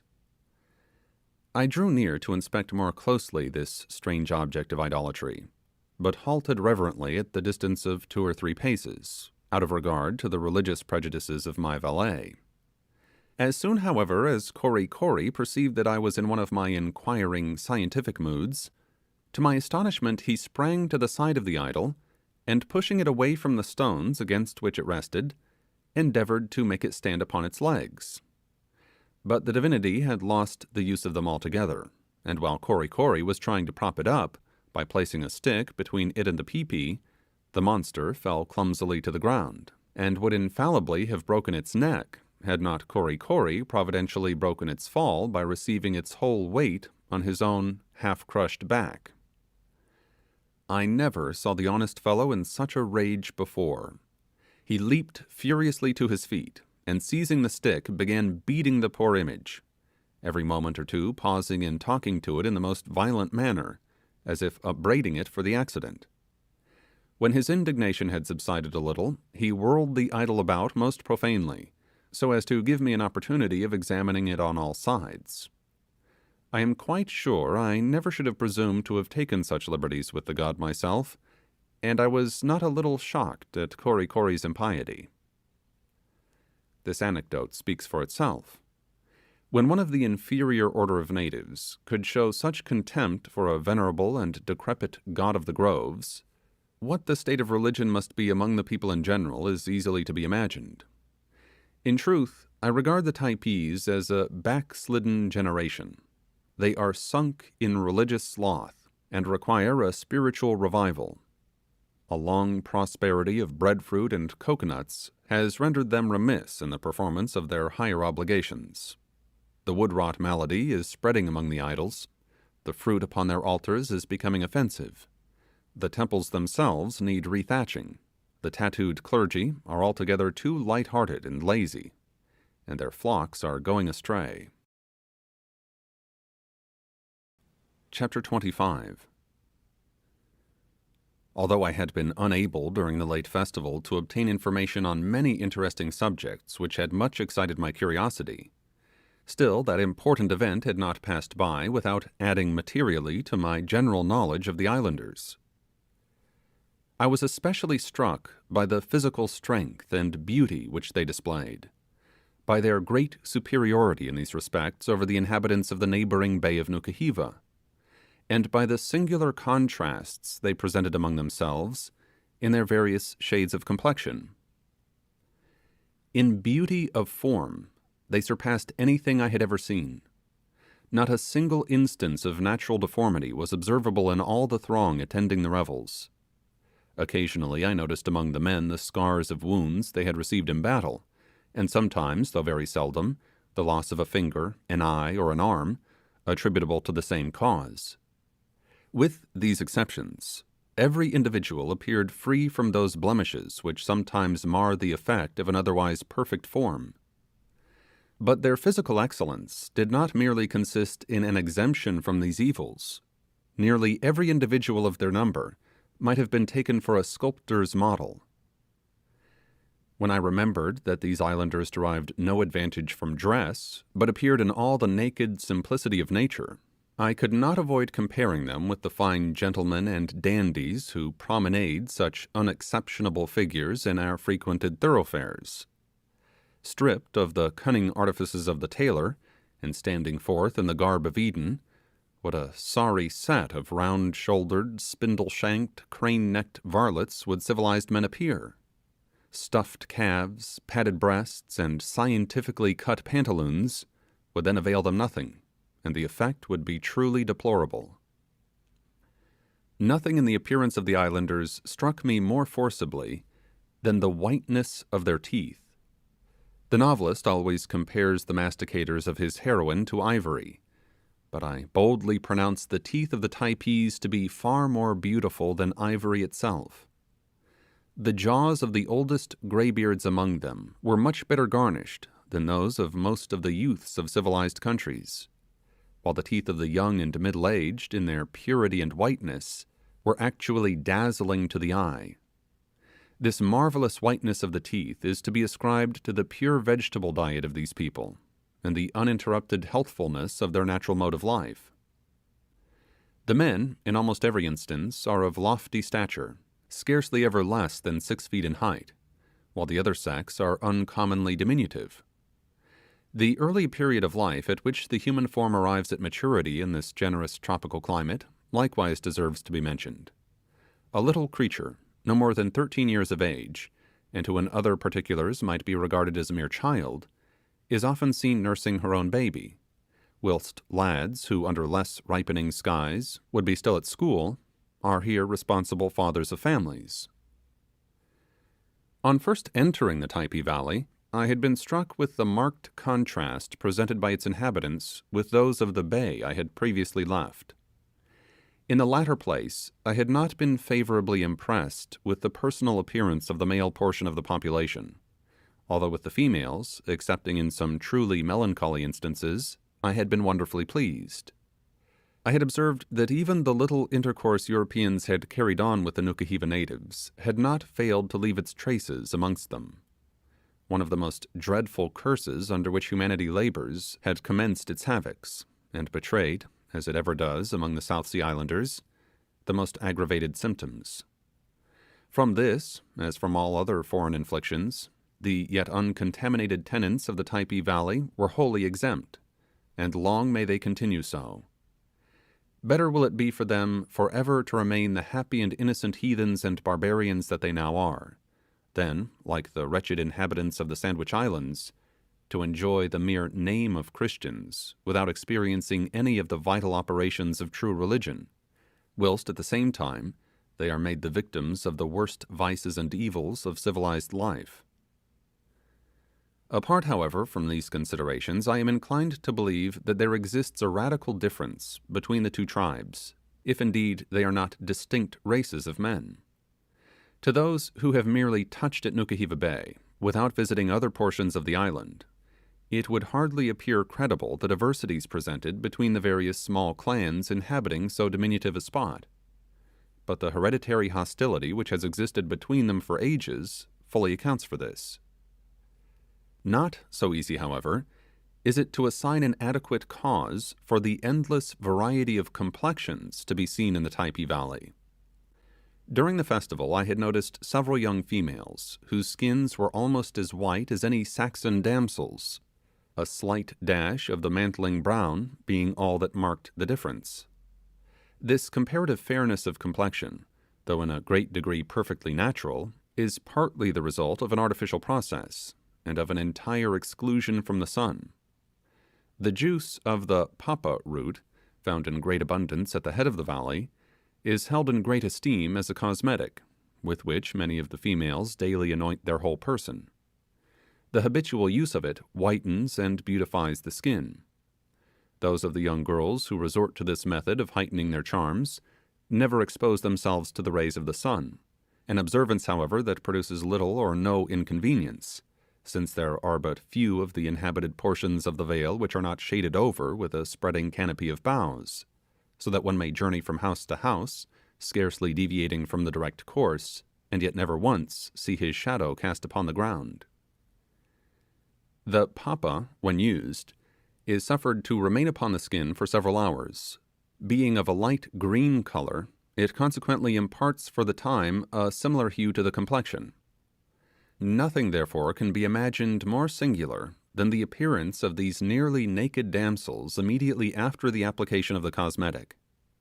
To look at one of them, you would almost suppose she was some vegetable in an unripe state, and that instead of living in the shade forever, she ought to be placed out in the sun to ripen. All the islanders are more or less in the habit of anointing themselves, the women preferring the aker, or papa, and the men using the oil of the coconut. Mehevi was remarkably fond of mollifying his entire cuticle with this ointment. Sometimes he might be seen, with his whole body fairly reeking with the perfumed oil of the nut, looking as if he had just emerged from a soap boiler's vat, or had undergone the process of dipping in a tallow chandlery.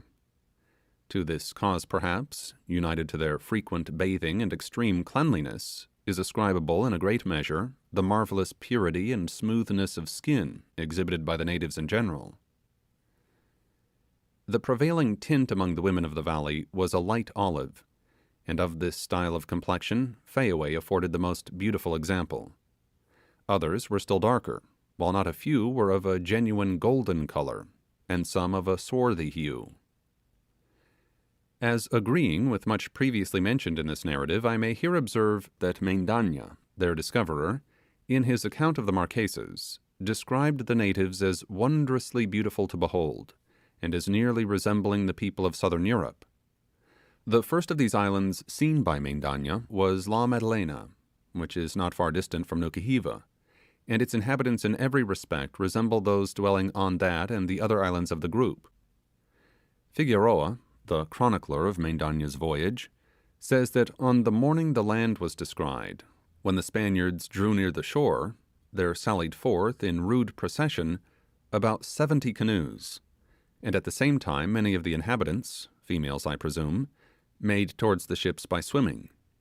He adds that in complexion they were nearly white, of good stature and finely formed, and on their faces and bodies were delineated representations of fishes and other devices. The old Don then goes on to say, there came among others 2 lads paddling their canoe, whose eyes were fixed on the ship.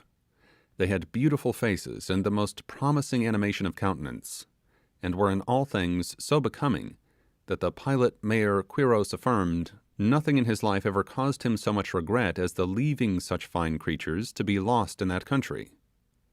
Footnote: this passage, which is cited as an almost literal translation from the original, I found in a small volume entitled Circumnavigation of the Globe, in which volume are several extracts from Dalrymple's Historical Collections. The last mentioned work I have never seen, but it is said to contain a very correct English version of great part of the learned Dr. Cristoval Suaverde de Figueroa's History of Mendaña's Voyage, published at Madrid, A.D. 1613. End of footnote. More than 200 years have gone by since the passage of which the above is a translation was written, and it appears to me now, as I read it, as fresh and true as if written but yesterday. The islanders are still the same, and I have seen boys in the Typee valley of whose beautiful faces and promising animation of countenance no one who has not beheld them can form any adequate idea. Cook, in the account of his voyages, pronounces the Marquesans as by far the most splendid islanders in the South Seas. Stewart, the chaplain of the U.S. ship Vincennes, in his Scenes in the South Seas, expresses in more than one place his amazement at the surpassing loveliness of the women, and says that many of the Nukuhiva damsels reminded him forcibly of the most celebrated beauties in his own land.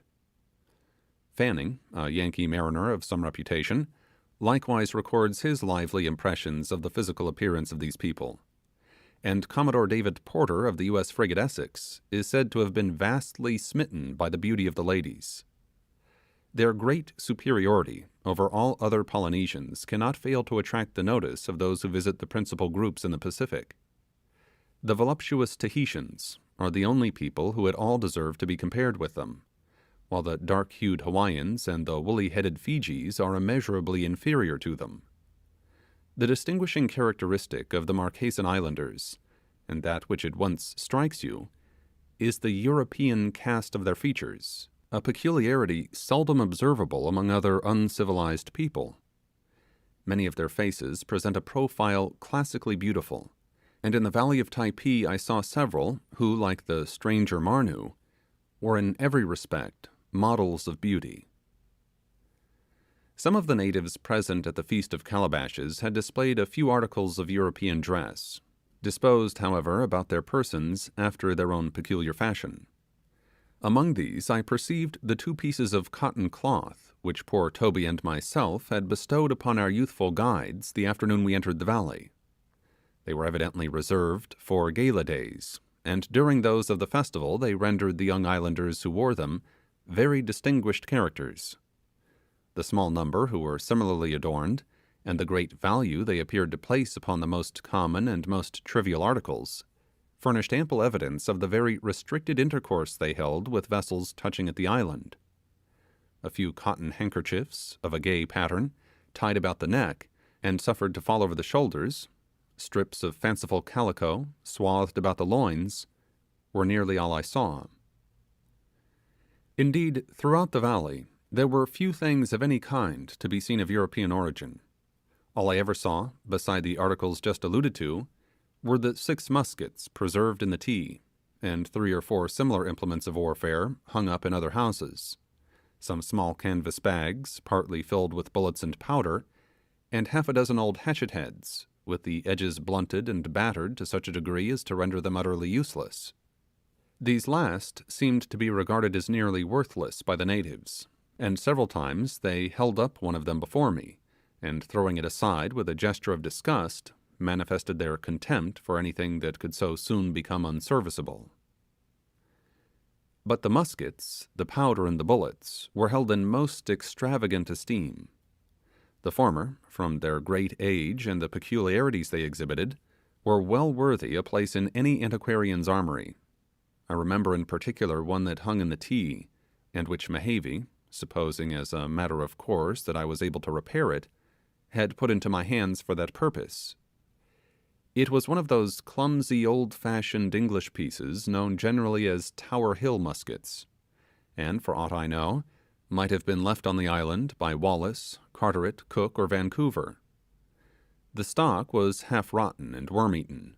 The lock was as rusty and about as well adapted to its ostensible purpose as an old door hinge. The threading of the screws about the trigger was completely worn away, while the barrel shook in the wood. Such was the weapon the chief desired me to restore to its original condition. As I did not possess the accomplishments of a gunsmith, and was likewise destitute of the necessary tools, I was reluctantly obliged to signify my inability to perform the task. At this unexpected communication, Mehevi regarded me for a moment as if he half suspected I was some inferior sort of white man, who after all did not know much more than a Typee. However, after a most laboured explanation of the matter, I succeeded in making him understand the extreme difficulty of the task. Scarcely satisfied with my apologies, however, he marched off with the superannuated musket in something of a huff, as if he would no longer expose it to the indignity of being manipulated by such unskilful fingers. During the festival I had not failed to remark the simplicity of manner, the freedom from all restraint, and, to a certain degree, the equality of condition manifested by the natives in general. No one appeared to assume any arrogant pretensions. There was little more than a slight difference in costume to distinguish the chiefs from the other natives. All appeared to mix together freely, and without any reserve, although I noticed that the wishes of a chief, even when delivered in the mildest tone, received the same immediate obedience which elsewhere would have been only accorded to a peremptory command. What may be the extent of the authority of the chiefs over the rest of the tribe I will not venture to assert, but from all I saw during my stay in the valley, I was induced to believe that in matters concerning the general welfare it was very limited. The required degree of deference towards them, however, was willingly and cheerfully yielded, and as all authority is transmitted from father to son, I have no doubt that one of the effects here, as elsewhere, of high birth, is to induce respect and obedience. The civil institutions of the Marquesas Islands appear to be in this, as in other respects, directly the reverse of those of the Tahitian and Hawaiian groups, where the original power of the king and chiefs was far more despotic than that of any tyrant in civilized countries. At Tahiti, it used to be death for one of the inferior orders to approach without permission under the shadow of the king's house, or to fail in paying the customary reverence when food destined for the king was borne past them by his messengers.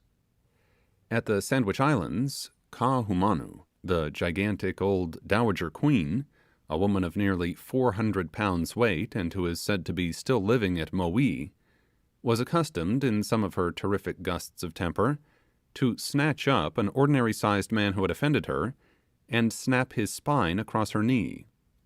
Incredible as this may seem, it is a fact. While at Lahainaluna, the residence of this monstrous Jezebel, a hump-backed wretch was pointed out to me, who some 25 years previously had had the vertebrae of his backbone very seriously discomposed by his gentle mistress. The particular grades of rank existing among the chiefs of Typee I could not in all cases determine. Previous to the Feast of Calabashes, I had been puzzled what particular station to assign to Mehevi, but the important part he took upon that occasion convinced me that he had no superior among the inhabitants of the valley.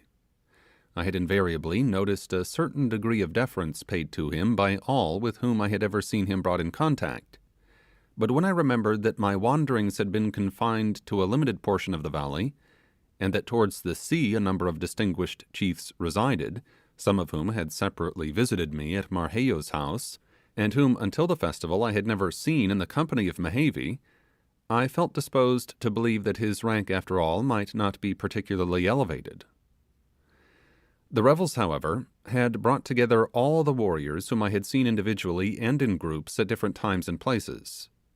Among them, Mehevi moved with an easy air of superiority which was not to be mistaken, and he whom I had only looked at as the hospitable host of the tea, and one of the military leaders of the tribe, now assumed in my eyes the dignity of royal station. His striking costume, no less than his naturally commanding figure, seemed indeed to give him preeminence over the rest. The towering helmet of feathers that he wore raised him in height above all who surrounded him, and though some others were similarly adorned, the length and luxuriance of their plumes were far inferior to his. Mehevi was in fact the greatest of the chiefs, the head of his clan, the sovereign of the valley, and the simplicity of the social institutions of the people could not have been more completely proved than by the fact that after having been several weeks in the valley, and almost in daily intercourse with Mehevi, I should have remained until the time of the festival ignorant of his regal character. But a new light had now broken in upon me. The tea was the palace, and Mehevi the king. Both the one and the other of a most simple and patriarchal nature, it must be allowed, and wholly unattended by the ceremonious pomp which usually surrounds the purple. After having made this discovery, I could not avoid congratulating myself that Mehevi had from the first taken me, as it were, under his royal protection, and that he still continued to entertain for me the warmest regard, as far at least as I was enabled to judge from appearances. For the future, I determined to pay most assiduous court to him, hoping that eventually through his kindness I might obtain my liberty. Chapter 26. King Mehevi. A goodly sounding title, and why should I not bestow it upon the foremost man in the valley of Typee?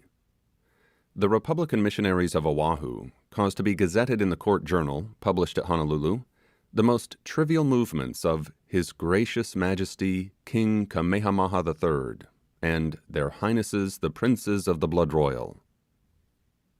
Footnote: accounts like these are sometimes copied into English and American journals.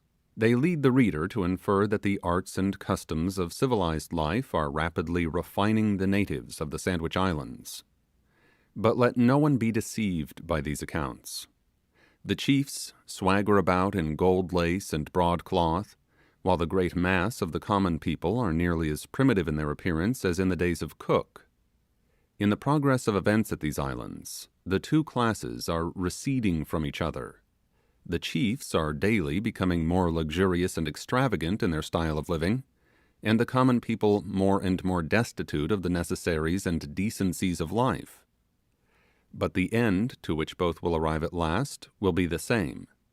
The one are fast destroying themselves by sensual indulgences, and the other are fast being destroyed by a complication of disorders and the want of wholesome food. The resources of the domineering chiefs are wrung from the starving serfs, and every additional bauble with which they bedeck themselves is purchased by the sufferings of their bondsmen, so that the measure of gewgaw refinement attained by the chiefs is only an index to the actual state of degradation in which the greater portion of the population lie grovelling. End of footnote. And who is His Gracious Majesty, and what the quality of this blood royal? His Gracious Majesty is a fat, lazy, negro-looking blockhead, with as little character as power. He has lost the noble traits of the barbarian, without acquiring the redeeming graces of a civilized being, and although a member of the Hawaiian Temperance Society, is a most inveterate dram-drinker. The blood royal is an extremely thick, depraved fluid, formed principally of raw fish, bad brandy, and European sweetmeats, and is charged with a variety of eruptive humours which are developed in sundry blotches and pimples upon the august face of Majesty itself, and the angelic countenances of the princes and princesses of the blood royal. Now, if the farcical puppet of a chief magistrate in the Sandwich Islands be allowed the title of king, why should it be withheld from the noble savage Mehevi, who is 1,000 times more worthy of the appellation? All hail, therefore, Mehevi, king of the Cannibal Valley, and long life and prosperity to his Typean Majesty. May heaven for many a year preserve him, the uncompromising foe of Nukahiva and the French, if a hostile attitude will secure his lovely domain from the remorseless inflictions of South Sea civilization. Previously to seeing the Dancing Widows, I had little idea that there were any matrimonial relations subsisting in Typee, and I should as soon have thought of a platonic affection being cultivated between the sexes, as of the solemn connection of man and wife. To be sure, there were old Marheyo and Tinor who seemed to have a sort of nuptial understanding with one another, but for all that I had sometimes observed a comical-looking old gentleman dressed in a suit of shabby tattooing, who had the audacity to take various liberties with the lady, and that too in the very presence of the old warrior her husband, who looked on as good-naturedly as if nothing was happening. This behaviour, until subsequent discoveries enlightened me, puzzled me more than anything else I witnessed in Typee. As for Mehevi, I had supposed him a confirmed bachelor, as well as most of the principal chiefs. At any rate, if they had wives and families, they ought to have been ashamed of themselves, for sure I am, they never troubled themselves about any domestic affairs. In truth, Mehevi seemed to be the president of a club of hearty fellows who kept bachelor's hall in fine style at the tea. I had no doubt but that they regarded children as odious encumbrances, and their ideas of domestic felicity were sufficiently shown in the fact that they allowed no meddlesome housekeepers to turn topsy-turvy those snug little arrangements they had made in their comfortable dwelling. I strongly suspected, however, that some of these jolly bachelors were carrying on love intrigues with the maidens of the tribe, although they did not appear publicly to acknowledge them. I happened to pop upon Mehevi 3 or 4 times when he was romping, in a most undignified manner for a warrior king, with one of the prettiest little witches in the valley. She lived with an old woman and a young man, in a house near Marheyo's, and although in appearance a mere child herself, had a noble boy about a year old, who bore a marvellous resemblance to Mehevi, whom I should certainly have believed to have been the father, were it not that the little fellow had no triangle on his face. But on second thoughts, tattooing is not hereditary. Mehevi, however, was not the only person upon whom the damsel Mununi smiled.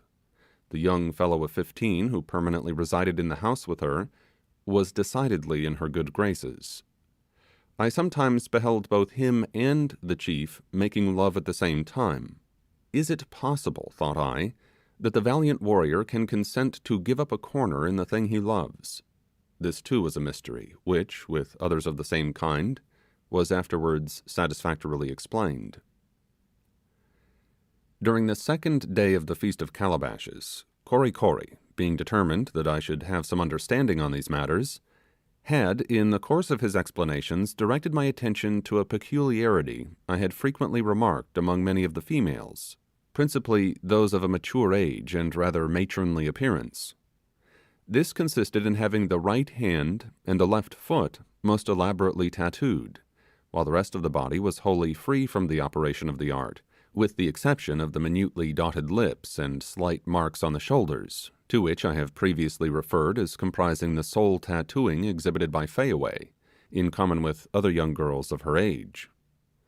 The hand and foot thus embellished were, according to Kory Kory, the distinguishing badge of wedlock, so far as that social and highly commendable institution is known among these people. It answers indeed the same purpose as the plain gold ring worn by our fairer spouses.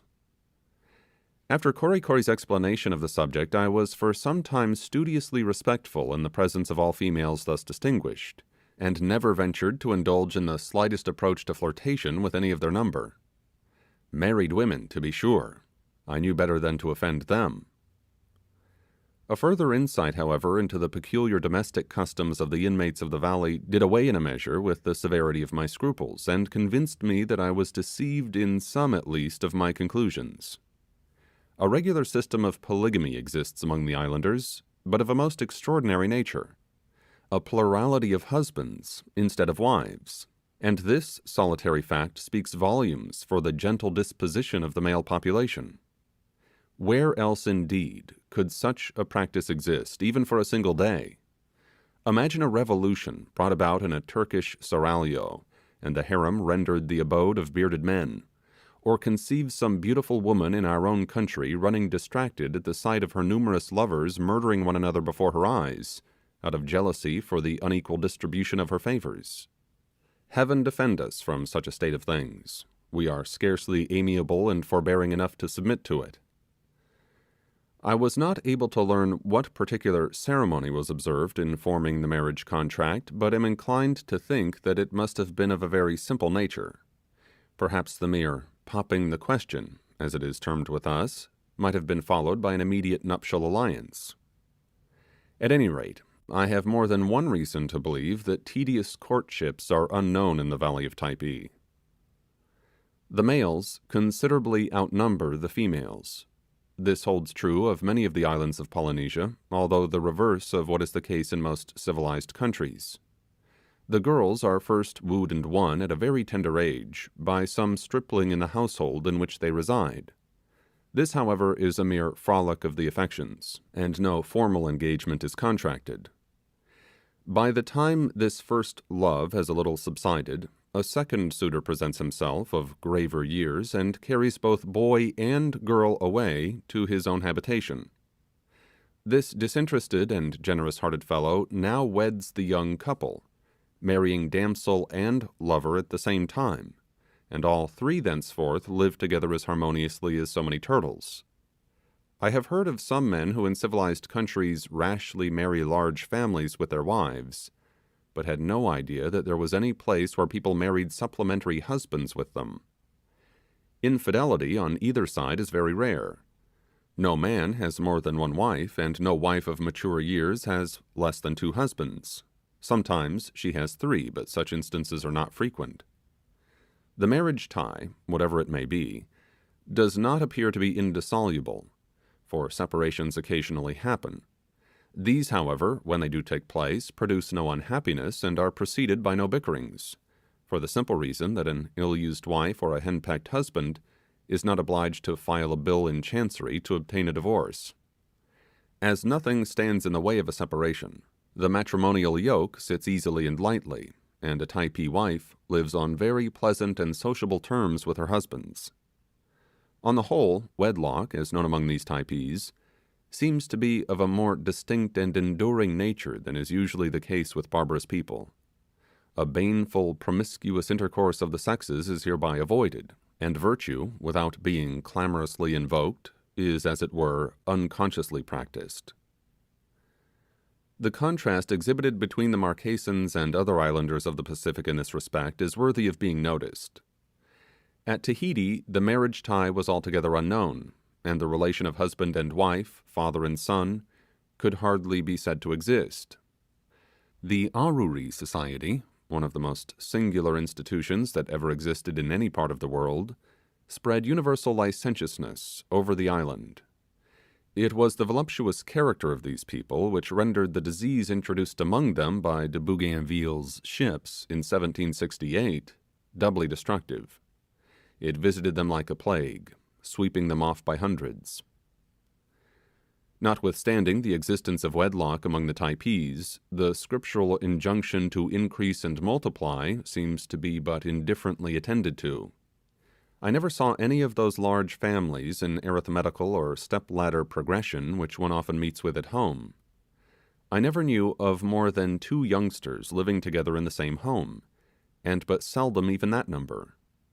As for the women, it was very plain that the anxieties of the nursery but seldom disturbed the serenity of their souls, and they were never to be seen going about the valley with half a score of little ones tagging at their apron strings, or rather at the breadfruit leaf they usually wore in the rear.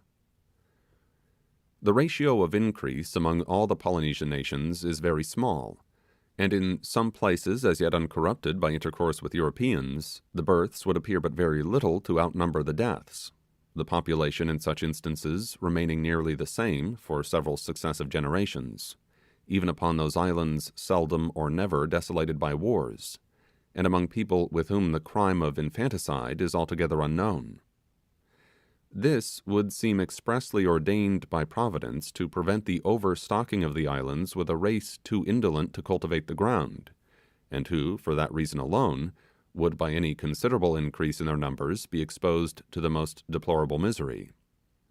During the entire period of my stay in the valley of Typee, I never saw more than 10 or 12 children under the age of 6 months, and only became aware of 2 births.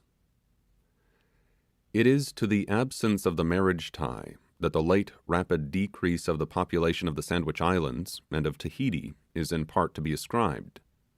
The vices and diseases introduced among these unhappy people annually swell the ordinary mortality of the islands, while, from the same cause, the originally small number of births is proportionally decreased. Thus, the progress of the Hawaiians and Tahitians to utter extinction is accelerated in a sort of compound ratio. I have before had occasion to remark that I never saw any of the ordinary signs of a place of sepulture in the valley, a circumstance which I attributed at the time to my living in a particular part of it, and being forbidden to extend my rambles to any considerable distance towards the sea. I have since thought it probable, however, that the Typees, either desirous of removing from their sight the evidences of mortality, or prompted by a taste for rural beauty, may have some charming cemetery situated in the shadowy recesses along the base of the mountains. At Nukuhiva, 2 or 3 large quadrangular peepees, heavily flagged, enclosed with regular stone walls and shaded over and almost hidden from view by the interlacing branches of enormous trees, were pointed out to me as burial places. The bodies, I understood, were deposited in rude vaults beneath the flagging, and were suffered to remain there without being disinterred. Although nothing could be more strange and gloomy than the aspect of these places, where the lofty trees threw their dark shadows over rude blocks of stone, a stranger in looking at them would have discerned none of the ordinary evidences of a place of sepulture. During my stay in the valley, as none of its inmates were so accommodating as to die and be buried in order to gratify my curiosity with regard to their funeral rites, I was reluctantly obliged to remain in ignorance of them. As I have reason to believe, however, that the observances of the Typees in these matters are the same with those of all the other tribes on the island, I will here relate a scene I chanced to witness at Nukuhiva. A young man had died, about daybreak, in a house near the beach. I had been sent ashore that morning, and saw a good deal of the preparations they were making for his obsequies. The body, neatly wrapped in a new white tapa, was laid out in an open shed of coconut boughs, upon a bier constructed of elastic bamboos ingeniously twisted together. This was supported about 2 feet from the ground by large canes planted upright in the earth. 2 females, of a dejected appearance, watched by its side, plaintively chanting and beating the air with large grass fans, whitened with pipe clay. In the dwelling house adjoining, a numerous company were assembled, and various articles of food were being prepared for consumption. 2 or 3 individuals, distinguished by headdresses of beautiful tapa, and wearing a great number of ornaments, appeared to officiate as masters of the ceremonies. By noon the entertainment had fairly begun, and we were told that it would last during the whole of the 2 following days. With the exception of those who mourned by the corpse, everyone seemed disposed to drown the sense of the late bereavement in convivial indulgence. The girls, decked out in their savage finery, danced. The old men chanted. The warriors smoked and chatted, and the young and lusty, of both sexes, feasted plentifully, and seemed to enjoy themselves as pleasantly as they could have done had it been a wedding. The islanders understand the art of embalming, and practice it with such success that the bodies of their great chiefs are frequently preserved for many years in the very houses where they died. I saw 3 of these in my visit to the Bay of Tior. One was enveloped in immense folds of tapa, with only the face exposed, and hung erect against the side of the dwelling. The others were stretched out upon biers of bamboo, in open, elevated temples, which seemed consecrated to their memory. The heads of enemies killed in battle are invariably preserved and hung up as trophies in the house of the conqueror. I am not acquainted with the process which is in use, but believe that fumigation is the principal agency employed. All the remains which I saw presented the appearance of a ham after being suspended for some time in a smoky chimney. But to return from the dead to the living. The late festival had drawn together, as I had every reason to believe, the whole population of the vale, and consequently I was enabled to make some estimate with regard to its numbers. I should imagine that there were about 2,000 inhabitants in Typee, and no number could have been better adapted to the extent of the valley. The valley is some 9 miles in length, and may average 1 in breadth, the houses being distributed at wide intervals throughout its whole extent, principally, however, towards the head of the vale. There are no villages. The houses stand here and there in the shadow of the groves, or are scattered along the banks of the winding stream, their golden-hued bamboo sides and gleaming white thatch forming a beautiful contrast to the perpetual verdure in which they are embowered. There are no roads of any kind in the valley, nothing but a labyrinth of footpaths twisting and turning among the thickets without end. The penalty of the fall presses very lightly upon the valley of Typee, for with the one solitary exception of striking a light, I scarcely saw any piece of work performed there which caused the sweat to stand upon a single brow. As for digging and delving for a livelihood, the thing is altogether unknown. Nature has planted the breadfruit and the banana, and in her own good time she brings them to maturity, when the idle savage stretches forth his hand and satisfies his appetite. Ill-fated people. I shudder when I think of the change a few years will produce in their paradisaical abode, and probably when the most destructive vices and the worst attendances on civilization shall have driven all peace and happiness from the valley, the magnanimous French will proclaim to the world that the Marquesas islands have been converted to Christianity. And this the Catholic world will doubtless consider as a glorious event. Heaven help the isles of the sea. The sympathy which Christendom feels for them has, alas, in too many instances proved their bane. How little do some of these poor islanders comprehend when they look around them, that no inconsiderable part of their disasters originate in certain tea-party excitements, under the influence of which benevolent-looking gentlemen in white cravats solicit alms, and old ladies in spectacles, and young ladies in sober russet low gowns, contribute sixpences towards the creation of a fund, the object of which is to ameliorate the spiritual condition of the Polynesians, but whose end has almost invariably been to accomplish their temporal destruction. Let the savages be civilized, but civilize them with benefits and not with evils, and let heathenism be destroyed, but not by destroying the heathen. The Anglo-Saxon hive have extirpated paganism from the greater part of the North American continent, but with it they have likewise extirpated the greater portion of the red race. Civilization is gradually sweeping from the earth the lingering vestiges of paganism, and at the same time the shrinking forms of its unhappy worshippers. Among the islands of Polynesia, no sooner are the images overturned, the temples demolished, and the idolaters converted into nominal Christians, than disease, vice, and premature death make their appearance. The depopulated land is then recruited from the rapacious hordes of enlightened individuals who settle themselves within its borders, and clamorously announce the progress of the truth.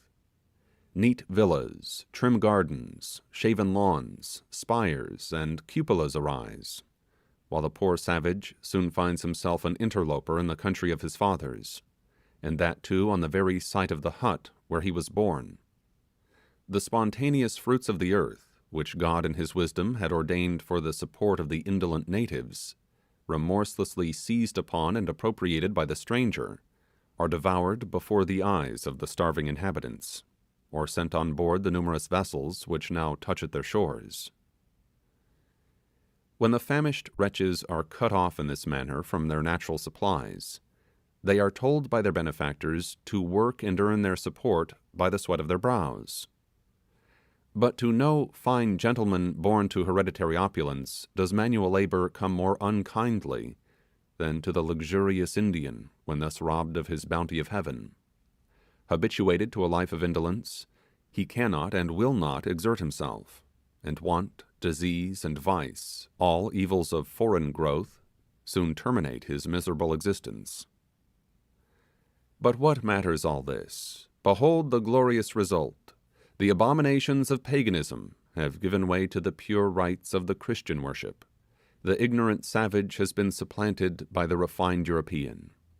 Look at Honolulu, the metropolis of the Sandwich Islands, a community of disinterested merchants and devoted self-exiled heralds of the cross, located on the very spot that 20 years ago was defiled by the presence of idolatry.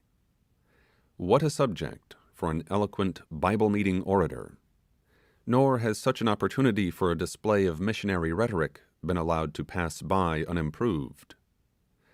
But when these philanthropists send us such glowing accounts of one half of their labours, why does their modesty restrain them from publishing the other half of the good they have wrought?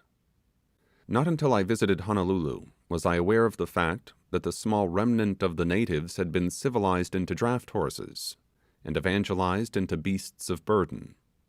But so it is. They have been literally broken into the traces, and are harnessed to the vehicles of their spiritual instructors, like so many dumb brutes.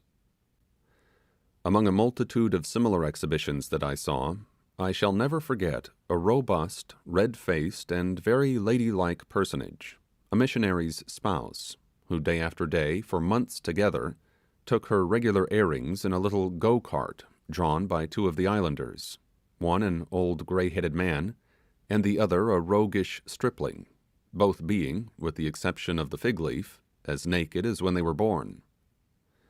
Over a level piece of ground, this pair of draft bipeds would go with a shambling, unsightly trot, the youngster hanging back all the time like a knowing horse, while the old hack plodded on and did all the work. Rattling along through the streets of the town in this stylish equipage, the lady looks about her as magnificently as any queen driven in state to her coronation. A sudden elevation and a sandy road, however, soon disturb her serenity. The small wheels become embedded in the loose soil. The old stager stands tugging and sweating, while the young one frisks about and does nothing. Not an inch does the chariot budge. Will the tender-hearted lady, who has left friends and home for the good of the souls of the poor heathen, will she think a little about their bodies and get out, and ease the wretched old man until the ascent is mounted? Not she. She could not dream of it. To be sure, she used to think nothing of driving the cows to pasture on the old farm in New England, but times have changed since then. So she retains her seat and bawls out, "Hookee! Hookee!" Pull, pull. The old gentleman, frightened at the sound, labours away harder than ever, and the younger one makes a great show of straining himself, but takes care to keep one eye on his mistress, in order to know when to dodge out of harm's way. At last the good lady loses all patience. "Hookee! Hookee!" and rap goes the heavy handle of her huge fan over the naked skull of the old savage, while the young one shies to one side and keeps beyond its range. "Hookee! Hookee!" again she cries. "Hookee tata kanaka!" Pull, strong men, but all in vain, and she is obliged in the end to dismount, and, sad necessity, actually to walk to the top of the hill. At the town where this paragon of humility resides is a spacious and elegant American chapel, where divine service is regularly performed. Twice every Sabbath, towards the close of the exercises, may be seen a score or two of little wagons ranged along the railing in front of the edifice, with two squalid native footmen in the livery of nakedness standing by each, and waiting for the dismission of the congregation to draw their superiors home. Lest the slightest misconception should arise from anything thrown out in this chapter, or indeed in any other part of the volume, let me here observe that against the cause of missions in the abstract no Christian can possibly be opposed. It is in truth a just and holy cause. But if the great end proposed by it be spiritual, the agency employed to accomplish that end is purely earthly, and although the object in view be the achievement of much good, that agency may nevertheless be productive of evil. In short, missionary undertaking, however it may be blessed of heaven, is in itself but human, and subject, like everything else, to errors and abuses.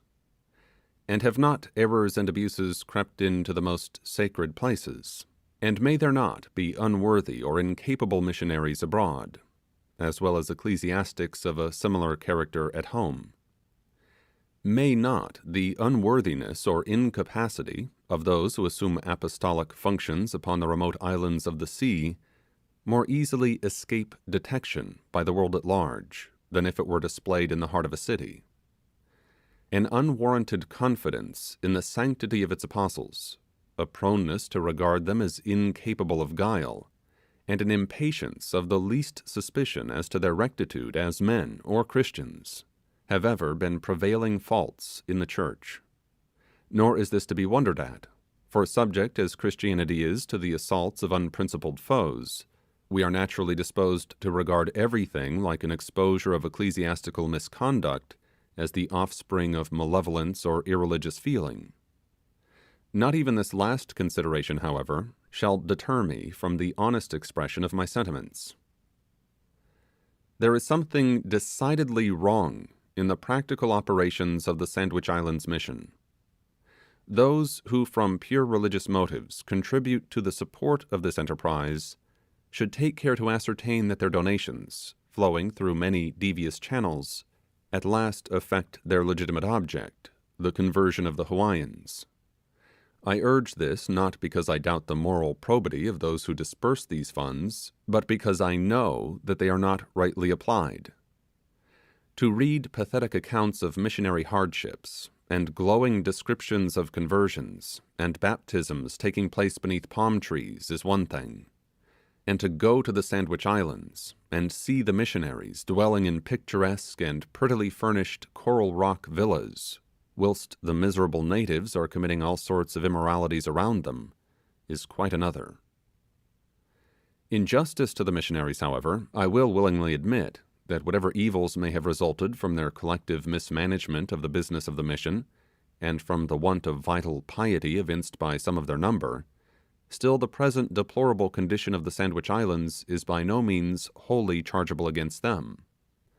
The demoralizing influence of a dissolute foreign population, and the frequent visits of all descriptions of vessels, have tended not a little to increase the evils alluded to.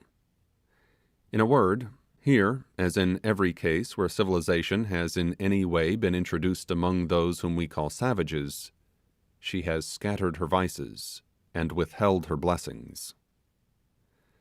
As wise a man as Shakespeare has said, that the bearer of evil tidings hath but a losing office, and so I suppose will it prove with me, in communicating to the trusting friends of the Hawaiian mission what has been disclosed in various portions of this narrative. I am persuaded, however, that as these disclosures will by their very nature attract attention, so they will lead to something which will not be without ultimate benefit to the cause of Christianity in the Sandwich Islands. I have but one thing more to add in connection with this subject. Those things which I have stated as facts will remain facts, in spite of whatever the bigoted or incredulous may say or write against them. My reflections, however, on those facts may not be free from error. If such be the case, I claim no further indulgence than should be conceded to every man whose object is to do good. Chapter 27. I have already mentioned that the influence exerted over the people of the valley by their chiefs was mild in the extreme, and as to any general rule or standard of conduct by which the commonalty were governed in their intercourse with each other, so far as my observation extended, I should be almost tempted to say that none existed on the island, except indeed the mysterious taboo be considered as such. During the time I lived among the Typees, no one was ever put upon his trial for any offence against the public. To all appearances, there were no courts of law or equity. There was no municipal police for the purpose of apprehending vagrants and disorderly characters. In short, there were no legal provisions whatever for the well-being and conservation of society, the enlightened end of civilized legislation. And yet everything went on in the valley with a harmony and smoothness unparalleled, I will venture to assert, in the most select, refined, and pious associations of mortals in Christendom. How are we to explain this enigma? These islanders were heathens, savages, cannibals, and how came they, without the aid of established law, to exhibit in so eminent a degree that social order which is the greatest blessing and highest pride of the social state? It may reasonably be inquired, how were these people governed? How were their passions controlled in their everyday transactions? It must have been by an inherent principle of honesty and charity towards each other. They seemed to be governed by that sort of tacit common sense law, which, say what they will of the inborn lawlessness of the human race, has its precepts graven on every breast. The grand principles of virtue and honour, however they may be distorted by arbitrary codes, are the same all the world over, and where these principles are concerned, the right or wrong of any action appears the same to the uncultivated as to the enlightened mind. It is to this indwelling, this universally diffused perception of what is just and noble, that the integrity of the Marquesans in their intercourse with each other is to be attributed. In the darkest nights they slept securely, with all their worldly wealth around them, in houses the doors of which were never fastened. The disquieting ideas of theft or assassination never disturbed them. Each islander reposed beneath his own palmetto thatching, or sat under his own breadfruit tree, with none to molest or alarm him. There was not a padlock in the valley, nor anything that answered the purpose of one. Still, there was no community of goods. This long spear, so elegantly carved and highly polished, belongs to Warmunu. It is far handsomer than the one which old Marheyo so greatly prizes. It is the most valuable article belonging to its owner. And yet I have seen it leaning against a coconut tree in the grove, and there it was found when sought for. Here is a sperm whale tooth, graven all over with cunning devices. It is the property of Carluna. It is the most precious of the damsel's ornaments. In her estimation, its price is far above rubies, and yet there hangs the dental jewel by its cord of braided bark in the girl's house, which is far back in the valley. The doors left open, and all the inmates have gone off to bathe in the stream. Footnote: the strict honesty with which the inhabitants of nearly all the Polynesian islands manifest towards each other is in striking contrast with the thieving propensities some of them evince in their intercourse with foreigners. It would almost seem that according to their peculiar code of morals, the pilfering of a hatchet or a wrought nail from a European is looked upon as a praiseworthy action.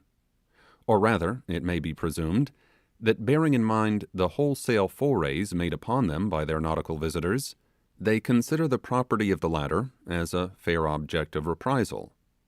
This consideration, while it serves to reconcile an apparent contradiction in the moral character of the islanders, should in some measure alter that low opinion of it which the reader of South Sea voyages is too apt to form.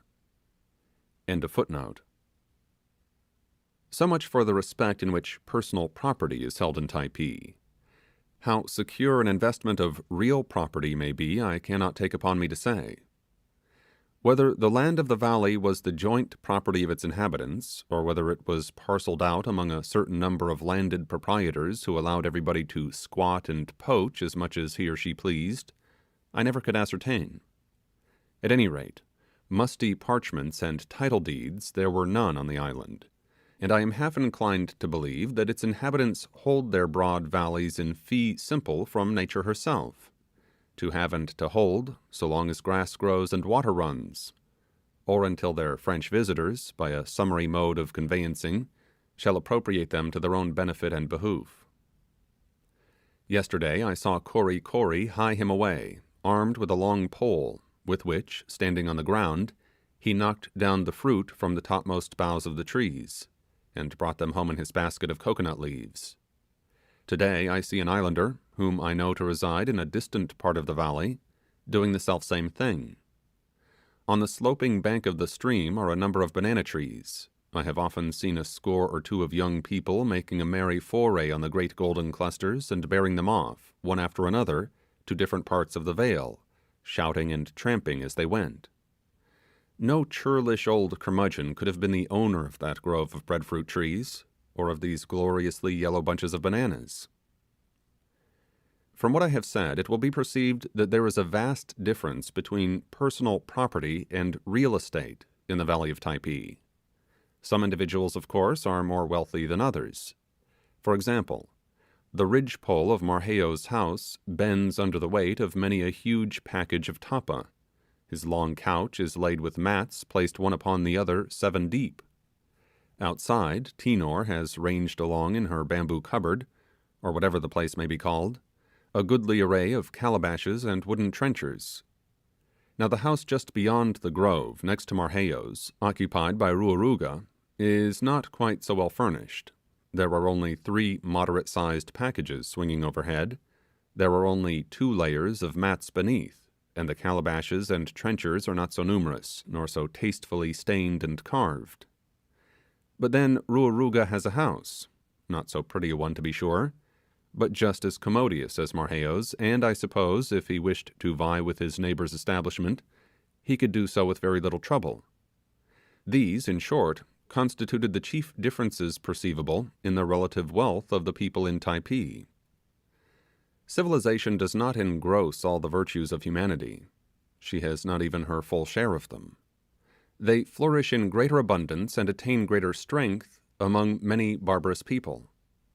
The hospitality of the wild Arab, the courage of the North American Indian, and the faithful friendships of some of the Polynesian nations far surpass anything of a similar kind among the polished communities of Europe. If truth and justice, and the better principles of our nature, cannot exist unless enforced by the statute book, how are we to account for the social condition of the Typees? So pure and upright were they in all the relations of life, that entering their valley, as I did, under the most erroneous impressions of their character, I was soon led to exclaim in amazement, "Are these the ferocious savages, the bloodthirsty cannibals of whom I have heard such frightful tales? They deal more kindly with each other, and are more humane, than many who study essays on virtue and benevolence, and who repeat every night that beautiful prayer breathed first by the lips of the divine and gentle Jesus." I will frankly declare that after passing a few weeks in this valley of the Marquesas, I formed a higher estimate of human nature than I had ever before entertained. But alas, Since then I have been one of the crew of a man-of-war, and the pent-up wickedness of 500 men has nearly overturned all my previous theories. There was one admirable trait in the general character of the Typees which more than anything else secured my admiration. It was the unanimity of feeling they displayed on every occasion. With them there hardly appeared to be any difference of opinion upon any subject whatever. They all thought and acted alike. I do not conceive that they could support a debating society for a single night. There would be nothing to dispute about, and were they to call a convention to take into consideration the state of the tribe, its session would be a remarkably short one. They showed this spirit of unanimity in every action of life. Everything was done in concert and good fellowship. I will give an instance of this fraternal feeling. One day, in returning with Kory Kory from my accustomed visit to the tea, we passed by a little opening in the grove, on one side of which, my attendant informed me, was that afternoon to be built a dwelling of bamboo. At least 100 of the natives were bringing materials to the ground, some carrying in their hands one or two of the canes which were to form the sides, others slender rods of the hibiscus, strung with palmetto leaves, for the roof. Everyone contributed something to the work, and by the united but easy and even indolent labours of all, the entire work was completed before sunset.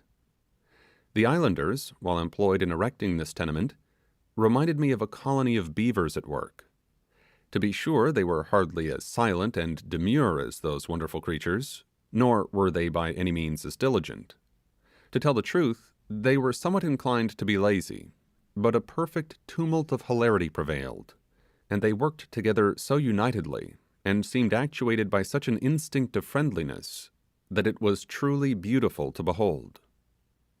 Not a single female took part in this employment, and if the degree of consideration in which the ever adorable sex is held by the men be, as the philosophers affirm, a just criterion of the degree of refinement among a people, then I may truly pronounce the Typees to be as polished a community as ever the sun shone upon. The religious restrictions of the taboo alone excepted, the women of the valley were allowed every possible indulgence. Nowhere are the ladies more assiduously courted, nowhere are they better appreciated as the contributors to our highest enjoyments, and nowhere are they more sensible of their power. Far different from their condition among many rude nations, where the women are made to perform all the work, while their ungallant lords and masters lie buried in sloth, the gentle sex in the valley of Typee were exempt from toil, if toil it might be called, that, even in that tropical climate, never distilled one drop of perspiration. Their light household occupations, together with the manufacture of tapa, the plaiting of mats, and the polishing of drinking vessels, were the only employments pertaining to the women, and even these resembled those pleasant avocations which fill up the elegant morning leisure of our fashionable ladies at home. But in these occupations, slight and agreeable though they were, the giddy young girls very seldom engaged. Indeed, these wilful, care-killing damsels were averse to all useful employment. Like so many spoiled beauties, they ranged through the groves, bathed in the stream, danced, flirted, played all manner of mischievous pranks, and passed their days in one merry round of thoughtless happiness. During my whole stay on the island I never witnessed a single quarrel, nor anything that in the slightest degree approached even to a dispute. The natives appeared to form one household, whose members were bound together by the ties of strong affection.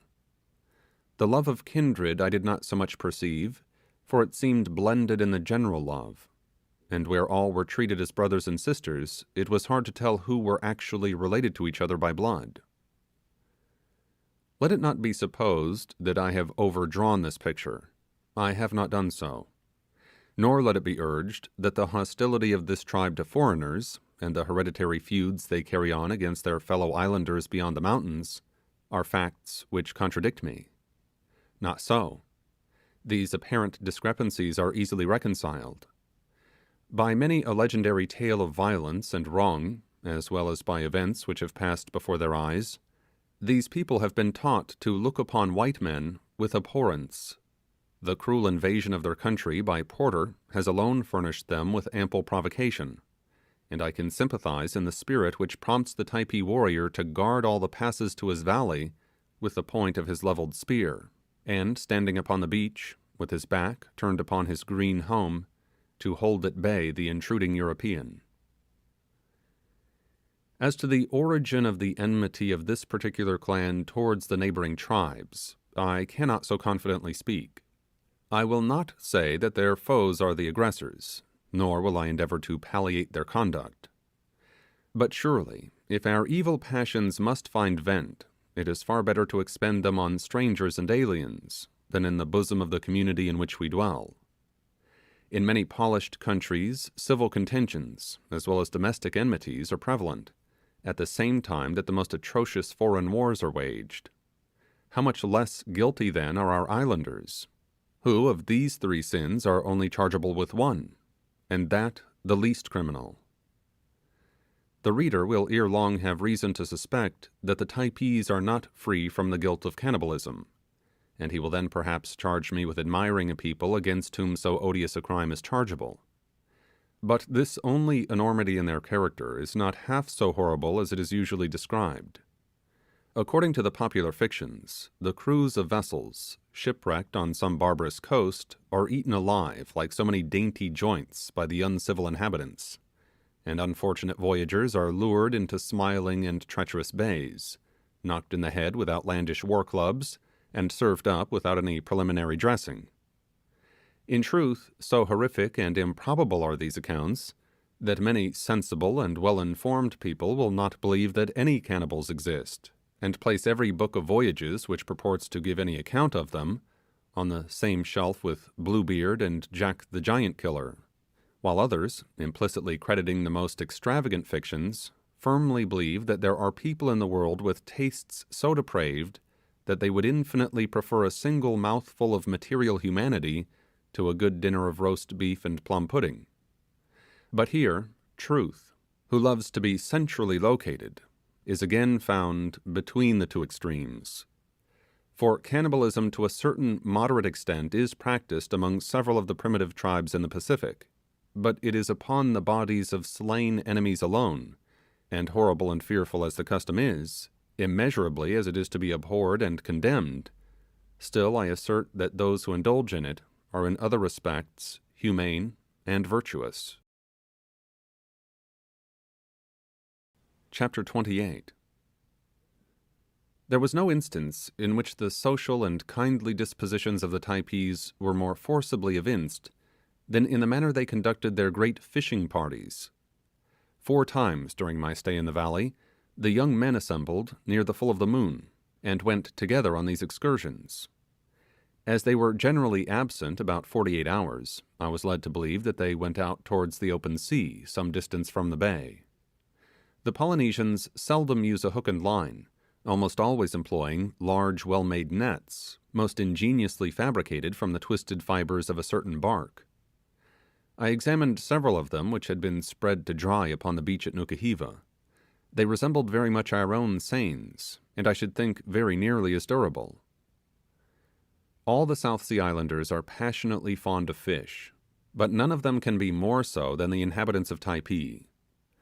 I could not comprehend, therefore, why they so seldom sought it in their waters, for it was only at stated times that the fishing parties were formed, and these occasions were always looked forward to with no small degree of interest. During their absence, the whole population of the place were in a ferment, and nothing was talked about but pehi, pehi, fish, fish. Towards the time when they were expected to return, the vocal telegraph was put into operation. The inhabitants, who were scattered throughout the length of the valley, leaped upon rocks and into trees, shouting with delight at the thoughts of the anticipated treat.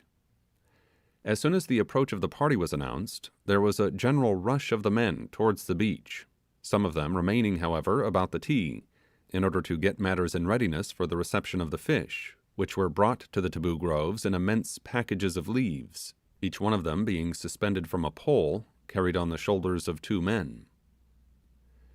I was present at the Ti on one of these occasions, and the sight was most interesting. After all the packages had arrived, They were laid in a row under the veranda of the building and opened. The fish were all quite small, generally about the size of a herring, and of every variety of colour. About 1/8 of the whole being reserved for the use of the tea itself, the remainder was divided into numerous smaller packages, which were immediately dispatched in every direction to the remotest parts of the valley. Arrived at their destination, these were in turn portioned out and equally distributed among the various houses of each particular district. The fish were under a strict taboo until the distribution was completed, which seemed to be effected in the most impartial manner. By the operation of this system, every man, woman, and child in the vale were at one and the same time partaking of this favourite article of food. Once I remember the party arrived at midnight, but the unseasonableness of the hour did not repress the impatience of the islanders. The carriers dispatched from the tea were to be seen hurrying in all directions through the deep groves, each individual preceded by a boy bearing a flaming torch of dried coconut boughs, which from time to time was replenished from the materials scattered along the path. The wild glare of these enormous flambeaux, lighting up with a startling brilliancy the innermost recesses of the vale, and seen moving rapidly along beneath the canopy of leaves, the savage shout of the excited messengers sounding the news of their approach, which was answered on all sides, and the strange appearance of their naked bodies, seen against the gloomy background, produced altogether an effect upon my mind that I shall long remember. It was on this same occasion that Kory Kory awakened me at the dead hour of night, and in a sort of transport communicated the intelligence contained in the words "Pehi Pemi," fish come. As I happened to have been in a remarkably sound and refreshing slumber, I could not imagine why the information had not been deferred until morning. Indeed, I felt very much inclined to fly into a passion and box my valet's ears. But on second thoughts I got quietly up, and on going outside the house, was not a little interested by the moving illumination which I beheld. When old Marheyo received his share of the spoils, immediate preparations were made for a midnight banquet. Calabashes of poe poe were filled to the brim, green breadfruit were roasted, and a huge cake of amar was cut up with a sliver of bamboo, and laid out on an immense banana leaf. At this supper we were lighted by several of the native tapers, held in the hands of young girls. These tapers are most ingeniously made. There is a nut abounding in the valley, called by the Typees armor, closely resembling our common horse chestnut. The shell is broken, and the contents extracted whole. Any number of these are strung at pleasure upon the long elastic fibre that traverses the branches of the coconut tree. Some of these tapers are 8 and 10 feet in length, but being perfectly flexible, one end is held in a coil, while the other is lighted. The nut burns with a fitful bluish flame, and the oil that it contains is exhausted in about 10 minutes. As one burns down, the next becomes ignited, and the ashes of the former are knocked into a coconut shell kept for the purpose. This primitive candle requires continual attention, and must be constantly held in the hand. The person so employed marks the lapse of time by the number of nuts consumed, which is easily learned by counting the bits of tappa distributed at regular intervals along the string. I grieve to state so distressing a fact, but the inhabitants of Typee were in the habit of devouring fish much in the same way that a civilized being would eat a radish, and without any more previous preparation. They eat it raw, scales, bones, gills, and all the inside. The fish is held by the tail, and the head being introduced into the mouth, the animal disappears with a rapidity that would at first nearly lead one to imagine it had been launched bodily down the throat. Raw fish. Shall I ever forget my sensations when I first saw my island beauty devour one? Oh heavens! Fayaway, how could you ever have contracted so vile a habit? However, after the first shock had subsided, the custom grew less odious in my eyes, and I soon accustomed myself to the sight. Let no one imagine, however, that the lovely Fayaway was in the habit of swallowing great vulgar-looking fishes. Oh no! With her beautiful small hand she would clasp a delicate, little, golden-hued love of a fish, and eat it as elegantly and as innocently as though it were a Naples biscuit.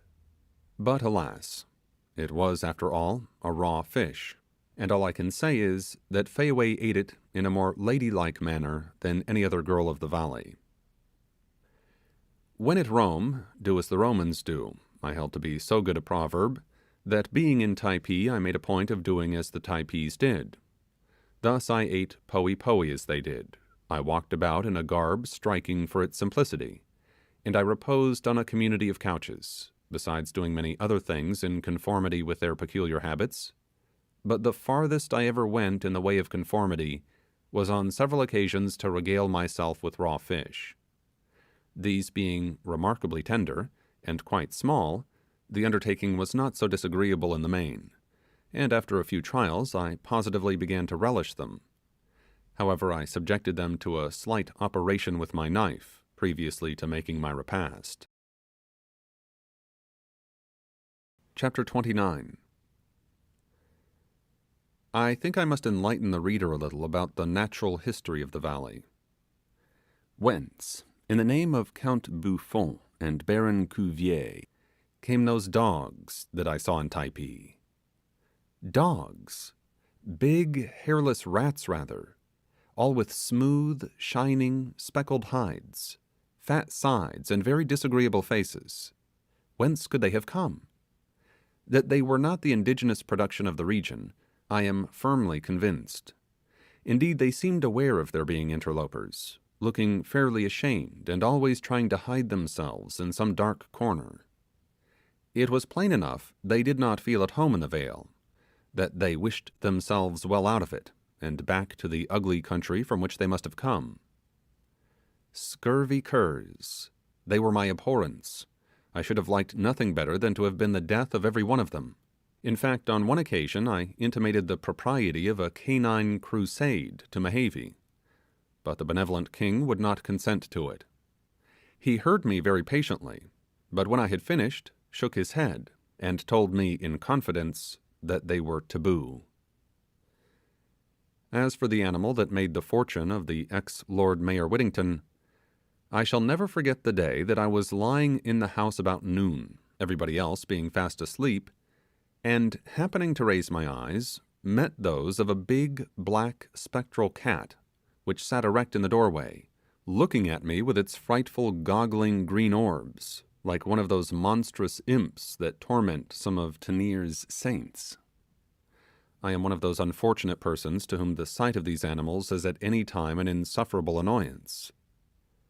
Thus, constitutionally averse to cats in general, the unexpected apparition of this one in particular utterly confounded me. When I had a little recovered from the fascination of its glance, I started up, the cat fled, and emboldened by this I rushed out of the house in pursuit, but it had disappeared. It was the only time I ever saw one in the valley, and how it got there I cannot imagine. It is just possible that it might have escaped from one of the ships at Nukuhiva. It was in vain to seek information on the subject from the natives, since none of them had seen the animal, the appearance of which remains a mystery to me to this day. Among the few animals which are to be met with in Typee, there were none which I looked upon with more interest than a beautiful golden-hued species of lizard. It measured perhaps 5 inches from head to tail, and was most gracefully proportioned.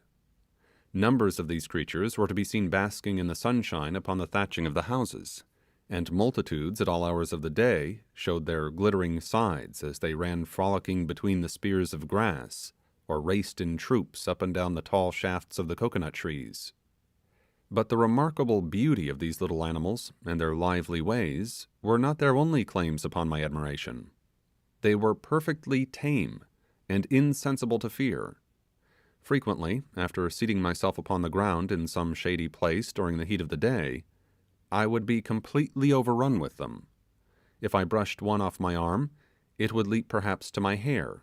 When I tried to frighten it away by gently pinching its leg, it would turn for protection to the very hand that attacked it. The birds are also remarkably tame.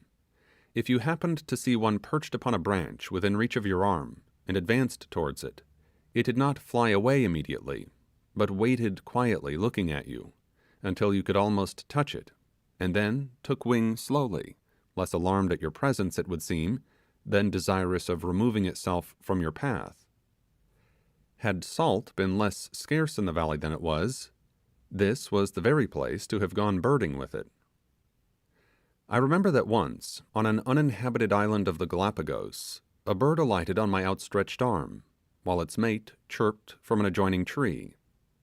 Its tameness, far from shocking me, as a similar occurrence did Selkirk, imparted to me the most exquisite thrill of delight I ever experienced, and with somewhat of the same pleasure did I afterwards behold the birds and lizards of the valley show their confidence in the kindliness of man. Among the numerous afflictions which the Europeans have entailed upon some of the natives of the South Seas, is the accidental introduction among them of that enemy of all repose and ruffler of even tempers, the mosquito. At the Sandwich Islands, and at 2 or 3 of the Society group, there are now thriving colonies of these insects, who promise ere long to supplant altogether the aboriginal sandflies. They sting, buzz, and torment from one end of the year to the other, and by incessantly exasperating the natives, materially obstruct the benevolent labours of the missionaries. From this grievous visitation, however, the Typees are as yet wholly exempt, but its place is unfortunately in some degree supplied by the occasional presence of a minute species of fly, which, without stinging, is nevertheless productive of no little annoyance. The tameness of the birds and lizards is as nothing when compared to the fearless confidence of this insect. He will perch upon one of your eyelashes, and go to roost there if you do not disturb him, or force his way through your hair, or along the cavity of the nostril, till you almost fancy he is resolved to explore the very brain itself. On one occasion I was so inconsiderate as to yawn while a number of them were hovering around me. I never repeated the act. Some half-dozen darted into the open apartment, and began walking about its ceiling. The sensation was dreadful. I involuntarily closed my mouth, and the poor creatures, being enveloped in inner darkness, must in their consternation have stumbled over my palate, and been precipitated into the gulf beneath. At any rate, though I afterwards charitably held my mouth open for at least 5 minutes with a view of affording egress to the stragglers, none of them ever availed themselves of the opportunity. There are no wild animals of any kind on the island, unless it be decided that the natives themselves are such. The mountains and the interior present to the eye nothing but silent solitudes, unbroken by the roar of beasts of prey, and enlivened by few tokens even of minute animated existence. There are no venomous reptiles, and no snakes of any description to be found in any of the valleys. In a company of Marquesan natives, the weather affords no topic of conversation. It can hardly be said to have any vicissitudes. The rainy season, it is true, brings frequent showers, but they are intermitting and refreshing. When an islander bound on some expedition rises from his couch in the morning, he is never solicitous to peep out and see how the sky looks, or ascertain from what quarter the wind blows. He is always sure of a fine day, and the promise of a few genial showers he hails with pleasure. There is never any of that remarkable weather on the island, which from time immemorial has been experienced in America, and still continues to call forth the wondering conversational exclamations of its elderly citizens. Nor do there ever occur any of those eccentric meteorological changes which elsewhere surprise us. In the valley of Typee, ice creams would never be rendered less acceptable by sudden frosts, nor would picnic parties be deferred on account of inauspicious snowstorms.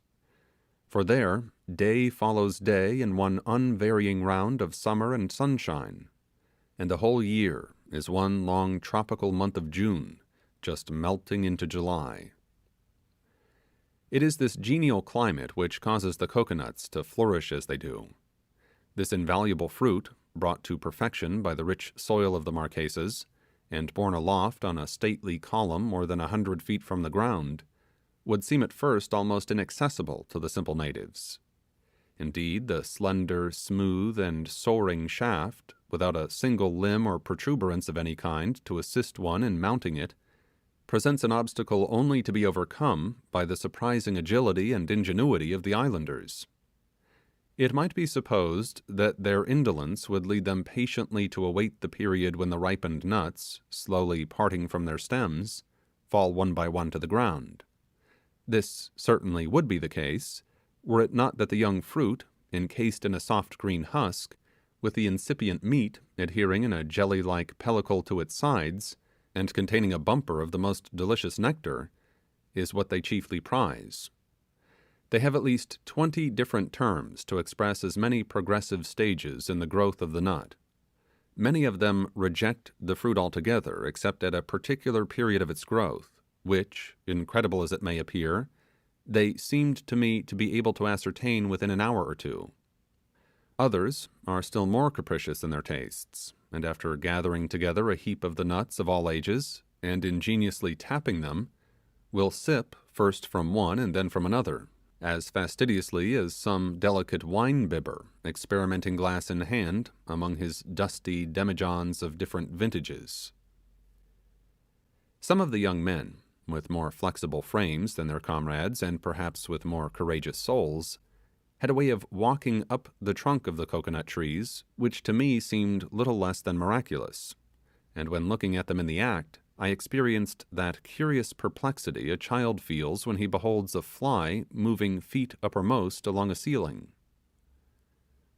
I will endeavour to describe the way in which Narni, a noble young chief, sometimes performed this feat for my peculiar gratification, but his preliminary performances must also be recorded.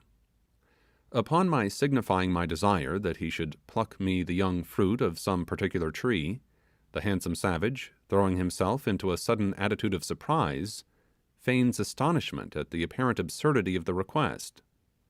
Maintaining this position for a moment, the strange emotions depicted on his countenance soften down into one of humorous resignation to my will, and then looking wistfully up to the tufted top of the tree, he stands on tiptoe, straining his neck and elevating his arm, as though endeavouring to reach the fruit from the ground where he stands.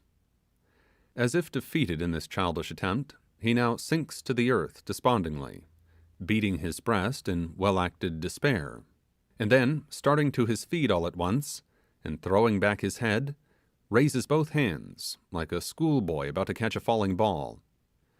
After continuing this for a moment or two, as if in expectation that the fruit was going to be tossed down to him by some good spirit in the treetop, he turns wildly round in another fit of despair, and scampers off to the distance of 30 or 40 yards. Here he remains a while, eyeing the tree, the very picture of misery. But the next moment, receiving as it were a flash of inspiration, he rushes again towards it, and clasping both arms about the trunk, with one elevated a little above the other, he presses the soles of his feet close together against the tree, extending his legs from it until they are nearly horizontal, and his body becomes doubled into an arch. Then, hand over hand and foot after foot, he rises from the earth with steady rapidity, and almost before you are aware of it, has gained the cradled and embowered nest of nuts, and with boisterous glee flings the fruit to the ground.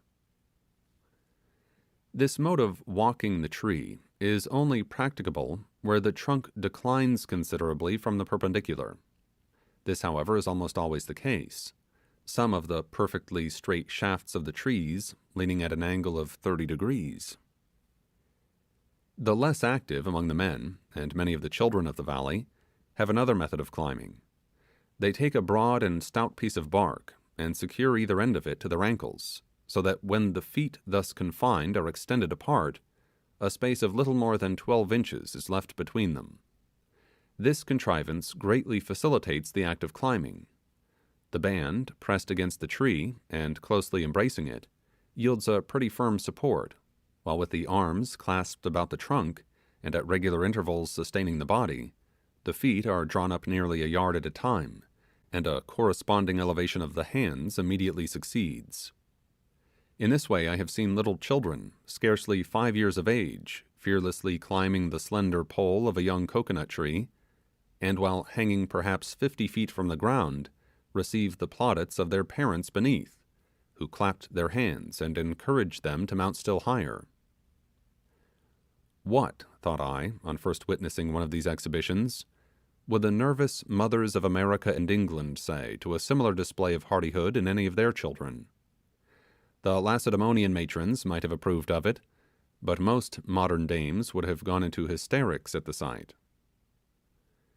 At the top of the coconut tree, the numerous branches, radiating on all sides from a common centre, form a sort of green and waving basket, between the leaflets of which you just discern the nuts thickly clustering together, and on the loftier trees looking no bigger from the ground than bunches of grapes.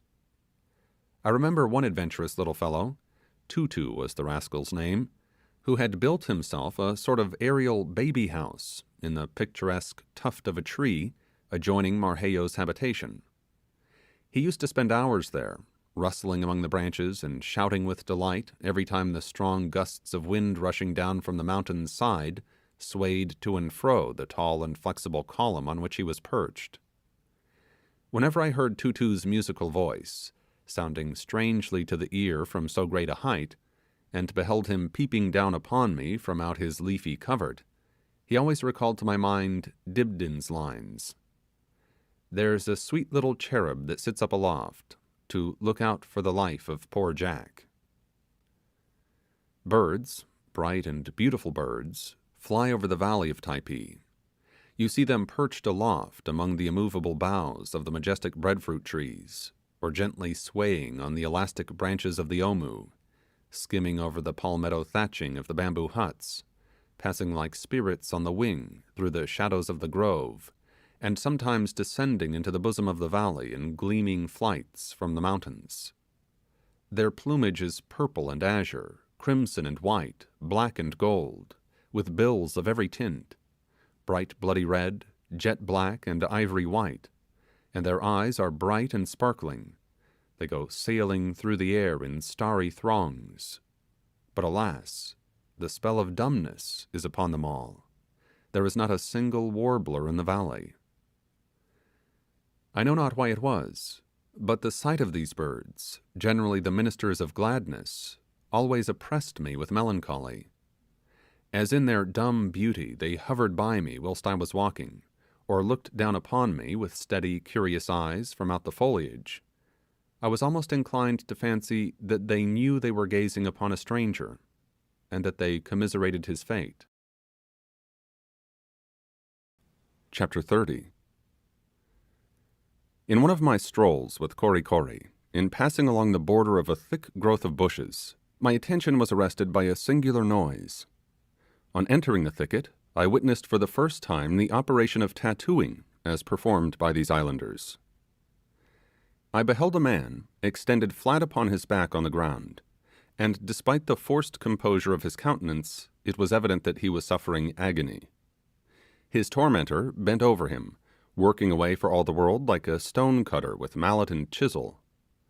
In one hand he held a short, slender stick, pointed with a shark's tooth, on the upright end of which he tapped with a small hammer-like piece of wood, thus puncturing the skin, and charging it with the colouring matter in which the instrument was dipped.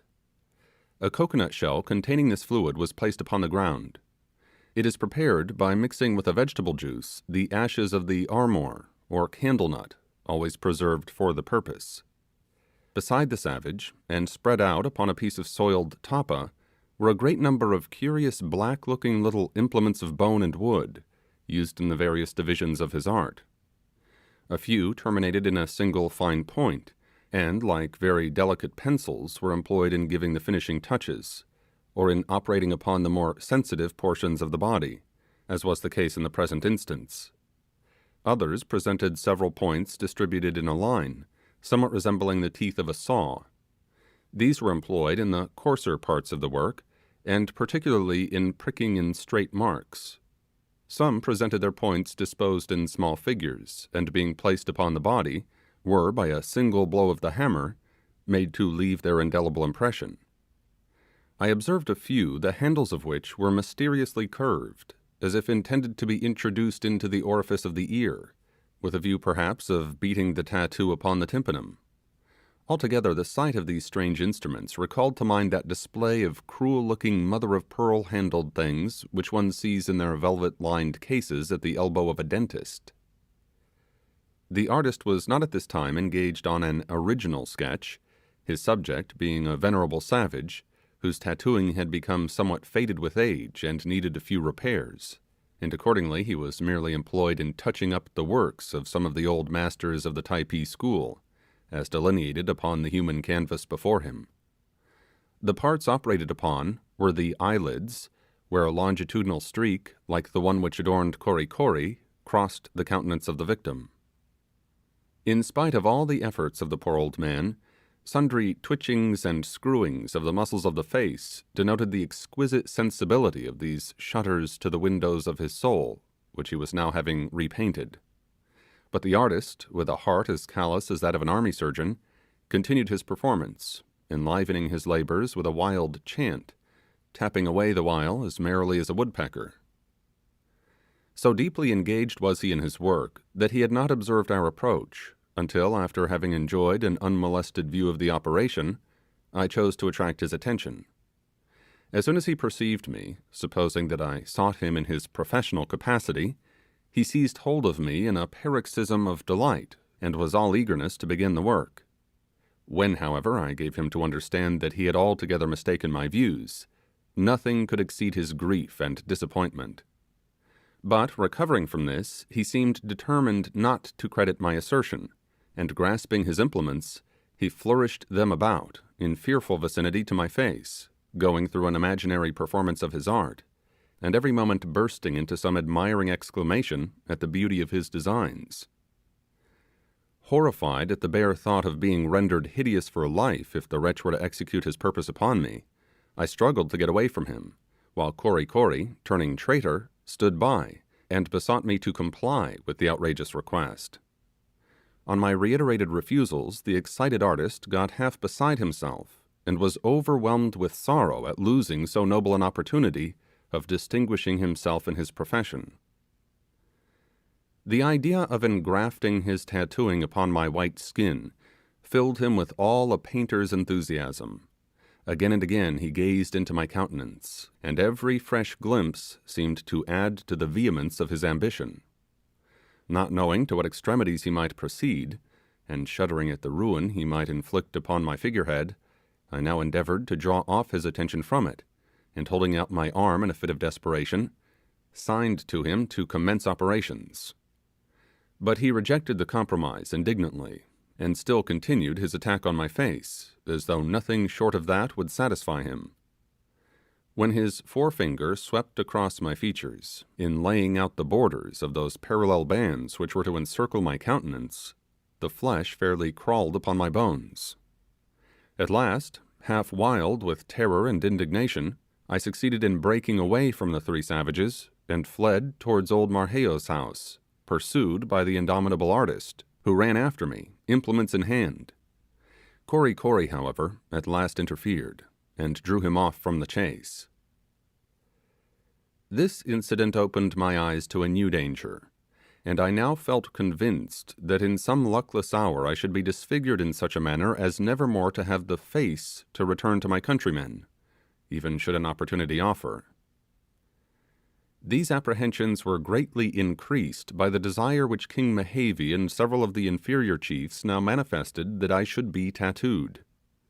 The pleasure of the king was first signified to me some 3 days after my casual encounter with Karki the artist. Heavens, what imprecations I showered upon that Karki! Doubtless he had plotted a conspiracy against me and my countenance, and would never rest until his diabolical purpose was accomplished. Several times I met him in various parts of the valley, and invariably, whenever he descried me, he came running after me with his mallet and chisel, flourishing them about my face as if he longed to begin. What an object he would have made of me! When the king first expressed his wish to me, I made known to him my utter abhorrence of the measure, and worked myself into such a state of excitement that he absolutely stared at me in amazement. It evidently surpassed his majesty's comprehension how any sober-minded and sensible individual could entertain the least possible objection to so beautifying an operation. Soon afterwards he repeated his suggestion, and meeting with a like repulse, showed some symptoms of displeasure at my obduracy. On his a third time renewing his request, I plainly perceived that something must be done, or my visage was ruined forever. I therefore screwed up my courage to the sticking point, and declared my willingness to have both arms tattooed from just above the wrist to the shoulder. His Majesty was greatly pleased at the proposition, and I was congratulating myself with having thus compromised the matter, when he intimated that as a thing of course my face was first to undergo the operation. I was fairly driven to despair. Nothing but the utter ruin of my face divine, as the poets call it, would, I perceived, satisfy the inexorable Mehevi and his chiefs, or rather that infernal Karki, for he was at the bottom of it all. The only consolation afforded me was a choice of patterns. I was at perfect liberty to have my face spanned by 3 horizontal bars, after the fashion of my serving man's, or to have as many oblique stripes slanting across it, or if, like a true courtier, I chose to model my style on that of royalty, I might wear a sort of Freemason badge upon my countenance in the shape of a mystic triangle. However, I would have none of these, though the king most earnestly impressed upon my mind that my choice was wholly unrestricted. At last, seeing my unconquerable repugnance, he ceased to importune me. But not so some other of the savages. Hardly a day passed but I was subjected to their annoying requests, until at last my existence became a burden to me.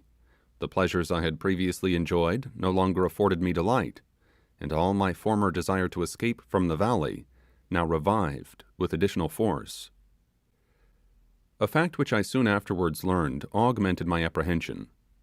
The whole system of tattooing was, I found, connected with their religion, and it was evident, therefore, that they were resolved to make a convert of me. In the decoration of the chiefs, it seems to be necessary to exercise the most elaborate penciling, while some of the inferior natives looked as if they had been daubed over indiscriminately with a house painter's brush. I remember one fellow who prided himself hugely upon a great oblong patch placed high upon his back, and who always reminded me of a man with a blister of Spanish flies stuck between his shoulders. Another, whom I frequently met, had the hollow of his eyes tattooed in 2 regular squares, and his visual organs being remarkably brilliant, they gleamed forth from out this setting like a couple of diamonds inserted in ebony. Although convinced that tattooing was a religious observance, still the nature of the connection between it and the superstitious idolatry of the people was a point upon which I could never obtain any information. Like the still more important system of the taboo, it always appeared inexplicable to me. There is a marked similarity, almost an identity, between the religious institutions of most of the Polynesian islands, and in all exists the mysterious taboo, restricted in its uses to a greater or less extent. So strange and complex in its arrangements is this remarkable system, that I have in several cases met with individuals who, after residing for years among the islands in the Pacific and acquiring a considerable knowledge of the language, have nevertheless been altogether unable to give any satisfactory account of its operations. Situated as I was in the Typee valley, I perceived every hour the effects of this all-controlling power, without in the least comprehending it. Those effects were indeed widespread and universal, pervading the most important as well as the minutest transactions of life. The savage, in short, lives in the continual observance of its dictates, which guide and control every action of his being. For several days after entering the valley, I had been saluted at least 50 times in the 24 hours with the talismanic word taboo shrieked in my ears at some gross violation of its provisions, of which I had unconsciously been guilty. The day after our arrival, I happened to hand some tobacco to Toby over the head of a native who sat between us. He started up, as if stung by an adder, while the whole company, manifesting an equal degree of horror, simultaneously screamed out, "Taboo!"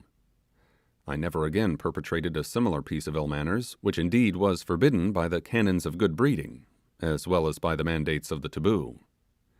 But it was not always so easy to perceive wherein you had contravened the spirit of this institution. I was many times called to order, if I may use the phrase, when I could not for the life of me conjecture what particular offence I had committed. One day I was strolling through a secluded portion of the valley, and hearing the musical sound of the cloth mallet at a little distance, I turned down a path that conducted me in a few moments to a house where there were some half-dozen girls employed in making tapa. This was an operation I had frequently witnessed, and had handled the bark in all the various stages of its preparation. On the present occasion, the females were intent upon their occupation, and after looking up and talking gaily to me for a few moments, they resumed their employment. I regarded them for a while in silence, and then carelessly picking up a handful of the material that lay around, proceeded unconsciously to pick it apart. While thus engaged, I was suddenly startled by a scream, like that of a whole boarding school of young ladies just on the point of going into hysterics. Leaping up with the idea of seeing a score of Happar warriors about to perform anew the Sabine atrocity, I found myself confronted by the company of girls, who, having dropped their work, stood before me with staring eyes, swelling bosoms, and fingers pointed in horror towards me. Thinking that some venomous reptile must be concealed in the bark which I held in my hand, I began cautiously to separate and examine it. Whilst I did so, the horrified girls redoubled their shrieks. Their wild cries and frightened motions actually alarmed me, and throwing down the tapa, I was about to rush from the house, when in the same instant their clamours ceased, and one of them, seizing me by the arm, pointed to the broken fibres that had just fallen from my grasp, and screamed in my ears the fatal word, taboo. I subsequently found out that the fabric they were engaged in making was of a peculiar kind, destined to be worn on the heads of the females, and through every stage of its manufacture was guarded by a rigorous taboo, which interdicted the whole masculine gender from even so much as touching it. Frequently in walking through the groves, I observed breadfruit and coconut trees, with a wreath of leaves twined in a peculiar fashion about their trunks. This was the mark of the taboo.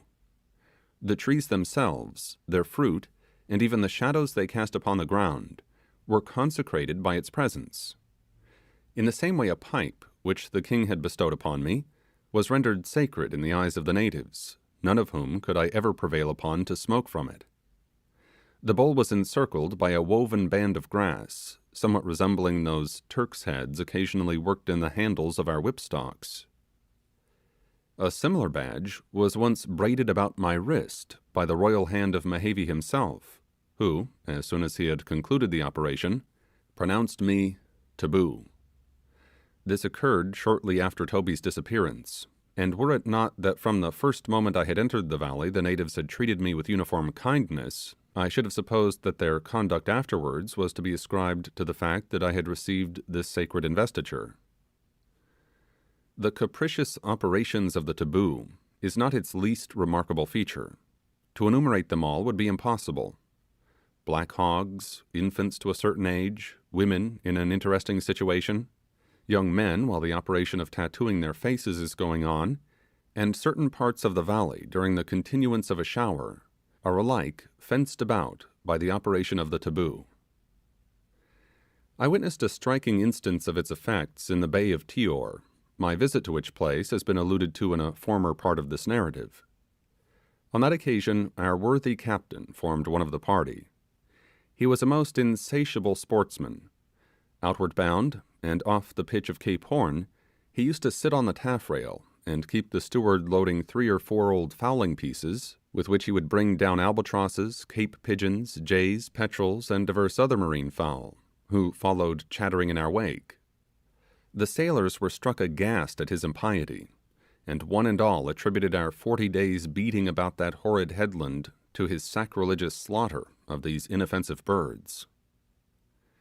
At Tior he evinced the same disregard for the religious prejudices of the islanders, as he had previously shown for the superstitions of the sailors. Having heard that there were a considerable number of fowls in the valley, the progeny of some cocks and hens accidentally left there by an English vessel, and which, being strictly tabooed, flew about almost in a wild state, he determined to break through all restraints, and be the death of them.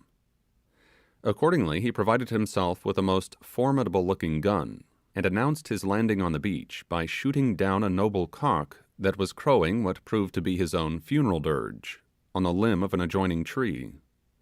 "Taboo!" shrieked the affrighted savages. "Oh, hang your taboo," says the nautical sportsman. "Tuck taboo to the marines," and bang went the piece again, and down came another victim. At this the natives ran scampering through the groves, horror struck at the enormity of the act. All that afternoon the rocky sides of the valley rang with successive reports, and the superb plumage of many a beautiful fowl was ruffled by the fatal bullet. Had it not been that the French admiral with a large party were then in the glen, I have no doubt that the natives, although their tribe was small and dispirited, would have inflicted summary vengeance upon the man who thus outraged their most sacred institutions.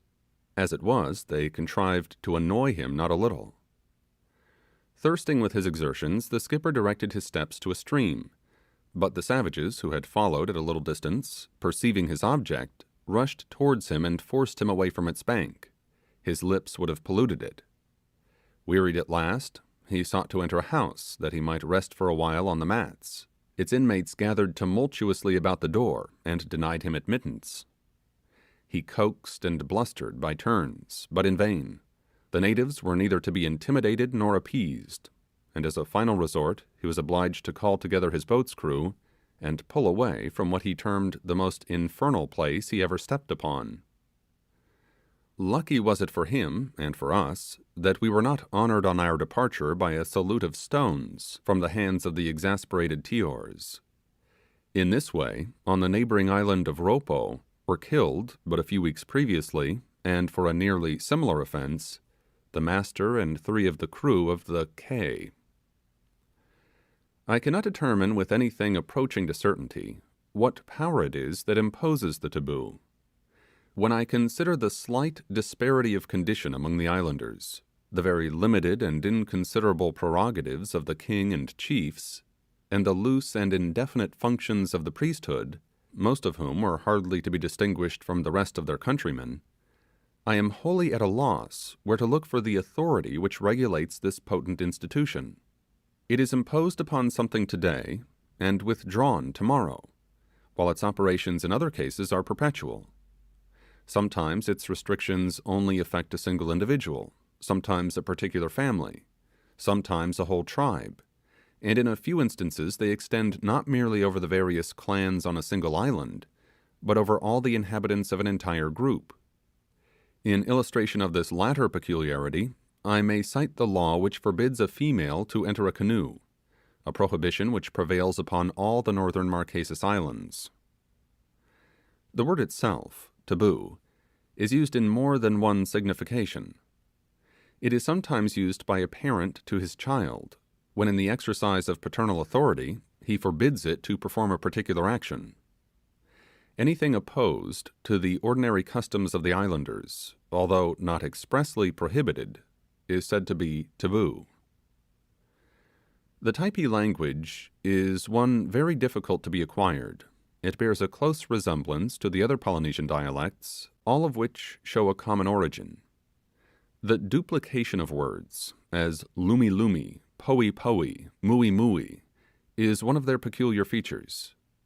But another, and a more annoying one, is the different senses in which one and the same word is employed.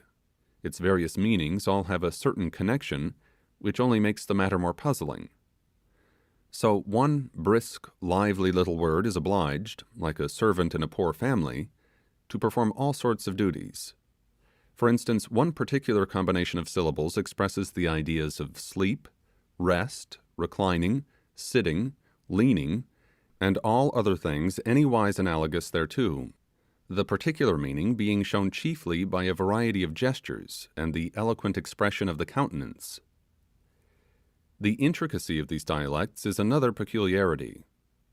In the missionary college at Lahainaluna, on Maui, one of the Sandwich Islands, I saw a tabular exhibition of a Hawaiian verb, conjugated through all its moods and tenses. It covered the side of a considerable apartment, and I doubt whether Sir William Jones himself would not have despaired of mastering it. Chapter 31. Sadly discursive as I have already been, I must still further entreat the reader's patience, as I am about to string together, without any attempt at order, a few odds and ends of things not hitherto mentioned, but which are either curious in themselves or peculiar to the Typees. There was one singular custom observed in old Marheyo's domestic establishment, which often excited my surprise. Every night, before retiring, the inmates of the house gathered together on the mats, and squatting upon their haunches, after the universal practice of these islanders, would commence a low, dismal, and monotonous chant, accompanying the voice with the instrumental melody produced by two small half-rotten sticks tapped slowly together, a pair of which were held in the hands of each person present. Thus would they employ themselves for an hour or two, sometimes longer. Lying in the gloom which wrapped the further end of the house, I could not avoid looking at them, although the spectacle suggested nothing but unpleasant reflections. The flickering rays of the armor nut just served to reveal their savage lineaments, without dispelling the darkness that hovered about them. Sometimes when, after falling into a kind of doze, and awaking suddenly in the midst of these doleful chantings, my eye would fall upon the wild-looking group engaged in their strange occupation, with their naked, tattooed limbs, and shaven heads disposed in a circle, I was almost tempted to believe that I gazed upon a set of evil beings in the act of working a frightful incantation. What was the meaning or purpose of this custom, whether it was practiced merely as a diversion, or whether it was a religious exercise, a sort of family prayers, I never could discover. The sounds produced by the natives on these occasions were of a most singular description, and had I not actually been present, I never would have believed that such curious noises could have been produced by human beings. To savages generally is imputed a guttural articulation. This, however, is not always the case, especially among the inhabitants of the Polynesian archipelago. The labial melody with which the Typee girls carry on an ordinary conversation, giving a musical prolongation to the final syllable of every sentence, and chirping out some of the words with a liquid bird-like accent, was singularly pleasing. The men, however, are not quite so harmonious in their utterance, and when excited upon any subject would work themselves up into a sort of wordy paroxysm, during which all descriptions of rough-sided sounds were projected from their mouths, with a force and rapidity which was absolutely astonishing. Although these savages are remarkably fond of chanting, still they appear to have no idea whatever of singing, at least as that art is practiced among other nations. I shall never forget the first time I happened to roar out a stave in the presence of the noble Mehevi. It was a stanza from the Bavarian Broomseller. His Typean Majesty, with all his court, gazed upon me in amazement, as if I had displayed some preternatural faculty which heaven had denied to them. The king was delighted with the verse, but the chorus fairly transported him. At his solicitation I sang it again and again, and nothing could be more ludicrous than his vain attempts to catch the air and the words. The royal savage seemed to think that by screwing all the features of his face into the end of his nose he might possibly succeed in the undertaking, but it failed to answer the purpose, and in the end he gave it up, and consoled himself by listening to my repetition of the sounds 50 times over. Previous to Mehevi's making the discovery, I had never been aware that there was anything of the nightingale about me, but I was now promoted to the place of court minstrel, in which capacity I was afterwards perpetually called upon to officiate. Besides the sticks and the drums, there are no other musical instruments among the Typees, except one, which might appropriately be denominated a nasal flute.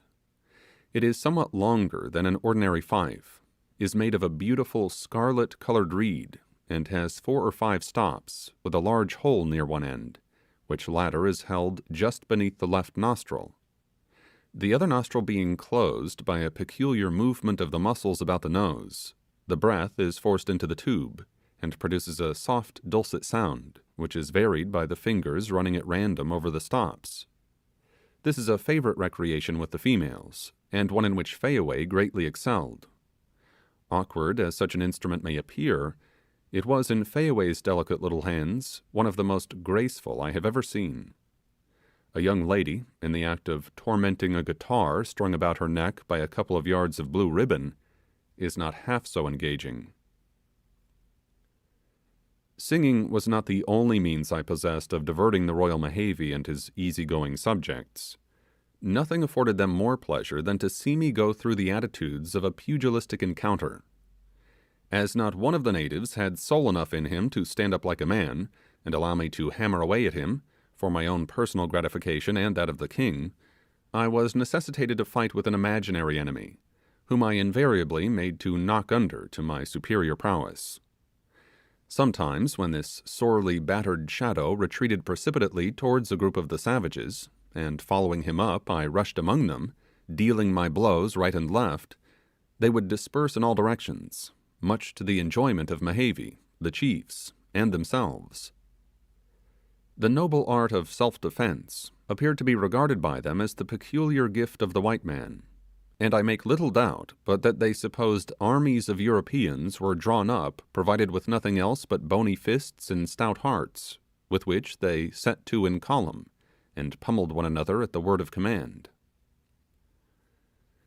One day, in company with Kory Kory, I had repaired to the stream for the purpose of bathing, when I observed a woman sitting upon a rock in the midst of the current, and watching with the liveliest interest the gambols of something which at first I took to be an uncommonly large species of frog that was sporting in the water near her. Attracted by the novelty of the sight, I waded towards the spot where she sat, and could hardly credit the evidence of my senses when I beheld a little infant, the period of whose birth could not have extended back many days, paddling about as if it had just risen to the surface after being hatched into existence at the bottom. Occasionally the delighted parent reached out her hands towards it, when the little thing, uttering a faint cry and striking out its tiny limbs, would sidle for the rock, and the next moment be clasped to its mother's bosom. This was repeated again and again, the baby remaining in the stream about a minute at a time. Once or twice it made wry faces at swallowing a mouthful of water, and choked and spluttered as if on the point of strangling. At such times, however, the mother snatched it up, and by a process scarcely to be mentioned, obliged it to eject the fluid. For several weeks afterwards I observed this woman bringing her child down to the stream regularly every day, in the cool of the morning and evening, and treating it to a bath. No wonder that the South Sea Islanders are so amphibious a race, when they are thus launched into the water as soon as they see the light. I am convinced that it is as natural for a human being to swim as it is for a duck, and yet in civilized communities how many able-bodied individuals die, like so many drowning kittens, from the occurrence of the most trivial accidents. The long, luxuriant, and glossy tresses of the Typee damsels often attracted my admiration. A fine head of hair is the pride and joy of every woman's heart. Whether, against the express will of Providence, it is twisted up on the crown of the head, and there coiled away like a rope on a shipstack, whether it be stuck behind the ears and hangs down like the swag of a small window curtain, or whether it be permitted to flow over the shoulders in natural ringlets, it is always the pride of the owner, and the glory of the toilette. The Typee girls devote much of their time to the dressing of their fair and redundant locks. After bathing, as they sometimes do 5 or 6 times every day, the hair is carefully dried, and if they have been in the sea, invariably washed in fresh water, and anointed with a highly scented oil extracted from the meat of the coconut. This oil is obtained in great abundance by the following very simple process. A large vessel of wood, with holes perforated in the bottom, is filled with the pounded meat, and exposed to the rays of the sun. As the oleaginous matter exudes, it falls in drops through the apertures into a wide-mouthed calabash placed underneath. After a sufficient quantity has been thus collected, the oil undergoes a purifying process, and is then poured into the small spherical shells of the nuts of the moo tree, which are hollowed out to receive it. These nuts are then hermetically sealed with a resinous gum, and the vegetable fragrance of their green rind soon imparts to the oil a delightful odour. After the lapse of a few weeks, the exterior shell of the nuts becomes quite dry and hard, and assumes a beautiful carnation tint, and when opened, they are found to be about 2/3 full of an ointment of a light yellow colour, and diffusing the sweetest perfume. This elegant little odorous globe would not be out of place even upon the toilette of a queen. Its merits as a preparation for the hair are undeniable. It imparts to it a superb gloss and a silky fineness. Chapter 32. From the time of my casual encounter with Karki the artist, my life was one of absolute wretchedness. Not a day passed but I was persecuted by the solicitations of some of the natives to subject myself to the odious operation of tattooing. Their importunities drove me half wild, for I felt how easily they might work their will upon me regarding this or anything else which they took into their heads. Still, however, the behaviour of the islanders towards me was as kind as ever. Fayaway was quite as engaging, Kory Kory as devoted, and Mehevi the king just as gracious and condescending as before. But I had now been 3 months in their valley, as nearly as I could estimate. I had grown familiar with the narrow limits to which my wanderings had been confined, and I began bitterly to feel the state of captivity in which I was held. There was no one with whom I could freely converse, no one to whom I could communicate my thoughts, no one who could sympathize with my sufferings. 1,000 times I thought how much more endurable would have been my lot had Toby still been with me. But I was left alone, and the thought was terrible to me. Still, despite my griefs, I did all in my power to appear composed and cheerful, well knowing that by manifesting any uneasiness, or any desire to escape, I should only frustrate my object. It was during the period I was in this unhappy frame of mind that the painful malady under which I had been labouring, after having almost completely subsided, began again to show itself, and with symptoms as violent as ever. This added calamity nearly unmanned me. The recurrence of the complaint proved that without powerful remedial applications, all hope of cure was futile, and when I reflected that just beyond the elevations which bound me in was the medical relief I needed, and that although so near, it was impossible for me to avail myself of it, the thought was misery. In this wretched situation, every circumstance which evinced the savage nature of the beings at whose mercy I was, augmented the fearful apprehensions that consumed me. An occurrence which happened about this time affected me most powerfully. I have already mentioned that from the ridgepole of Marquesas' house were suspended a number of packages enveloped in tapa. Many of these I had often seen in the hands of the natives, and their contents had been examined in my presence. But there were 3 packages hanging very nearly over the place where I lay, which from their remarkable appearance had often excited my curiosity. Several times I had asked Kory Kory to show me their contents, but my servitor, who in almost every other particular had acceded to my wishes, always refused to gratify me in this.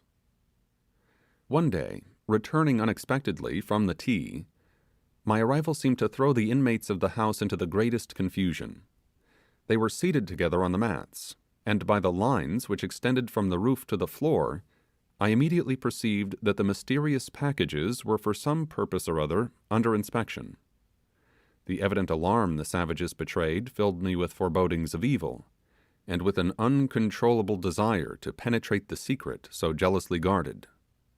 Despite the efforts of Marquesas and Kory Kory to restrain me, I forced my way into the midst of the circle, and just caught a glimpse of 3 human heads, which others of the party were hurriedly enveloping in the coverings from which they had been taken. One of the three I distinctly saw. It was in a state of perfect preservation, and, from the slight glimpse I had of it, seemed to have been subjected to some smoking operation which had reduced it to the dry, hard, and mummy-like appearance it presented. Two long scalp locks were twisted up into balls upon the crown of the head, in the same way that the individual had worn them during life.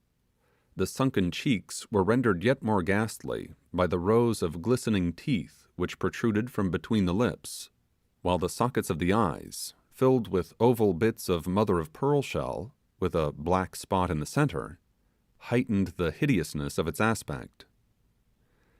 Two of the three were heads of the islanders, but the third, to my horror, was that of a white man. Although it had been quickly removed from my sight, still the glimpse I had of it was enough to convince me that I could not be mistaken. Gracious God! What dreadful thoughts entered my mind! In solving this mystery, perhaps I had solved another, and the fate of my lost companion might be revealed in the shocking spectacle I had just witnessed. I longed to have torn off the folds of cloth, and satisfied the awful doubts under which I laboured. But before I had recovered from the consternation into which I had been thrown, the fatal packages were hoisted aloft, and once more swung over my head. The natives now gathered round me tumultuously, and laboured to convince me that what I had just seen were the heads of 3 Happar warriors, who had been slain in battle. This glaring falsehood added to my alarm, and it was not until I reflected that I had observed the packages swinging from their elevation before Toby's disappearance that I could at all recover my composure. But although this horrible apprehension had been dispelled, I had discovered enough to fill me, in my present state of mind, with the most bitter reflections. It was plain that I had seen the last relic of some unfortunate wretch, who must have been massacred on the beach by the savages, in one of those perilous trading adventures which I have before described. It was not, however, alone the murder of the stranger that overcame me with gloom. I shuddered at the idea of the subsequent fate his inanimate body might have met with. Was the same doom reserved for me? Was I destined to perish like him perhaps to be devoured, and my head to be preserved as a fearful memento of the event? My imagination ran riot in these horrid speculations, and I felt certain that the worst possible evils would befall me. But whatever were my misgivings, I studiously concealed them from the islanders, as well as the full extent of the discovery I had made. Although the assurances which the Typees had often given me, that they never eat human flesh, had not convinced me that such was the case, yet having been so long a time in the valley without witnessing anything which indicated the existence of the practice, I began to hope that it was an event of very rare occurrence, and that I should be spared the horror of witnessing it during my stay among them. But alas, these hopes were soon destroyed. It is a singular fact that in all our accounts of cannibal tribes we have seldom received the testimony of an eye-witness to the revolting practice.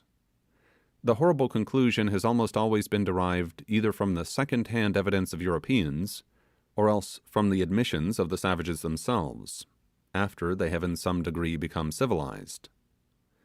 The Polynesians are aware of the detestation in which Europeans hold this custom, and therefore invariably deny its existence, and, with the craft peculiar to savages, endeavour to conceal every trace of it. The excessive unwillingness betrayed by the Sandwich Islanders, even at the present day, to allude to the unhappy fate of Cook, has been often remarked, and so well have they succeeded in covering that event with mystery, that to this very hour, despite all that has been said and written on the subject, it still remains doubtful whether they wreaked upon his murdered body the vengeance they sometimes inflicted upon their enemies. At Karakakova, the scene of that tragedy, a strip of ship's copper nailed against an upright post in the ground used to inform the traveller that beneath reposed the remains of the great circumnavigator. But I am strongly inclined to believe not only that the corpse was refused Christian burial, but that the heart which was brought to Vancouver some time after the event and which the Hawaiians stoutly maintained was that of Captain Cook, was no such thing, and that the whole affair was a piece of imposture which was sought to be palmed off upon the credulous Englishman. A few years since there was living on the island of Maui, one of the Sandwich group, an old chief, who, actuated by a morbid desire for notoriety, gave himself out among the foreign residents of the place as the living tomb of Captain Cook's big toe, affirming that at the cannibal entertainment which ensued after the lamented Briton's death, that particular portion of his body had fallen to his share. His indignant countrymen actually caused him to be prosecuted in the native courts on a charge nearly equivalent to what we term defamation of character, but the old fellow persisting in his assertion, and no invalidating proof being adduced, the plaintiffs were cast in the suit, and the cannibal reputation of the defendant fully established. This result was the making of his fortune. Ever afterwards he was in the habit of giving very profitable audiences to all curious travellers who were desirous of beholding the man who had eaten the great navigator's great toe.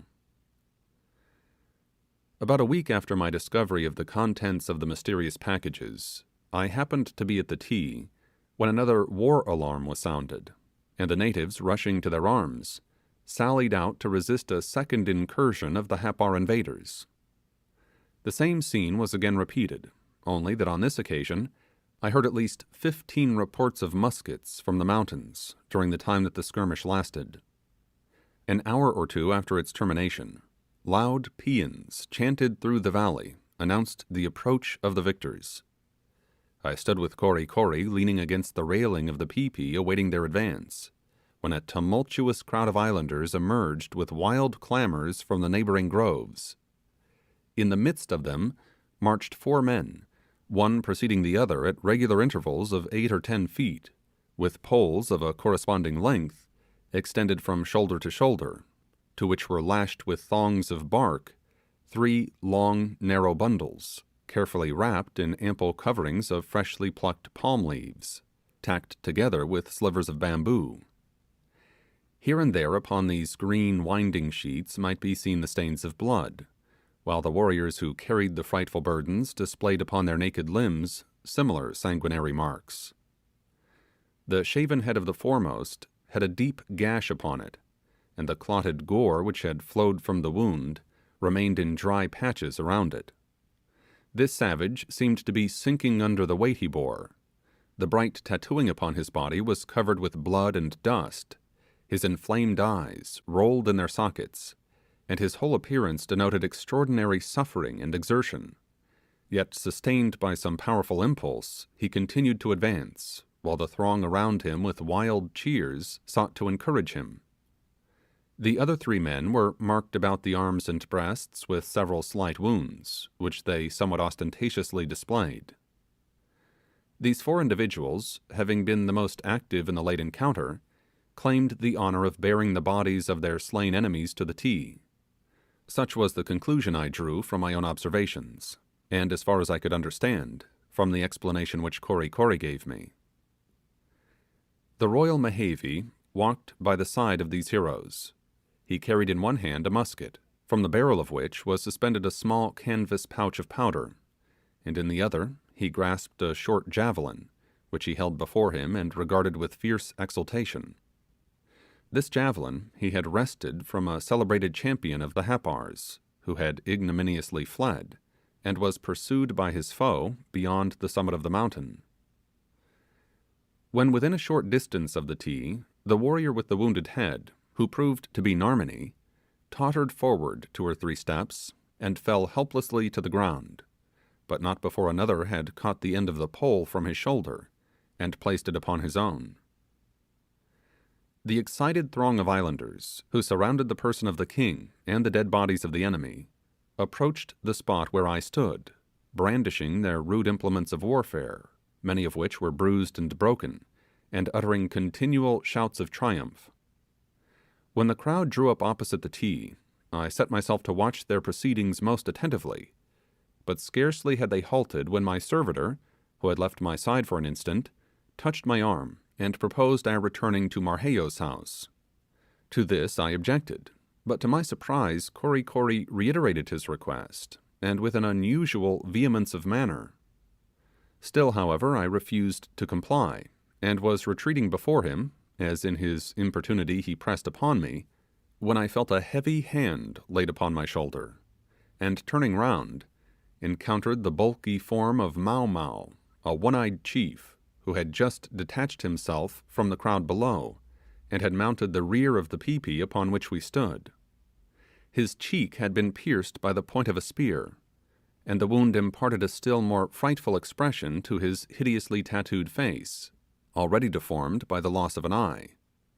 The warrior, without uttering a syllable, pointed fiercely in the direction of Marquesas' house, while Kori Kori, at the same time presenting his back, desired me to mount. I declined this offer, but intimated my willingness to withdraw, and moved slowly along the piazza, wondering what could be the cause of this unusual treatment.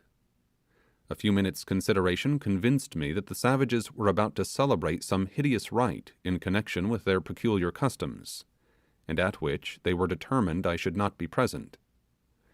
I descended from the Typee, and attended by Kori Kori, who on this occasion did not show his usual commiseration for my lameness, but seemed only anxious to hurry me on, walked away from the place.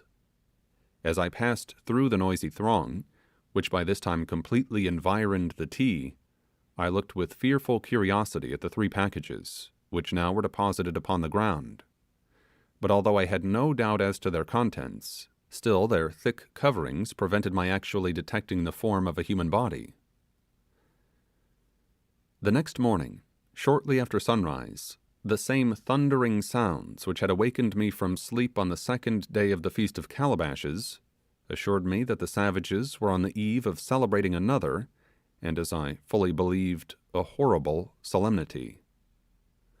All the inmates of the house, with the exception of Marquesas, his son, and Tinor, after assuming their gala dresses, departed in the direction of the taboo groves. Although I did not anticipate a compliance with my request, still, with a view of testing the truth of my suspicions, I proposed to Kori Kori that, according to our usual custom in the morning, we should take a stroll to the tea. He positively refused, and when I renewed the request, he evinced his determination to prevent my going there, and, to divert my mind from the subject, he offered to accompany me to the stream. We accordingly went and bathed. On our coming back to the house, I was surprised to find that all its inmates had returned, and were lounging upon the mats as usual, although the drums still sounded from the groves. The rest of the day I spent with Kori Kori and Fayaway, wandering about a part of the valley situated in an opposite direction from the tea, and whenever I so much as looked towards that building, although it was hidden from view by intervening trees, and at the distance of more than a mile, my attendant would exclaim, "Taboo! Taboo!" At the various houses where we stopped, I found many of the inhabitants reclining at their ease, or pursuing some light occupation, as if nothing unusual were going forward, but amongst them all I did not perceive a single chief or warrior. When I asked several of the people why they were not at the hula hula, the feast, they uniformly answered the question in a manner which implied that it was not intended for them, but for Mehevi, Narmini, Mau Mau, Kolor, Womanu, Kalau, running over, in their desire to make me comprehend their meaning, the names of all the principal chiefs. Everything, in short, strengthened my suspicions with regard to the nature of the festival they were now celebrating, and which amounted almost to a certainty. While in Nukuhiva, I had frequently been informed that the whole tribe were never present at these cannibal banquets, but the chiefs and priests only, and everything I now observed agreed with the account. The sound of the drums continued without intermission the whole day, and falling continually upon my ear, caused me a sensation of horror which I am unable to describe. On the following day, hearing none of those noisy indications of revelry, I concluded that the inhuman feast was terminated, and feeling a kind of morbid curiosity to discover whether the tea might furnish any evidence of what had taken place there, I proposed to Kori Kori to walk there. To this proposition he replied by pointing with his finger to the newly risen sun, and then up to the zenith, intimating that our visit must be deferred until noon.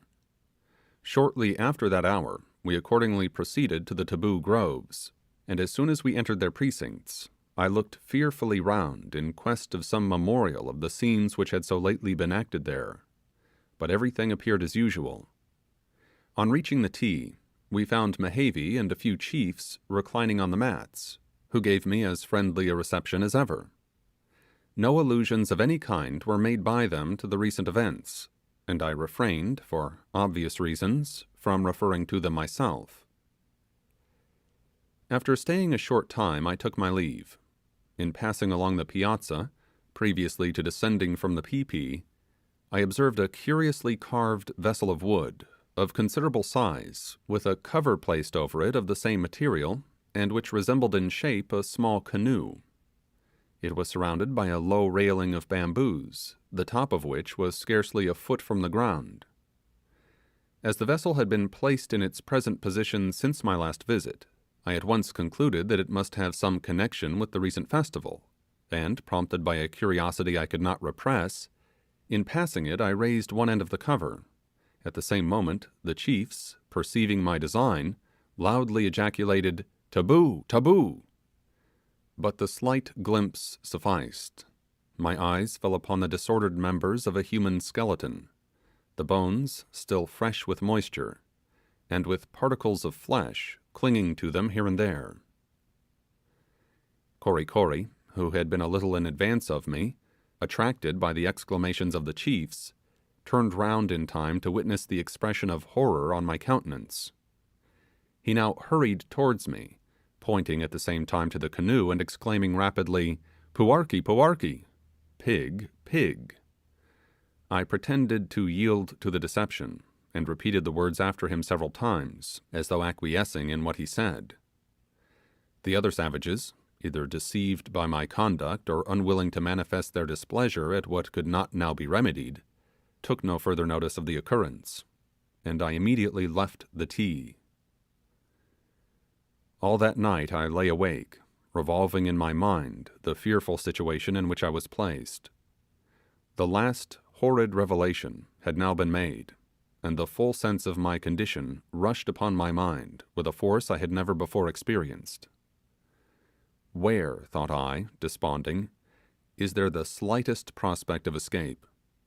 The only person who seemed to possess the ability to assist me was the stranger Marnoo, but would he ever return to the valley? And if he did, should I be permitted to hold any communication with him? It seemed as if I were cut off from every source of hope, and that nothing remained but passively to await whatever fate was in store for me. 1,000 times I endeavoured to account for the mysterious conduct of the natives. For what conceivable purpose did they thus retain me a captive? What could be their object in treating me with such apparent kindness? And did it not cover some treacherous scheme? Or, if they had no other design than to hold me a prisoner, how should I be able to pass away my days in this narrow valley, deprived of all intercourse with civilized beings, and forever separated from friends and home? One only hope remained to me. The French could not long defer a visit to the bay, and if they should permanently locate any of their troops in the valley, the savages could not for any length of time conceal my existence from them. But what reason had I to suppose that I should be spared until such an event occurred? An event which might be postponed by 100 different contingencies. Chapter 33. Marnoo! Marnoo, pay me! Such were the welcome sounds which fell upon my ear some 10 days after the events related in the preceding chapter. Once more the approach of the stranger was heralded, and the intelligence operated upon me like magic. Again I should be able to converse with him in my own language, and I resolved at all hazards to concert with him some scheme, however desperate, to rescue me from a condition that had now become insupportable. As he drew near, I remembered with many misgivings the inauspicious termination of our former interview, and when he entered the house, I watched with intense anxiety the reception he met with from its inmates. To my joy, his appearance was hailed with the liveliest pleasure, and accosting me kindly, he seated himself by my side, and entered into conversation with the natives around him. It soon appeared, however, that on this occasion he had not any intelligence of importance to communicate.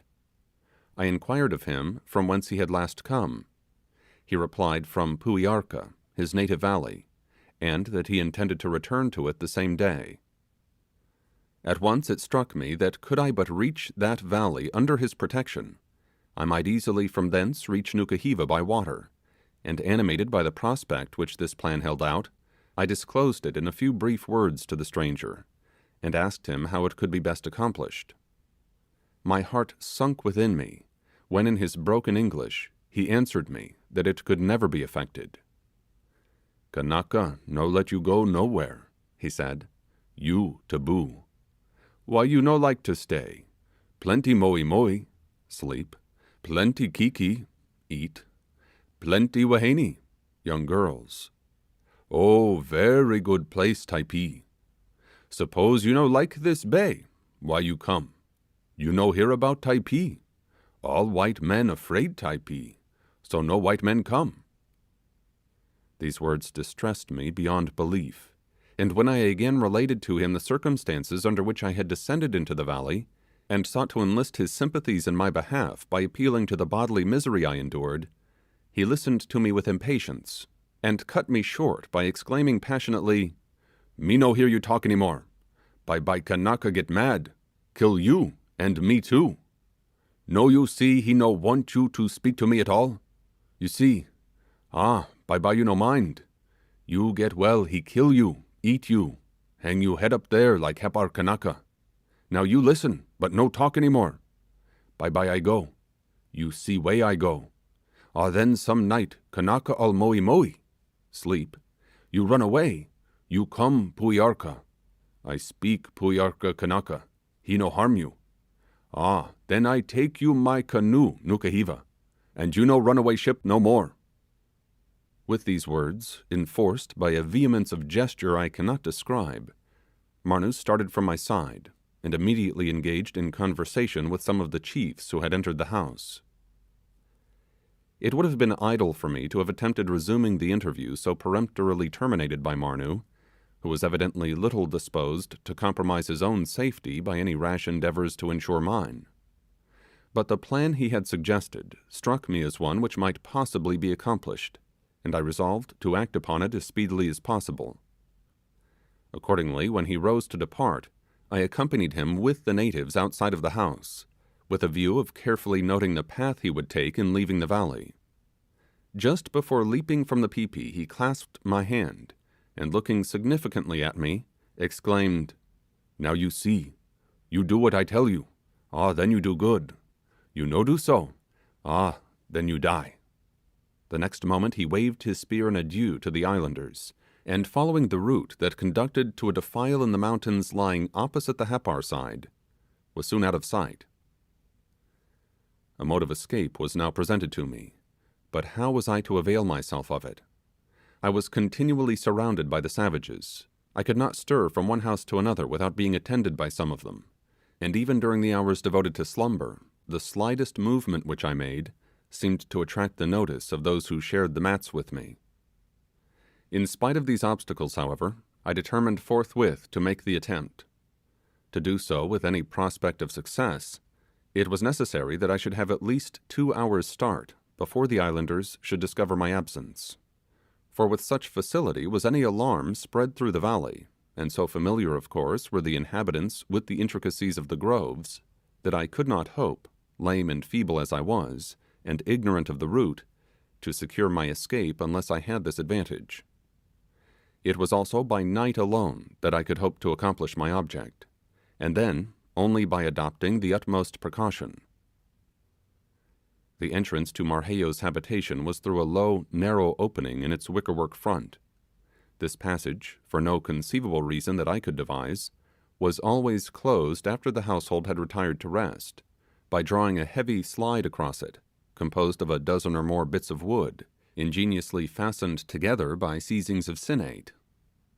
When any of the inmates chose to go outside, The noise occasioned by the removing of this rude door awakened everybody else, and on more than one occasion I had remarked that the islanders were nearly as irritable as more civilized beings under similar circumstances.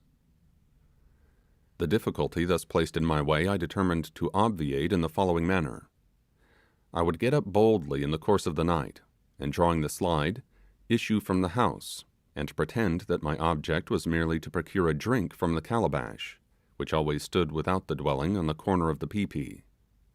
On re-entering, I would purposely omit closing the passage after me, and trusting that the indolence of the savages would prevent them from repairing my neglect, would return to my mat, and waiting patiently until all were again asleep, I would then steal forth, and at once take the route to Puiarca.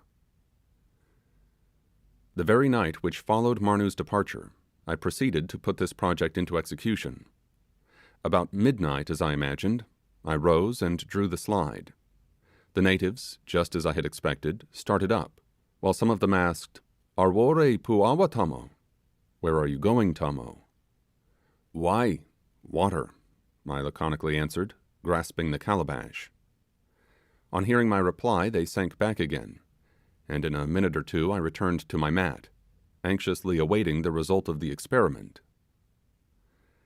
One after another, the savages turning restlessly, appeared to resume their slumbers, and rejoicing at the stillness which prevailed, I was about to rise again from my couch, when I heard a slight rustling. A dark form was intercepted between me and the doorway. The slide was drawn across it, and the individual, whoever he was, returned to his mat. This was a sad blow to me, but as it might have roused the suspicions of the islanders to have made another attempt that night, I was reluctantly obliged to defer it until the next. Several times after I repeated the same maneuver, but with as little success as before. As my pretense for withdrawing from the house was to allay my thirst, Kory Kory, either suspecting some design on my part, or else prompted by a desire to please me, regularly every evening placed a calabash of water by my side. Even under these inauspicious circumstances I again and again renewed the attempt, but when I did so my valet always rose with me, as if determined I should not remove myself from his observation. For the present, therefore, I was obliged to abandon the attempt, but I endeavoured to console myself with the idea that by this mode I might yet effect my escape. Shortly after Marnoo's visit I was reduced to such a state that it was with extreme difficulty I could walk, even with the assistance of a spear, and Kory Kory, as formerly, was obliged to carry me daily to the stream. For hours and hours during the warmest part of the day I lay upon my mat, and while those around me were nearly all dozing away in careless ease, I remained awake, gloomily pondering over the fate which it appeared now idle for me to resist. When I thought of the loved friends who were thousands and thousands of miles from the savage island in which I was held a captive, when I reflected that my dreadful fate would forever be concealed from them, and that with hope deferred they might continue to await my return long after my inanimate form had blended with the dust of the valley, I could not repress a shudder of anguish. How vividly is impressed upon my mind every minute feature of the scene which met my view during those long days of suffering and sorrow. At my request, my mats were always spread directly facing the door, opposite which, and at a little distance, was the hut of boughs that Marquesas was building. Whenever my gentle Fayaway and Kory Kory, laying themselves down beside me, would leave me awhile to uninterrupted repose, I took a strange interest in the slightest movements of the eccentric old warrior. All alone during the stillness of the tropical midday, he would pursue his quiet work, sitting in the shade and weaving together the leaflets of his coconut branches, or rolling upon his knee the twisted fibres of bark to form the cords with which he tied together the thatching of his tiny house. Frequently suspending his employment, and noticing my melancholy eye fixed upon him, he would raise his hand with a gesture expressive of deep commiseration, and then moving towards me slowly, would enter on tiptoes, fearful of disturbing the slumbering natives, and, taking the fan from my hand, would sit before me, swaying it gently to and fro, and gazing earnestly into my face. Just beyond the Typee, and disposed in a triangle before the entrance of the house, were 3 magnificent breadfruit trees. At this moment I can recall to my mind their slender shafts, and the graceful inequalities of their bark, on which my eye was accustomed to dwell day after day in the midst of my solitary musings. It is strange how inanimate objects will twine themselves into our affections, especially in the hour of affliction. Even now, amidst all the bustle and stir of the proud and busy city in which I am dwelling, the image of those 3 trees seems to come as vividly before my eyes as if they were actually present, and I still feel the soothing quiet pleasure which I then had in watching, hour after hour, their topmost boughs waving gracefully in the breeze. Chapter 34. Nearly 3 weeks had elapsed since the second visit of Marnu, and it must have been more than 4 months since I entered the valley, when one day about noon, and whilst everything was in profound silence, Mau Mau, the one-eyed chief, suddenly appeared at the door, and leaning forward towards me as I lay directly facing him, said in a low tone, "Toby pay me ena." Toby has arrived here. Gracious heaven! What a tumult of emotions rushed upon me at this startling intelligence. Insensible to the pain that had before distracted me, I leaped to my feet, and called wildly to Kori Kori, who was reposing by my side. The startled islanders sprang from their mats, the news was quickly communicated to them, and the next moment I was making my way to the tea on the back of Kori Kori, and surrounded by the excited savages. All that I could comprehend of the particulars which Mau Mau rehearsed to his auditors as we proceeded, was that my long-lost companion had arrived in a boat which had just entered the bay. These tidings made me most anxious to be carried at once to the sea, lest some untoward circumstance should prevent our meeting, but to this they would not consent, and continued their course towards the royal abode. As we approached it, Mehevi and several chiefs showed themselves from the piazza, and called upon us loudly to come to them. As soon as we had approached, I endeavoured to make them understand that I was going down to the sea to meet Toby. To this the king objected, and motioned Kori Kori to bring me into the house. It was in vain to resist, and in a few moments I found myself within the tea, surrounded by a noisy group engaged in discussing the recent intelligence. Toby's name was frequently repeated, coupled with violent exclamations of astonishment. It seemed as if they yet remained in doubt with regard to the fact of his arrival, and at every fresh report that was brought from the shore, they betrayed the liveliest emotions. Almost frenzied at being held in this state of suspense, I passionately besought Mehevi to permit me to proceed. Whether my companion had arrived or not, I felt a presentiment that my own fate was about to be decided. Again and again I renewed my petition to Mehevi. He regarded me with a fixed and serious eye, but at length, yielding to my importunity, reluctantly granted my request. Accompanied by some 50 of the natives, I now rapidly continued my journey, every few moments being transferred from the back of one to another, and urging my bearer forward all the while with earnest entreaties. As I thus hurried forward, no doubt as to the truth of the information I had received ever crossed my mind. I was alive only to the one overwhelming idea, that a chance of deliverance was now afforded me, if the jealous opposition of the savages could be overcome. Having been prohibited from approaching the sea during the whole of my stay in the valley, I had always associated with it the idea of escape. Toby too, if indeed he had ever voluntarily deserted me, must have effected his flight by the sea, and now that I was drawing near to it myself, I indulged in hopes which I had never felt before. It was evident that a boat had entered the bay, and I saw little reason to doubt the truth of the report that it had brought my companion. Every time, therefore, that we gained an elevation, I looked eagerly around, hoping to behold him. In the midst of an excited throng, who by their violent gestures and wild cries appeared to be under the influence of some excitement as strong as my own, I was now borne along at a rapid trot, frequently stooping my head to avoid the branches which crossed the path, and never ceasing to implore those who carried me to accelerate their already swift pace. In this manner we had proceeded about 4 or 5 miles, when we were met by a party of some 20 islanders, between whom and those who accompanied me ensued an animated conference. Impatient of the delay occasioned by this interruption, I was beseeching the man who carried me to proceed without his loitering companions, when Kory Kory, running to my side, informed me, in 3 fatal words, that the news had all proved false, that Toby had not arrived.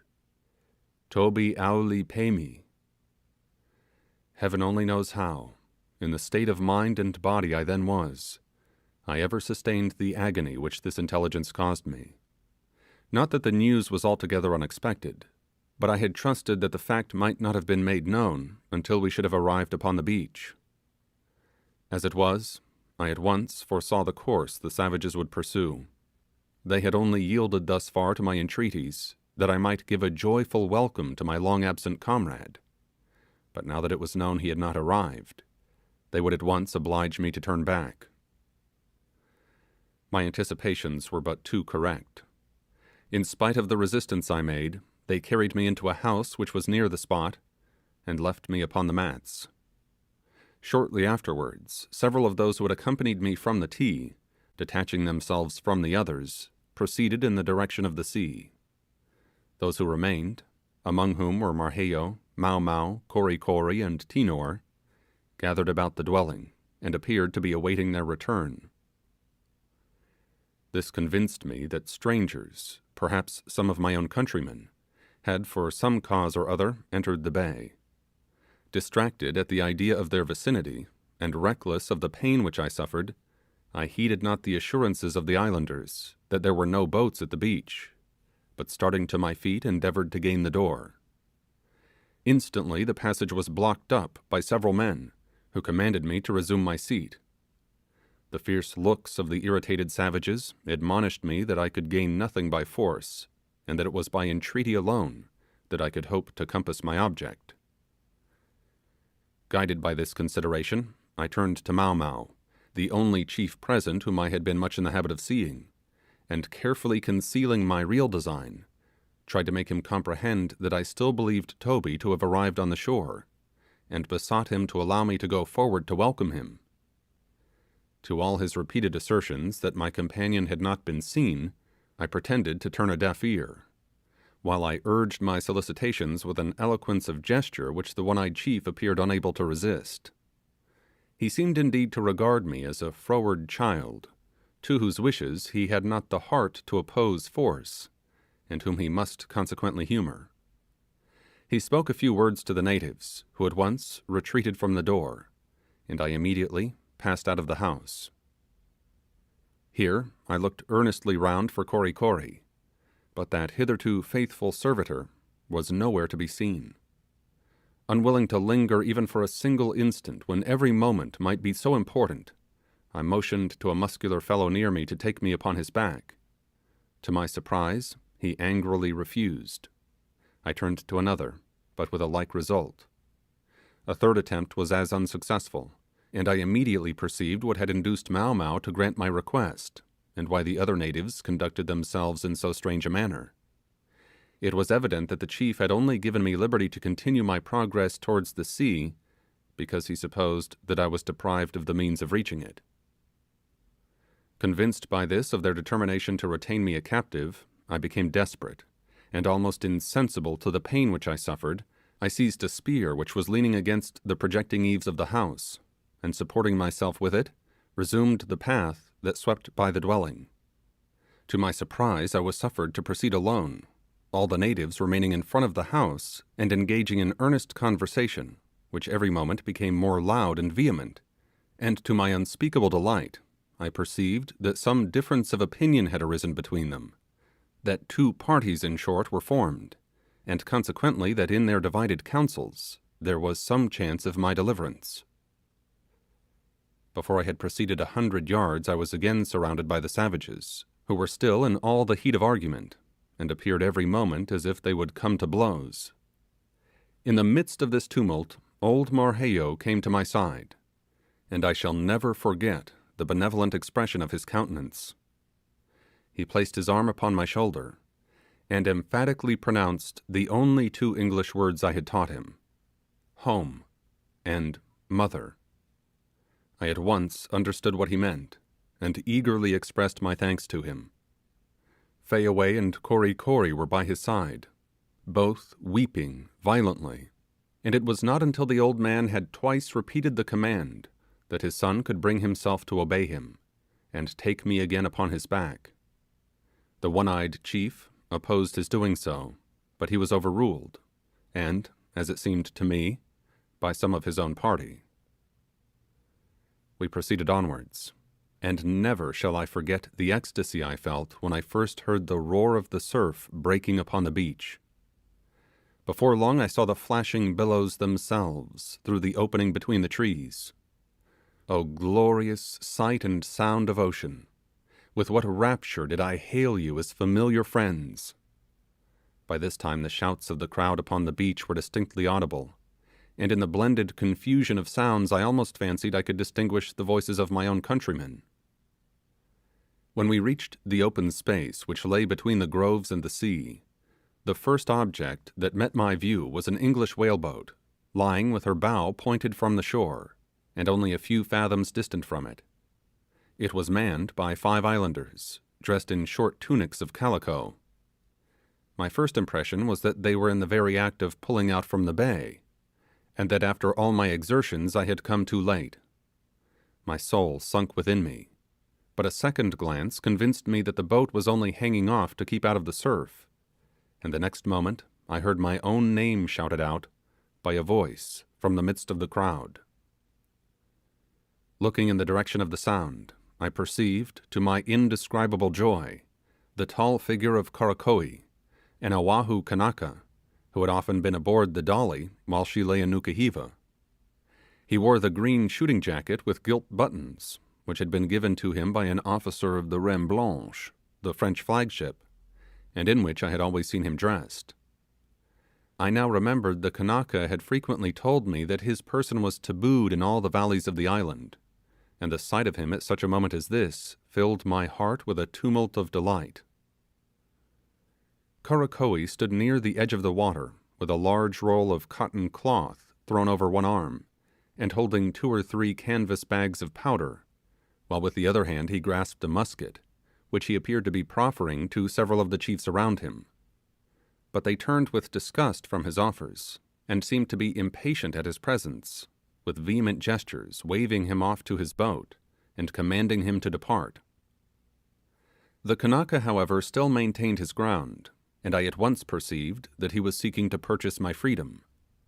Animated by the idea, I called upon him loudly to come to me, but he replied in broken English that the islanders had threatened to pierce him with their spears if he stirred a foot towards me. At this time I was still advancing, surrounded by a dense throng of the natives, several of whom had their hands upon me, and more than one javelin was threateningly pointed at me. Still I perceived clearly that many of those least friendly towards me looked irresolute and anxious. I was still some 30 yards from Karakoe when my farther progress was prevented by the natives, who compelled me to sit down upon the ground, while they still retained their hold upon my arms. The din and tumult now became tenfold, and I perceived that several of the priests were on the spot, all of whom were evidently urging Mau Mau and the other chiefs to prevent my departure, and the detestable word Rune, Rune, which I had heard repeated 1,000 times during the day, was now shouted out on every side of me. Still I saw that the Kanaka continued his exertions in my favour, that he was boldly debating the matter with the savages, and was striving to entice them by displaying his cloth and powder, and snapping the lock of his musket. But all he said or did appeared only to augment the clamours of those around him, who seemed bent upon driving him into the sea. When I remembered the extravagant value placed by these people upon the articles which were offered to them in exchange for me, and which were so indignantly rejected, I saw a new proof of the same fixed determination of purpose they had all along manifested with regard to me, and in despair and reckless of consequences, I exerted all my strength, and shaking myself free from the grasp of those who held me, I sprung upon my feet and rushed towards Karakoe. The rash attempt nearly decided my fate, for, fearful that I might slip from them, several of the islanders now raised a simultaneous shout, and pressing upon Karakoe, they menaced him with furious gestures, and actually forced him into the sea. Appalled at their violence, the poor fellow, standing nearly to the waist in the surf, endeavoured to pacify them, but at length, fearful that they would do him some fatal violence, he beckoned to his comrades to pull in at once, and take him into the boat. It was at this agonizing moment, when I thought all hope was ended, that a new contest arose between the two parties who had accompanied me to the shore. Blows were struck, wounds were given, and blood flowed.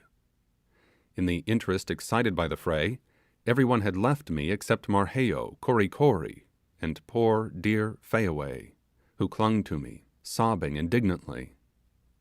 I saw that now or never was the moment.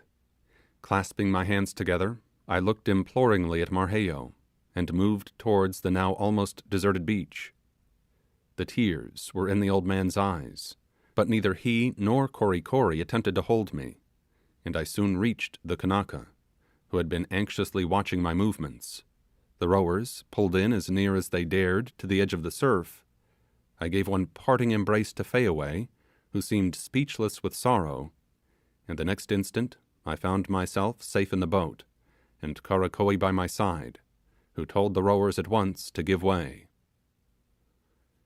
Marquesas and Kori Kori, and a great many of the women, followed me into the water, and I was determined, as the only mark of gratitude I could show, to give them the articles which had been brought as my ransom. I handed the musket to Kori Kori, with a rapid gesture which was equivalent to a deed of gift, threw the roll of cotton to old Marquesas, pointing as I did so to poor Fayaway, who had retired from the edge of the water and was sitting down disconsolate on the shingles, and tumbled the powder bags out to the nearest young ladies, all of whom were vastly willing to take them. This distribution did not occupy 10 seconds, and before it was over, the boat was under full way, the Kanaka all the while exclaiming loudly against what he considered a useless throwing away of valuable property. Although it was clear that my movements had been noticed by several of the natives, still they had not suspended the conflict in which they were engaged, and it was not until the boat was above 50 yards from the shore that Mau Mau and some 6 or 7 other warriors rushed into the sea and hurled their javelins at us. Some of the weapons passed quite as close to us as was desirable, but no one was wounded, and the men pulled away gallantly. But although soon out of the reach of the spears, our progress was extremely slow. It blew strong upon the shore, and the tide was against us, and I saw Karakoe, who was steering the boat, give many a look towards a jutting point of the bay round which we had to pass.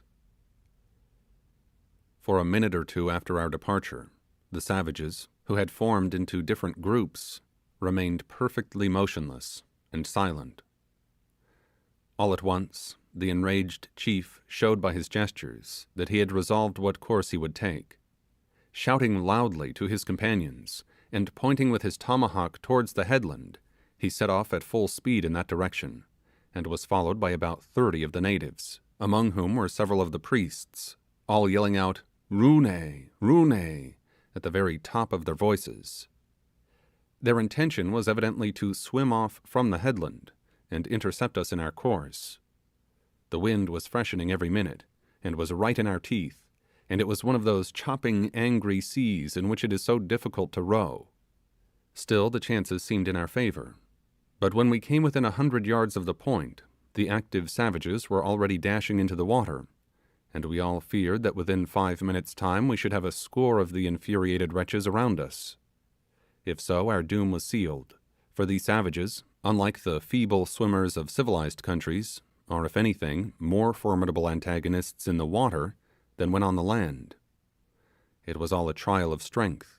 Our natives pulled till their oars bent again, and the crowd of swimmers shot through the water, despite its roughness, with fearful rapidity. By the time we had reached the headland, the savages were spread right across our course.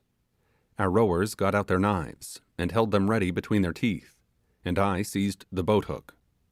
We were well aware that if they succeeded in intercepting us, they would practice upon us the maneuver which has proved so fatal to many a boat's crew in these seas.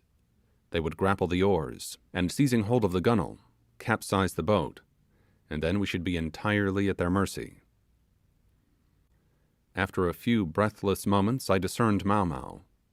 The athletic islander, with his tomahawk between his teeth, was dashing the water before him till it foamed again. He was the nearest to us, and in another instant he would have seized one of the oars.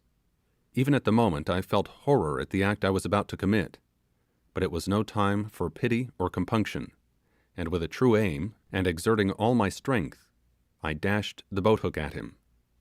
It struck him just below the throat, and forced him downwards. I had no time to repeat my blow, but I saw him rise to the surface in the wake of the boat, and never shall I forget the ferocious expression of his countenance. Only one other of the savages reached the boat. He seized the gunwale, but the knives of our rowers so mauled his wrists that he was forced to quit his hold, and the next minute we were past them all, and in safety. The strong excitement which had thus far kept me up now left me, and I fell back fainting into the arms of Karakoe. The circumstances connected with my most unexpected escape may be very briefly stated.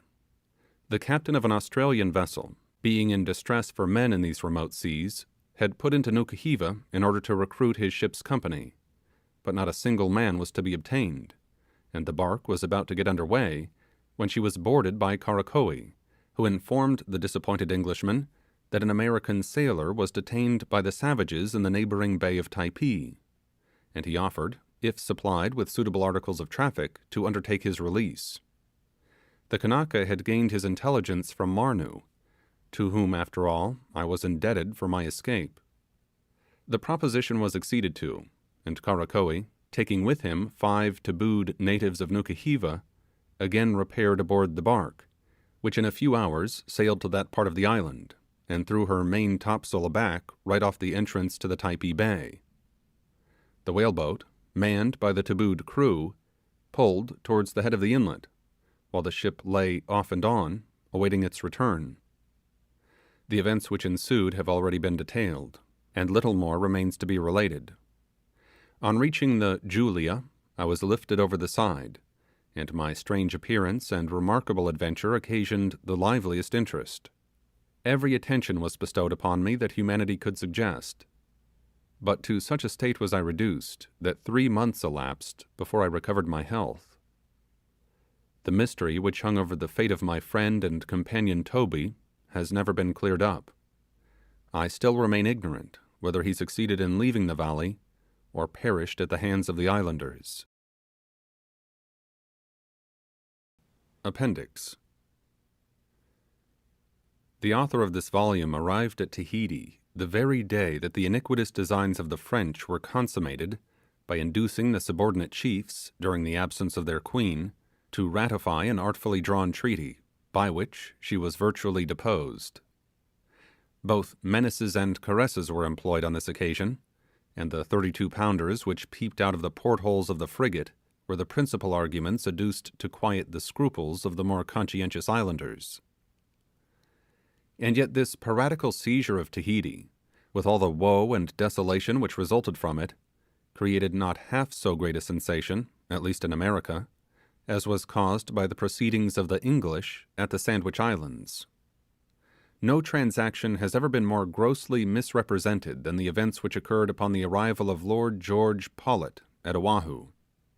During a residence of 4 months at Honolulu, the metropolis of the group, the author was in the confidence of an Englishman who was much employed by his lordship, and great was the author's astonishment on his arrival at Boston, in the autumn of 1844, to read the distorted accounts and fabrications which had produced in the United States so violent an outbreak of indignation against the English. He deems it, therefore, a mere act of justice towards a gallant officer, briefly to state the leading circumstances connected with the event in question. it is needless to rehearse all the abuse that for some time previous to the spring of 1843 had been heaped upon the British residents, especially upon Captain Charlton, Her Britannic Majesty's Consul General, by the native authorities of the Sandwich Islands. High in the favour of the imbecile king at this time was one Dr. Judd, a sanctimonious apothecary adventurer, who, with other kindred and influential spirits, were animated by an inveterate dislike to England. The ascendancy of a junto of ignorant and designing Methodist elders in the councils of a half-civilized king, ruling with absolute sway over a nation just poised between barbarism and civilization, and exposed by the peculiarities of its relations with foreign states to unusual difficulties, was not precisely calculated to impart a healthy tone to the policy of the government. At last, matters were brought to such an extremity through the iniquitous maladministration of affairs, that the endurance of further insults and injuries on the part of the British consul was no longer to be borne. Captain Charlton, insultingly forbidden to leave the islands, clandestinely withdrew, and arriving at Valparaiso, conferred with Rear Admiral Thomas, the English commander-in-chief on the Pacific station.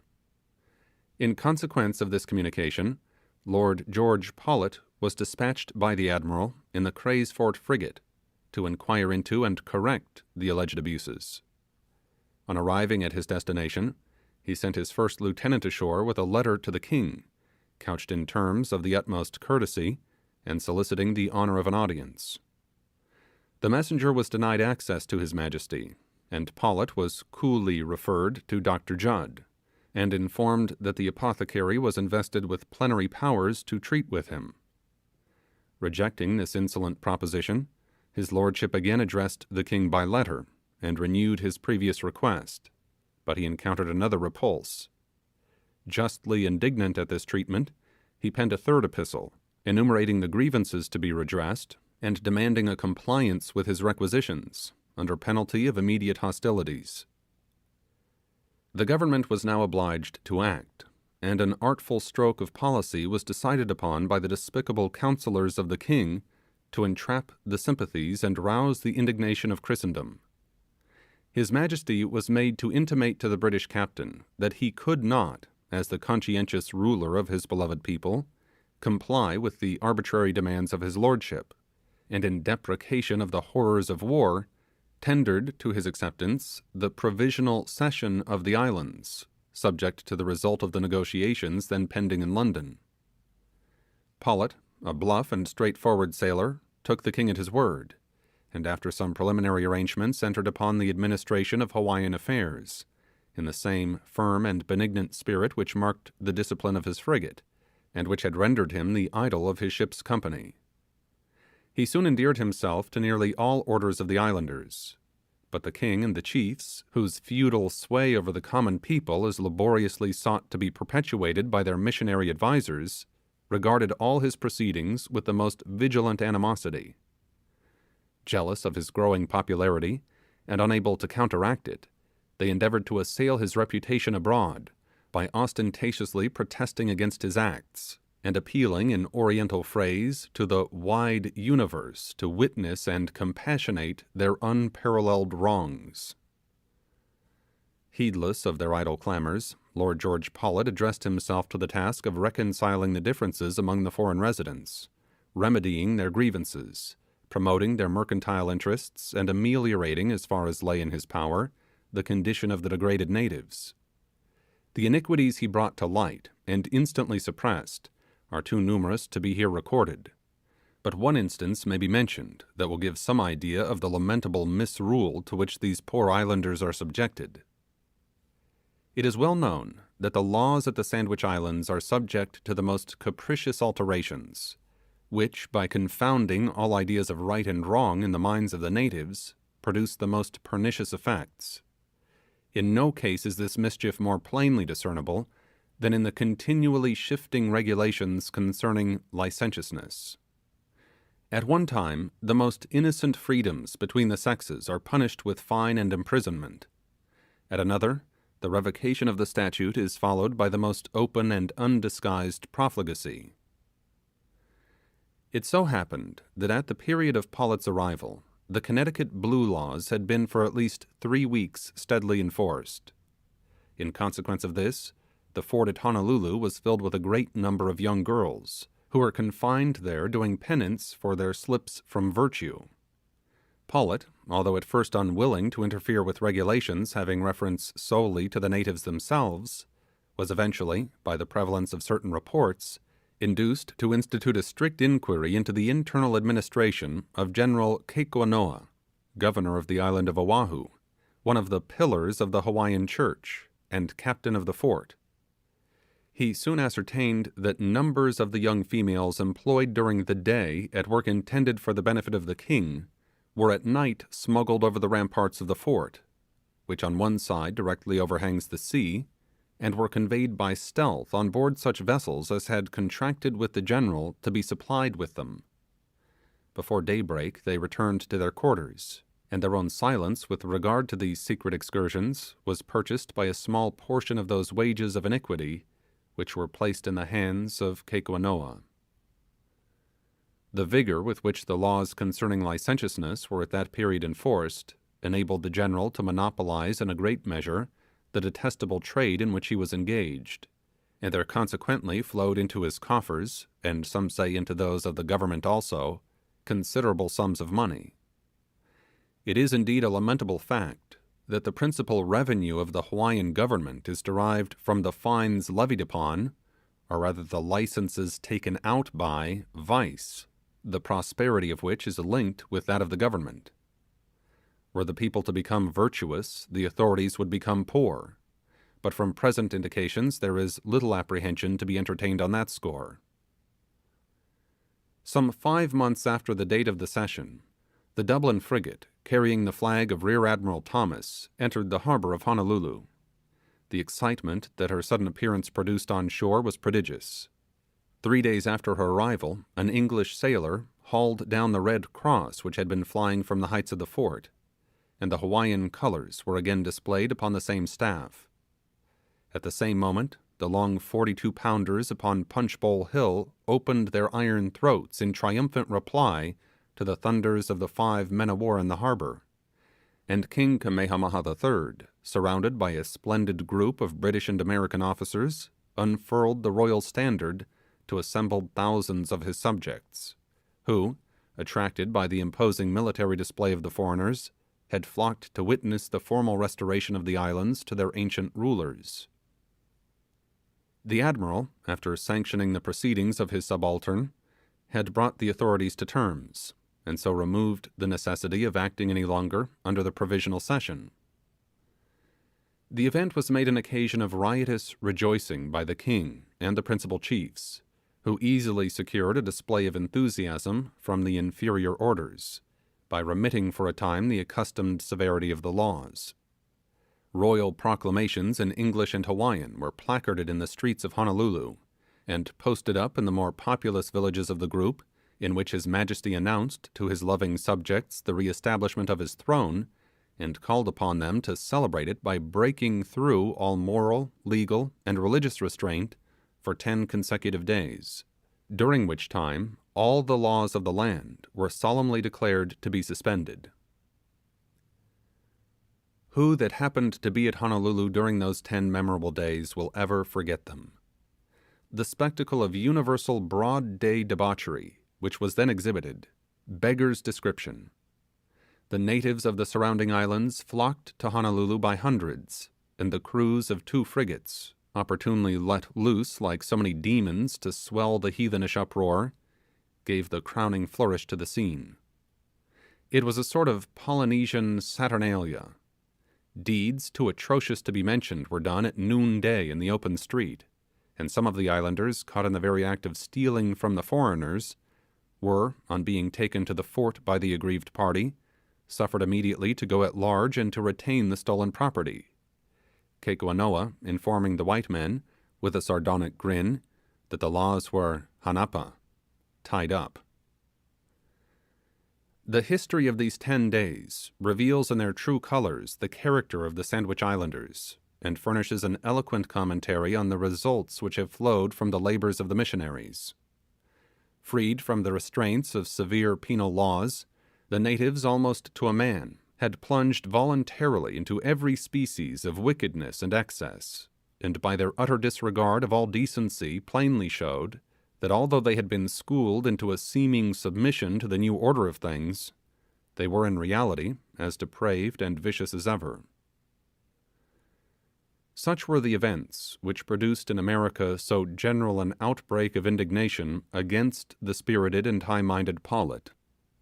He is not the first man who, in the fearless discharge of his duty, has awakened the senseless clamours of those whose narrow-minded suspicions blind them to a proper appreciation of measures which unusual exigencies may have rendered necessary. It is almost needless to add that the British cabinet never had any idea of appropriating the islands, and it furnishes a sufficient vindication of the acts of Lord George Paulet that he not only received the unqualified approbation of his own government, but that to this hour the great body of the Hawaiian people invoke blessings on his head, and look back with gratitude to the time when his liberal and paternal sway diffused peace and happiness among them. The End. Typee by Herman Melville. The Story of Toby, a sequel to Typee, by the author of that work.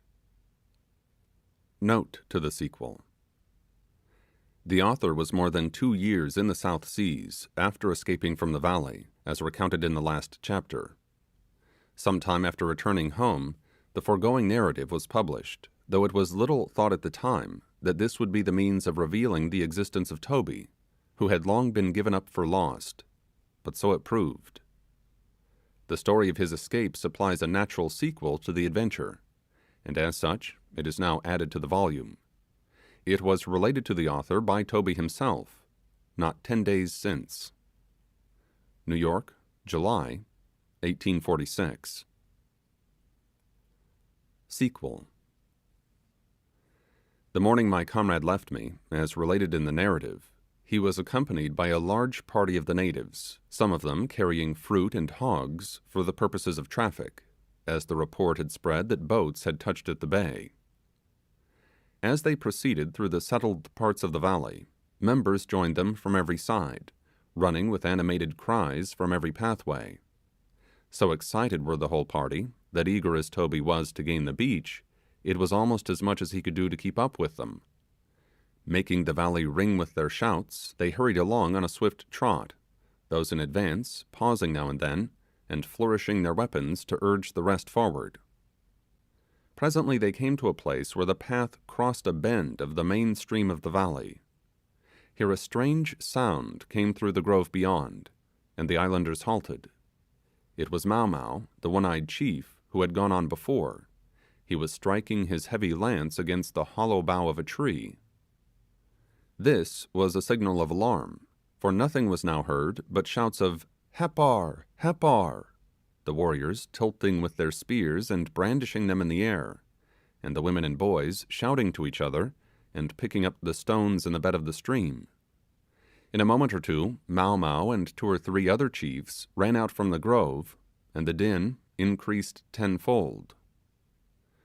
Now, thought Toby, for a fray, and being unarmed, he besought one of the young men domiciled with Marheyo for the loan of his spear, but he was refused, the youth roguishly telling him that the weapon was very good for him, the Typee, but that a white man could fight much better with his fists.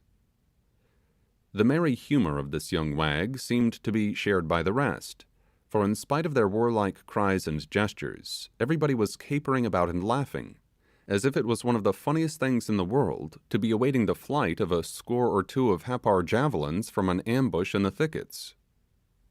While my comrade was in vain trying to make out the meaning of all this, a good number of the natives separated themselves from the rest and ran off into the grove on one side, the others now keeping perfectly still, as if awaiting the result. After a little while, however, Mau Mau, who stood in advance, motioned them to come on stealthily, which they did, scarcely rustling a leaf. Thus they crept along for 10 or 15 minutes, every now and then pausing to listen. Toby by no means relished this sort of skulking, If there was going to be a fight, he wanted it to begin at once, but all in good time, for just then, as they went prowling into the thickest of the wood, terrific howls burst upon them on all sides, and volleys of darts and stones flew across the path. Not an enemy was to be seen, and what was still more surprising, not a single man dropped, though the pebbles fell among the leaves like hail.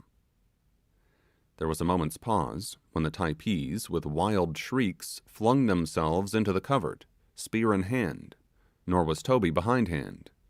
Coming so near getting his skull broken by the stones, and animated by an old grudge he bore the Happars, he was among the first to dash at them. As he broke his way through the underbrush, trying, as he did so, to wrest a spear from a young chief, the shouts of battle all of a sudden ceased, and the wood was as still as death. The next moment, the party who had left them so mysteriously rushed out from behind every bush and tree, and united with the rest in long and merry peals of laughter. It was all a sham, and Toby, who was quite out of breath with excitement, was much incensed at being made a fool of. It afterwards turned out that the whole affair had been concerted for his particular benefit, though with what precise view it would be hard to tell. My comrade was the more enraged at this boy's play since it had consumed so much time, every moment of which might be precious. Perhaps, however, it was partly intended for this very purpose, and he was led to think so, because when the natives started again, he observed that they did not seem to be in so great a hurry as before. At last, after they had gone some distance, Toby, thinking all the while that they never would get to the sea, 2 men came running towards them, and a regular halt ensued, followed by a noisy discussion, during which Toby's name was often repeated. All this made him more and more anxious to learn what was going on at the beach, but it was in vain that he now tried to push forward. The natives held him back.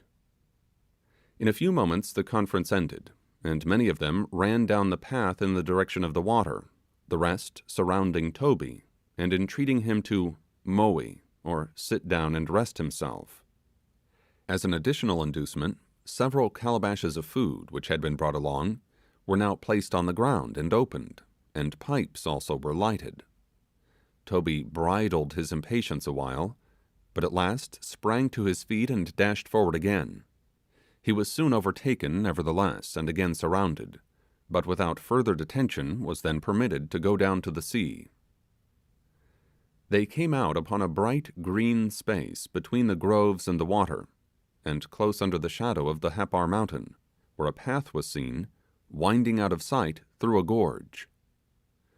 No sign of a boat, however, was beheld, nothing but a tumultuous crowd of men and women, and someone in their midst, earnestly talking to them. As my comrade advanced, this person came forward and proved to be no stranger.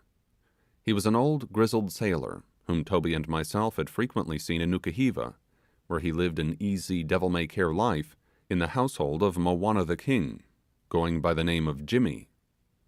In fact, he was the royal favourite, and had a good deal to say in his master's councils. He wore a manila hat and a sort of tapa morning gown, sufficiently loose and negligent to show the verse of a song tattooed upon his chest, and a variety of spirited cuts by native artists in other parts of his body. He sported a fishing rod in his hand, and carried a sooty old pipe slung about his neck. This old rover, having retired from active life, had resided in Nukuhiva some time, could speak the language, and for that reason was frequently employed by the French as an interpreter.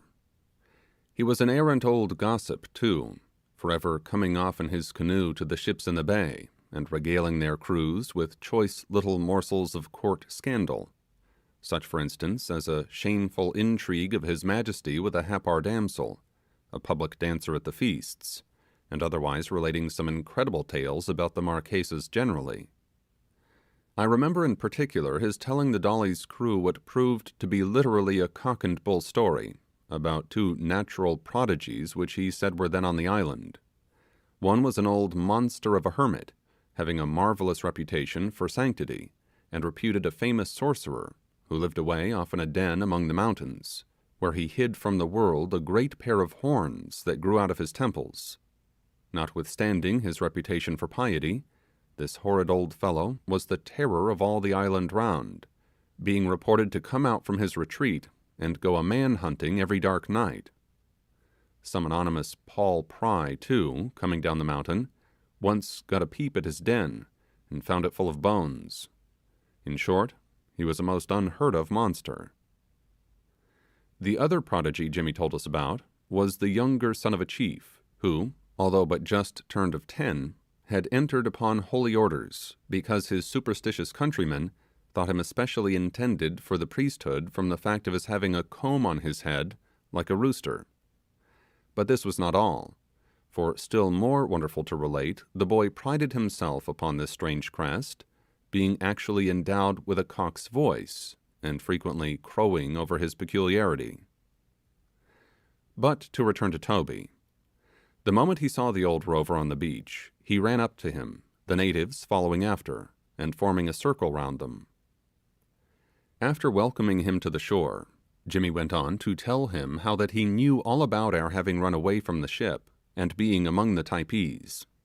Indeed, he had been urged by Moana to come over to the valley, and after visiting his friends there, to bring us back with him, his royal master being exceedingly anxious to share with him the reward which had been held out for our capture. He, however, assured Toby that he had indignantly spurned the offer. All this astonished my comrade not a little, as neither of us had entertained the least idea that any white man ever visited the Typees sociably.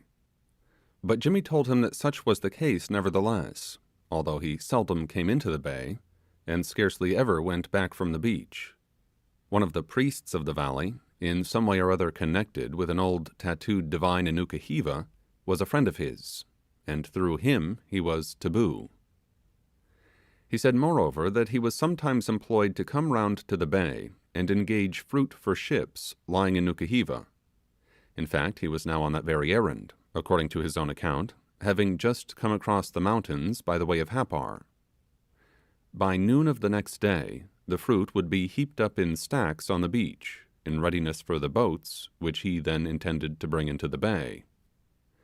Jimmy now asked Toby whether he wished to leave the island. If he did, there was a ship in want of men lying in the other harbour, and he would be glad to take him over, and see him on board that very day.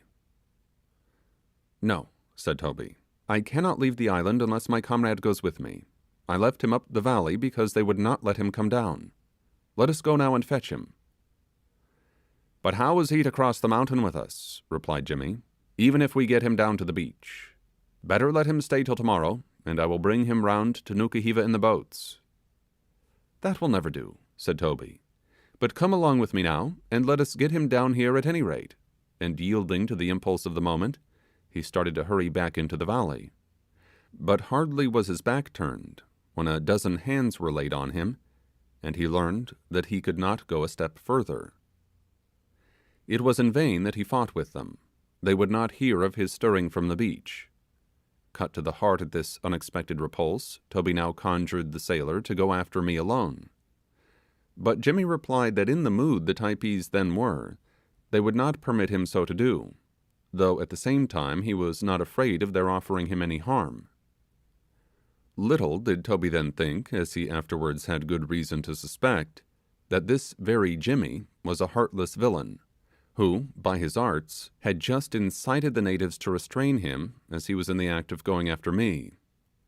Well must the old sailor have known, too, that the natives would never consent to our leaving together, and he therefore wanted to get Toby off alone, for a purpose which he afterwards made plain. Of all this, however, my comrade now knew nothing. He was still struggling with the islanders when Jimmy again came up to him, and warned him against irritating them, saying that he was only making matters worse for both of us, and if they became enraged, there was no telling what might happen. At last he made Toby sit down on a broken canoe by a pile of stones, upon which was a ruinous little shrine supported by 4 upright paddles, and in front partly screened by a net. The fishing parties met there when they came in from the sea, for their offerings were laid before an image upon a smooth black stone within. This spot, Jimmy said, was strictly taboo, and no one would molest or come near him while he stayed by its shadow. The old sailor then went off, and began speaking very earnestly to Mau Mau and some other chiefs, while all the rest formed a circle round the taboo place, looking intently at Toby, and talking to each other without ceasing. Now, notwithstanding what Jimmy had just told him, there presently came up to my comrade an old woman, who seated herself beside him on the canoe. "Typee Mortarkey?" said she. "Mortarkey Nui," said Toby. She then asked him whether he was going to Nukuhiva. He nodded yes, and with a plaintive wail and her eyes filling with tears, she rose and left him. This old woman, the sailor afterwards said, was the wife of an aged king of a small inland valley, communicating by a deep pass with the country of the Typees. The inmates of the two valleys were related to each other by blood, and were known by the same name.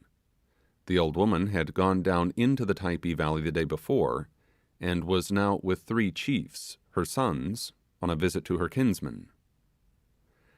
As the old king's wife left him, Jimmy again came up to Toby, and told him that he had just talked the whole matter over with the natives, and there was only one course for him to follow. They would not allow him to go back into the valley, and harm would certainly come to both him and me if he remained much longer on the beach. "So," said he, "you and I had better go to Nukuhiva now overland, and tomorrow I will bring Tomo, as they call him, by water. They have promised to carry him down to the sea for me early in the morning, so that there will be no delay." "No, no," said Toby desperately, "I will not leave him that way. We must escape together." "Then there is no hope for you," exclaimed the sailor, "for if I leave you here on the beach, as soon as I am gone you will be carried back into the valley, and then neither of you will ever look upon the sea again." And with many oaths he swore that if he would only go to Nukuhiva with him that day, he would be sure to have me there the very next morning. "But how do you know they will bring him down to the beach tomorrow, when they will not do so today?" said Toby. But the sailor had many reasons, all of which were so mixed up with the mysterious customs of the islanders, that he was none the wiser. Indeed, their conduct, especially in preventing him from returning into the valley, was absolutely unaccountable to him, and added to everything else was the bitter reflection that the old sailor, after all, might possibly be deceiving him. And then again he had to think of me, left alone with the natives, and by no means well. If he went with Jimmy, he might at least hope to procure some relief for me. But might not the savages who had acted so strangely hurry me off somewhere before his return? Then, even if he remained, perhaps they would not let him go back into the valley where I was. Thus perplexed was my poor comrade. He knew not what to do, and his courageous spirit was of no use to him now. There he was, all by himself, seated upon the broken canoe, the natives grouped around him at a distance, and eyeing him more and more fixedly. "It is getting late," said Jimmy, who was standing behind the rest. "Nukuhiva is far off, and I cannot cross the Happar country by night. You see how it is. If you come along with me, all will be well. If you do not, depend upon it, neither of you will ever escape." "There is no help for it," said Toby at last, with a heavy heart. "I will have to trust you." And he came out from the shadow of the little shrine, and cast a long look up the valley. "Now keep close to my side," said the sailor, "and let us be moving quickly." Tinor and Fayaway here appeared, the kind-hearted old woman embracing Toby's knees and giving way to a flood of tears, while Fayaway, hardly less moved, spoke some few words of English she had learned, and held up 3 fingers before him. In so many days he would return. At last Jimmy pulled Toby out of the crowd, and after calling to a young Typee who was standing by with a young pig in his arms, all 3 started for the mountains. "I have told them that you are coming back again," said the old fellow laughing, as they began the ascent, "but they'll have to wait a long time." Toby turned, and saw the natives all in motion, the girls waving their tappas in adieu, and the men their spears, As the last figure entered the grove with one arm raised, and the 3 fingers spread, his heart smote him. As the natives had at last consented to his going, it might have been that some of them, at least, really counted upon his speedy return, probably supposing, as indeed he had told them when they were coming down the valley, that his only object in leaving them was to procure the medicines I needed.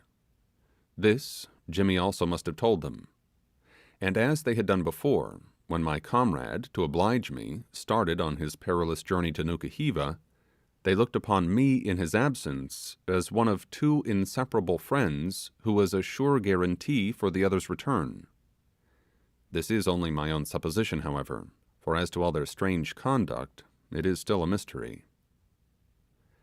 "You see what sort of a taboo man I am," said the sailor, after for some time silently following the path which led up the mountain. "Mau Mau made me a present of this pig here, and the man who carries it will go right through Happar and down into Nukuhiva with us. So long as he stays by me he is safe, and just so it will be with you, and tomorrow with Tomo. Cheer up then and rely upon me, you will see him in the morning." The ascent of the mountain was not very difficult, owing to its being near to the sea, where the island ridges are comparatively low. The path, too, was a fine one, so that in a short time all 3 were standing on the summit with the 2 valleys at their feet. The white cascades marking the green head of the Typee valley first caught Toby's eye. Marquesas' house could easily be traced by them. As Jimmy led the way along the ridge, Toby observed that the valley of the Happars did not extend near so far inland as that of the Typees. This accounted for our mistake in entering the latter valley as we had. A path leading down from the mountain was soon seen, and following it, the party were in a short time fairly in the Happar valley. "Now," said Jimmy, as they hurried on, "we taboo men have wives in all the bays, and I'm going to show you the 2 I have here." So when they came to the house where he said they lived, which was close by the base of the mountain in a shady nook among the groves, he went in, and was quite furious at finding it empty. The ladies had gone out. However, they soon made their appearance, and, to tell the truth, welcomed Jimmy quite cordially, as well as Toby, about whom they were very inquisitive. Nevertheless, as the report of their arrival spread, and the Happars began to assemble, it became evident that the appearance of a white stranger among them was not by any means deemed so wonderful an event as in the neighbouring valley. The old sailor now bade his wives prepare something to eat, as he must be in Nukuhiva before dark. A meal of fish, breadfruit, and bananas was accordingly served up, the party regaling themselves on the mats, in the midst of a numerous company. The Happars put many questions to Jimmy about Toby, and Toby himself looked sharply at them, anxious to recognize the fellow who gave him the wound from which he was still suffering. But this fiery gentleman, so handy with his spear, had the delicacy, it seemed, to keep out of view. Certainly the sight of him would not have been any added inducement to making a stay in the valley, some of the afternoon loungers in Happar having politely urged Toby to spend a few days with them. There was a feast coming on. He, however, declined. All this while the young Typee stuck to Jimmy like his shadow, and though as lively a dog as any of his tribe, he was now as meek as a lamb, never opening his mouth except to eat. Although some of the Happars looked queerly at him, others were more civil, and seemed desirous of taking him abroad and showing him the valley. But the Typee was not to be cajoled in that way. How many yards he would have to remove from Jimmy before the taboo would be powerless, it would be hard to tell, but probably he himself knew to a fraction. On the promise of a red cotton handkerchief, and something else which he kept secret, this poor fellow had undertaken a rather ticklish journey, though, as far as Toby could ascertain, it was something that had never happened before. The island punch, arva, was brought in at the conclusion of the repast, and passed round in a shallow calabash. Now my comrade, while seated in the Happar house, began to feel more troubled than ever at leaving me. Indeed, so sad did he feel that he talked about going back to the valley, and wanted Jimmy to escort him as far as the mountains. But the sailor would not listen to him, and, by way of diverting his thoughts, pressed him to drink of the arva. Knowing its narcotic nature, he refused, but Jimmy said he would have something mixed with it, which would convert it into an innocent beverage that would inspirit them for the rest of their journey. So at last he was induced to drink of it, and its effects were just as the sailor had predicted. His spirits rose at once, and all his gloomy thoughts left him. The old rover now began to reveal his true character, though he was hardly suspected at the time. "If I get you off to a ship," said he, "you will surely give a poor fellow something for saving you." In short, before they left the house, he made Toby promise that he would give him $5 if he succeeded in getting any part of his wages advanced from the vessel aboard of which they were going, Toby, moreover, engaging to reward him still further as soon as any deliverance was accomplished. A little while after this they started again, accompanied by many of the natives, and going up the valley, took a steep path near its head, which led to Nukuhiva. Here the Happars paused, and watched them as they ascended the mountain, one group of bandit-looking fellows shaking their spears and casting threatening glances at the poor Typee, whose heart as well as heels seemed much the lighter when he came to look down upon them. On gaining the heights once more, their way led for a time along several ridges covered with enormous ferns. At last they entered upon a wooded tract, and here they overtook a party of Nukuhiva natives, well armed, and carrying bundles of long poles. Jimmy seemed to know them all very well, and stopped for a while, and had a talk about the wee-wees, as the people of Nukuhiva call the messieurs. The party with the poles were King Moana's men, and by his orders they had been gathering them in the ravines for his allies the French. Leaving these fellows to trudge on with their loads, Toby and his companions now pushed forward again, as the sun was already low in the west. They came upon the valleys of Nukuhiva on one side of the bay, where the highlands slope off into the sea. The men of war were still lying in the harbour, and as Toby looked down upon them, the strange events which had happened so recently seemed all a dream. They soon descended towards the beach, and found themselves in Jimmy's house before it was well dark. Here he received another welcome from his Nukuhiva wives, and after some refreshments in the shape of coconut milk and poe, they entered a canoe, the Typee of course going along, and paddled off to a whale ship which was anchored near the shore. This was the vessel in want of men. Our own had sailed some time before. The captain professed great pleasure at seeing Toby, but thought from his exhausted appearance that he must be unfit for duty. However, he agreed to ship him, as well as his comrade, as soon as he should arrive. Toby begged hard for an armed boat in which to go round to Typee and rescue me, notwithstanding the promises of Jimmy. But this the captain would not hear of, and told him to have patience, for the sailor would be faithful to his word. When, too, he demanded the $5 for Jimmy, the captain was unwilling to give them. But Toby insisted upon it, as he now began to think that Jimmy might be a mere mercenary, who would be sure to prove faithless if not well paid. Accordingly, he not only gave him the money, but took care to assure him, over and over again, that as soon as he brought me aboard, he would receive a still larger sum. Before sunrise the next day, Jimmy and the Typee started in two of the ship's boats, which were manned by tabooed natives. Toby, of course, was all eagerness to go along, but the sailor told him that if he did, it would spoil all, so, hard as it was, he was obliged to remain. Towards evening he was on the watch, and described the boats turning the headland and entering the bay.